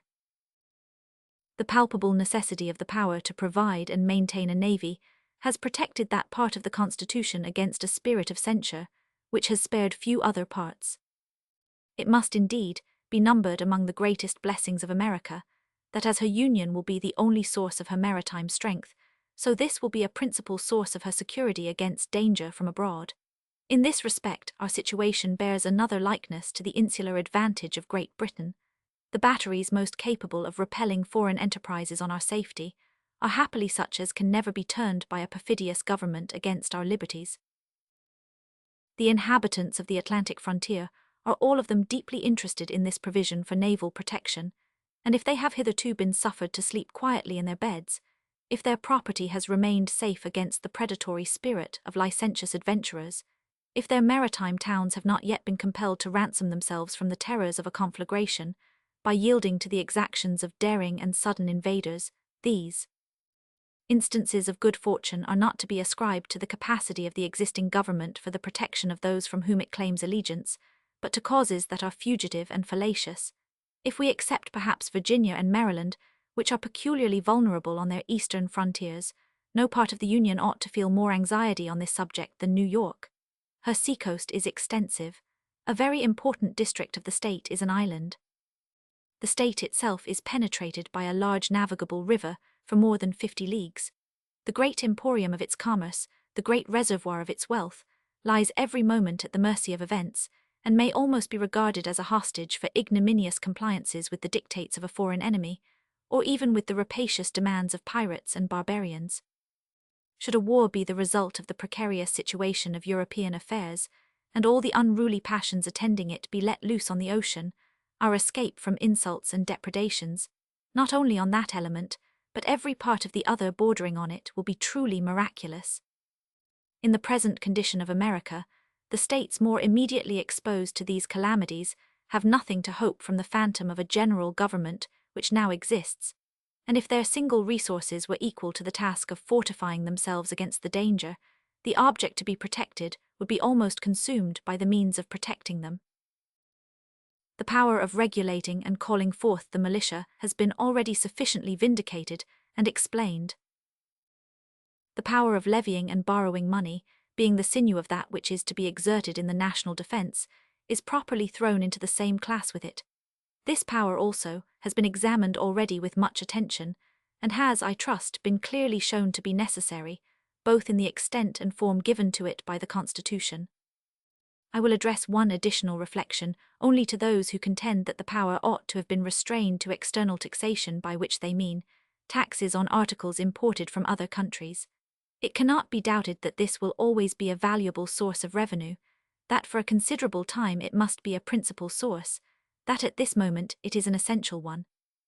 But we may form very mistaken ideas on this subject, if we do not call to mind in our calculations that the extent of revenue drawn from foreign commerce must vary with the variations, both in the extent and the kind of imports, and that these variations do not correspond with the progress of population, which must be the general measure of the public wants. As long as agriculture continues the sole field of labor, the importation of manufactures must increase as the consumers multiply. As soon as domestic manufactures are begun by the hands not called for by agriculture, the imported manufactures will decrease as the numbers of people increase.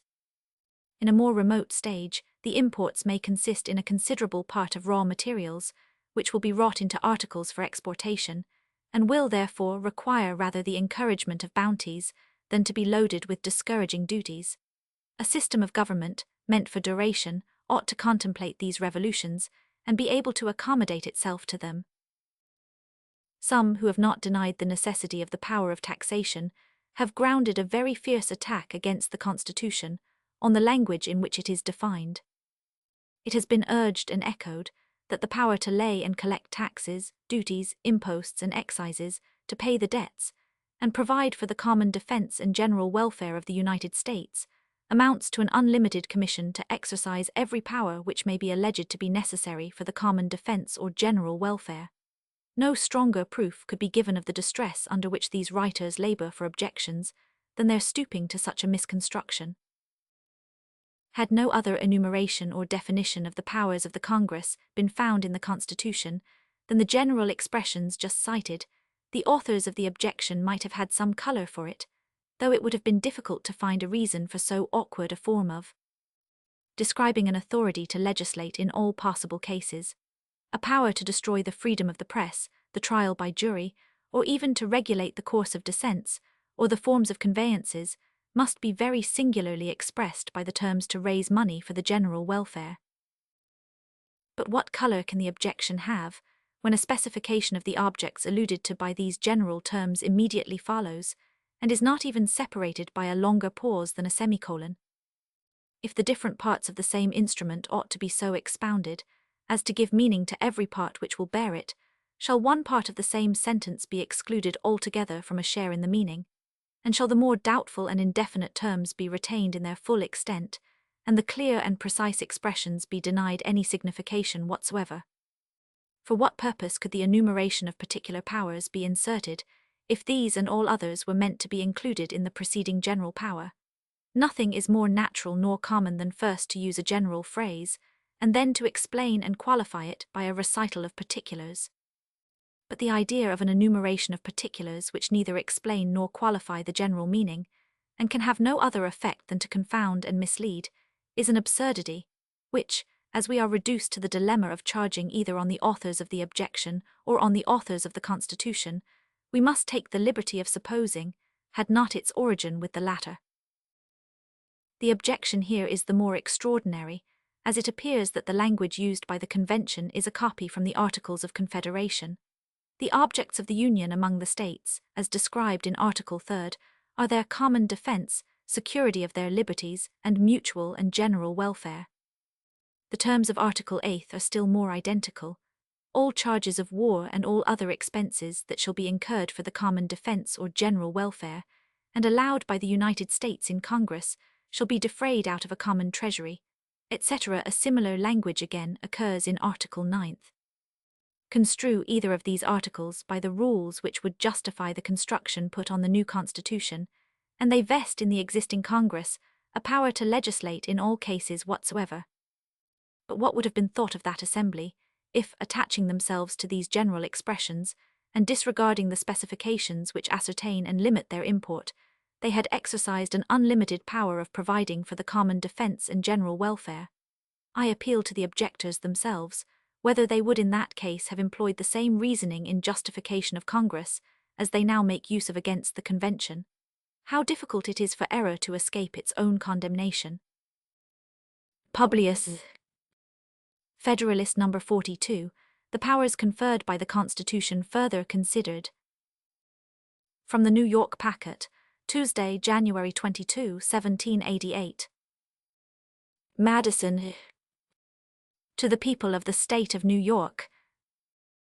The second class of powers lodged in the general government consists of those which regulate the intercourse with foreign nations, to wit, to make treaties, to send and receive ambassadors, other public ministers and consuls, to define and punish piracies and felonies committed on the high seas and offences against the law of nations, to regulate foreign commerce, including a power to prohibit, after the year 1808, the importation of slaves, and to lay an intermediate duty of $10 per head as a discouragement to such importations. This class of powers forms an obvious and essential branch of the federal administration. If we are to be one nation in any respect, it clearly ought to be in respect to other nations. The powers to make treaties and to send and receive ambassadors speak their own propriety. Both of them are comprised in the Articles of Confederation, with this difference only, that the former is disembarrassed by the plan of the Convention of an exception under which treaties might be substantially frustrated by regulations of the states, and that a power of appointing and receiving other public ministers and consuls is expressly and very properly added to the former provision concerning ambassadors. The term ambassador, if taken strictly, as seems to be required by the second of the Articles of Confederation, comprehends the highest grade only of public ministers, and excludes the grades which the United States will be most likely to prefer, where foreign embassies may be necessary, and under no latitude of construction will the term comprehend consuls.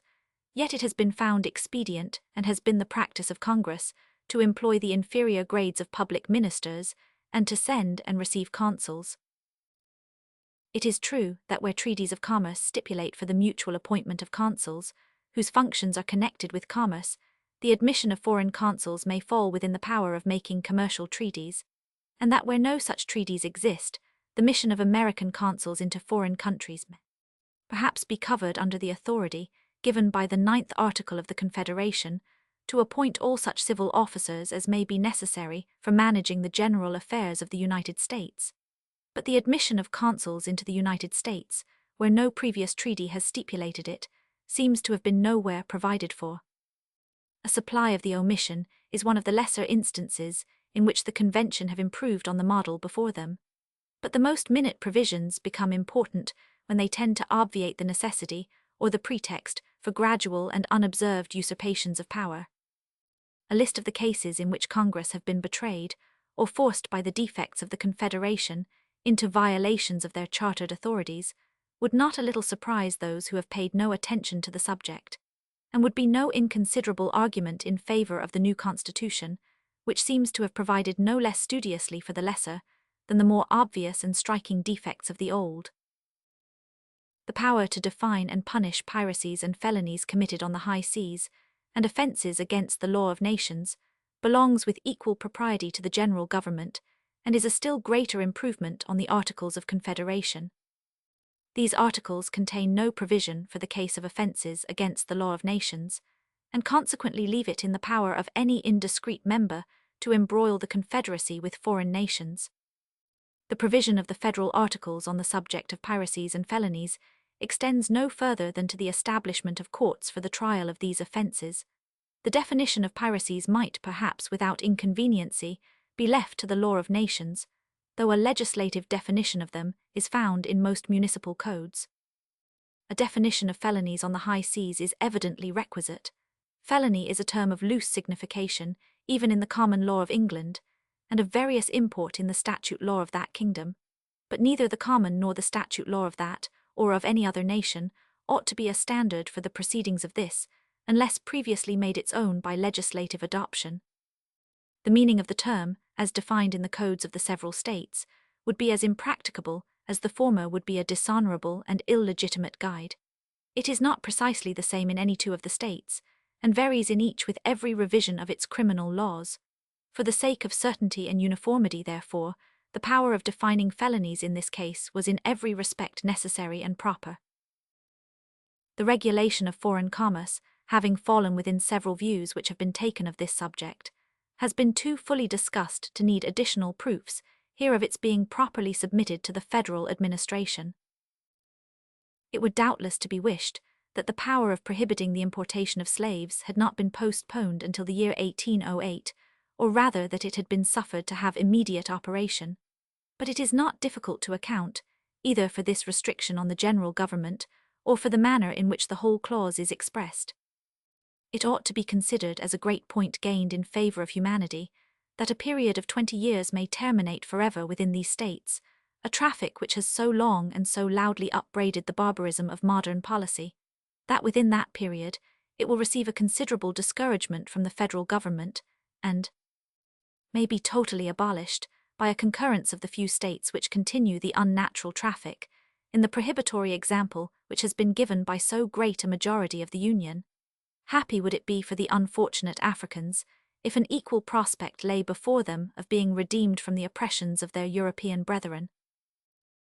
Attempts have been made to pervert this clause into an objection against the Constitution, by representing it on one side as a criminal toleration of an illicit practice, and on another as calculated to prevent voluntary and beneficial emigrations from Europe to America.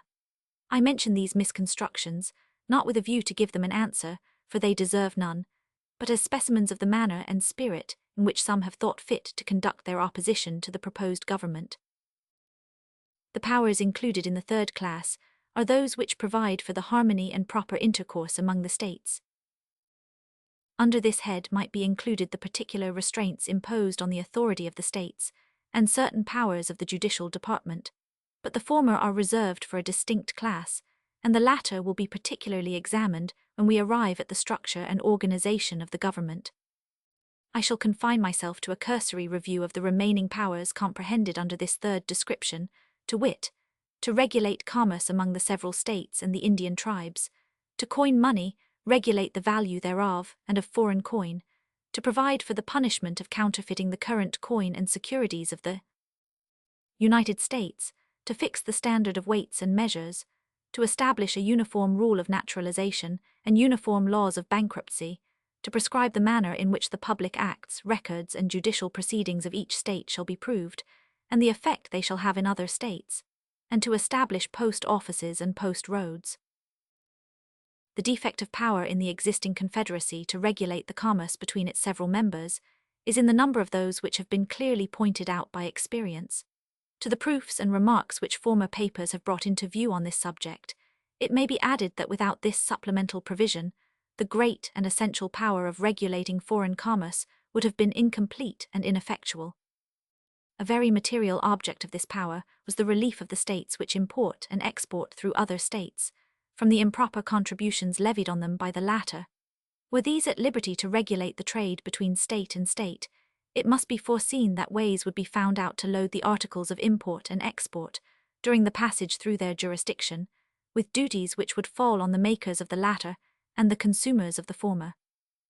We may be assured by past experience that such a practice would be introduced by future contrivances, and both by that and a common knowledge of human affairs, that it would nourish unceasing animosities, and not improbably terminate in serious interruptions of the public tranquillity. To those who do not view the question through the medium of passion or of interest, the desire of the commercial states to collect, in any form, an indirect revenue from their uncommercial neighbors must appear not less impolitic than it is unfair, since it would stimulate the injured party, by resentment as well as interest, to resort to less convenient channels for their foreign trade. But the mild voice of reason, pleading the cause of an enlarged and permanent interest, is but too often drowned, before public bodies as well as individuals, by the clamours of an impatient avidity for immediate and immoderate gain. The necessity of a superintending authority over the reciprocal trade of confederated states has been illustrated by other examples as well as our own. In Switzerland, where the union is so very slight, each canton is obliged to allow to merchandises a passage through its jurisdiction into other cantons, without an augmentation of the tolls. In Germany it is a law of the empire, that the princes and states shall not lay tolls or customs on bridges, rivers, or passages, without the consent of the emperor and the diet, though it appears from a quotation in an antecedent paper, that the practice in this, as in many other instances in that confederacy, has not followed the law, and has produced there the mischiefs which have been foreseen here. Among the restraints imposed by the Union of the Netherlands on its members, one is, that they shall not establish imposts disadvantageous to their neighbors, without the general permission. The regulation of commerce with the Indian tribes is very properly unfettered from two limitations in the Articles of Confederation, which render the provision obscure and contradictory. The power is there restrained to Indians, not members of any of the states, and is not to violate or infringe the legislative right of any state within its own limits. What description of Indians are to be deemed members of a state is not yet settled, and has been a question of frequent perplexity and contention in the federal councils. And how the trade with Indians, though not members of a state, yet residing within its legislative jurisdiction, can be regulated by an external authority without so far intruding on the internal rights of legislation, is absolutely incomprehensible.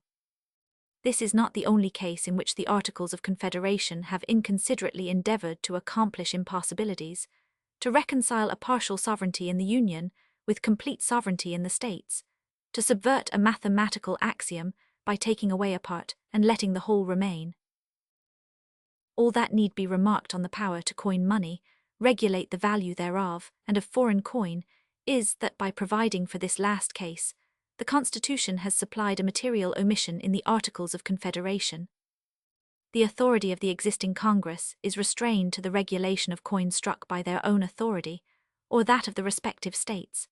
It must be seen at once that the proposed uniformity in the value of the current coin might be destroyed by subjecting that of foreign coin to the different regulations of the different states. The punishment of counterfeiting the public securities, as well as the current coin, is submitted of course to that authority which is to secure the value of both. The regulation of weights and measures is transferred from the Articles of Confederation, and is founded on like considerations with the preceding power of regulating coin. The dissimilarity in the rules of naturalization has long been remarked as a fault in our system, and as laying a foundation for intricate and delicate questions. In the 4th Article of the Confederation, it is declared that the free inhabitants of each of these states, paupers, vagabonds, and fugitives from justice, excepted, shall be entitled to all privileges and immunities of free citizens in the several states, and the people of each state shall in every other enjoy all the privileges of trade and commerce, etc. There is a confusion of language here, which is remarkable. Why the terms free inhabitants are used in one part of the article, free citizens in another, and people in another, or what was meant by superadding to all privileges and immunities of free citizens all the privileges of trade and commerce, cannot easily be determined. It seems to be a construction scarcely avoidable, however, that those who come under the denomination of free inhabitants of a state, although not citizens of such state, are entitled in every other state to all the privileges of free citizens of the latter, that is, to greater privileges than they may be entitled to in their own state, so that it may be in the power of a particular state, or rather every state is laid under a necessity, not only to confer the rights of citizenship in other states upon any whom it may admit to such rights within itself, but upon any whom it may allow to become inhabitants within its jurisdiction. But were an exposition of the term inhabitants to be admitted which would confine the stipulated privileges to citizens alone, the difficulty is diminished only, not removed. The very improper power would still be retained by each state, of naturalizing aliens in every other state. In one state, residence for a short term confirms all the rights of citizenship. In another, qualifications of greater importance are required. An alien, therefore, legally incapacitated for certain rights in the latter, may, by previous residence only in the former, elude his incapacity, and thus the law of one state be preposterously rendered paramount to the law of another, within the jurisdiction of the other. We owe it to mere casualty that very serious embarrassments on this subject have been hitherto escaped. By the laws of several states, certain descriptions of aliens who had rendered themselves obnoxious were laid under interdicts inconsistent not only with the rights of citizenship, but with the privilege of residence. What would have been the consequence if such persons, by residence or otherwise, had acquired the character of citizens under the laws of another state, and then asserted their rights as such, both to residence and citizenship, within the state prescribing them? Whatever the legal consequences might have been, other consequences would probably have resulted, of too serious a nature not to be provided against. The new Constitution has accordingly, with great propriety, made provision against them, and all others proceeding from the defect of the Confederation on this head, by authorizing the general government to establish a uniform rule of naturalization throughout the United States. The power of establishing uniform laws of bankruptcy is so intimately connected with the regulation of commerce, and will prevent so many frauds where the parties or their property may lie or be removed into different states, that the expediency of it seems not likely to be drawn into question.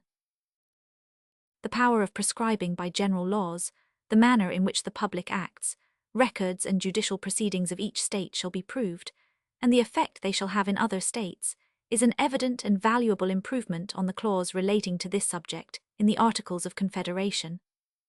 The meaning of the latter is extremely indeterminate, and can be of little importance under any interpretation which it will bear.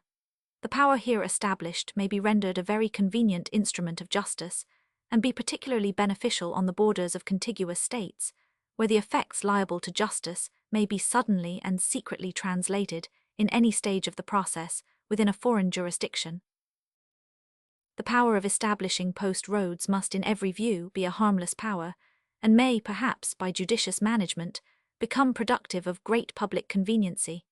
Nothing which tends to facilitate the intercourse between the states can be deemed unworthy of the public care. Publius. Federalist No. 43. The same subject continued. The powers conferred by the Constitution further considered. For the Independent Journal, Wednesday, January 23, 1788. Madison. To the people of the State of New York. The fourth class comprises the following miscellaneous powers: a power to promote the progress of science and useful arts, by securing, for a limited time, to authors and inventors, the exclusive right to their respective writings and discoveries. The utility of this power will scarcely be questioned. The copyright of authors has been solemnly adjudged in Great Britain to be a right of common law. The right to useful inventions seems with equal reason to belong to the inventors. The public good fully coincides in both cases with the claims of individuals. The states cannot separately make effectual provisions for either of the cases, and most of them have anticipated the decision of this point by laws passed at the instance of Congress. To exercise exclusive legislation, in all cases whatsoever, over such district not exceeding 10 miles square as may, by cession of particular states and the acceptance of Congress, become the seat of the government of the United States, and to exercise like authority over all places purchased by the consent of the legislatures of the states in which the same shall be, for the erection of forts, magazines, arsenals, dockyards, and other needful buildings. The indispensable necessity of complete authority at the seat of government carries its own evidence with it. It is a power exercised by every legislature of the Union, I might say of the world, by virtue of its general supremacy. Without it, not only the public authority might be insulted, and its proceedings interrupted with impunity, but a dependence of the members of the general government on the state comprehending the seat of the government, for protection in the exercise of their duty, might bring on the national councils an imputation of awe or influence, equally dishonorable to the government and dissatisfactory to the other members of the Confederacy. This consideration has the more weight, as the gradual accumulation of public improvements at the stationary residence of the government would be both too great a public pledge to be left in the hands of a single state, and would create so many obstacles to a removal of the government, as still further to abridge its necessary independence. The extent of this federal district is sufficiently circumscribed to satisfy every jealousy of an opposite nature. And as it is to be appropriated to this use with the consent of the state ceding it, as the state will no doubt provide in the compact for the rights and the consent of the citizens inhabiting it, as the inhabitants will find sufficient inducements of interest to become willing parties to the cession, as they will have had their voice in the election of the government, which is to exercise authority over them, as a municipal legislature for local purposes derived from their own suffrages will of course be allowed them, and as the authority of the legislature of the state and of the inhabitants of the ceded part of it to concur in the session will be derived from the whole people of the state in their adoption of the Constitution, every imaginable objection seems to be obviated. The necessity of a like authority over forts, magazines, etc., established by the general government, is not less evident. The public money expended on such places, and the public property deposited in them, requires that they should be exempt from the authority of the particular state. Nor would it be proper for the places on which the security of the entire Union may depend, to be in any degree dependent on a particular member of it. All objections and scruples are here also obviated, by requiring the concurrence of the states concerned, in every such establishment. To declare the punishment of treason, but no attainder of treason shall work corruption of blood, or forfeiture, except during the life of the person attainted. As treason may be committed against the United States, the authority of the United States ought to be enabled to punish it.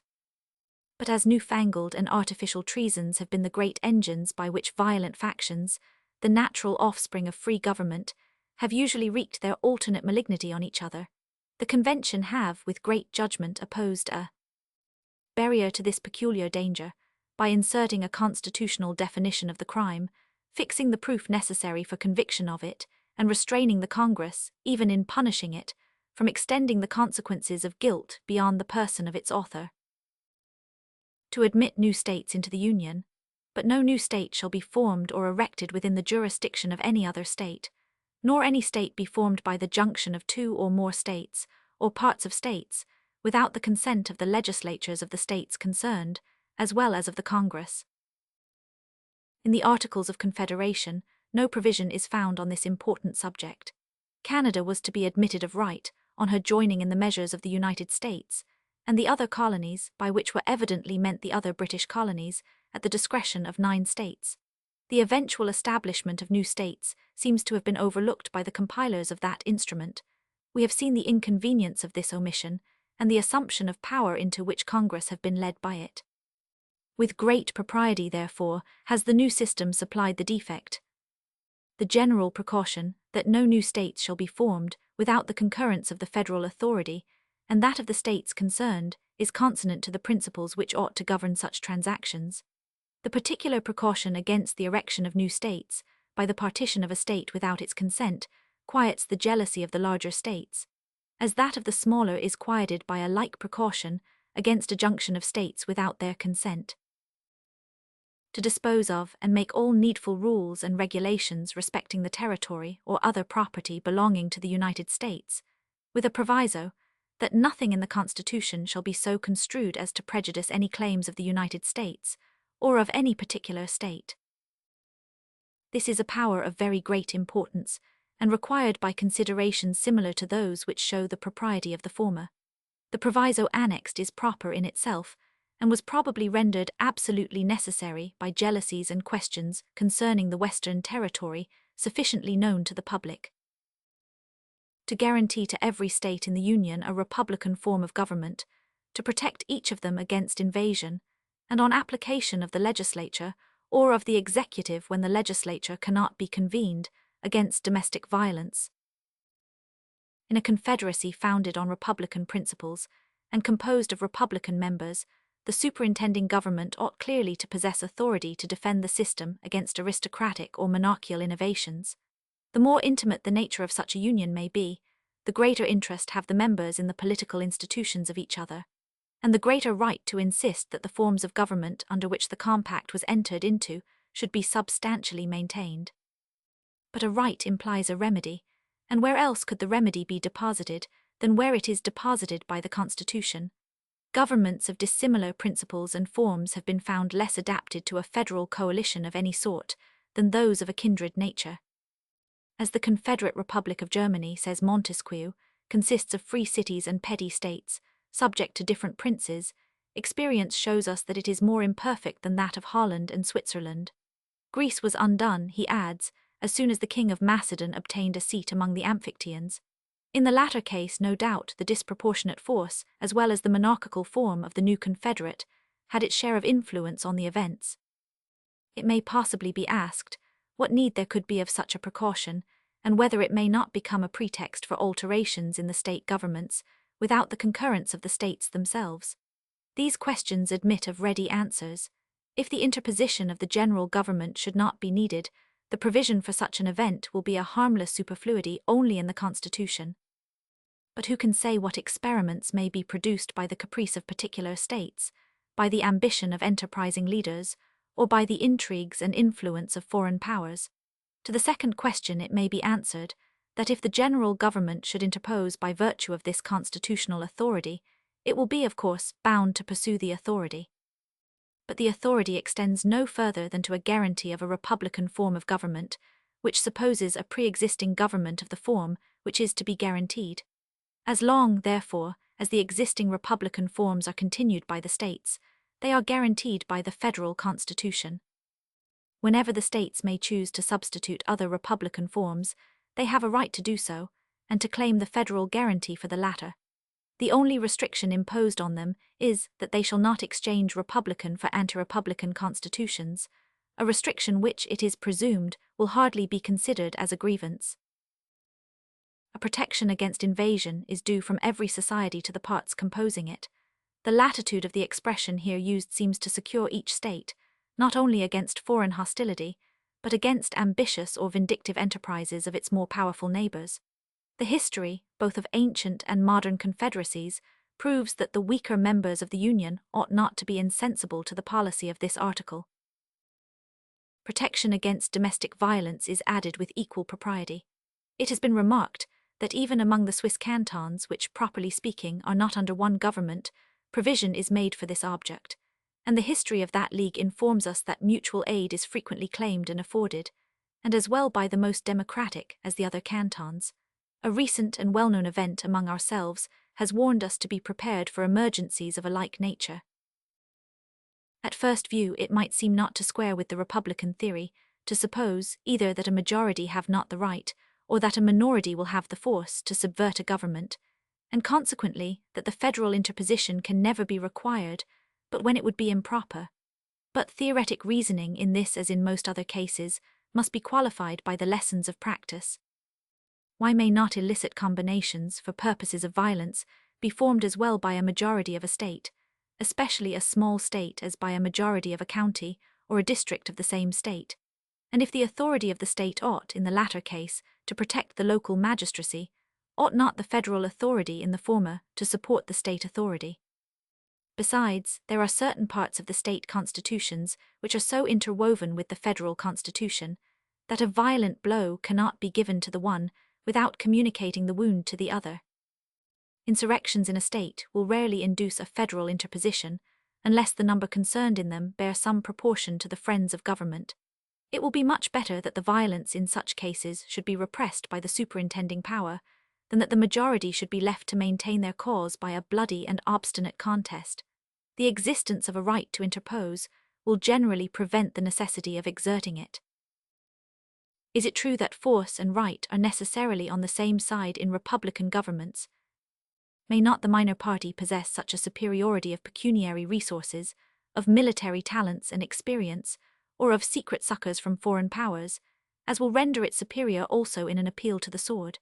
May not a more compact and advantageous position turn the scale on the same side, against a superior number so situated as to be less capable of a prompt and collected exertion of its strength? Nothing can be more chimerical than to imagine that in a trial of actual force, victory may be calculated by the rules which prevail in a census of the inhabitants, or which determine the event of an election. May it not happen, in fine, that the minority of citizens may become a majority of persons, by the accession of alien residents, of a casual concourse of adventurers, or of those whom the constitution of the state has not admitted to the rights of suffrage? I take no notice of an unhappy species of population abounding in some of the states, who, during the calm of regular government, are sunk below the level of men, but who, in the tempestuous scenes of civil violence, may emerge into the human character, and give a superiority of strength to any party with which they may associate themselves. In cases where it may be doubtful on which side justice lies, what better umpires could be desired by two violent factions, flying to arms and tearing a state to pieces, than the representatives of confederate states, not heeded by the local flame? To the impartiality of judges, they would unite the affection of friends.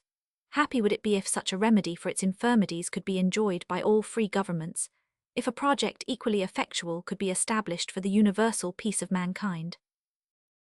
Should it be asked, what is to be the redress for an insurrection pervading all the states, and comprising a superiority of the entire force, though not a constitutional right? The answer must be that such a case as it would be without the compass of human remedies, so it is fortunately not within the compass of human probability, and that it is a sufficient recommendation of the federal constitution, that it diminishes the risk of a calamity for which no possible constitution can provide a cure. Among the advantages of a confederate republic enumerated by Montesquieu, an important one is that should a popular insurrection happen in one of the states, the others are able to quell it. Should abuses creep into one part, they are reformed by those that remain sound. To consider all debts contracted, and engagements entered into before the adoption of this Constitution, as being no less valid against the United States under this Constitution than under the Confederation. This can only be considered as a declaratory proposition, and may have been inserted, among other reasons, for the satisfaction of the foreign creditors of the United States, who cannot be strangers to the pretended doctrine that a change in the political form of civil society has the magical effect of dissolving its moral obligations. Among the lesser criticisms which have been exercised on the Constitution, it has been remarked that the validity of engagements ought to have been asserted in favor of the United States, as well as against them, and in the spirit which usually characterizes little critics, the omission has been transformed and magnified into a plot against the national rights. The authors of this discovery may be told, what few others need to be informed of, that as engagements are in their nature reciprocal, an assertion of their validity on one side necessarily involves a validity on the other side, and that as the article is merely declaratory, the establishment of the principle in one case is sufficient for every case. They may be further told that every constitution must limit its precautions to dangers that are not altogether imaginary, and that no real danger can exist that the government would dare, with or even without this constitutional declaration before it, to remit the debts justly due to the public, on the pretext here condemned. To provide for amendments to be ratified by 3/4 of the states under 2 exceptions only. That useful alterations will be suggested by experience could not but be foreseen. It was requisite, therefore, that a mode for introducing them should be provided. The mode preferred by the Convention seems to be stamped with every mark of propriety. It guards equally against that extreme facility which would render the Constitution too mutable, and that extreme difficulty which might perpetuate its discovered faults. It, moreover, equally enables the general and the state governments to originate the amendment of errors, as they may be pointed out by the experience on one side or on the other. The exception in favor of the equality of suffrage in the Senate was probably meant as a palladium to the residuary sovereignty of the states, implied and secured by that principle of representation in one branch of the legislature, and was probably insisted on by the states particularly attached to that equality. The other exception must have been admitted on the same considerations which produced the privilege defended by it. The ratification of the conventions of 9 states shall be sufficient for the establishment of this Constitution between the states, ratifying the same. This article speaks for itself. The express authority of the people alone could give due validity to the Constitution. To have required the unanimous ratification of the 13 states would have subjected the essential interests of the whole to the caprice or corruption of a single member. It would have marked a want of foresight in the Convention, which our own experience would have rendered inexcusable. 2 questions of a very delicate nature present themselves on this occasion. 1.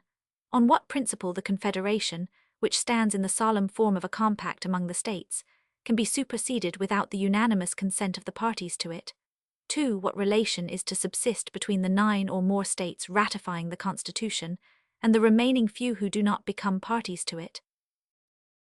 The first question is answered at once by recurring to the absolute necessity of the case, to the great principle of self-preservation, to the transcendent law of nature and of nature's God, which declares that the safety and happiness of society are the objects at which all political institutions aim, and to which all such institutions must be sacrificed. Perhaps also an answer may be found without searching beyond the principles of the compact itself.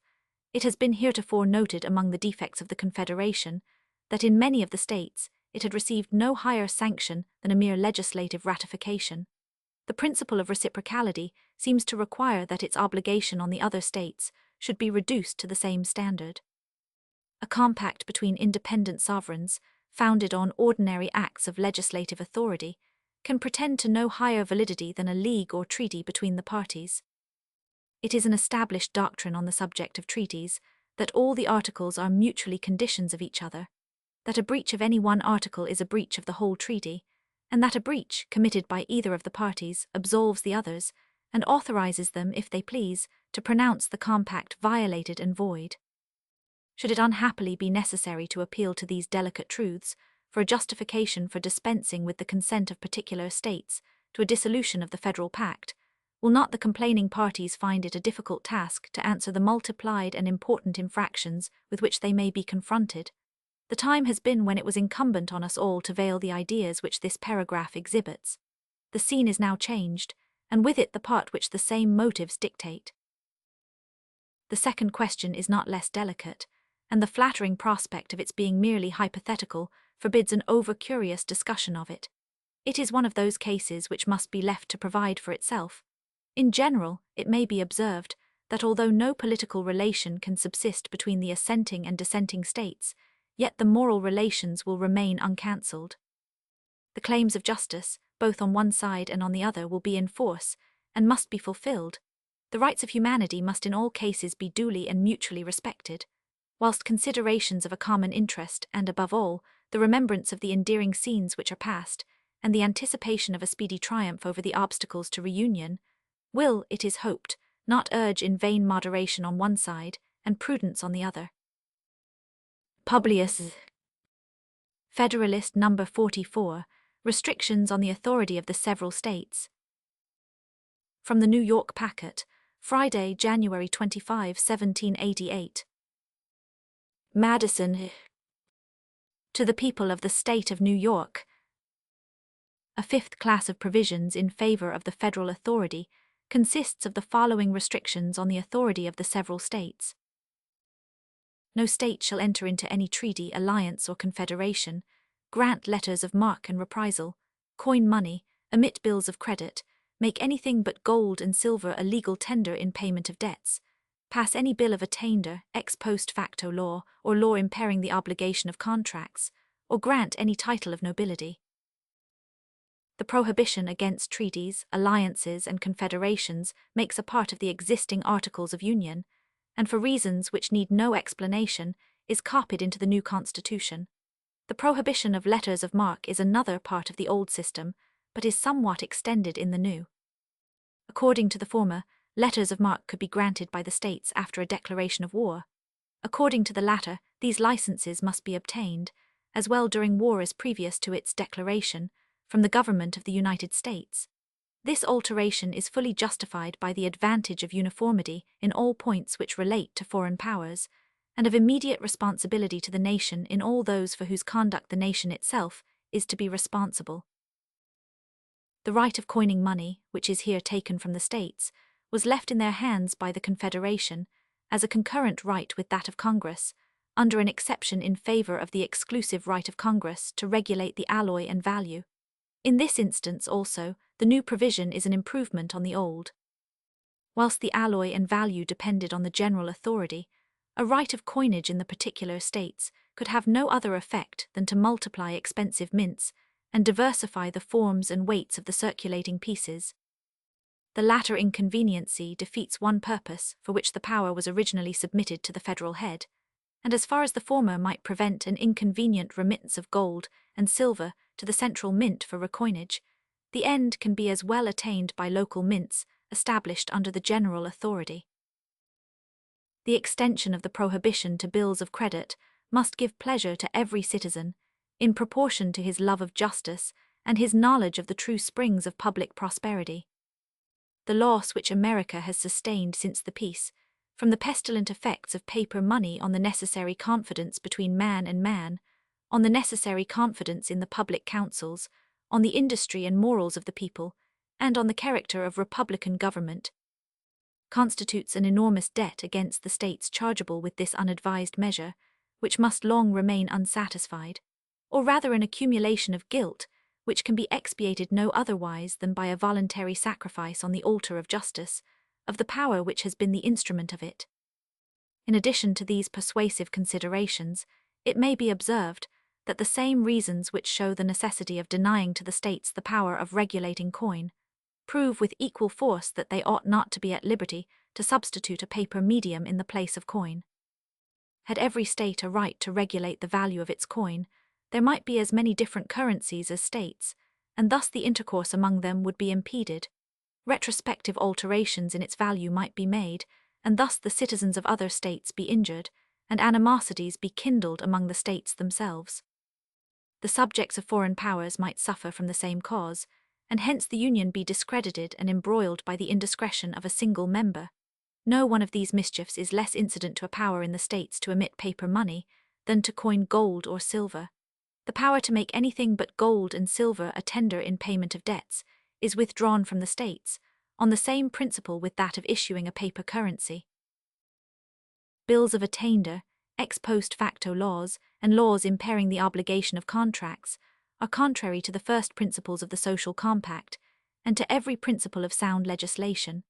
The two former are expressly prohibited by the declarations prefixed to some of the state constitutions, and all of them are prohibited by the spirit and scope of these fundamental charters. Our own experience has taught us, nevertheless, that additional fences against these dangers ought not to be omitted. Very properly, therefore, have the Convention added this constitutional bulwark in favor of personal security and private rights, and I am much deceived if they have not, in so doing, as faithfully consulted the genuine sentiments as the undoubted interests of their constituents.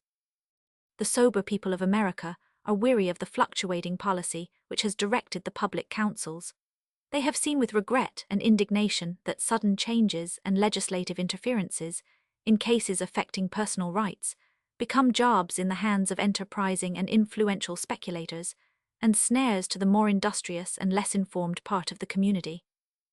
They have seen, too, that one legislative interference is but the first link of a long chain of repetitions, every subsequent interference being naturally produced by the effects of the preceding. They very rightly infer, therefore, that some thorough reform is wanting, which will banish speculations on public measures, inspire a general prudence and industry, and give a regular course to the business of society. The prohibition with respect to titles of nobility is copied from the Articles of Confederation and needs no comment.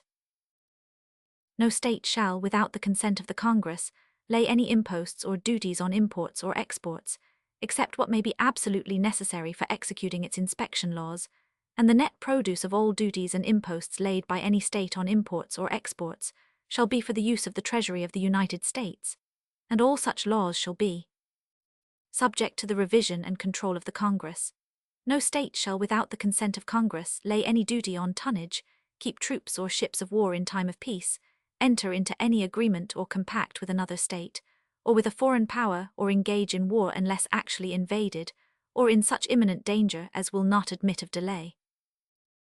The restraint on the power of the states over imports and exports is enforced by all the arguments which prove the necessity of submitting the regulation of trade to the federal councils. It is needless, therefore, to remark further on this head, than that the manner in which the restraint is qualified seems well calculated at once to secure to the states a reasonable discretion in providing for the conveniency of their imports and exports, and to the United States a reasonable check against the abuse of this discretion. The remaining particulars of this clause fall within reasonings which are either so obvious, or have been so fully developed, that they may be passed over without remark. The sixth and last class consists of the several powers and provisions by which efficacy is given to all the rest.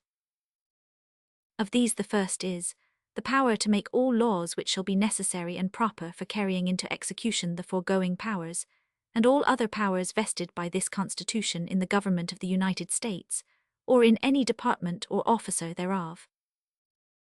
Few parts of the Constitution have been assailed with more intemperance than this, yet on a fair investigation of it, no part can appear more completely invulnerable. Without the substance of this power, the whole Constitution would be a dead letter. Those who object to the article, therefore, as a part of the Constitution, can only mean that the form of the provision is improper. But have they considered whether a better form could have been substituted?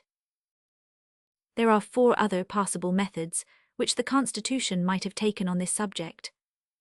They might have copied the second article of the existing Confederation, which would have prohibited the exercise of any power not expressly delegated. They might have attempted a positive enumeration of the powers comprehended under the general terms. Necessary and proper, they might have attempted a negative enumeration of them by specifying the powers excepted from the general definition. They might have been altogether silent on the subject, leaving these necessary and proper powers to construction and inference. Had the Convention taken the first method of adopting the second Article of Confederation, it is evident that the new Congress would be continually exposed, as their predecessors have been, to the alternative of construing the term expressly with so much rigor as to disarm the government of all real authority whatever, or with so much latitude as to destroy altogether the force of the restriction. It would be easy to show, if it were necessary, that no important power, delegated by the Articles of Confederation, has been or can be executed by Congress, without recurring more or less to the doctrine of construction or implication. As the powers delegated under the new system are more extensive, the government which is to administer it would find itself still more distressed with the alternative of betraying the public interests by doing nothing, or of violating the Constitution by exercising powers indispensably necessary and proper, but at the same time not expressly granted.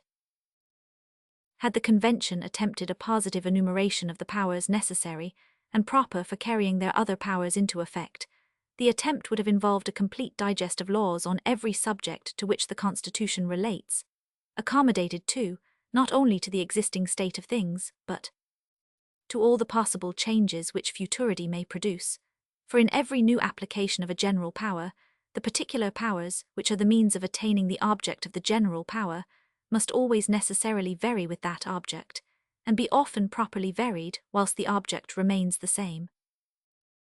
Had they attempted to enumerate the particular powers or means not necessary or proper for carrying the general powers into execution, the task would have been no less chimerical, and would have been liable to this further objection, that every defect in the enumeration would have been equivalent to a positive grant of authority. If, to avoid this consequence, they had attempted a partial enumeration of the exceptions, and described the residue by the general terms not necessary or proper, it must have happened that the enumeration would comprehend a few of the accepted powers only, that these would be such as would be least likely to be assumed or tolerated, because the enumeration would of course select such as would be least necessary or proper, and that the unnecessary and improper powers included in the residuum would be less forcibly accepted than if no partial enumeration had been made. Had the Constitution been silent on this head, there can be no doubt that all the particular powers requisite as means of executing the general powers would have resulted to the government by unavoidable implication. No axiom is more clearly established in law, or in reason than that wherever the end is required, the means are authorized. Wherever a general power to do a thing is given, every particular power necessary for doing it is included. Had this last method, therefore, been pursued by the Convention, every objection now urged against their plan would remain in all its plausibility, and the real inconveniency would be incurred of not removing a pretext which may be seized on critical occasions for drawing into question the essential powers of the Union. If it be asked what is to be the consequence, in case the Congress shall misconstrue this part of the Constitution, and exercise powers not warranted by its true meaning, I answer, the same as if they should misconstrue or enlarge any other power vested in them, as if the general power had been reduced to particulars, and any one of these were to be violated, the same, in short, as if the state legislatures should violate the irrespective constitutional authorities. In the first instance, the success of the usurpation will depend on the executive and judiciary departments, which are to expound and give effect to the legislative acts, and in the last resort, a remedy must be obtained from the people who can, by the election of more faithful representatives, annul the acts of the usurpers. The truth is that this ultimate redress may be more confided in against unconstitutional acts of the federal than of the state legislatures, for this plain reason, that as every such act of the former will be an invasion of the rights of the latter, these will be ever ready to mark the innovation, to sound the alarm to the people, and to exert their local influence in effecting a change of federal representatives. There being no such intermediate body between the state legislatures and the people interested in watching the conduct of the former, violations of the state constitutions are more likely to remain unnoticed and unredressed. This Constitution and the laws of the United States which shall be made in pursuance thereof, and all treaties made, or which shall be made under the authority of the United States, shall be the supreme law of the land, and the judges in every state shall be bound thereby, anything in the Constitution or laws of any state to the contrary notwithstanding. The indiscreet zeal of the adversaries to the Constitution has betrayed them into an attack on this part of it also, without which it would have been evidently and radically defective.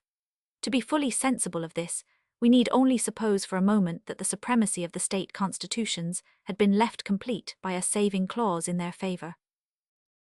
In the first place, as these constitutions invest the state legislatures with absolute sovereignty, in all cases not excepted by the existing Articles of Confederation, all the authorities contained in the proposed Constitution, so far as they exceed those enumerated in the Confederation, would have been annulled, and the new Congress would have been reduced to the same impotent condition with their predecessors. In the next place, as the constitutions of some of the states do not even expressly and fully recognize the existing powers of the Confederacy, an express saving of the supremacy of the former would, in such states, have brought into question every power contained in the proposed Constitution. In the third place, as the constitutions of the states differ much from each other, it might happen that a treaty or national law, of great and equal importance to the states, would interfere with some and not with other constitutions, and would consequently be valid in some of the states, at the same time that it would have no effect in others. In fine, the world would have seen, for the first time, a system of government founded on an inversion of the fundamental principles of all government. It would have seen the authority of the whole society everywhere subordinate to the authority of the parts. It would have seen a monster, in which the head was under the direction of the members. The senators and representatives, and the members of the several state legislatures, and all executive and judicial officers, both of the United States and the several states, shall be bound by oath or affirmation to support this Constitution. It has been asked why it was thought necessary that the state magistracy should be bound to support the federal Constitution, and unnecessary that a like oath should be imposed on the officers of the United States in favor of the state constitutions. Several reasons might be assigned for the distinction. I content myself with one, which is obvious and conclusive. The members of the federal government will have no agency in carrying the state constitutions into effect. The members and officers of the state governments, on the contrary, will have an essential agency in giving effect to the federal constitution.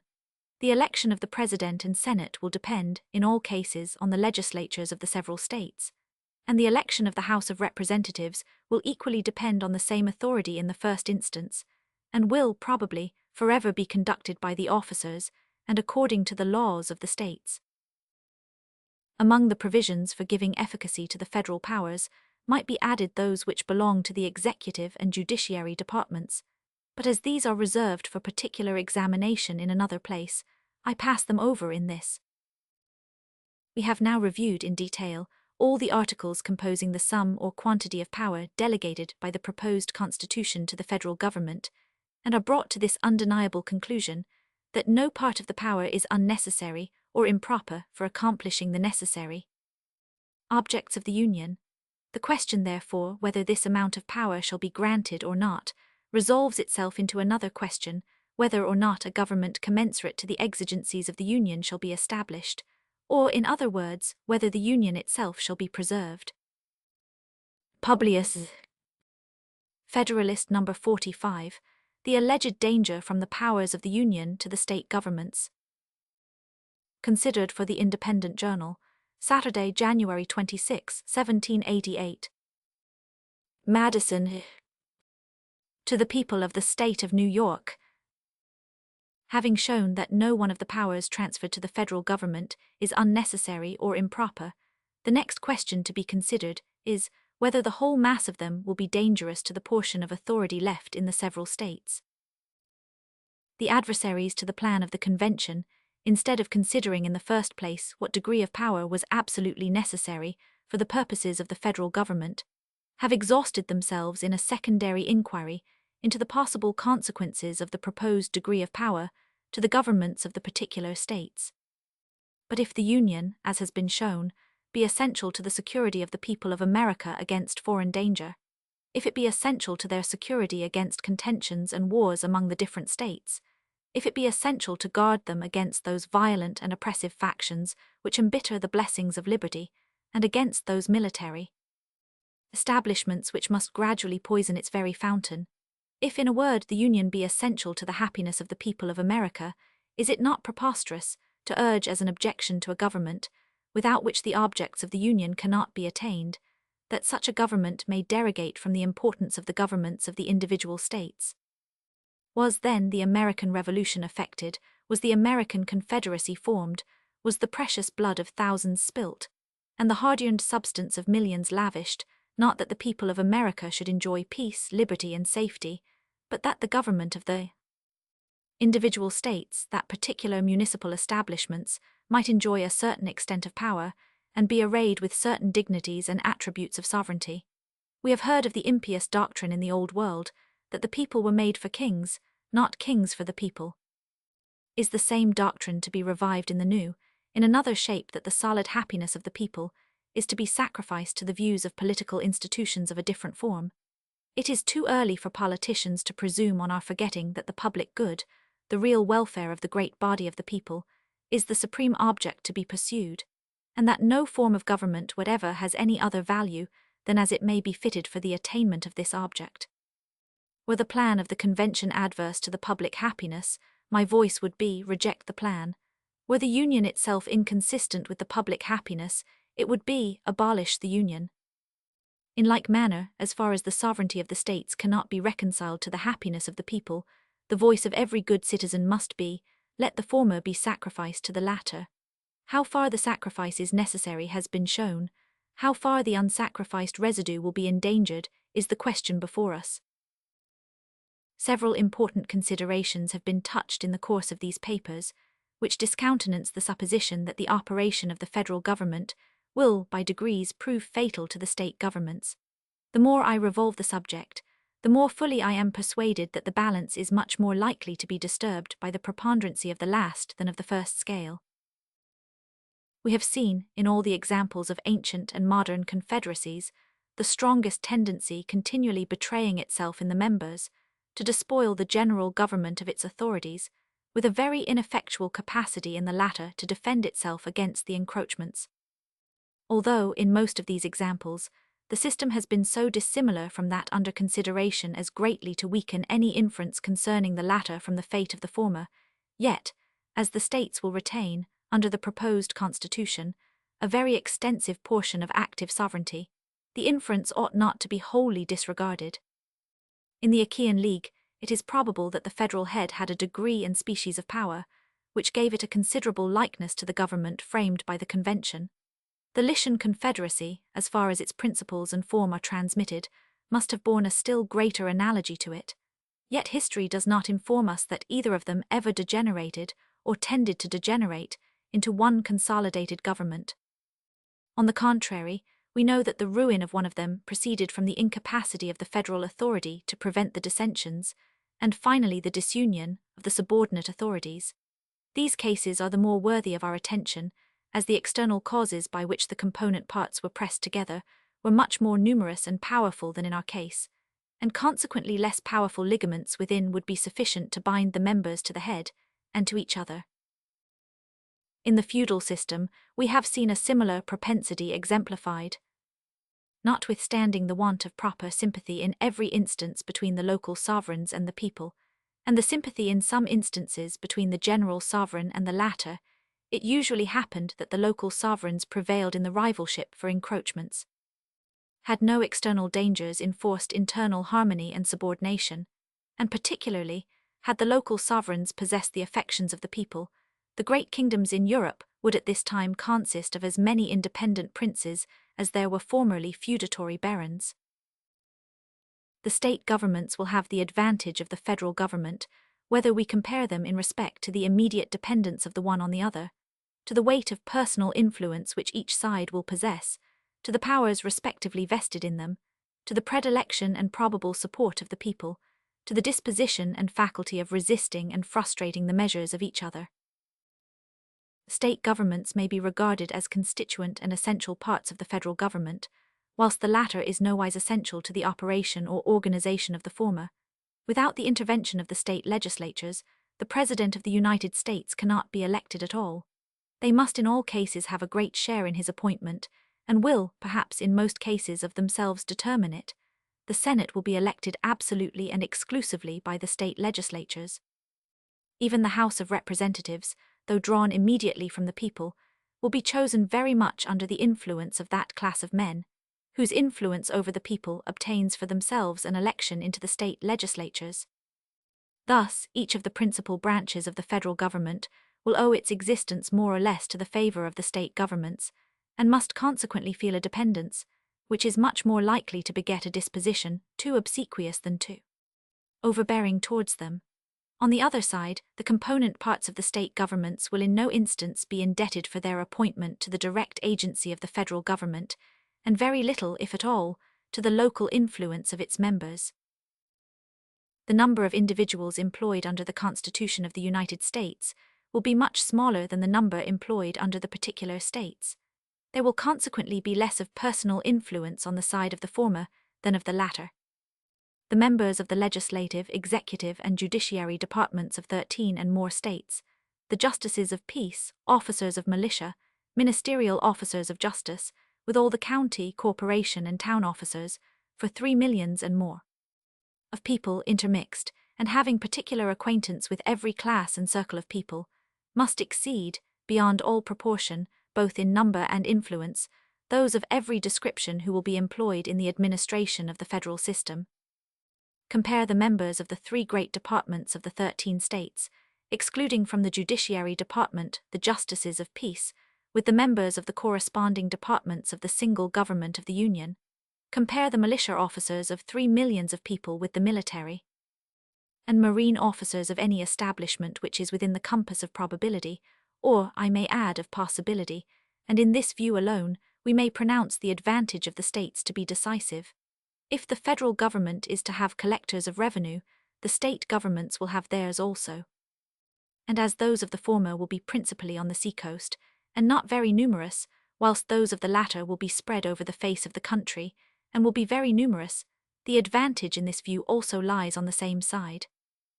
It is true that the Confederacy is to possess and may exercise the power of collecting internal as well as external taxes throughout the states, but it is probable that this power will not be resorted to except for supplemental purposes of revenue, that an option will then be given to the states to supply their quotas by previous collections of their own, and that the eventual collection, under the immediate authority of the Union, will generally be made by the officers, and according to the rules appointed by the several states. Indeed, it is extremely probable that in other instances, particularly in the organization of the judicial power, the officers of the states will be clothed with the correspondent authority of the Union. Should it happen, however, that separate collectors of internal revenue should be appointed under the federal government, the influence of the whole number would not bear a comparison with that of the multitude of state officers in the opposite scale. Within every district to which a federal collector would be allotted, there would not be less than 30 or 40, or even more, officers of different descriptions, and many of them persons of character and weight, whose influence would lie on the side of the state. The powers delegated by the proposed Constitution to the federal government are few and defined. Those which are to remain in the state governments are numerous and indefinite. The former will be exercised principally on external objects, as war, peace, negotiation, and foreign commerce, with which last the power of taxation will, for the most part, be connected. The powers reserved to the several states will extend to all the objects which, in the ordinary course of affairs, concern the lives, liberties, and properties of the people, and the internal order, improvement, and prosperity of the state. The operations of the federal government will be most extensive and important in times of war and danger, those of the state governments in times of peace and security. As the former periods will probably bear a small proportion to the latter, the state governments will here enjoy another advantage over the federal government. The more adequate, indeed, the federal powers may be rendered to the national defense, the less frequent will be those scenes of danger which might favor their ascendancy over the governments of the particular states. If the new constitution be examined with accuracy and candor, it will be found that the change which it proposes consists much less in the addition of new powers to the Union than in the invigoration of its original powers. The regulation of commerce, it is true, is a new power, but that seems to be an addition which few oppose, and from which no apprehensions are entertained. The powers relating to war and peace, armies and fleets, treaties and finance, with the other more considerable powers, are all vested in the existing Congress by the Articles of Confederation. The proposed change does not enlarge these powers, it only substitutes a more effectual mode of administering them. The change relating to taxation may be regarded as the most important, and yet the present Congress have as complete authority to require of the states indefinite supplies of money for the common defense and general welfare, as the future Congress will have to require them of individual citizens, and the latter will be no more bound than the states themselves have been to pay the quotas respectively taxed on them.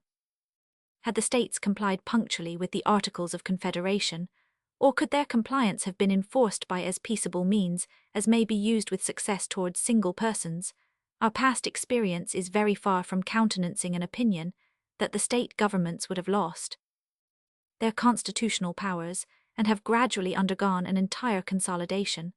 To maintain that such an event would have ensued would be to say at once that the existence of the state governments is incompatible with any system, whatever that accomplishes the essential purposes of the Union. Publius, Federalist No. 46, The Influence of the State and Federal Governments. From the New York Packet, Tuesday, January 29, 1788. Madison. To the people of the State of New York. Resuming the subject of the last paper, I proceed to inquire whether the federal government or the state governments will have the advantage with regard to the predilection and support of the people. Notwithstanding the different modes in which they are appointed, we must consider both of them as substantially dependent on the great body of the citizens of the United States. I assume this position here as it respects the first, reserving the proofs for another place.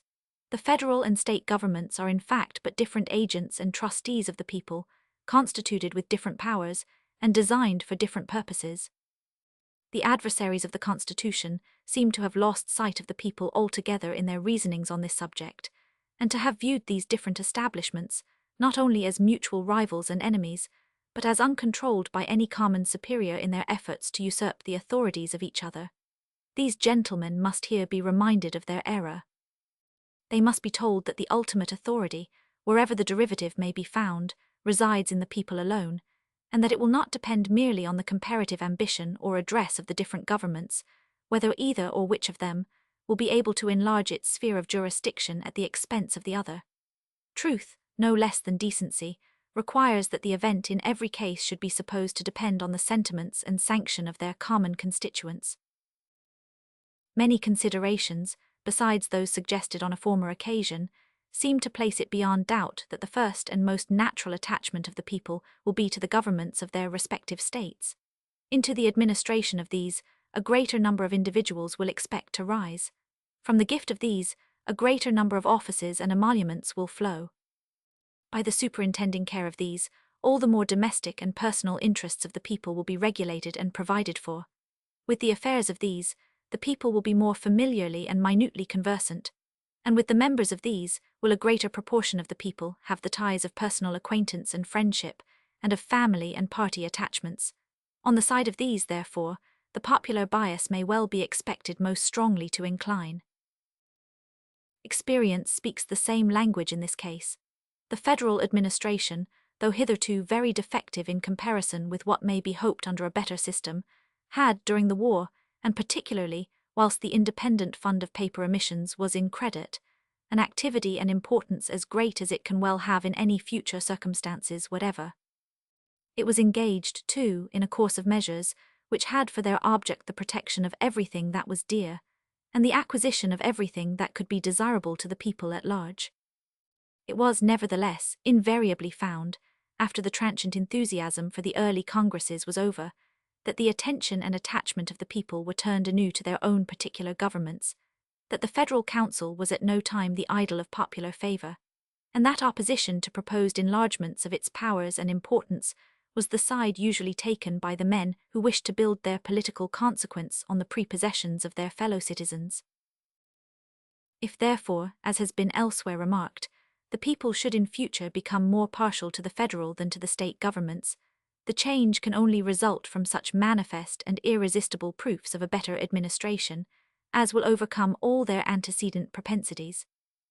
And in that case, the people ought not surely to be precluded from giving most of their confidence where they may discover it to be most due. But even in that case, the state governments could have little to apprehend, because it is only within a certain sphere that the federal power can, in the nature of things, be advantageously administered. The remaining points on which I propose to compare the federal and state governments are the disposition and the faculty they may respectively possess to resist and frustrate the measures of each other.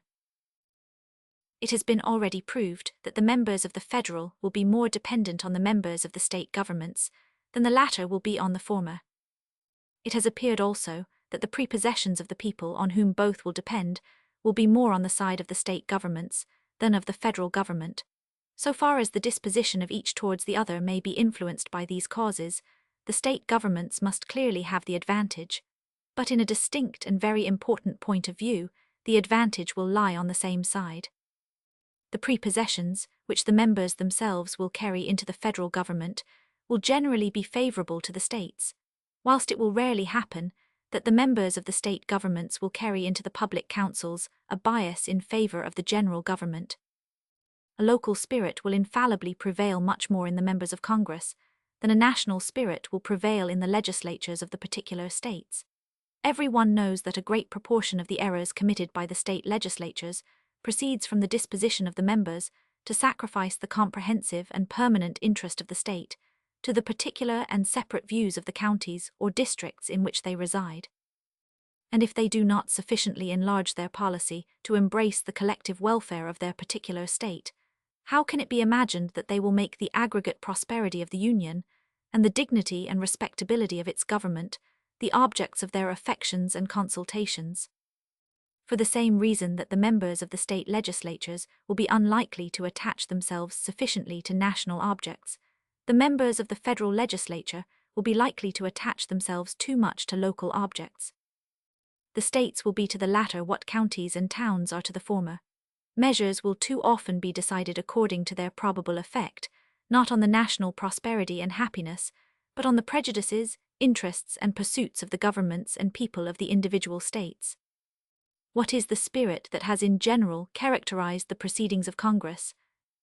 A perusal of their journals, as well as the candid acknowledgments of such as have had a seat in that assembly, will inform us that the members have but too frequently displayed the character, rather of partisans of their respective states, than of impartial guardians of a common interest. That where on one occasion improper sacrifices have been made of local considerations to the aggrandizement of the federal government, the great interests of the nation have suffered on 100, from an undue attention to the local prejudices, interests, and views of the particular states.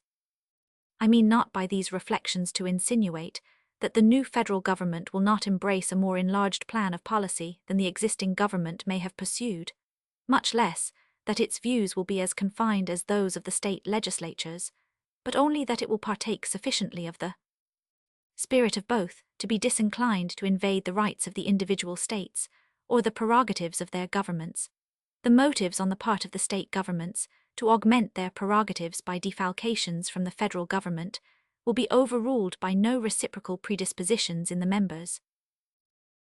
Were it admitted, however, that the federal government may feel an equal disposition with the state governments to extend its power beyond the due limits, the latter would still have the advantage in the means of defeating such encroachments. If an act of a particular state, though unfriendly to the national government, be generally popular in that state, and should not too grossly violate the oaths of the state officers, It is executed immediately and, of course, by means on the spot, and depending on the state alone.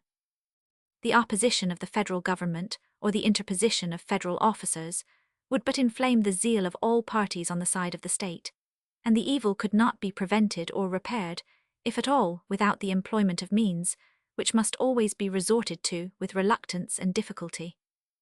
On the other hand, should an unwarrantable measure of the federal government be unpopular in particular states, which would seldom fail to be the case, or even a warrantable measure be so, which may sometimes be the case, the means of opposition to it are powerful and at hand. The disquietude of the people, their repugnance and perhaps refusal to cooperate with the officers of the Union, the frowns of the executive magistracy of the state, the embarrassments created by legislative devices, which would often be added on such occasions, would oppose in any state difficulties not to be despised, would form in a large state very serious impediments, and where the sentiments of several adjoining states happen to be in unison, would present obstructions which the federal government would hardly be willing to encounter. But ambitious encroachments of the federal government on the authority of the state governments would not excite the opposition of a single state or of a few states only. They would be signals of general alarm. Every government would espouse the common cause. A correspondence would be opened. Plans of resistance would be concerted. One spirit would animate and conduct the whole. The same combinations, in short, would result from an apprehension of the federal, as was produced by the dread of a foreign, yoke, and unless the projected innovations should be voluntarily renounced, the same appeal to a trial of force would be made in the one case as was made in the other. But what degree of madness could ever drive the federal government to such an extremity? In the contest with Great Britain, one part of the empire was employed against the other. The more numerous part invaded the rights of the less numerous part. The attempt was unjust and unwise, but it was not in speculation absolutely chimerical. But what would be the contest in the case we are supposing? Who would be the parties? A few representatives of the people would be opposed to the people themselves, or rather one set of representatives would be contending against 13 sets of representatives, with the whole body of their common constituents on the side of the latter. The only refuge left for those who prophesy the downfall of the state governments is the visionary supposition that the federal government may previously accumulate a military force for the projects of ambition. The reasonings contained in these papers must have been employed to little purpose indeed, if it could be necessary now to disprove the reality of this danger. That the people and the states should, for a sufficient period of time, elect an uninterrupted succession of men ready to betray both, that the traitors should, throughout this period, uniformly and systematically pursue some fixed plan for the extension of the military establishment, that the governments and the people of the states should silently and patiently behold the gathering storm and continue to supply the materials, until it should be prepared to burst on their own heads, must appear to every one more like the incoherent dreams of a delirious jealousy, or the misjudged exaggerations of a counterfeit zeal, than like the sober apprehensions of genuine patriotism. Extravagant as the supposition is, let it however be made. Let a regular army, fully equal to the resources of the country, be formed, and let it be entirely at the devotion of the federal government. Still, it would not be going too far to say that the state governments, with the people on their side, would be able to repel the danger. The highest number to which, according to the best computation, a standing army can be carried in any country, does not exceed 1/100th part of the whole number of souls, or 1/25th part of the number able to bear arms. This proportion would not yield in the United States an army of more than 25 or 30,000 men. To these would be opposed a militia amounting to near 500,000 of citizens with arms in their hands, officered by men chosen from among themselves, fighting for their common liberties, and united and conducted by governments possessing their affections and confidence. It may well be doubted whether a militia thus circumstanced could ever be conquered by such a proportion of regular troops. Those who are best acquainted with the last successful resistance of this country against the British arms will be most inclined to deny the possibility of it. Besides the advantage of being armed, which the Americans possess over the people of almost every other nation, the existence of subordinate governments to which the people are attached, and by which the militia officers are appointed, forms a barrier against the enterprises of ambition, more insurmountable than any which a simple government of any form can admit of. Notwithstanding the military establishments in the several kingdoms of Europe, which are carried as far as the public resources will bear, the governments are afraid to trust the people with arms, and it is not certain that with this aid alone they would not be able to shake off their yokes. But were the people to possess the additional advantages of local governments chosen by themselves, who could collect the national will and direct the national force, and of officers appointed out of the militia by these governments, and attached both to them and to the militia, it may be affirmed with the greatest assurance that the throne of every tyranny in Europe would be speedily overturned, in spite of the legions which surround it. Let us not insult the free and gallant citizens of America with the suspicion that they would be less able to defend the rights of which they would be in actual possession than the debased subjects of arbitrary power would be to rescue theirs from the hands of their oppressors. Let us rather no longer insult them with the supposition that they can ever reduce themselves to the necessity of making the experiment by a blind and tame submission to the long train of insidious measures which must precede and produce it. The argument under the present head may be put into a very concise form, which appears altogether conclusive. Either the mode in which the federal government is to be constructed will render it sufficiently dependent on the people, or it will not. On the first supposition, it will be restrained by that dependence from forming schemes obnoxious to their constituents. On the other supposition, it will not possess the confidence of the people, and its schemes of usurpation will be easily defeated by the state governments, who will be supported by the people. On summing up the considerations stated in this and the last paper, they seem to amount to the most convincing evidence that the powers proposed to be lodged in the federal government are as little formidable to those reserved to the individual states as they are indispensably necessary to accomplish the purposes of the Union, and that all those alarms which have been sounded of a meditated and consequential annihilation of the state governments must, on the most favorable interpretation, be ascribed to the chimerical fears of the authors of them. Publius, Federalist No. 47, the particular structure of the new government and the distribution of power among its different parts. For the Independent Journal, Wednesday, January 30, 1788. Madison. To the people of the State of New York. Having reviewed the general form of the proposed government and the general mass of power allotted to it, I proceed to examine the particular structure of this government and the distribution of this mass of power among its constituent parts. One of the principal objections inculcated by the more respectable adversaries to the Constitution is its supposed violation of the political maxim that the legislative, executive, and judiciary departments ought to be separate and distinct. In the structure of the federal government, no regard, it is said, seems to have been paid to this essential precaution in favor of liberty. The several departments of power are distributed and blended in such a manner as at once to destroy all symmetry and beauty of form, and to expose some of the essential parts of the edifice to the danger of being crushed by the disproportionate weight of other parts. No political truth is certainly of greater intrinsic value, or is stamped with the authority of more enlightened patrons of liberty, than that on which the objection is founded. The accumulation of all powers, legislative, executive, and judiciary, in the same hands, whether of one, a few, or many, and whether hereditary, self-appointed, or elective, may justly be pronounced the very definition of tyranny. Were the federal constitution, therefore, really chargeable with the accumulation of power, or with a mixture of powers, having a dangerous tendency to such an accumulation, no further arguments would be necessary to inspire a universal reprobation of the system. I persuade myself, however, that it will be made apparent to everyone that the charge cannot be supported, and that the maxim on which it relies has been totally misconceived and misapplied. In order to form correct ideas on this important subject, it will be proper to investigate the sense in which the preservation of liberty requires that the three great departments of power should be separate and distinct.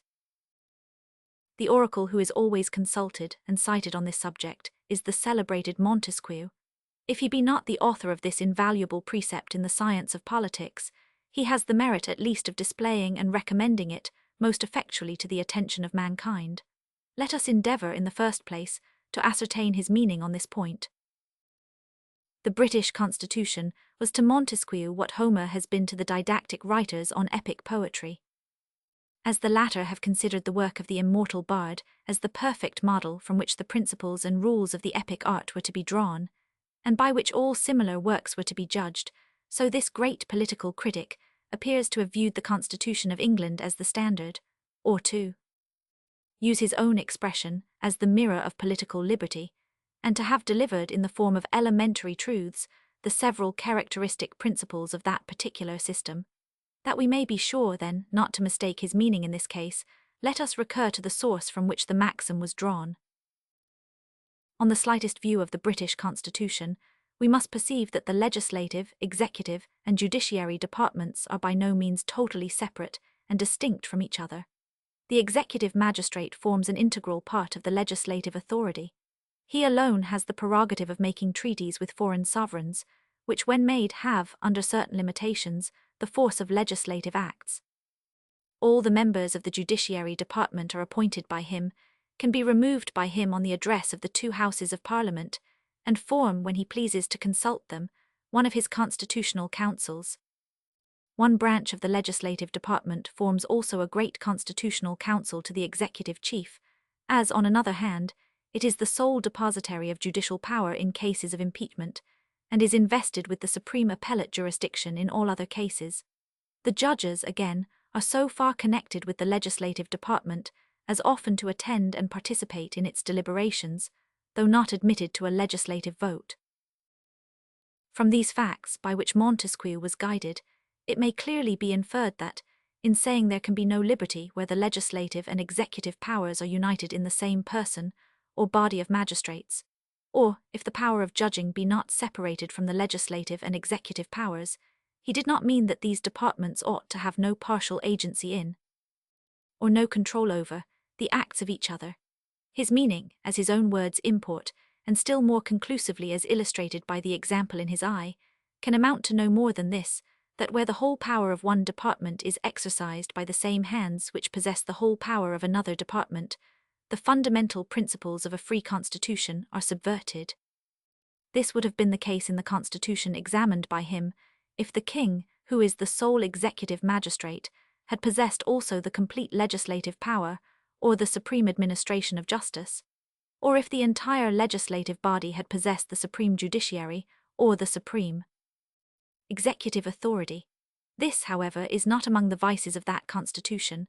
The magistrate in whom the whole executive power resides cannot of himself make a law, though he can put a negative on every law, nor administer justice in person, though he has the appointment of those who do administer it. The judges can exercise no executive prerogative, though they are shoots from the executive stock, nor any legislative function, though they may be advised with by the legislative councils. The entire legislature can perform no judiciary act, though by the joint act of two of its branches, the judges may be removed from their offices, and though one of its branches is possessed of the judicial power in the last resort.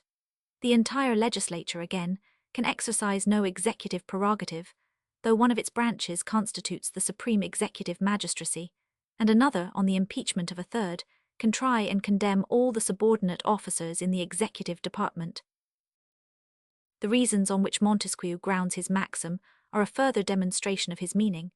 When the legislative and executive powers are united in the same person or body, says he, there can be no liberty, because apprehensions may arise lest the same monarch or senate should enact tyrannical laws to execute them in a tyrannical manner.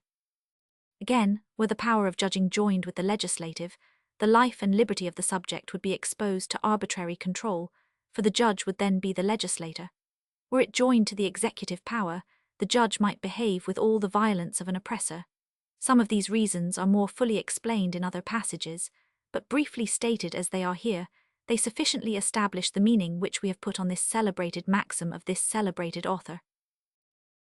If we look into the constitutions of the several states, we find that, notwithstanding the emphatical, and in some instances, the unqualified terms in which this axiom has been laid down, there is not a single instance in which the several departments of power have been kept absolutely separate and distinct. New Hampshire, whose constitution was the last formed, seems to have been fully aware of the impossibility and inexpediency of avoiding any mixture whatever of these departments, and has qualified the doctrine by declaring that the legislative, executive, and judiciary powers ought to be kept as separate from and independent of each other as the nature of a free government will admit, or as is consistent with that chain of connection that binds the whole fabric of the Constitution in one indissoluble bond of unity and amity. Her Constitution accordingly mixes these departments in several respects. The Senate, which is a branch of the legislative department, is also a judicial tribunal for the trial of impeachments. The President, who is the head of the executive department, is the presiding member also of the Senate, and besides an equal vote in all cases, has a casting vote in case of a tie. The executive head is himself eventually elective every year by the legislative department, and his council is every year chosen by and from the members of the same department. Several of the officers of state are also appointed by the legislature, and the members of the judiciary department are appointed by the executive department. The Constitution of Massachusetts has observed a sufficient though less pointed caution in expressing this fundamental article of liberty. It declares that the legislative department shall never exercise the executive and judicial powers, or either of them. The executive shall never exercise the legislative and judicial powers, or either of them. The judicial shall never exercise the legislative and executive powers, or either of them. This declaration corresponds precisely with the doctrine of Montesquieu, as it has been explained, and is not in a single point violated by the plan of the Convention. It goes no farther than to prohibit any one of the entire departments from exercising the powers of another department. In the very Constitution to which it is prefixed, a partial mixture of powers has been admitted. The executive magistrate has a qualified negative on the legislative body, and the Senate, which is a part of the legislature, is a court of impeachment for members both of the executive and judiciary departments. The members of the judiciary department, again, are appointable by the executive department and removable by the same authority on the address of the two legislative branches. Lastly, a number of the officers of government are annually appointed by the legislative department. As the appointment to offices, particularly executive offices, is in its nature an executive function, the compilers of the Constitution have, in this last point at least, violated the rule established by themselves.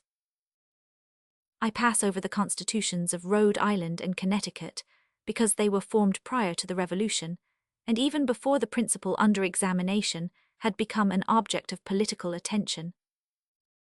The Constitution of New York contains no declaration on this subject, but appears very clearly to have been framed with an eye to the danger of improperly blending the different departments. It gives, nevertheless, to the executive magistrate a partial control over the legislative department, and, what is more, gives a like control to the judiciary department, and even blends the executive and judiciary departments in the exercise of this control. In its council of appointment, members of the legislative are associated with the executive authority in the appointment of officers, both executive and judiciary, and its court for the trial of impeachments and correction of errors is to consist of one branch of the legislature and the principal members of the judiciary department. The Constitution of New Jersey has blended the different powers of government more than any of the preceding. The governor, who is the executive magistrate, is appointed by the legislature, is chancellor and ordinary or surrogate of the state, is a member of the Supreme Court of Appeals, and president with a casting vote of one of the legislative branches. The same legislative branch acts again as executive council of the governor, and with him constitutes the Court of Appeals. The members of the judiciary department are appointed by the legislative department and removable by one branch of it, on the impeachment of the other. According to the Constitution of Pennsylvania, the President, who is the head of the executive department, is annually elected by a vote in which the legislative department predominates.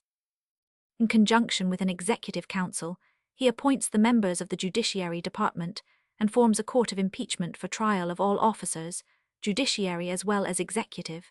The judges of the Supreme Court and justices of the peace seem also to be removable by the legislature, and the executive power of pardoning in certain cases to be referred to the same department. The members of the executive council are made ex officio justices of peace throughout the state. In Delaware, the chief executive magistrate is annually elected by the legislative department.